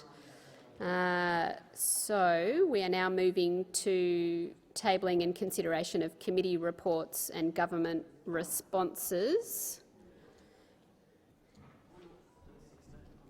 And Senator Eckert. Yeah, I might just do a couple and get them out of the way. So on behalf of the Joint Standing Committee on Treaties, I present the committee's 206th report. And on behalf of the Parliamentary Joint Committee on Intelligence and Security, I present the report of the committee on its review of the 2022 relisting of 4 organisations as terrorist organisations under the Criminal Code. Thank you. I'll leave you. Thank you, Senator Urquhart. Senator Chacon. Thank you, Acting Deputy President. I present the Scrutiny Digest number 2 of 2023 of the Standing Committee for the Scrutiny of Bills, and I move that the Senate take note of the report. But I also would like to make some contributions as well too, if I could, please. As the chair of the Standing Committee for the Scrutiny of Bills from today, and I do note that Senator Dean Smith, who's actually the chair, is not wasn't able to be here today. So, as the deputy chair but acting as chair, I rise to speak on the tabling of the Scrutiny Digest number 2 of 2023. The digest contains the committee's assessment of all the bills recently introduced into the parliament. Each bill is assessed against the committee's technical scrutiny principles set out in the Standing Order 24. These principles focus on the effect of the proposed legislation on parliamentary scrutiny and individual rights, liberties and obligations. Importantly, the committee has a strong and long-standing commitment to the non-partisanship, and accordingly the Digest does not consider the policy merits of bills. Scrutiny Digest number 2 of 2023 reports on the committee's consideration of 18 bills, which were introduced into the parliament during the recent sitting weeks. It also contains the committee's comments on recent ministerial responses in relation to 11 bills. In this digest, the committee has welcomed several undertakings made in response to the committee's recommendations. For instance, the Minister for Health and Aged Care has accepted the committee's recommendations to amend the Private Health Insurance Legislation Amendment, Medical Device and Human Tissue Product List and Cost Recovery Bill 2022. The bill seeks to provide the Minister with a discretionary power to delist certain kinds of medical devices or human tissue products where a person who is liable to pay a relevant cost recovery fee or levy has failed to do so. Delisting would remove a private health insurer's mandatory obligation to pay a set benefit in relation to the relevant medical device or human tissue product. Similarly, the bill would provide the Minister with a discretionary power to direct that certain activities not be carried out where a person has failed to pay a cost recovery fee or a levy. For example, a bill would allow the Minister to refuse to carry out services in relation to a request to list a new product if the applicant has not paid the application fee. Now, following the committee's recommendation, the Minister for Health and Aged Care has undertaken to introduce an amendment which would require the Minister to first have regard to certain matters prior to making a decision. Namely, the Minister would be required to consider whether the exercise of the discretionary powers would adversely affect the interests of patients or, significantly and adversely limit the professional freedom of medical practitioners. And I thank the Minister on behalf of the committee for his constructive engagement with this committee. I'd also like to highlight the committee's comments in relation to two bills which introduce new powers to allow for automated decision-making. The use of computer processes to assist government decision-making has significant administrative benefits, including increased consistency, efficiency and accuracy. However, if used inappropriately, these processes have the potential to impact on rights of individuals and may lead to legal error. The committee therefore closely scrutinises any proposal which automated decision-making processes to determine whether its use is adequately justified and is subject to appropriate safeguards. The committee generally expects these safeguards to be set out on the face of a bill rather than within delegated legislation. Administrative law typically requires decision-makers to engage in an active intellectual process to in respect of the decisions they are required or empowered to make. A failure to engage in such a process, for example, where decisions are made by computer rather than by a person, may lead to a legal error. In addition, there are risks that the use of an automated decision-making process may operate as a fetter on discretionary power by inflexibly applying to predetermined criteria or decisions that should be made on the merits of the individual case. Now, these matters are particularly relevant to more complex or discretionary decisions. The Treasury Laws Amendment 2023 Measures No. 1 Bill 2023 seeks to amend the Corporations Act of 2001 to alter the process by which ASIC deals with applications for Financial Advisors Register. The bill would allow ASIC to arrange for the use of computer processes to assist decision-making for purposes for which ASIC may make decisions in relation to registration. There are several safeguards set out within the bill in relation to the use of automated decision-making, including that ASIC may change a decision that's been made by a computerised process if it is satisfied that the decision is wrong. The committee welcomes these safeguards. However, the committee is concerned about the breadth of the power to arrange for use of computer processes to assist in decision-making. It is unclear to the committee why this power could not be narrowed to particular decisions. For example, providing that such processes would only allow for binary, non-discretionary decisions. The committee therefore requested the Treasurer's advice in relation to whether all of the relevant decisions will be non-discretionary, what processes ASIC has in place to identify potentially incorrect decisions made by a computer, and what policies are in place to ensure that the integrity and the transparency of the decision-making process. The Migration Amendment, Australia's Engagement in the Pacific and Other Measures Bill of 2023, would establish a new framework for a visa pre-application process. The intention that the new framework would allow computer processors to be used randomly to select eligible persons from a pool of applicants who may then apply for a relevant visa upon selection. In this case, automated decision-making will only be used in relation to non-discretionary decisions, given that the process is intended to be random and that eligibility requirements for the registration of a person must be objective. The non-discretionary nature of these decisions significantly reduces the committee's concerns. However, the committee is nonetheless concerned that a majority of the detail as to how the automated decision-making process is intended to operate is being left to delegated legislation. Indeed, while the bill has been introduced in anticipation of the creation of the Pacific Engagement Visa, the framework nature of the bill would provide for the power to undertake visa pre-application process in relation to any visa. The committee therefore expressed the view that further safeguards in relation to the use of computer processors should be set out in the bill. For example, the committee has recommended that it may be appropriate to allow a departmental officer to review data inputted into the system to ensure that any mistakes made by an individual do not preclude them from eligibility. The committee has also recommended that the bill set out clear arrangements for the ongoing monitoring and evaluation of the computer system. The committee has requested the Minister for Home Affairs advice in relation to these matters. I encourage all senators and members of the other place to carefully consider the committee's analysis that's contained in this digest. With these comments, I commend the committee's scrutiny digest number 2 of 2023 to the Senate. Thank you, Deputy President. Thank you, Senator Chacon. And the question is that the Senate take note of the report. Those of that opinion say aye. Those against say no. The ayes have it. Senator White. I present Delegated Legislation Monitor 3 of 2023 of the Standing Committee for the Scrutiny of Delegated Legislation, together with the ministerial correspondence relating to the report, and I move that the Senate take note of the report, and I have some comments to make in relation to the tabling. This monitor reports on the committee's consideration of 54 legislative instruments registered between the 1st of February 2023 and the 20th of February 2023, as well as the committee's ongoing consideration of instruments registered in previous periods.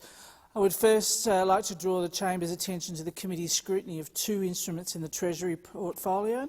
The Corporations Amendment Litigation Funding Regulations 2022 provide litigation funding schemes with explicit exemptions from the Corporations Act, including the product disclosure regime and anti-hawking provisions. The Treasury Laws Amendment Rationalising ASIC Instruments Regulations 2022 similarly inserts ongoing exemptions to requirements in the Corporations Act and the Consumer Credit Protection Act. It is the committee's long-standing view that the modifications to or exemptions from primary law should be set out in the primary law itself. When these measures are in delegated legislation, the committee expects they will be time-limited to ensure frequent parliamentary oversight. This also provides the executive with the ability to assess whether the measures remain appropriate and necessary. Not only do these instruments insert a number of exemptions to primary legislation, but they are in place on an ongoing basis, as the measures are not subject to the usual 10-year sunsetting period.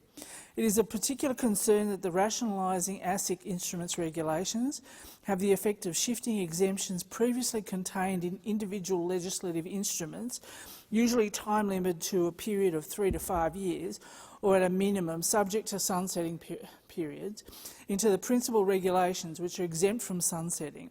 This means that these exemptions from primary law are being placed in delegated legislation indefinitely, which is a significant scrutiny concern for the committee.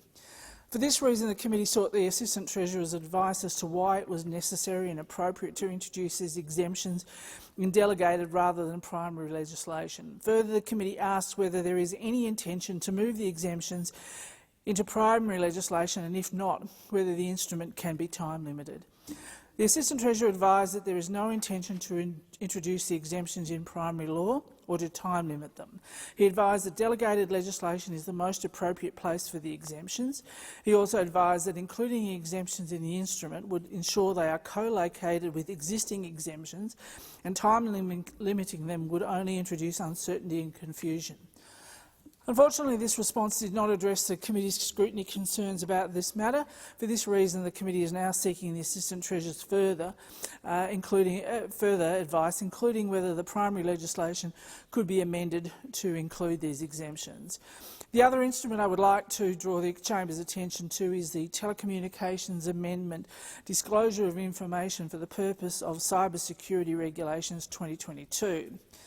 This instrument has the effect of permitting carriers and carriage service providers to disclose government identifiers to financial services entities and government agencies. It also enables the Minister to expand and specify by notifiable instrument the class of information that can be disclosed. The Minister has since confirmed this involves the disclosure of personal information. The committee considered the use of notifiable instruments in its inquiry into the exemption of delegated legislation from parliamentary oversight. It formed the view that classifying instruments as notifiable rather than legislative instruments significantly limits the Parliament's scrutiny function. This is because notifiable instruments are not subject to the usual tabling, disallowance or sunsetting processes. This concern is heightened when the subject matter of the notifiable instrument is significant.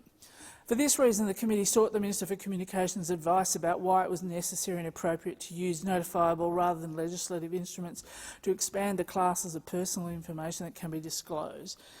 The Minister advised that the instrument aims to provide a degree of flexibility so that they can quickly respond to emerging data breaches. Further, she advised that notifiable instruments are inherently more certain than legislative instruments because they do not face the prospect of disallowance. The Minister also noted that while parliamentary scrutiny is normally desirable, it can create delay and uncertainty when swift and decisive action is needed.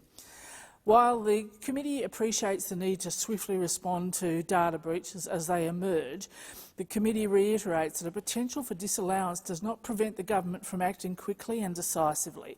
The disallowance process does not inhibit the immediate commencement and enforceability of instruments, nor does it invalidate any actions taken under the instrument prior to disallowance. Further, the committee has not previously accepted justifications such as the need for certainty, flexibility and the need to act urgently on their own to be an adequate justification for an exemption from parliamentary oversight. Further, the committee considers the disclosure of personal information to be a serious matter, and expanding the types of information that can be disclosed is not a mere matter of detail. For this reason, the committee reiterates its scrutiny concerns about the use of notifiable instruments in this instance and is seeking the Minister's advice as to whether the instrument can be amended to enable the use of legislative rather than notifiable instruments to expand the class of disclosable information. With these comments, I commend the committee's delegated legislation Monitor 3 of 2023 to the Senate. Thank you, Senator White. Senator Chandler on the same issue. On a different report, Chair. Madam Acting Deputy President. Sorry, which report? I'm rising to take note of the Parliamentary Joint Committee on Intelligence and Security report. Thank you. Sorry, Senator Chandler, I just need to put that the report on the Standing Committee for the Scrutiny of Delegated Legislation be agreed to. All that in favour say aye. All those against say no. The ayes have it. The ayes have it. Thank you, Senator Chandler. Thank you, Madam Acting Deputy President, and I rise to take note of the Parliamentary Joint Committee on Intelligence and Security report, review of the 2022 relisting of 4 organisations as terrorist organisations under the Criminal Code. I welcome the opportunity to speak briefly to acknowledge this bipartisan report and its recommendations here in the Senate this evening. This report of the Parliamentary Joint Committee on Intelligence and Security supports the relisting of 2 affiliates of al-Qaeda and 2 affiliates of the Islamic State.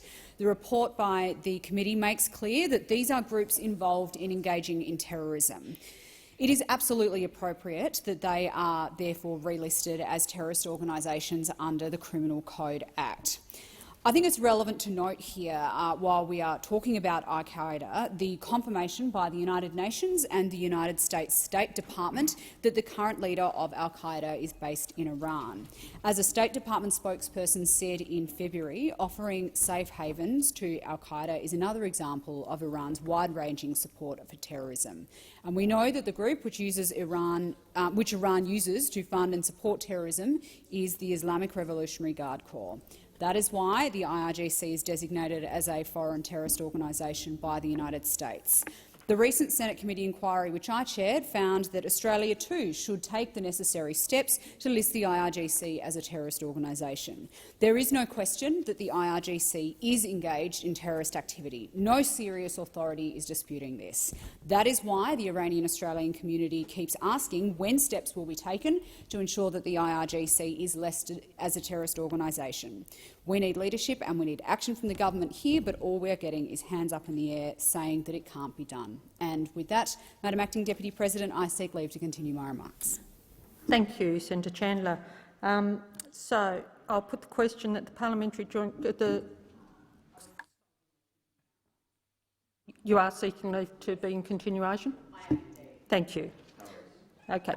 I put the question that the Parliamentary Joint Committee on Intelligence and Security report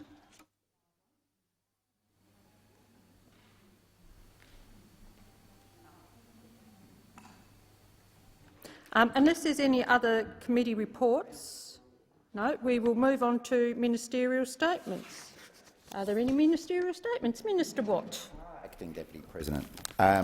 I table documents relating to orders for the production of documents concerning the government's response to the Samuel Review, budget funding for the Environmental Defenders Office and Environmental Justice Australia, the potential World Heritage listing of the Burrup Peninsula and the Bunbury Outer Ring Road project.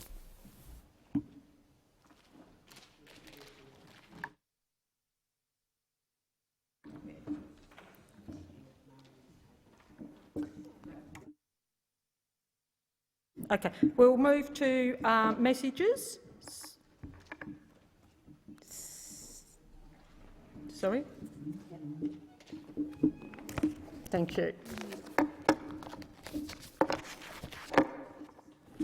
The President has received a message from the House of Representatives forwarding the Referendum Machinery Provisions Amendment Bill 2022 for concurrence.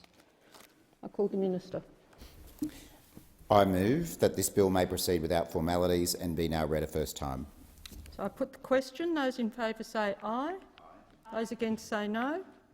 The ayes have it. I call the clerk. A bill for an act to amend the law relating to referendums and for related purposes. Minister. I move that this bill be now read a second time, and I seek leave to have the second reading speech incorporated in Hansard. Is leave granted? All those in favour say aye. All those against say no. Leave's granted. Minister. I move that the debate be now adjourned. So I'll put the question that... Sorry. I put the question that debate be adjourned. All those in favour say aye. Those against say no. The ayes have it. Minister. Thanks, Acting Deputy President. Sorry. I move that the resumption of the debate be an order of the day for a later hour. So I'll put the question. All those in favour say aye. Those against say no. The ayes have it.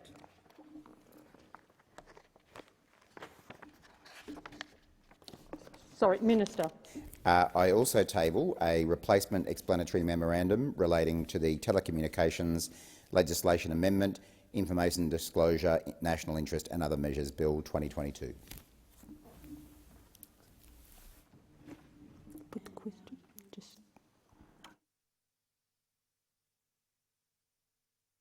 I call the clerk. Government Business Orders of the Day number 2, Therapeutic Goods Amendment 2022 Measures number 1 Bill, second reading debate, and on the motion moved by Senator Steele-John. Senator Roberts, I understand you're in continuation? That's correct. Please Thank you. As a servant to the many varied people making up the amazing Queensland community and Australian nation, I speak to the Therapeutic Goods Amendment Bill 2022. It's significant in my speech's opening that I refer to myself as a servant to the Queensland and Australian people. Whoever wrote this bill is not a servant of the people. In fact, the proposer of this bill sees the people as their servants, slaves, serfs. It destroys fundamental human rights, smashes fundamentals of law, removes the tried and true system for authorising new drugs, and places the Australian public at the mercy and under the control of unelected bureaucrats. These same bureaucrats proved themselves unfit to exercise their current already disproportionately large power during COVID, all with no accountability. First, let me explain this bill's provisions. Introducing a framework for the mandatory reporting of adverse events. One Nation supports this measure. Secondly, introduces a new marketing approval pathway for biologicals for export only. One Nation supports this. Enables the Secretary of the Department of Health and Aged Care to approve the importation or supply of overseas prescription medicines that are substitutes for existing medicines with no checks and balances on that process. One Nation opposes this measure. Fourth, it eliminates the human rights of people to contest decisions on the provision of documents the Secretary requires. One Nation totally opposes the removal of common law rights to due process. Next, enabling the Secretary to require any person to provide information or documents relevant to a possible contravention of the Act. This bill does not do so fairly, and therefore we do not support this provision. Permitting therapeutic goods advertising. In the absence of a justification for making this charge, One Nation opposes this. It clarifies the Secretary is not obliged to observe natural justice. One Nation will defend the rights of everyday Australians to enjoy basic human rights provided across 1,500 years of common law, and so we oppose this provision. This is a significant bill with new powers and provisions that did not go to committee inquiry. That sums up the arrogance of this Soviet-level government, that such a wide-ranging bill, removing basic human rights, smashing legal principles, containing significant penalties and coercion, and with a huge impact on the approval of new drugs, would be forced through Parliament without being subject to committee inquiry, especially after the Separate Scrutiny of Bills Committee, in its 7-page report, thrashed the Therapeutic Goods Amendment Bill 2022. Here are the main elements of that criticism. 1. Reversal of the evidential burden of proof. Item 2 of Schedule 5 of this bill seeks to insert a proposed Section 45AC into the Therapeutic Goods Act 1989 to create an offence for failing to comply with the notice from the Secretary requiring document production. Section 45AC3 provides the defence of reasonable excuse, yet the defendant must prove their defence. In simple terms, this bill treats anyone coming to the attention of the Secretary of the Health Department as guilty unless proven innocent. The presumption of innocence dates from Roman Emperor Justinian in the 6th century, and for 15 centuries has remained a fundamental principle of Western law. If the bill allowed the normal checks and balances that criminal and civil courts provide, the defence of reasonable excuse would not be necessary. It would be available automatically. This bill is extinguishing a defendant's existing legal rights. All this smashing of legal rights and principles from a Labor government. Secondly, strict liability offences.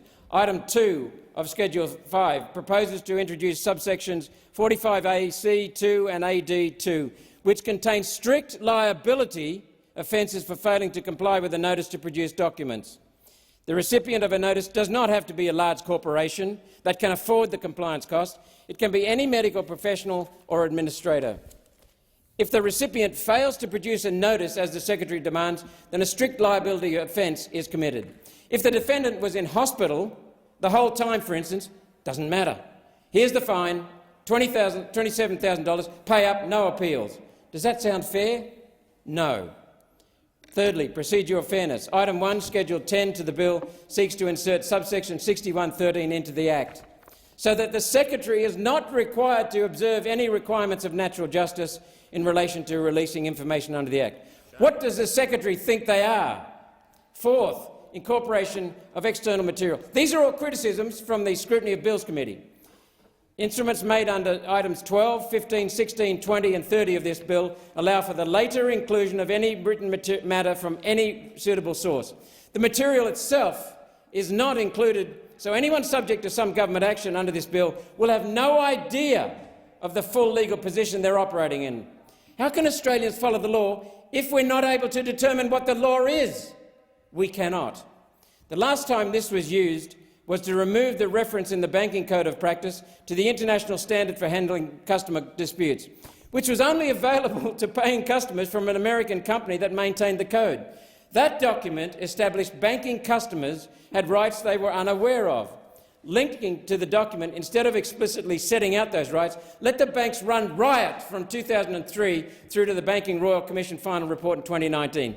The ALP have clearly learnt nothing from history, or they have deliberately ignored history. These 4 criticisms alone of the bill from the Senate's Scrutiny of Bills Committee are all valid. The Soviet-style government should have addressed all before the bill came to the Senate.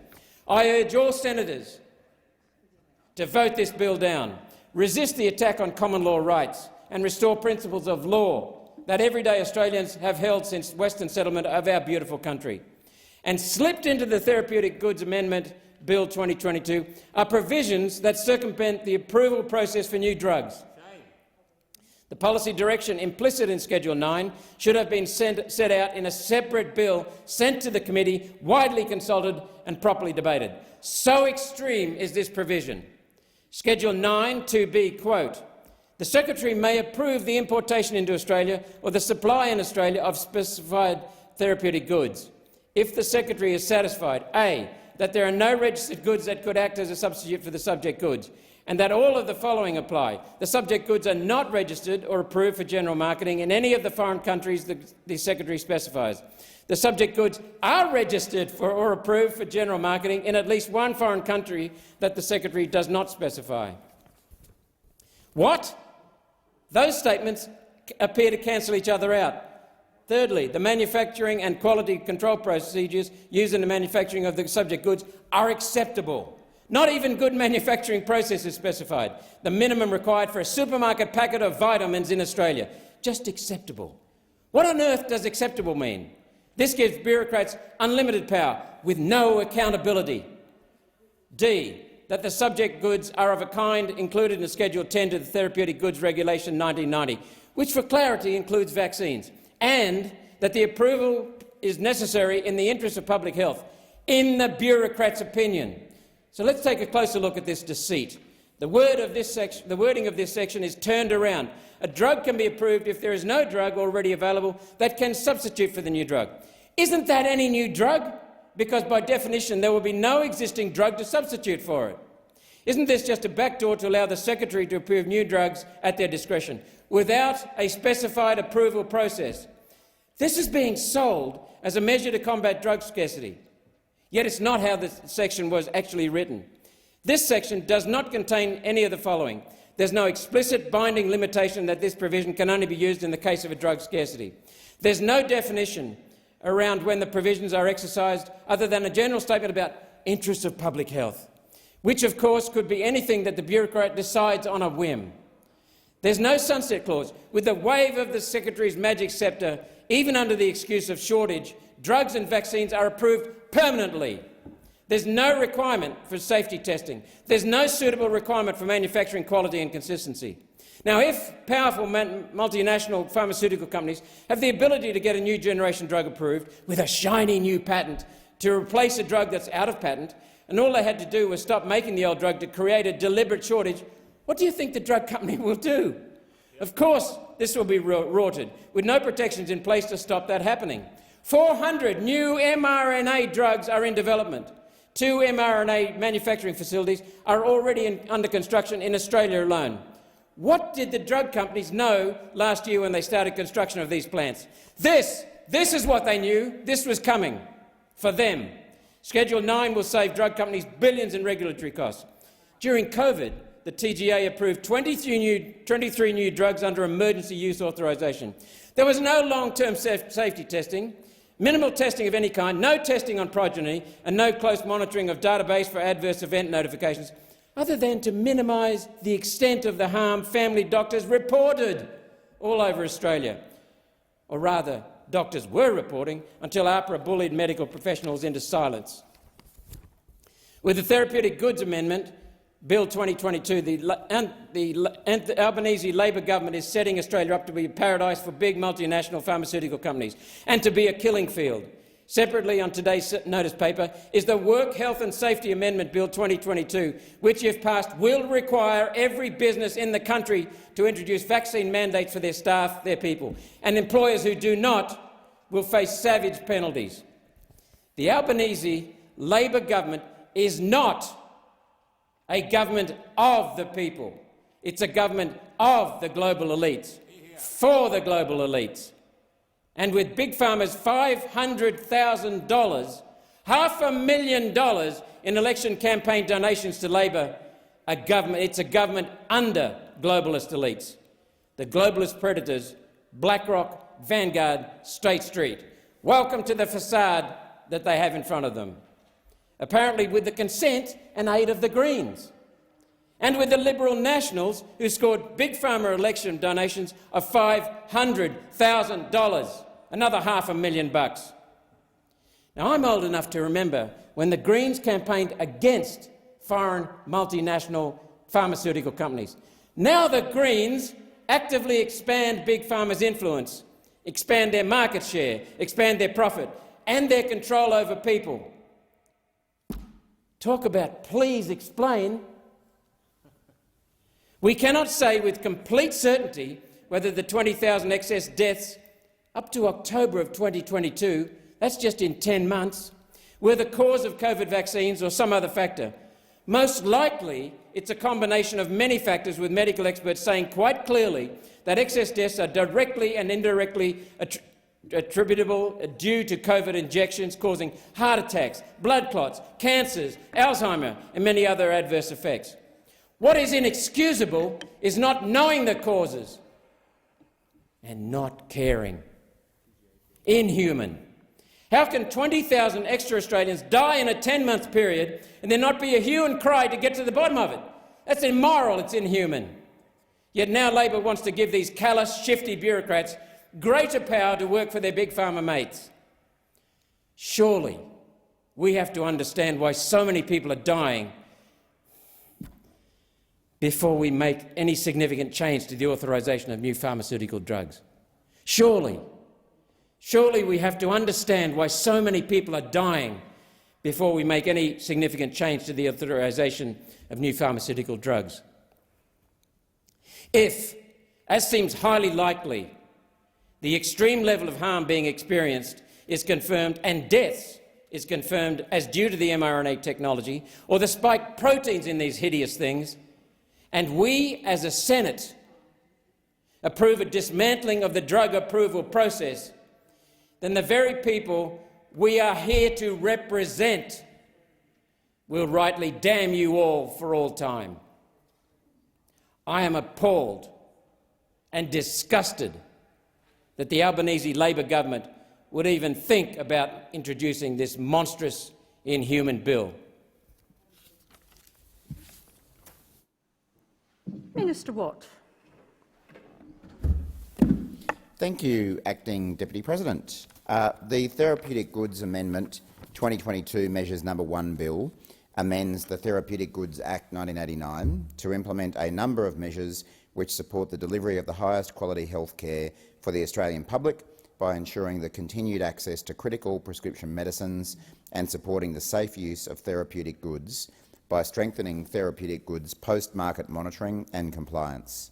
In particular, the bill supports the implementation of a scheme for the mandatory reporting by hospitals of adverse events associated with medical devices. This measure would support the improved monitoring of safety concerns associated with medical devices through access to information held by hospitals that identifies serious adverse events and earlier detection of safety signals that may raise concerns about particular devices. The bill encourages innovation and investment in biologicals in Australia by introducing a new dedicated pathway for marketing approval of biologicals that are for export only.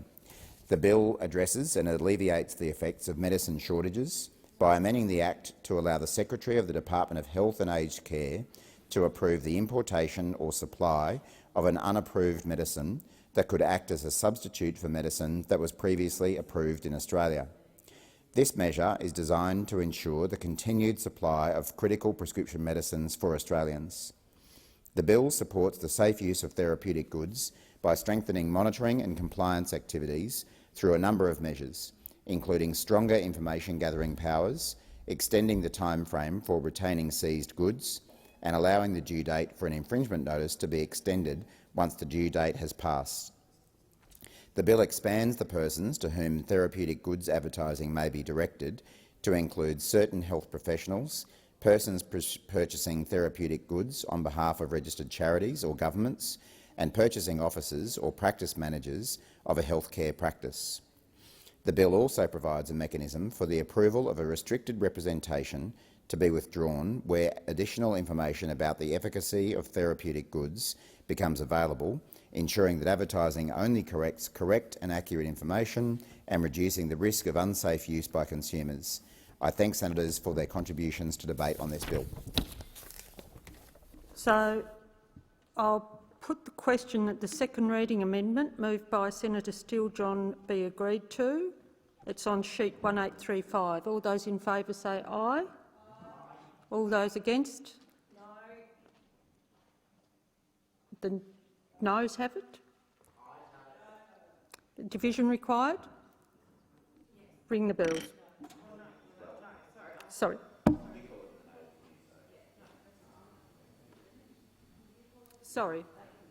Sorry, they've called a division. Yeah. So can I just clarify, Senator Steele-John, you want to go to a division? Yes. Thank you. So bring the bills.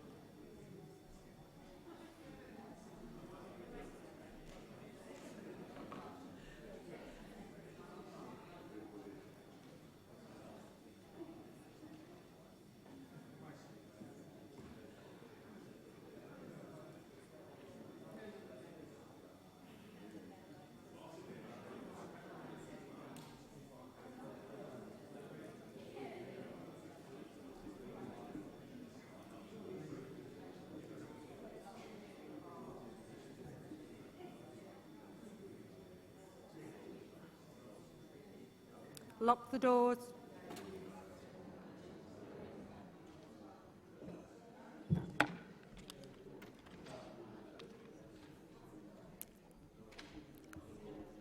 So the question is that the second reading amendment moved by Senator Steele-John on sheet 1835 be agreed to. I'll call Senator Askew for the noes, and I'll call...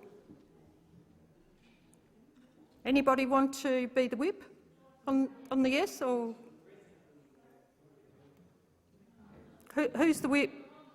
Senator Rice for the ayes.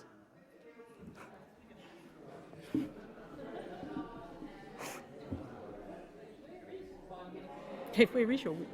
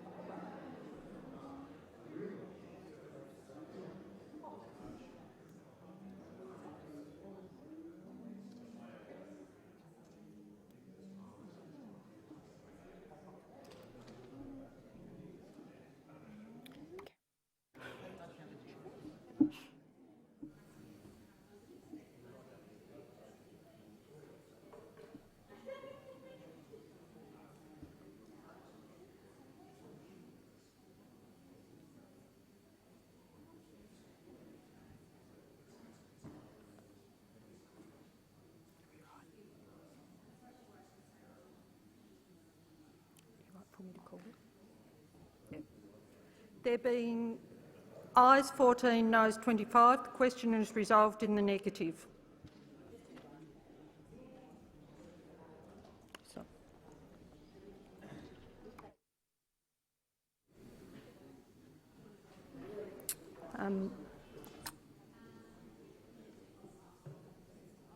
I'll give senators a moment to either leave the chamber or move back.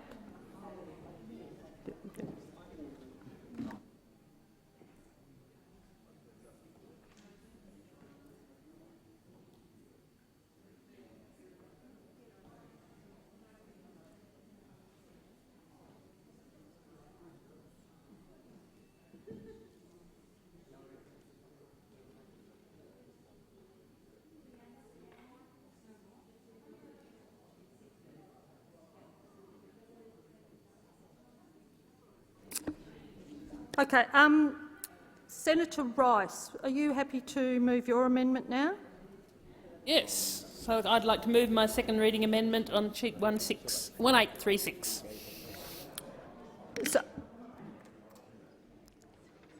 So I'll put the question that the amendment by Senator Rice on sheet 1836 be agreed to. All those in favour say aye.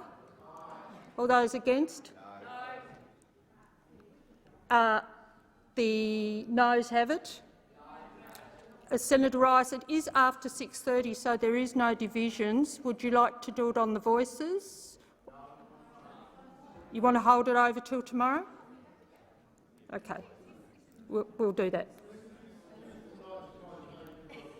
Sorry, Senator Whish-Wilson, you have to stand and get the call if you want me to hear it.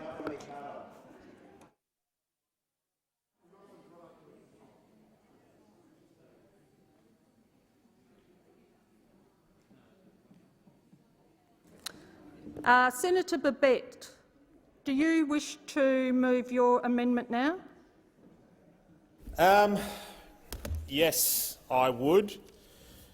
I would like to move my amendment from second reading debate sheet 1850, please. And Senator Babet, the same issue will arise in regard to the vote. Would you like to hold that over till tomorrow? Sorry.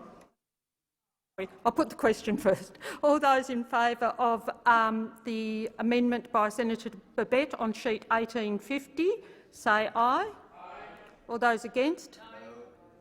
The noes have it. Okay. Senator Babet, would you like to hold that over till tomorrow morning? Thank you.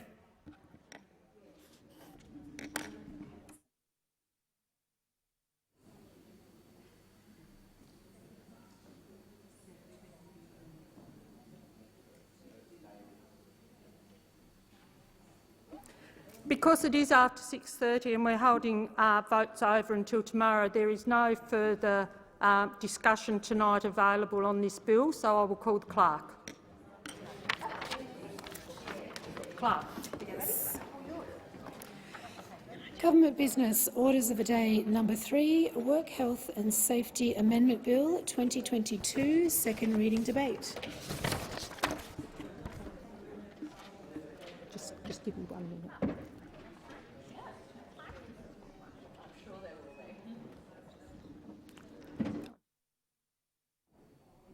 Thank you.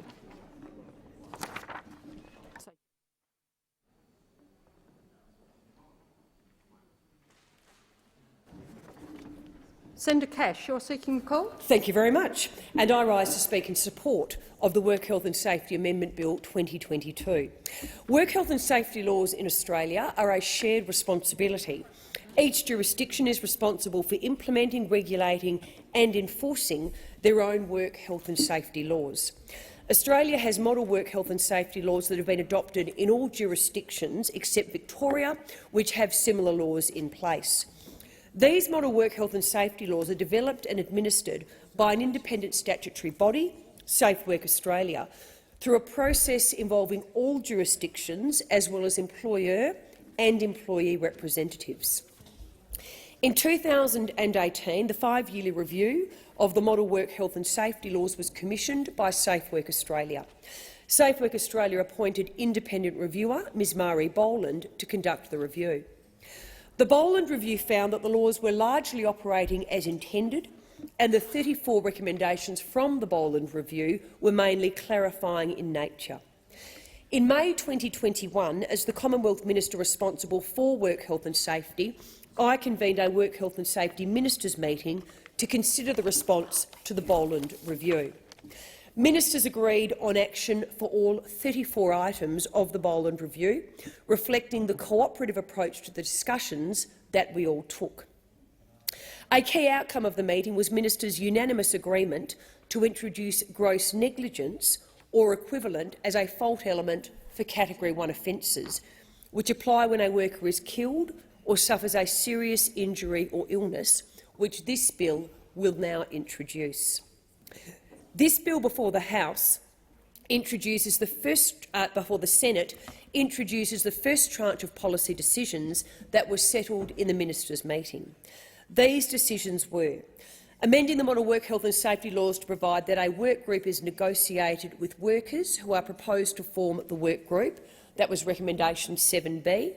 Amending the obligation to train health and safety representatives to provide that health and safety representatives are entitled to choose a course of training. That was recommendation 10.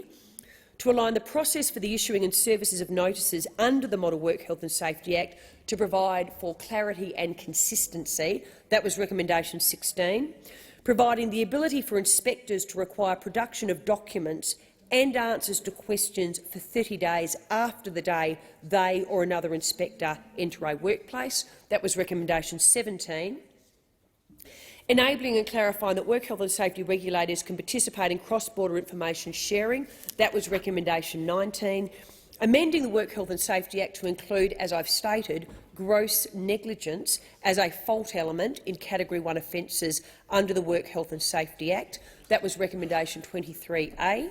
Extending the 12-month deadline to 18 months for a person to make a request to the regulator to bring a prosecution for a Category 1 or 2 offence. That was recommendation 24. And prohibiting the insurance for work health and safety fines and inclusion of offences for breaching this prohibition. And that was recommendation 26. In this bill, the government is also setting the fines for the newly created offence for providing insurance for work health and safety penalties. One of the most important aspects of this bill, as I said, and I worked through this with the ministers at the time in a very, very cooperative fashion, is the introduction of gross negligence as a fault element for Category 1 offences and the extension of time. Without a doubt, any workplace death is a tragedy, and one death is one too many. Category 1 offences, as they currently stand, have a standard of recklessness which requires prosecutors to prove any intent to disregard a risk of death or serious injury. Now, this can be very, very difficult to prove at times. So what this bill will do is introduce Recommendation 23A of the Boland Review, which was the inclusion of gross negligence as a fault element in Category 1 offences. Can I just note, as the Commonwealth Minister at the time that was negotiating with and working with the state jurisdictions, the state and territory jurisdictions, this recommendation was universally supported by all jurisdictions, and I am very proud that we were at the time able to achieve that result, and it is now being legislated. Grossly negligent conduct, as well as recklessness, should attract the most serious penalties under our work health and safety laws. And that is why, when in government, I was pleased to lead the Commonwealth Government charged to support the decision to introduce this change. By introducing the fault element of gross or criminal negligence, the change will ensure that the appropriate threshold is set to capture culpable conduct, but also prevent or preserve the current risk-based approach adopted in the Category 1 offence. A Category 1 offence is an offence by a person engaging in conduct that exposes an individual to whom a duty is owed to a risk of death or serious injury, being reckless to the risk. So, for example, an employer in the construction industry does not provide safety equipment, such as a harness, netting or railing, in an open-aired elevated workspace, and an employee severely injures themselves. The employer may be penalised under a Category 1 offence as they were grossly negligent and or reckless in their work health and safety duty, which led to a serious injury. This means businesses as well as workers with a work health and safety duty can be penalised if they are needlessly reckless or negligent in their duty. It also means that where accidents do occur, businesses and workers with work health and safety duties are not going to be unfairly penalised when they take the appropriate steps and minimise the risk of death or injury. Importantly, it continues the key principle of a risk-based approach for the work health and safety laws and does not focus on the outcome that occurs. In other words, we are seeking to prevent that outcome from occurring. It is critical that we ensure prosecutions and higher penalties apply not only to when a death or serious injury or illness occurs, but when there is a near miss due to gross or criminal negligence. This will ensure that Australian workplaces become safer for all. The priority must be on strengthening the risk-based approach of the Work Health and Safety Framework and to apply higher penalties equally to near misses and serious injuries, and these decisions in the bill do just this. The bill will also extend the deadline for requests of regulators to bring prosecution for Category 1 and Category 2 offences. This was another recommendation of the Boland Review, which again, as the Commonwealth Minister, I supported in the Work Health and Safety Ministers' meeting. What the extension of time will actually do is ensure that another 6 months will be provided before a person loses the ability to request a regulator to actually bring a prosecution. What this in turn does is provide more time to them to provide the information as to why, especially due to the likelihood in these incidences for significant recovery, for the grieving process, etc., and processes that mean you could actually miss the deadline. And that is why this additional 6 months was so important.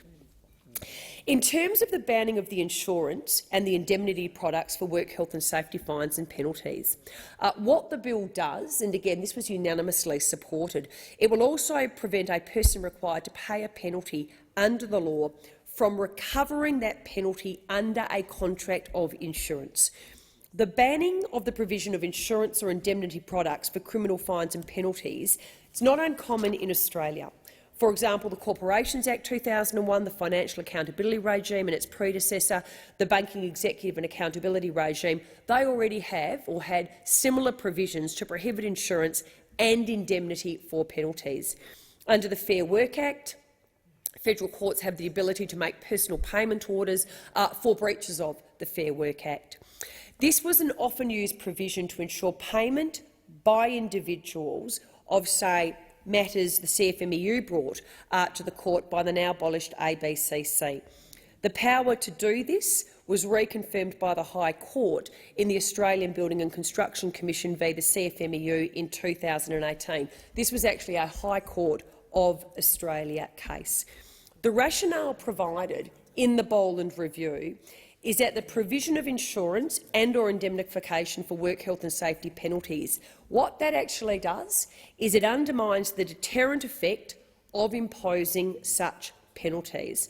The rationale, as set out in the review and agreed to by the ministers, makes sense, and it accepted in the similar scenarios to ensure personal payment for misconduct.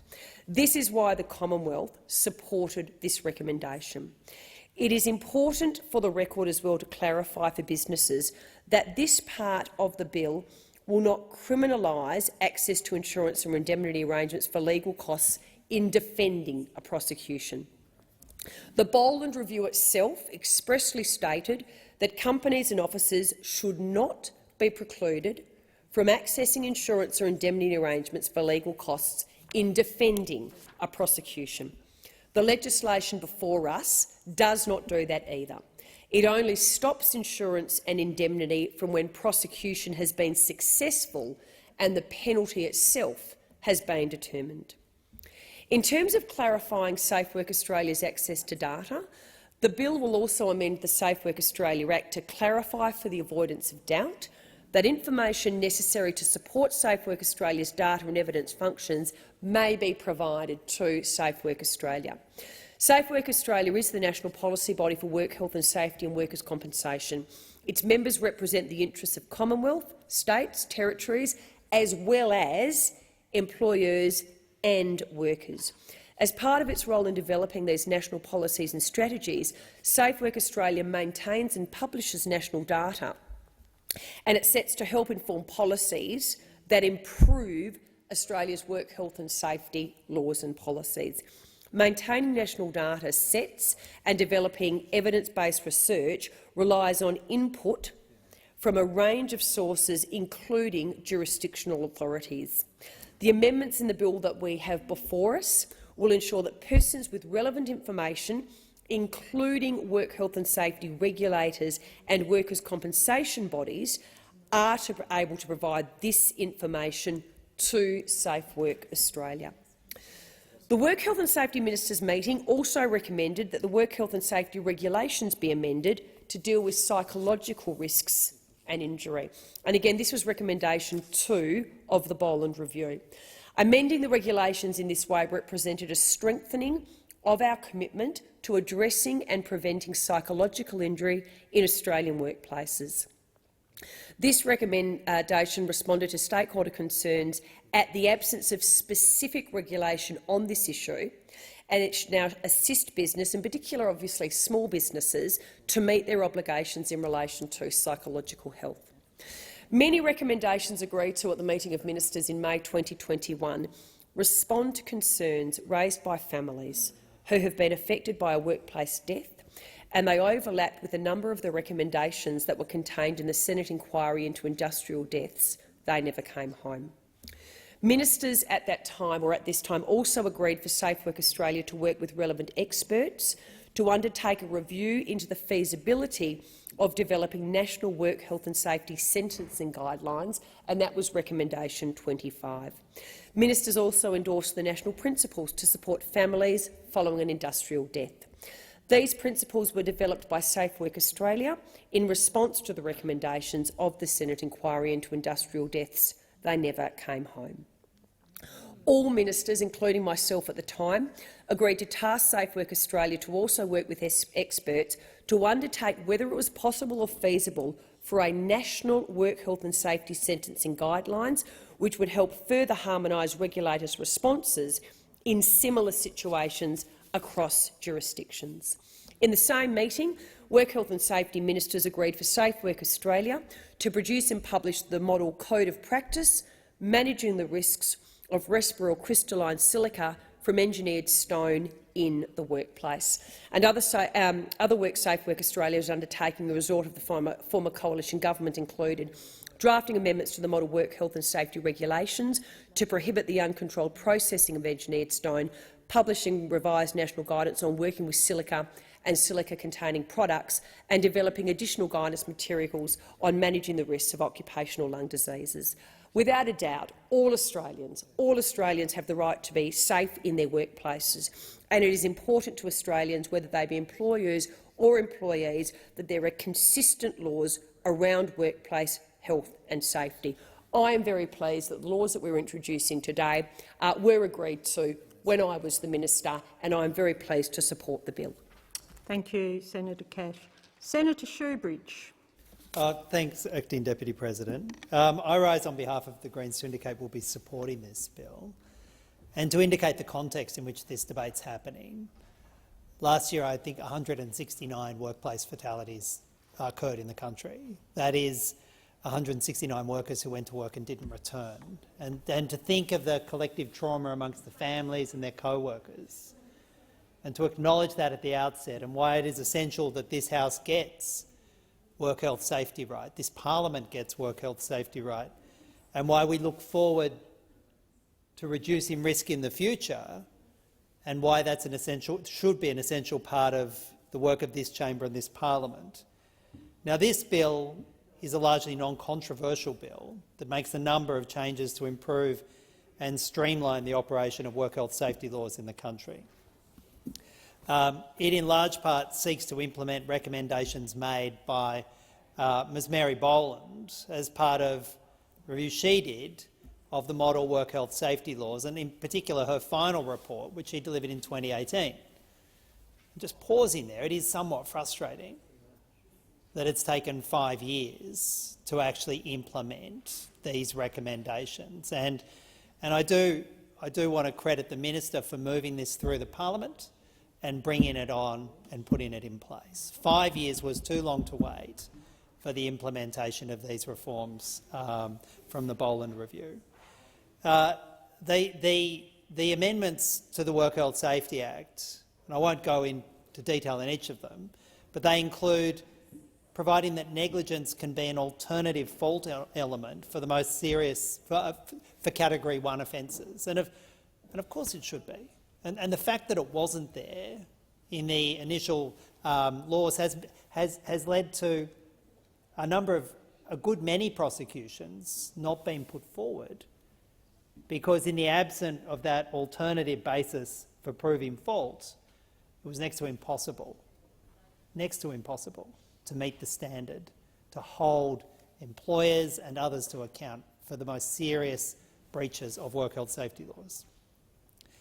The amendments also prohibit insurance for work health and safety fines. And that's critical if we're going to have accountability in the space. Because if employers can insure away the potential cost to them as corporations or individuals, they can just insure the risk, well, that creates a lack of personal incentive to ensure that the laws are complied with. If you can contract out your criminal risk, well, obviously that makes workplaces less safe. And clearly prohibiting insurance for work health and safety fines is essential.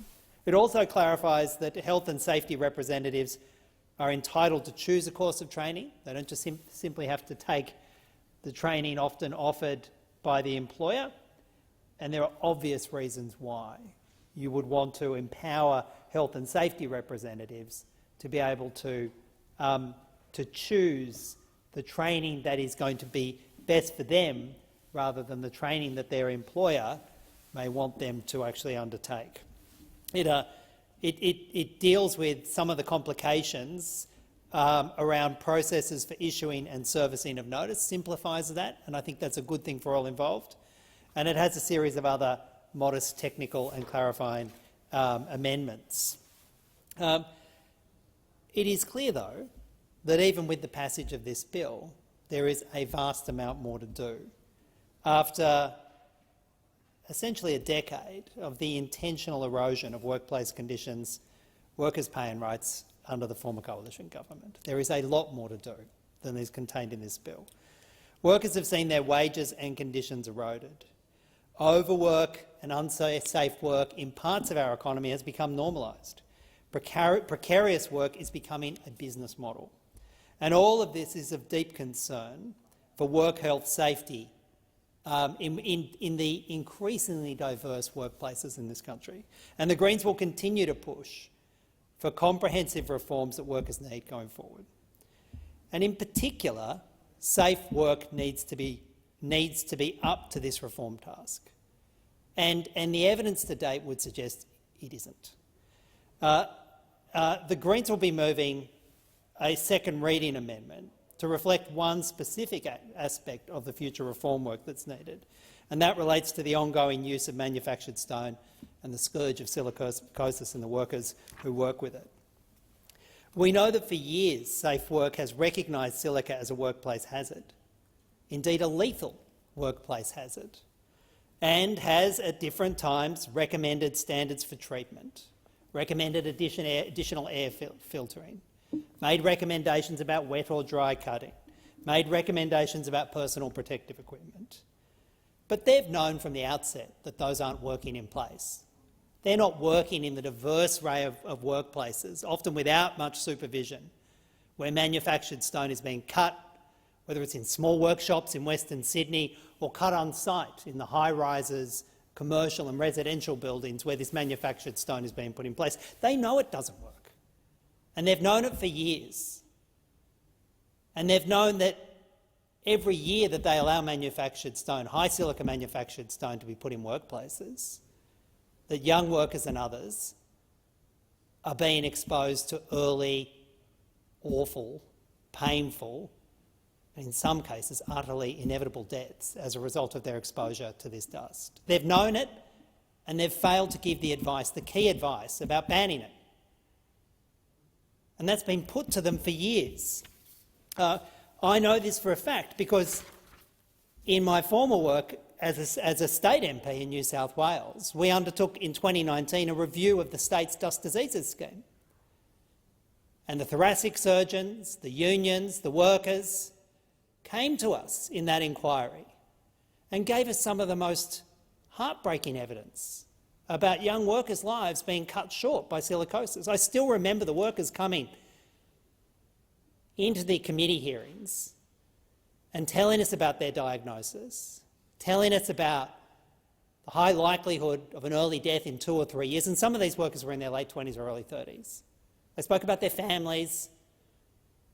They spoke about how they'd done the work because they were skilled in it and they needed the income for their families, and now it was killing them and leaving their families with nothing. And I remember to today just how absolutely heartbreaking it was. And then to hear that Safe Work Australia wasn't moving to ban the product, but was just putting yet more ineffectual measures in place. It was so frustrating. And then neither the state government or even at the time the state Labor opposition, let alone the federal coalition government or Safe Work Australia, were willing to make the hard call then and ban this stuff. And so in a dissenting statement at the end of that inquiry, I said this, and I stand by it to this day. Manufactured stone is a relatively new product, first being distributed in the New South Wales construction sector in or about 2001.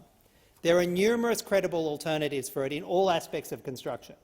Consistent with a hierarchy of control measures that forms the core of work health safety responses in Australia, the first response to an identifiable hazard like manufactured stone is, where possible, to remove it from the workplace. There's no doubt that manufactured stone has certain attributes that make it attractive to use. It's consistent, it's relatively cheap, and it provides a relatively low, high-gloss finish that is attractive to certain consumers.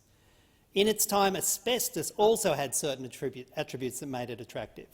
It was low cost, highly fire resistant, easily cut and affixed. However, as the full medical and human cost of its use became apparent, asbestos was nevertheless eventually banned. This was after initial attempts by the industry to seek safer handling procedures and more restricted uses. I firmly believe we should learn from this history and, based on the evidence available to date, make the call to ban the use of manufactured stone in New South Wales. Of course, a federal ban would be preferable, and I acknowledge that New South Wales cannot ban its importation or availability in New South Wales. However, we can regulate construction and work health safety matters, and under those heads of power, a ban is entirely possible. Every month and year we delay, more workers will be exposed to the risk of deadly silicosis. No shiny benchtop is worth that.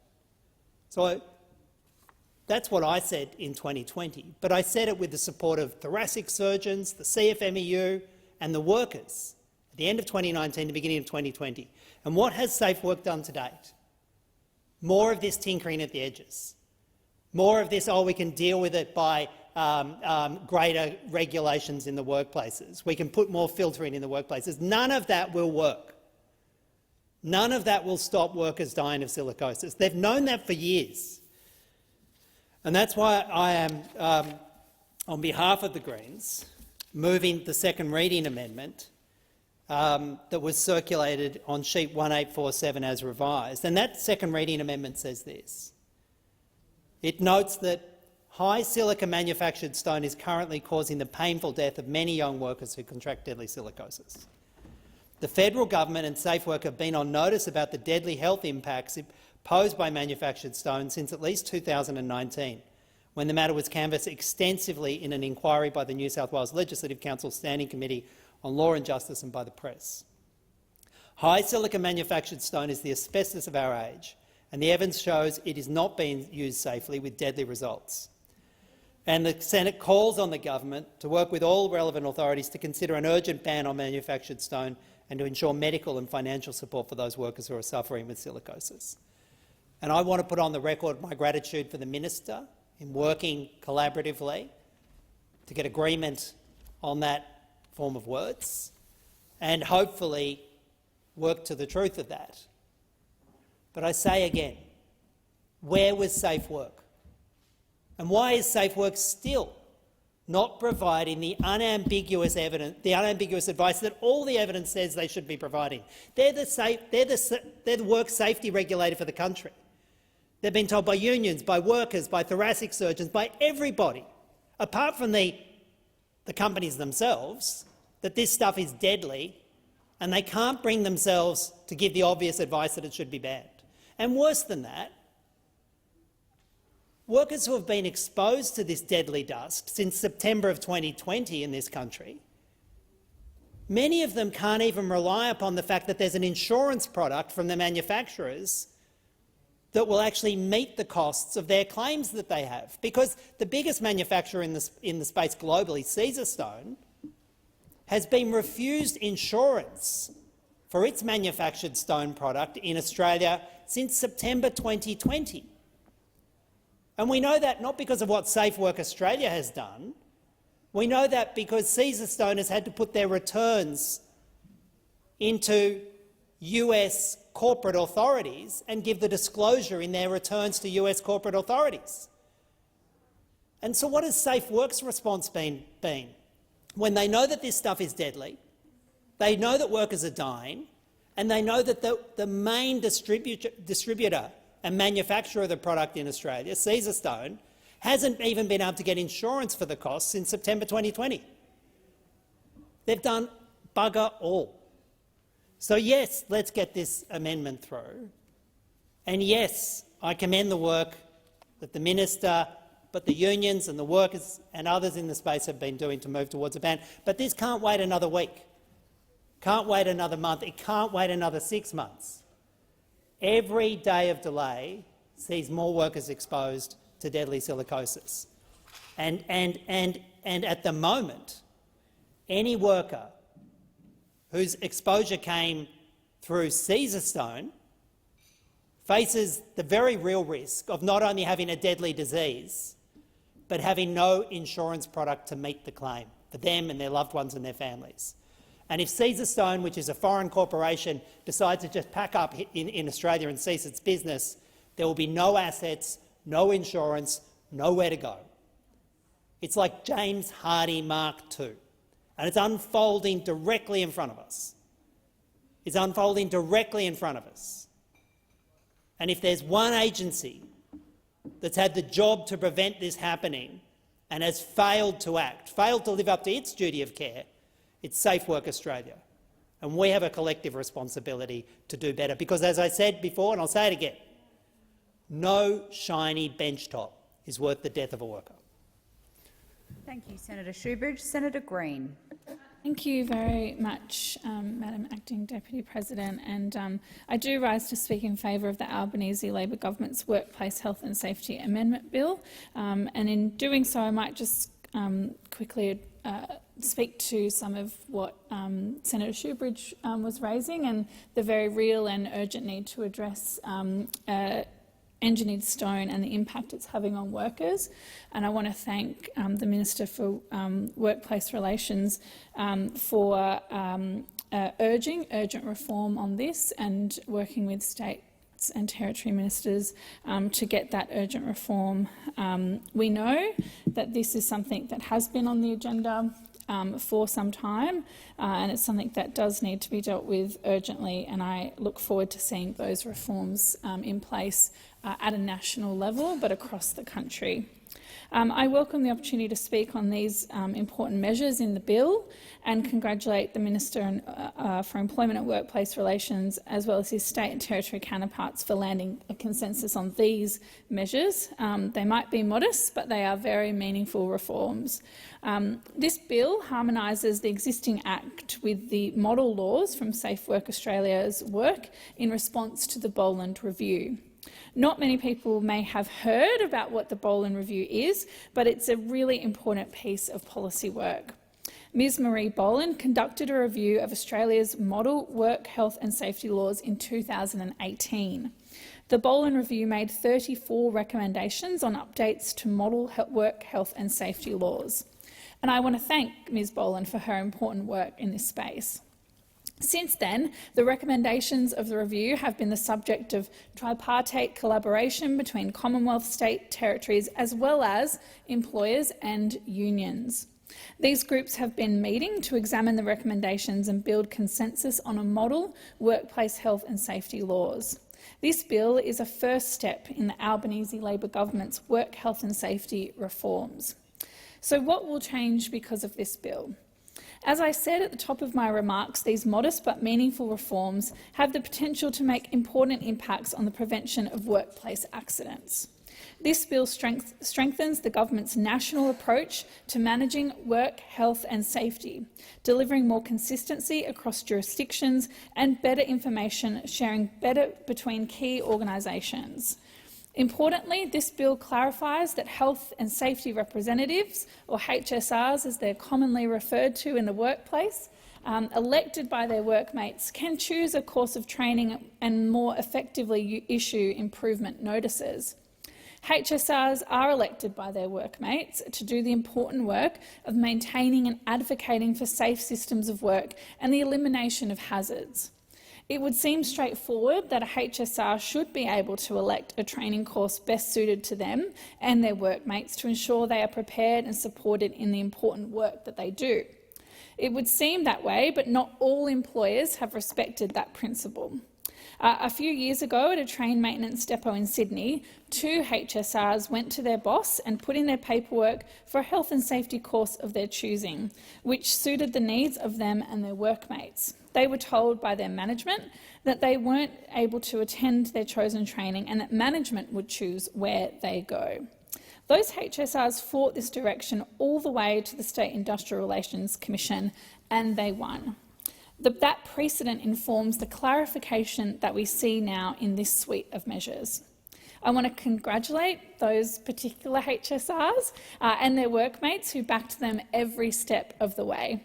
I also want to acknowledge the members and staff of the Australian Manufacturing Workers Union who got behind those HSRs and made that win possible. Because of their support, that win is now becoming national law.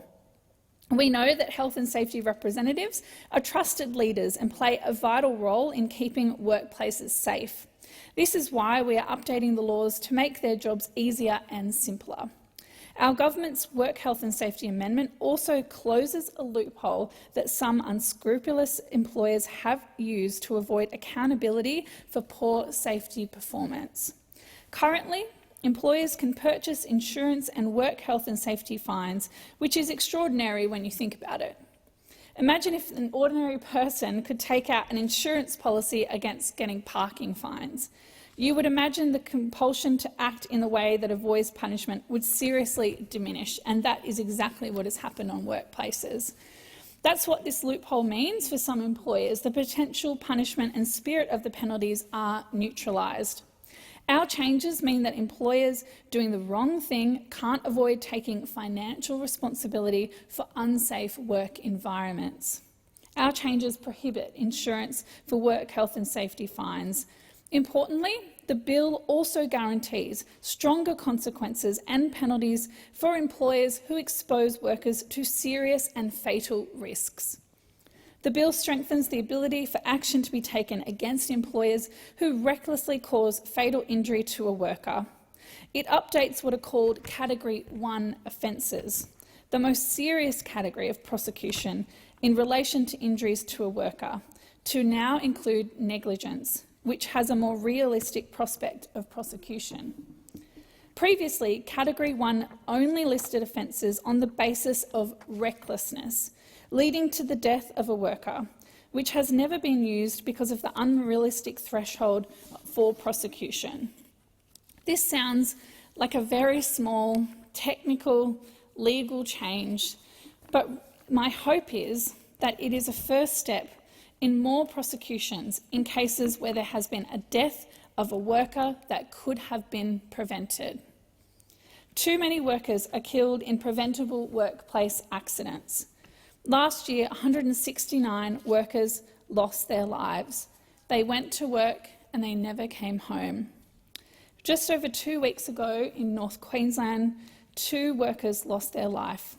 Dylan Landridge was 33 years old and Trevor Davis was aged 36. They had long lives ahead of them. They died in North Queensland in a mine when they were trapped underground. They went to work and they should have come home. I want to be really clear about this because this is incredibly important. The only acceptable number of workplace deaths is 0. Every single worker has the right to come home at the end of their shift just as safe and just as healthy as when they left for work. Our government not only believes that, but today we are legislating to make that so. That's because Labor is on the side of working people. We believe that workers should be safe, respected and fairly paid. These changes start our work at improving workers' safety.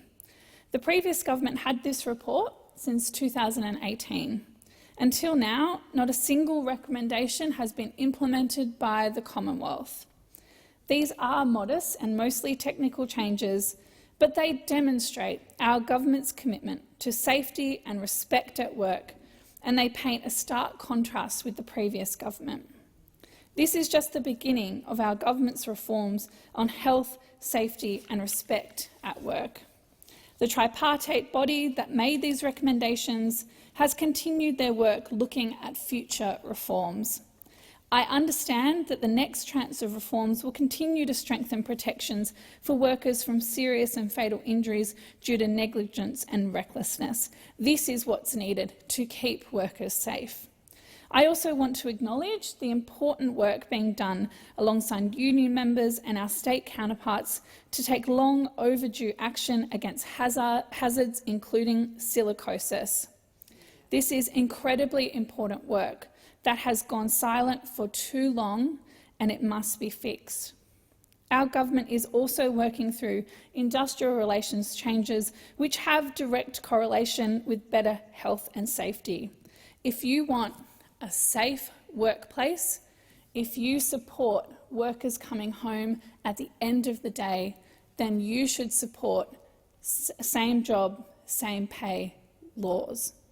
Because we know that when workers have the same job and the same pay, when they are treated with dignity and respect, and they are given the power to speak up about safety, they come home safe at the end of the day. I commend these changes to the chamber, and I urge the Senate to support them. I thank the Senate. Thank you, Senator Green. Senator Scarr. Thank you, Madam Acting Deputy President. I too rise to speak in favour of these amendments. I don't accept the characterisation from the previous speaker in relation to the last government, but I'll quickly move on to deal with the substance of the issues here. And the way I want to address this is talking about a particular case. And when I was looking into this topic, I saw some commentary in relation to this case, and I went back and actually read this case. So let me tell you the story of Brett Fritsch and why his story is extraordinarily relevant to the legislation which we're talking about today. So, during the construction, I'm quoting from the case, during the construction of the Adelaide Desalination Water Plant on 16 July 2010, occupational health and safety offences were committed by a company called Ferrocon SA Pty Ltd and the relevant responsible officer for safety. They resulted in the death of 35-year-old rigger Brett Fritsch and a near miss for another rigger by the name of Craig Fowler. The rigger's employer, Ferrocon, was using a large crane to install a 1.8-tonne, 14-metre-long steel monorail beam to the rafters of a partially built building. The lifting of the beam had been poorly planned by others. No risk assessment or job safety analysis had been undertaken for this type of lift, and no safe working procedure had been devised to take account of the particular hazards of the task. As a result, Mr Fritsch was required to pull down heavily on a tag line in an attempt to lower the tilted beam's high end to a level position, so it could then be bolted to a rafter. This necessarily required Mr Fritsch to stand under the beam. Just think about that. To stand under a 1.8-tonne beam, to exert the required force, contrary to a general instruction to not stand under a load. Whilst Mr Fritsch was trying to do this, the fabric sling supporting the beam snapped, resulting in the end of the beam dropping directly onto his head. He was instantly rendered unconscious and died soon after. The other rigger, Craig Fowler, was standing on an elevated work platform at the time his machine was struck by the falling beam, but he was able to ride the fall until he could jump clear onto nearby scaffolding. So that is the case of Mr Brett Fritsch. And I want to read to you excerpts of the statement which was given by his mother to the South Australian Magistrates Court, Industrial Magistrate Court. And I think when we're debating or considering provisions such as this, we should reflect on the individuals who are impacted by these events. These changes aren't just words on a page. They have material impact in terms of everyday Australians, loved ones who are doing their work duties and suffer harm. So this is what Brett's mother said. Quote, "This is my victim impact statement, but I am not the victim here. Brett, my beautiful boy, is the real victim. Brett has been robbed of his life, of being a devoted and loving hubby and daddy when he was so happy and in the prime of his life. You have changed the natural order of life for me. A mother should never outlive her child." And she goes on, talking about her grandson and the impact of this tragedy on her grandson. I quote, "Watching Brett's little one grieve and struggle with questions about death that are now 4-year-old, should never have to deal with is utterly heart-wrenching. He periodically asks me about his daddy. He asked me last year, "My daddy is lost. Where is he lost to, Nana?" And he has cried and got angry and frustrated because he can't possibly understand or find in his vocab the words to explain his feelings and queries. End quote. And finally, Brett's mother says directly to the magistrate hearing this case as follows: "Your Honour, I need for something very positive to come out of all of this. Please don't allow my Brett to have died in vain. You have the authority to send out a message loud and clear to construction companies that workplace deaths and serious injuries will not be tolerated by the courts." End quote. So I can't imagine what it's like to be in the position. I can try to understand, but I can't fathom what it must be like to lose your son and then be faced with that position of dealing with a grieving family whilst you're also dealing with a mother's grief. But I think it is fit and proper that we consider those words as we consider this legislation, and also consider that this legislation will have impact on everyday Australians. Everyday Australians, and Senator Green referred to those who are killed at work and those who suffer serious injury. So these are not just words on a page. This is dealing with everyday Australians. So in this case, the industrial magistrate identified no less than 4 failings of the company involved, Ferrocon, and I'll go through them. First, Ferrocon also knew decisions may have to be made during the course of each lift, but left all safety considerations of the job up to the supervisor and workers to, at best, be identified, discussed, agreed upon and implemented on an ad hoc basis. Second, the second major failing of Ferrocon was to not ensure that a site and task-specific safe work procedure was developed for lifting this particular beam on 16 July.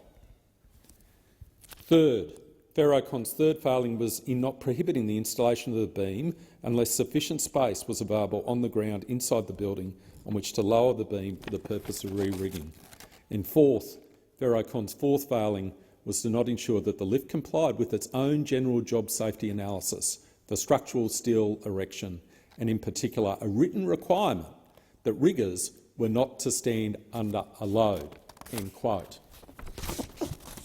Clearly, acts of negligence, omissions, which would fall within the definition of negligence as is introduced by this bill.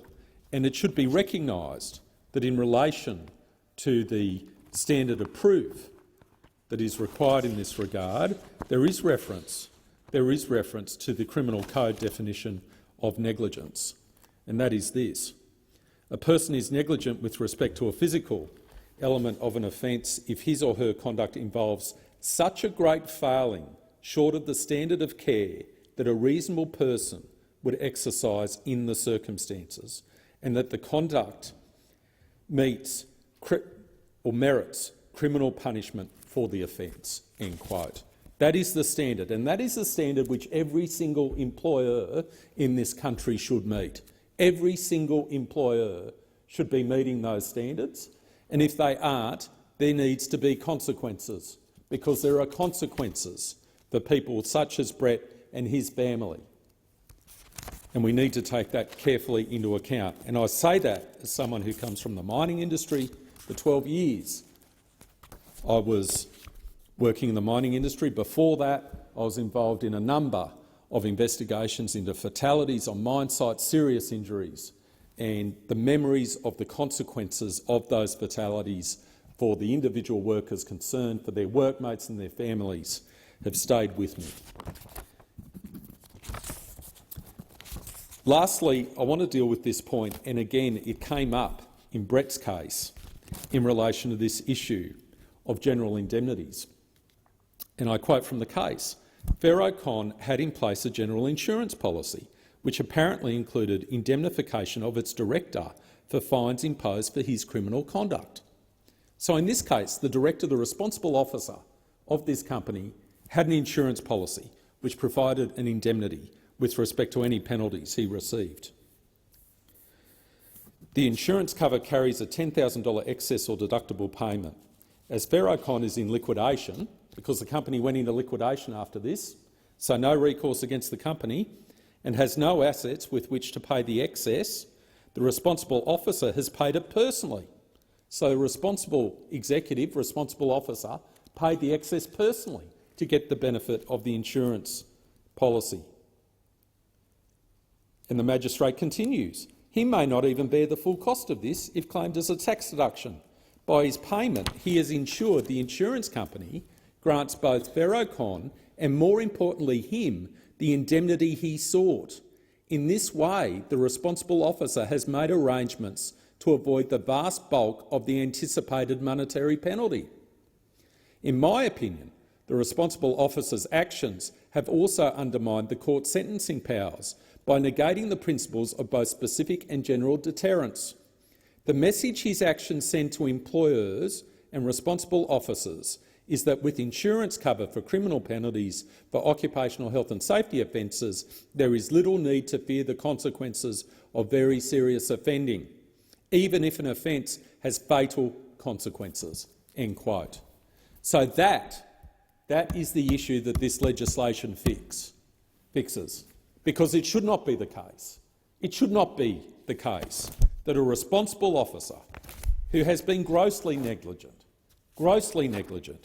should be able to get an indemnity through insurance against the penalty which is imposed after going through appropriate legal process against the consequences of him breaking or she breaking the law. It should not be the case that someone should be indemnified through insurance so that they don't have to take the real financial consequences, which cannot in any way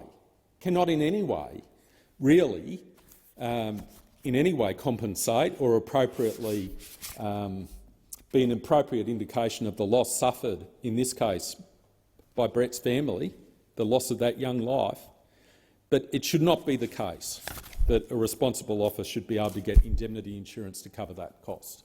And I see Senator Roberts is here in this, has just arrived, and I know Senator Roberts has held very responsible positions in the mining industry as a site officer and had responsibility for safety, and I'm sure Senator Roberts would agree with me that the number one obligation upon people holding those positions of responsibility is to make sure all of your workers, after they spend a day at work, get home safe and sound to their loving families. That is the number one responsibility, the primary responsibility.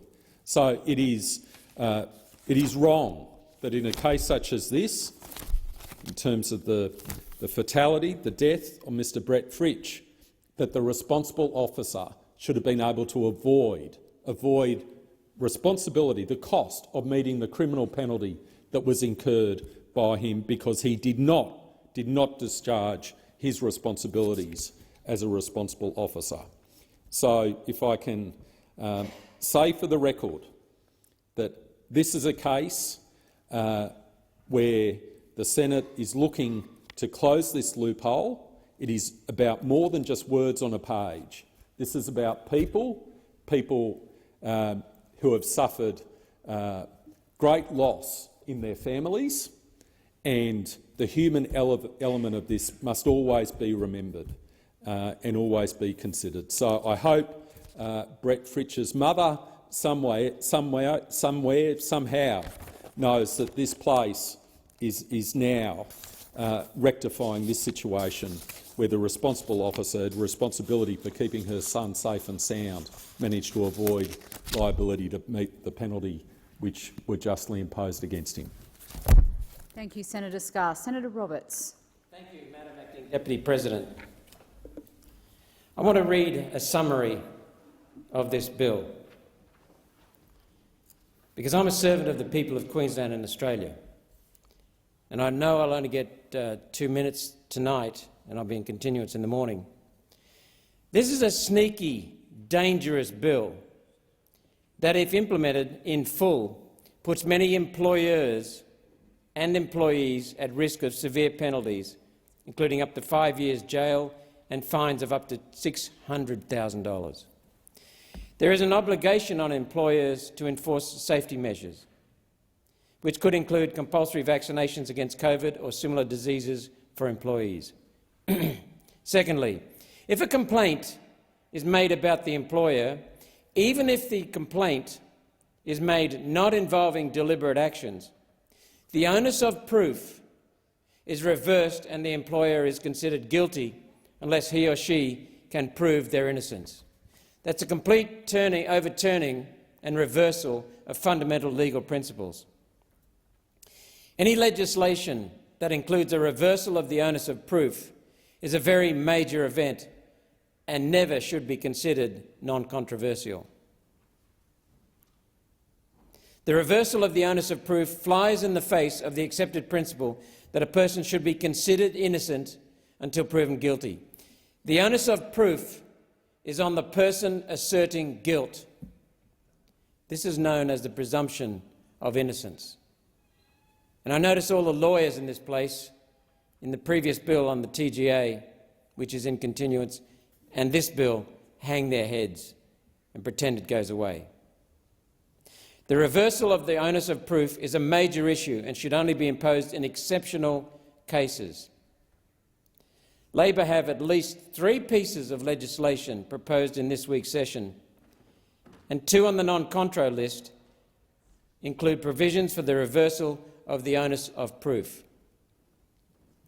They include the Export Control Measures Bill as well as this Work Health and Safety Bill. We will definitely be opposing this bill in its current form.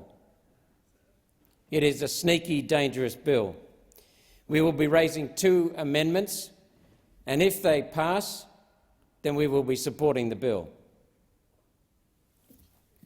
I want to say, just before I get shut down for the night, that in my experience— Order, Senator Roberts. It being 7:30 p.m, you will be in continuation, and I propose that the Senate now adjourns. Senator Polley.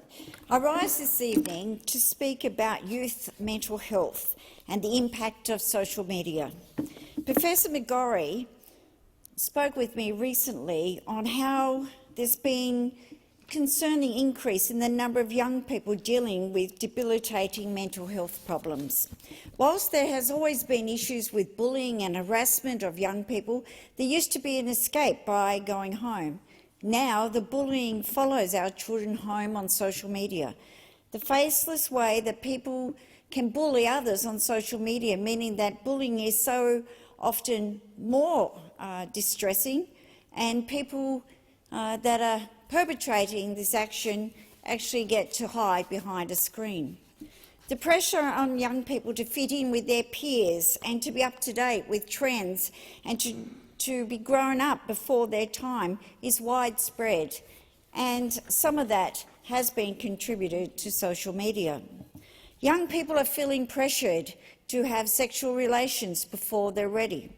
They're being pressured into participating in other activities that I believe puts them at risk.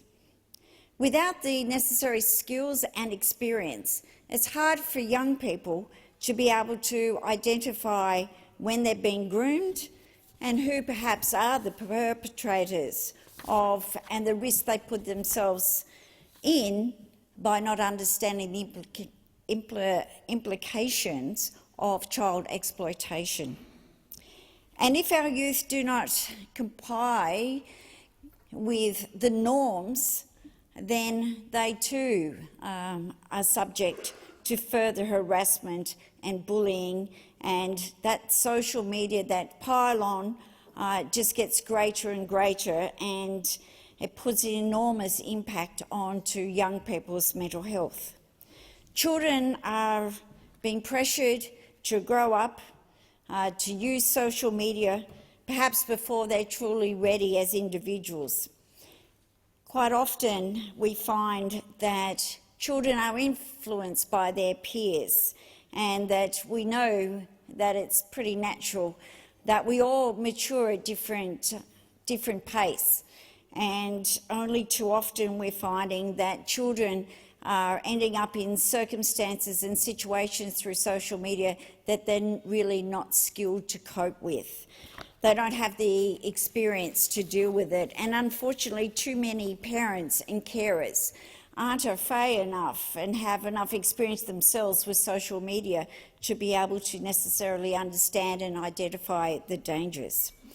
We all know that low self-esteem is made worse by the pressure placed on young people by themselves, but also by their peers.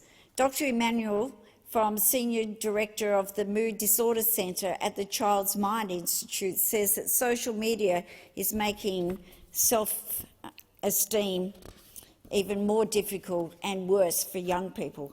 These are real issues that young people are dealing with every day. Social media has also contributed to the horrific rise in the sexual exploitation and abuse of children.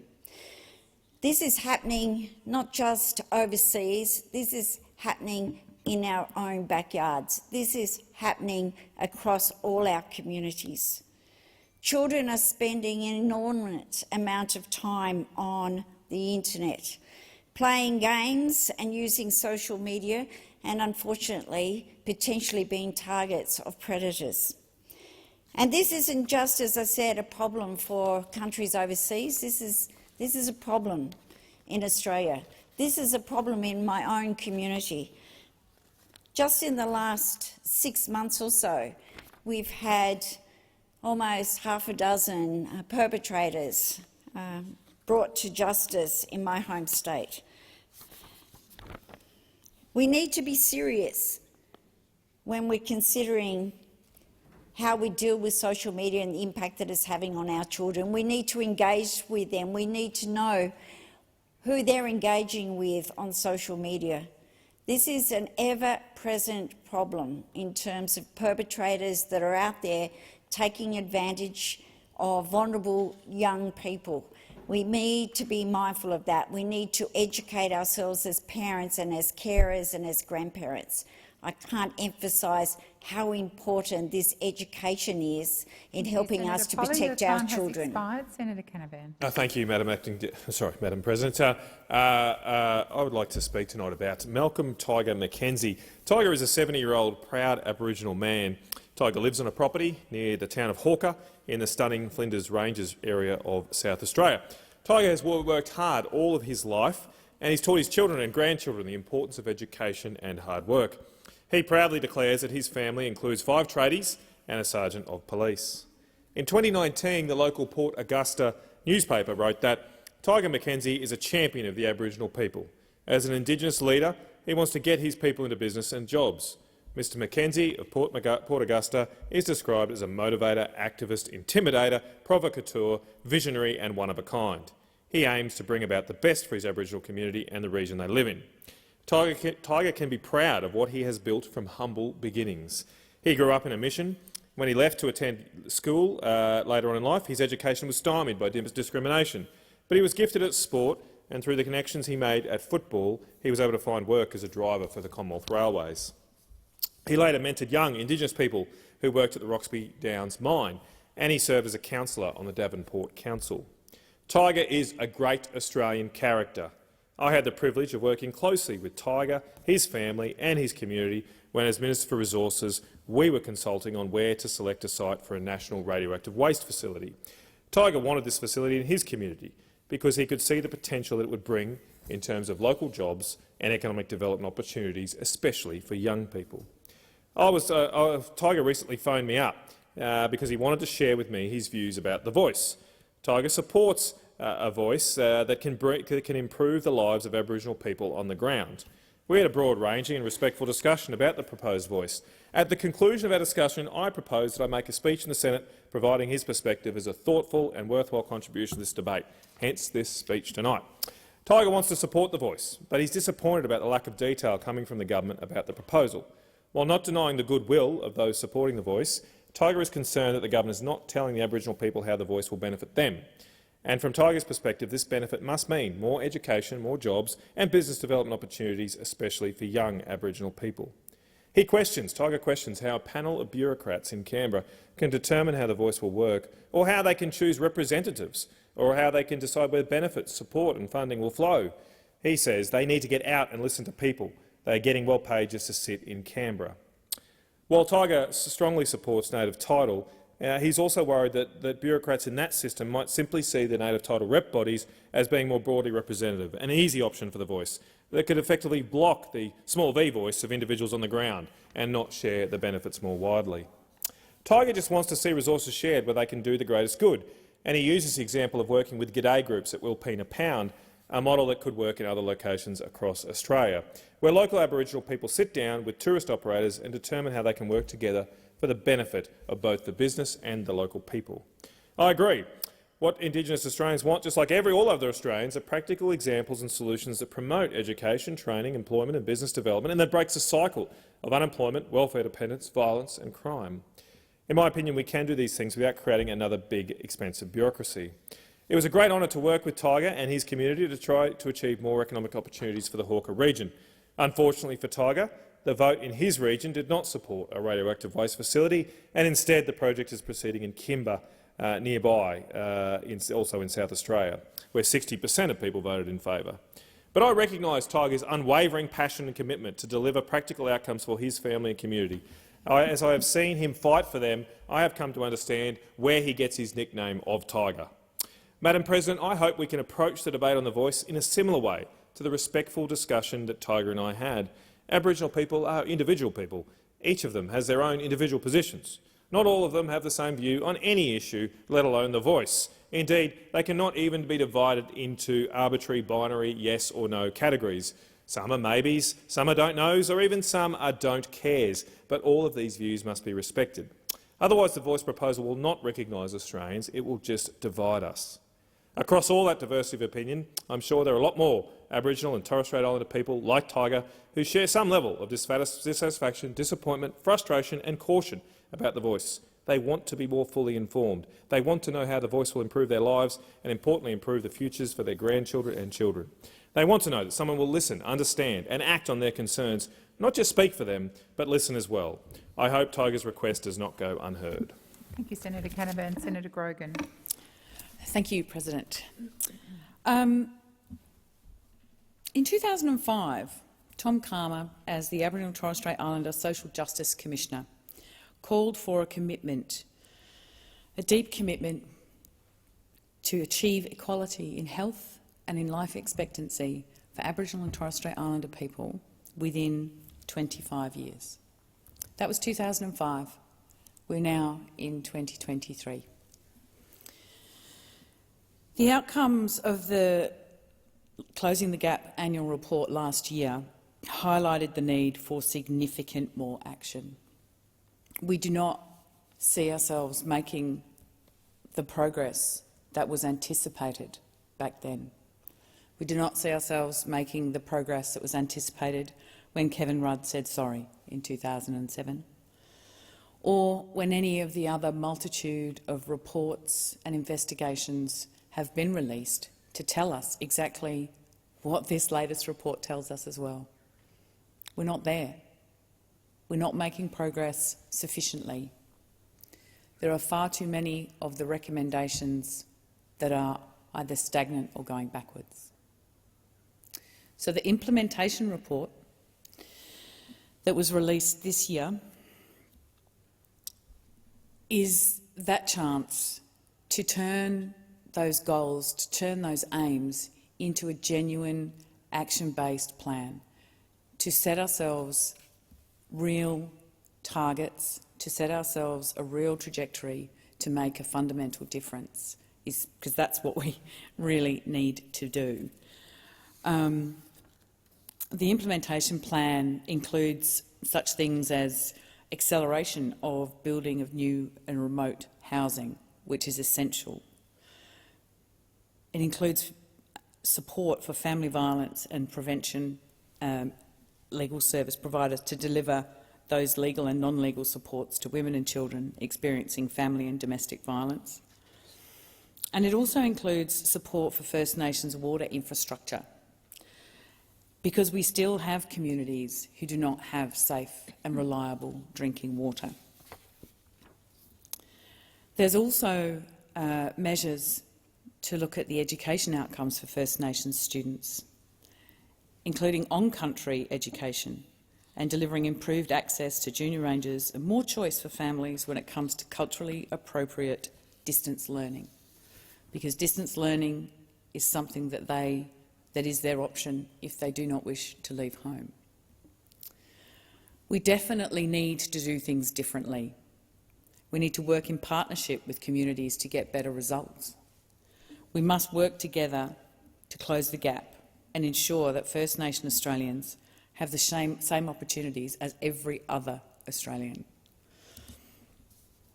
Alongside the implementation plan, the voice to Parliament will be critical. I myself have worked in Aboriginal affairs in various roles, and I've seen time and time again ideas, reports, suggestions put forward and fail, to be implemented partly, not completely, or not given enough time, or to actually be poorly pitched. So the idea of running the voice to Parliament as that voice, that advice for how things will go on the ground, how it will actually play out for people who are living in those communities, who are experiencing the health, life and life expectancy challenges that we see so readily every single year in the Closing the Gap report.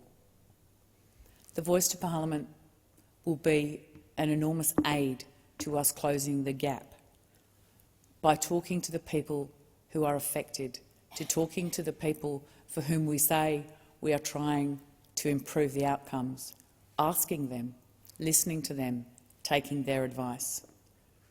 The voice will make a difference and it will help us to close that gap. Thank you, President. Thank you, Senator Grogan. The Senate stands adjourned and will meet again tomorrow at 9 a.m.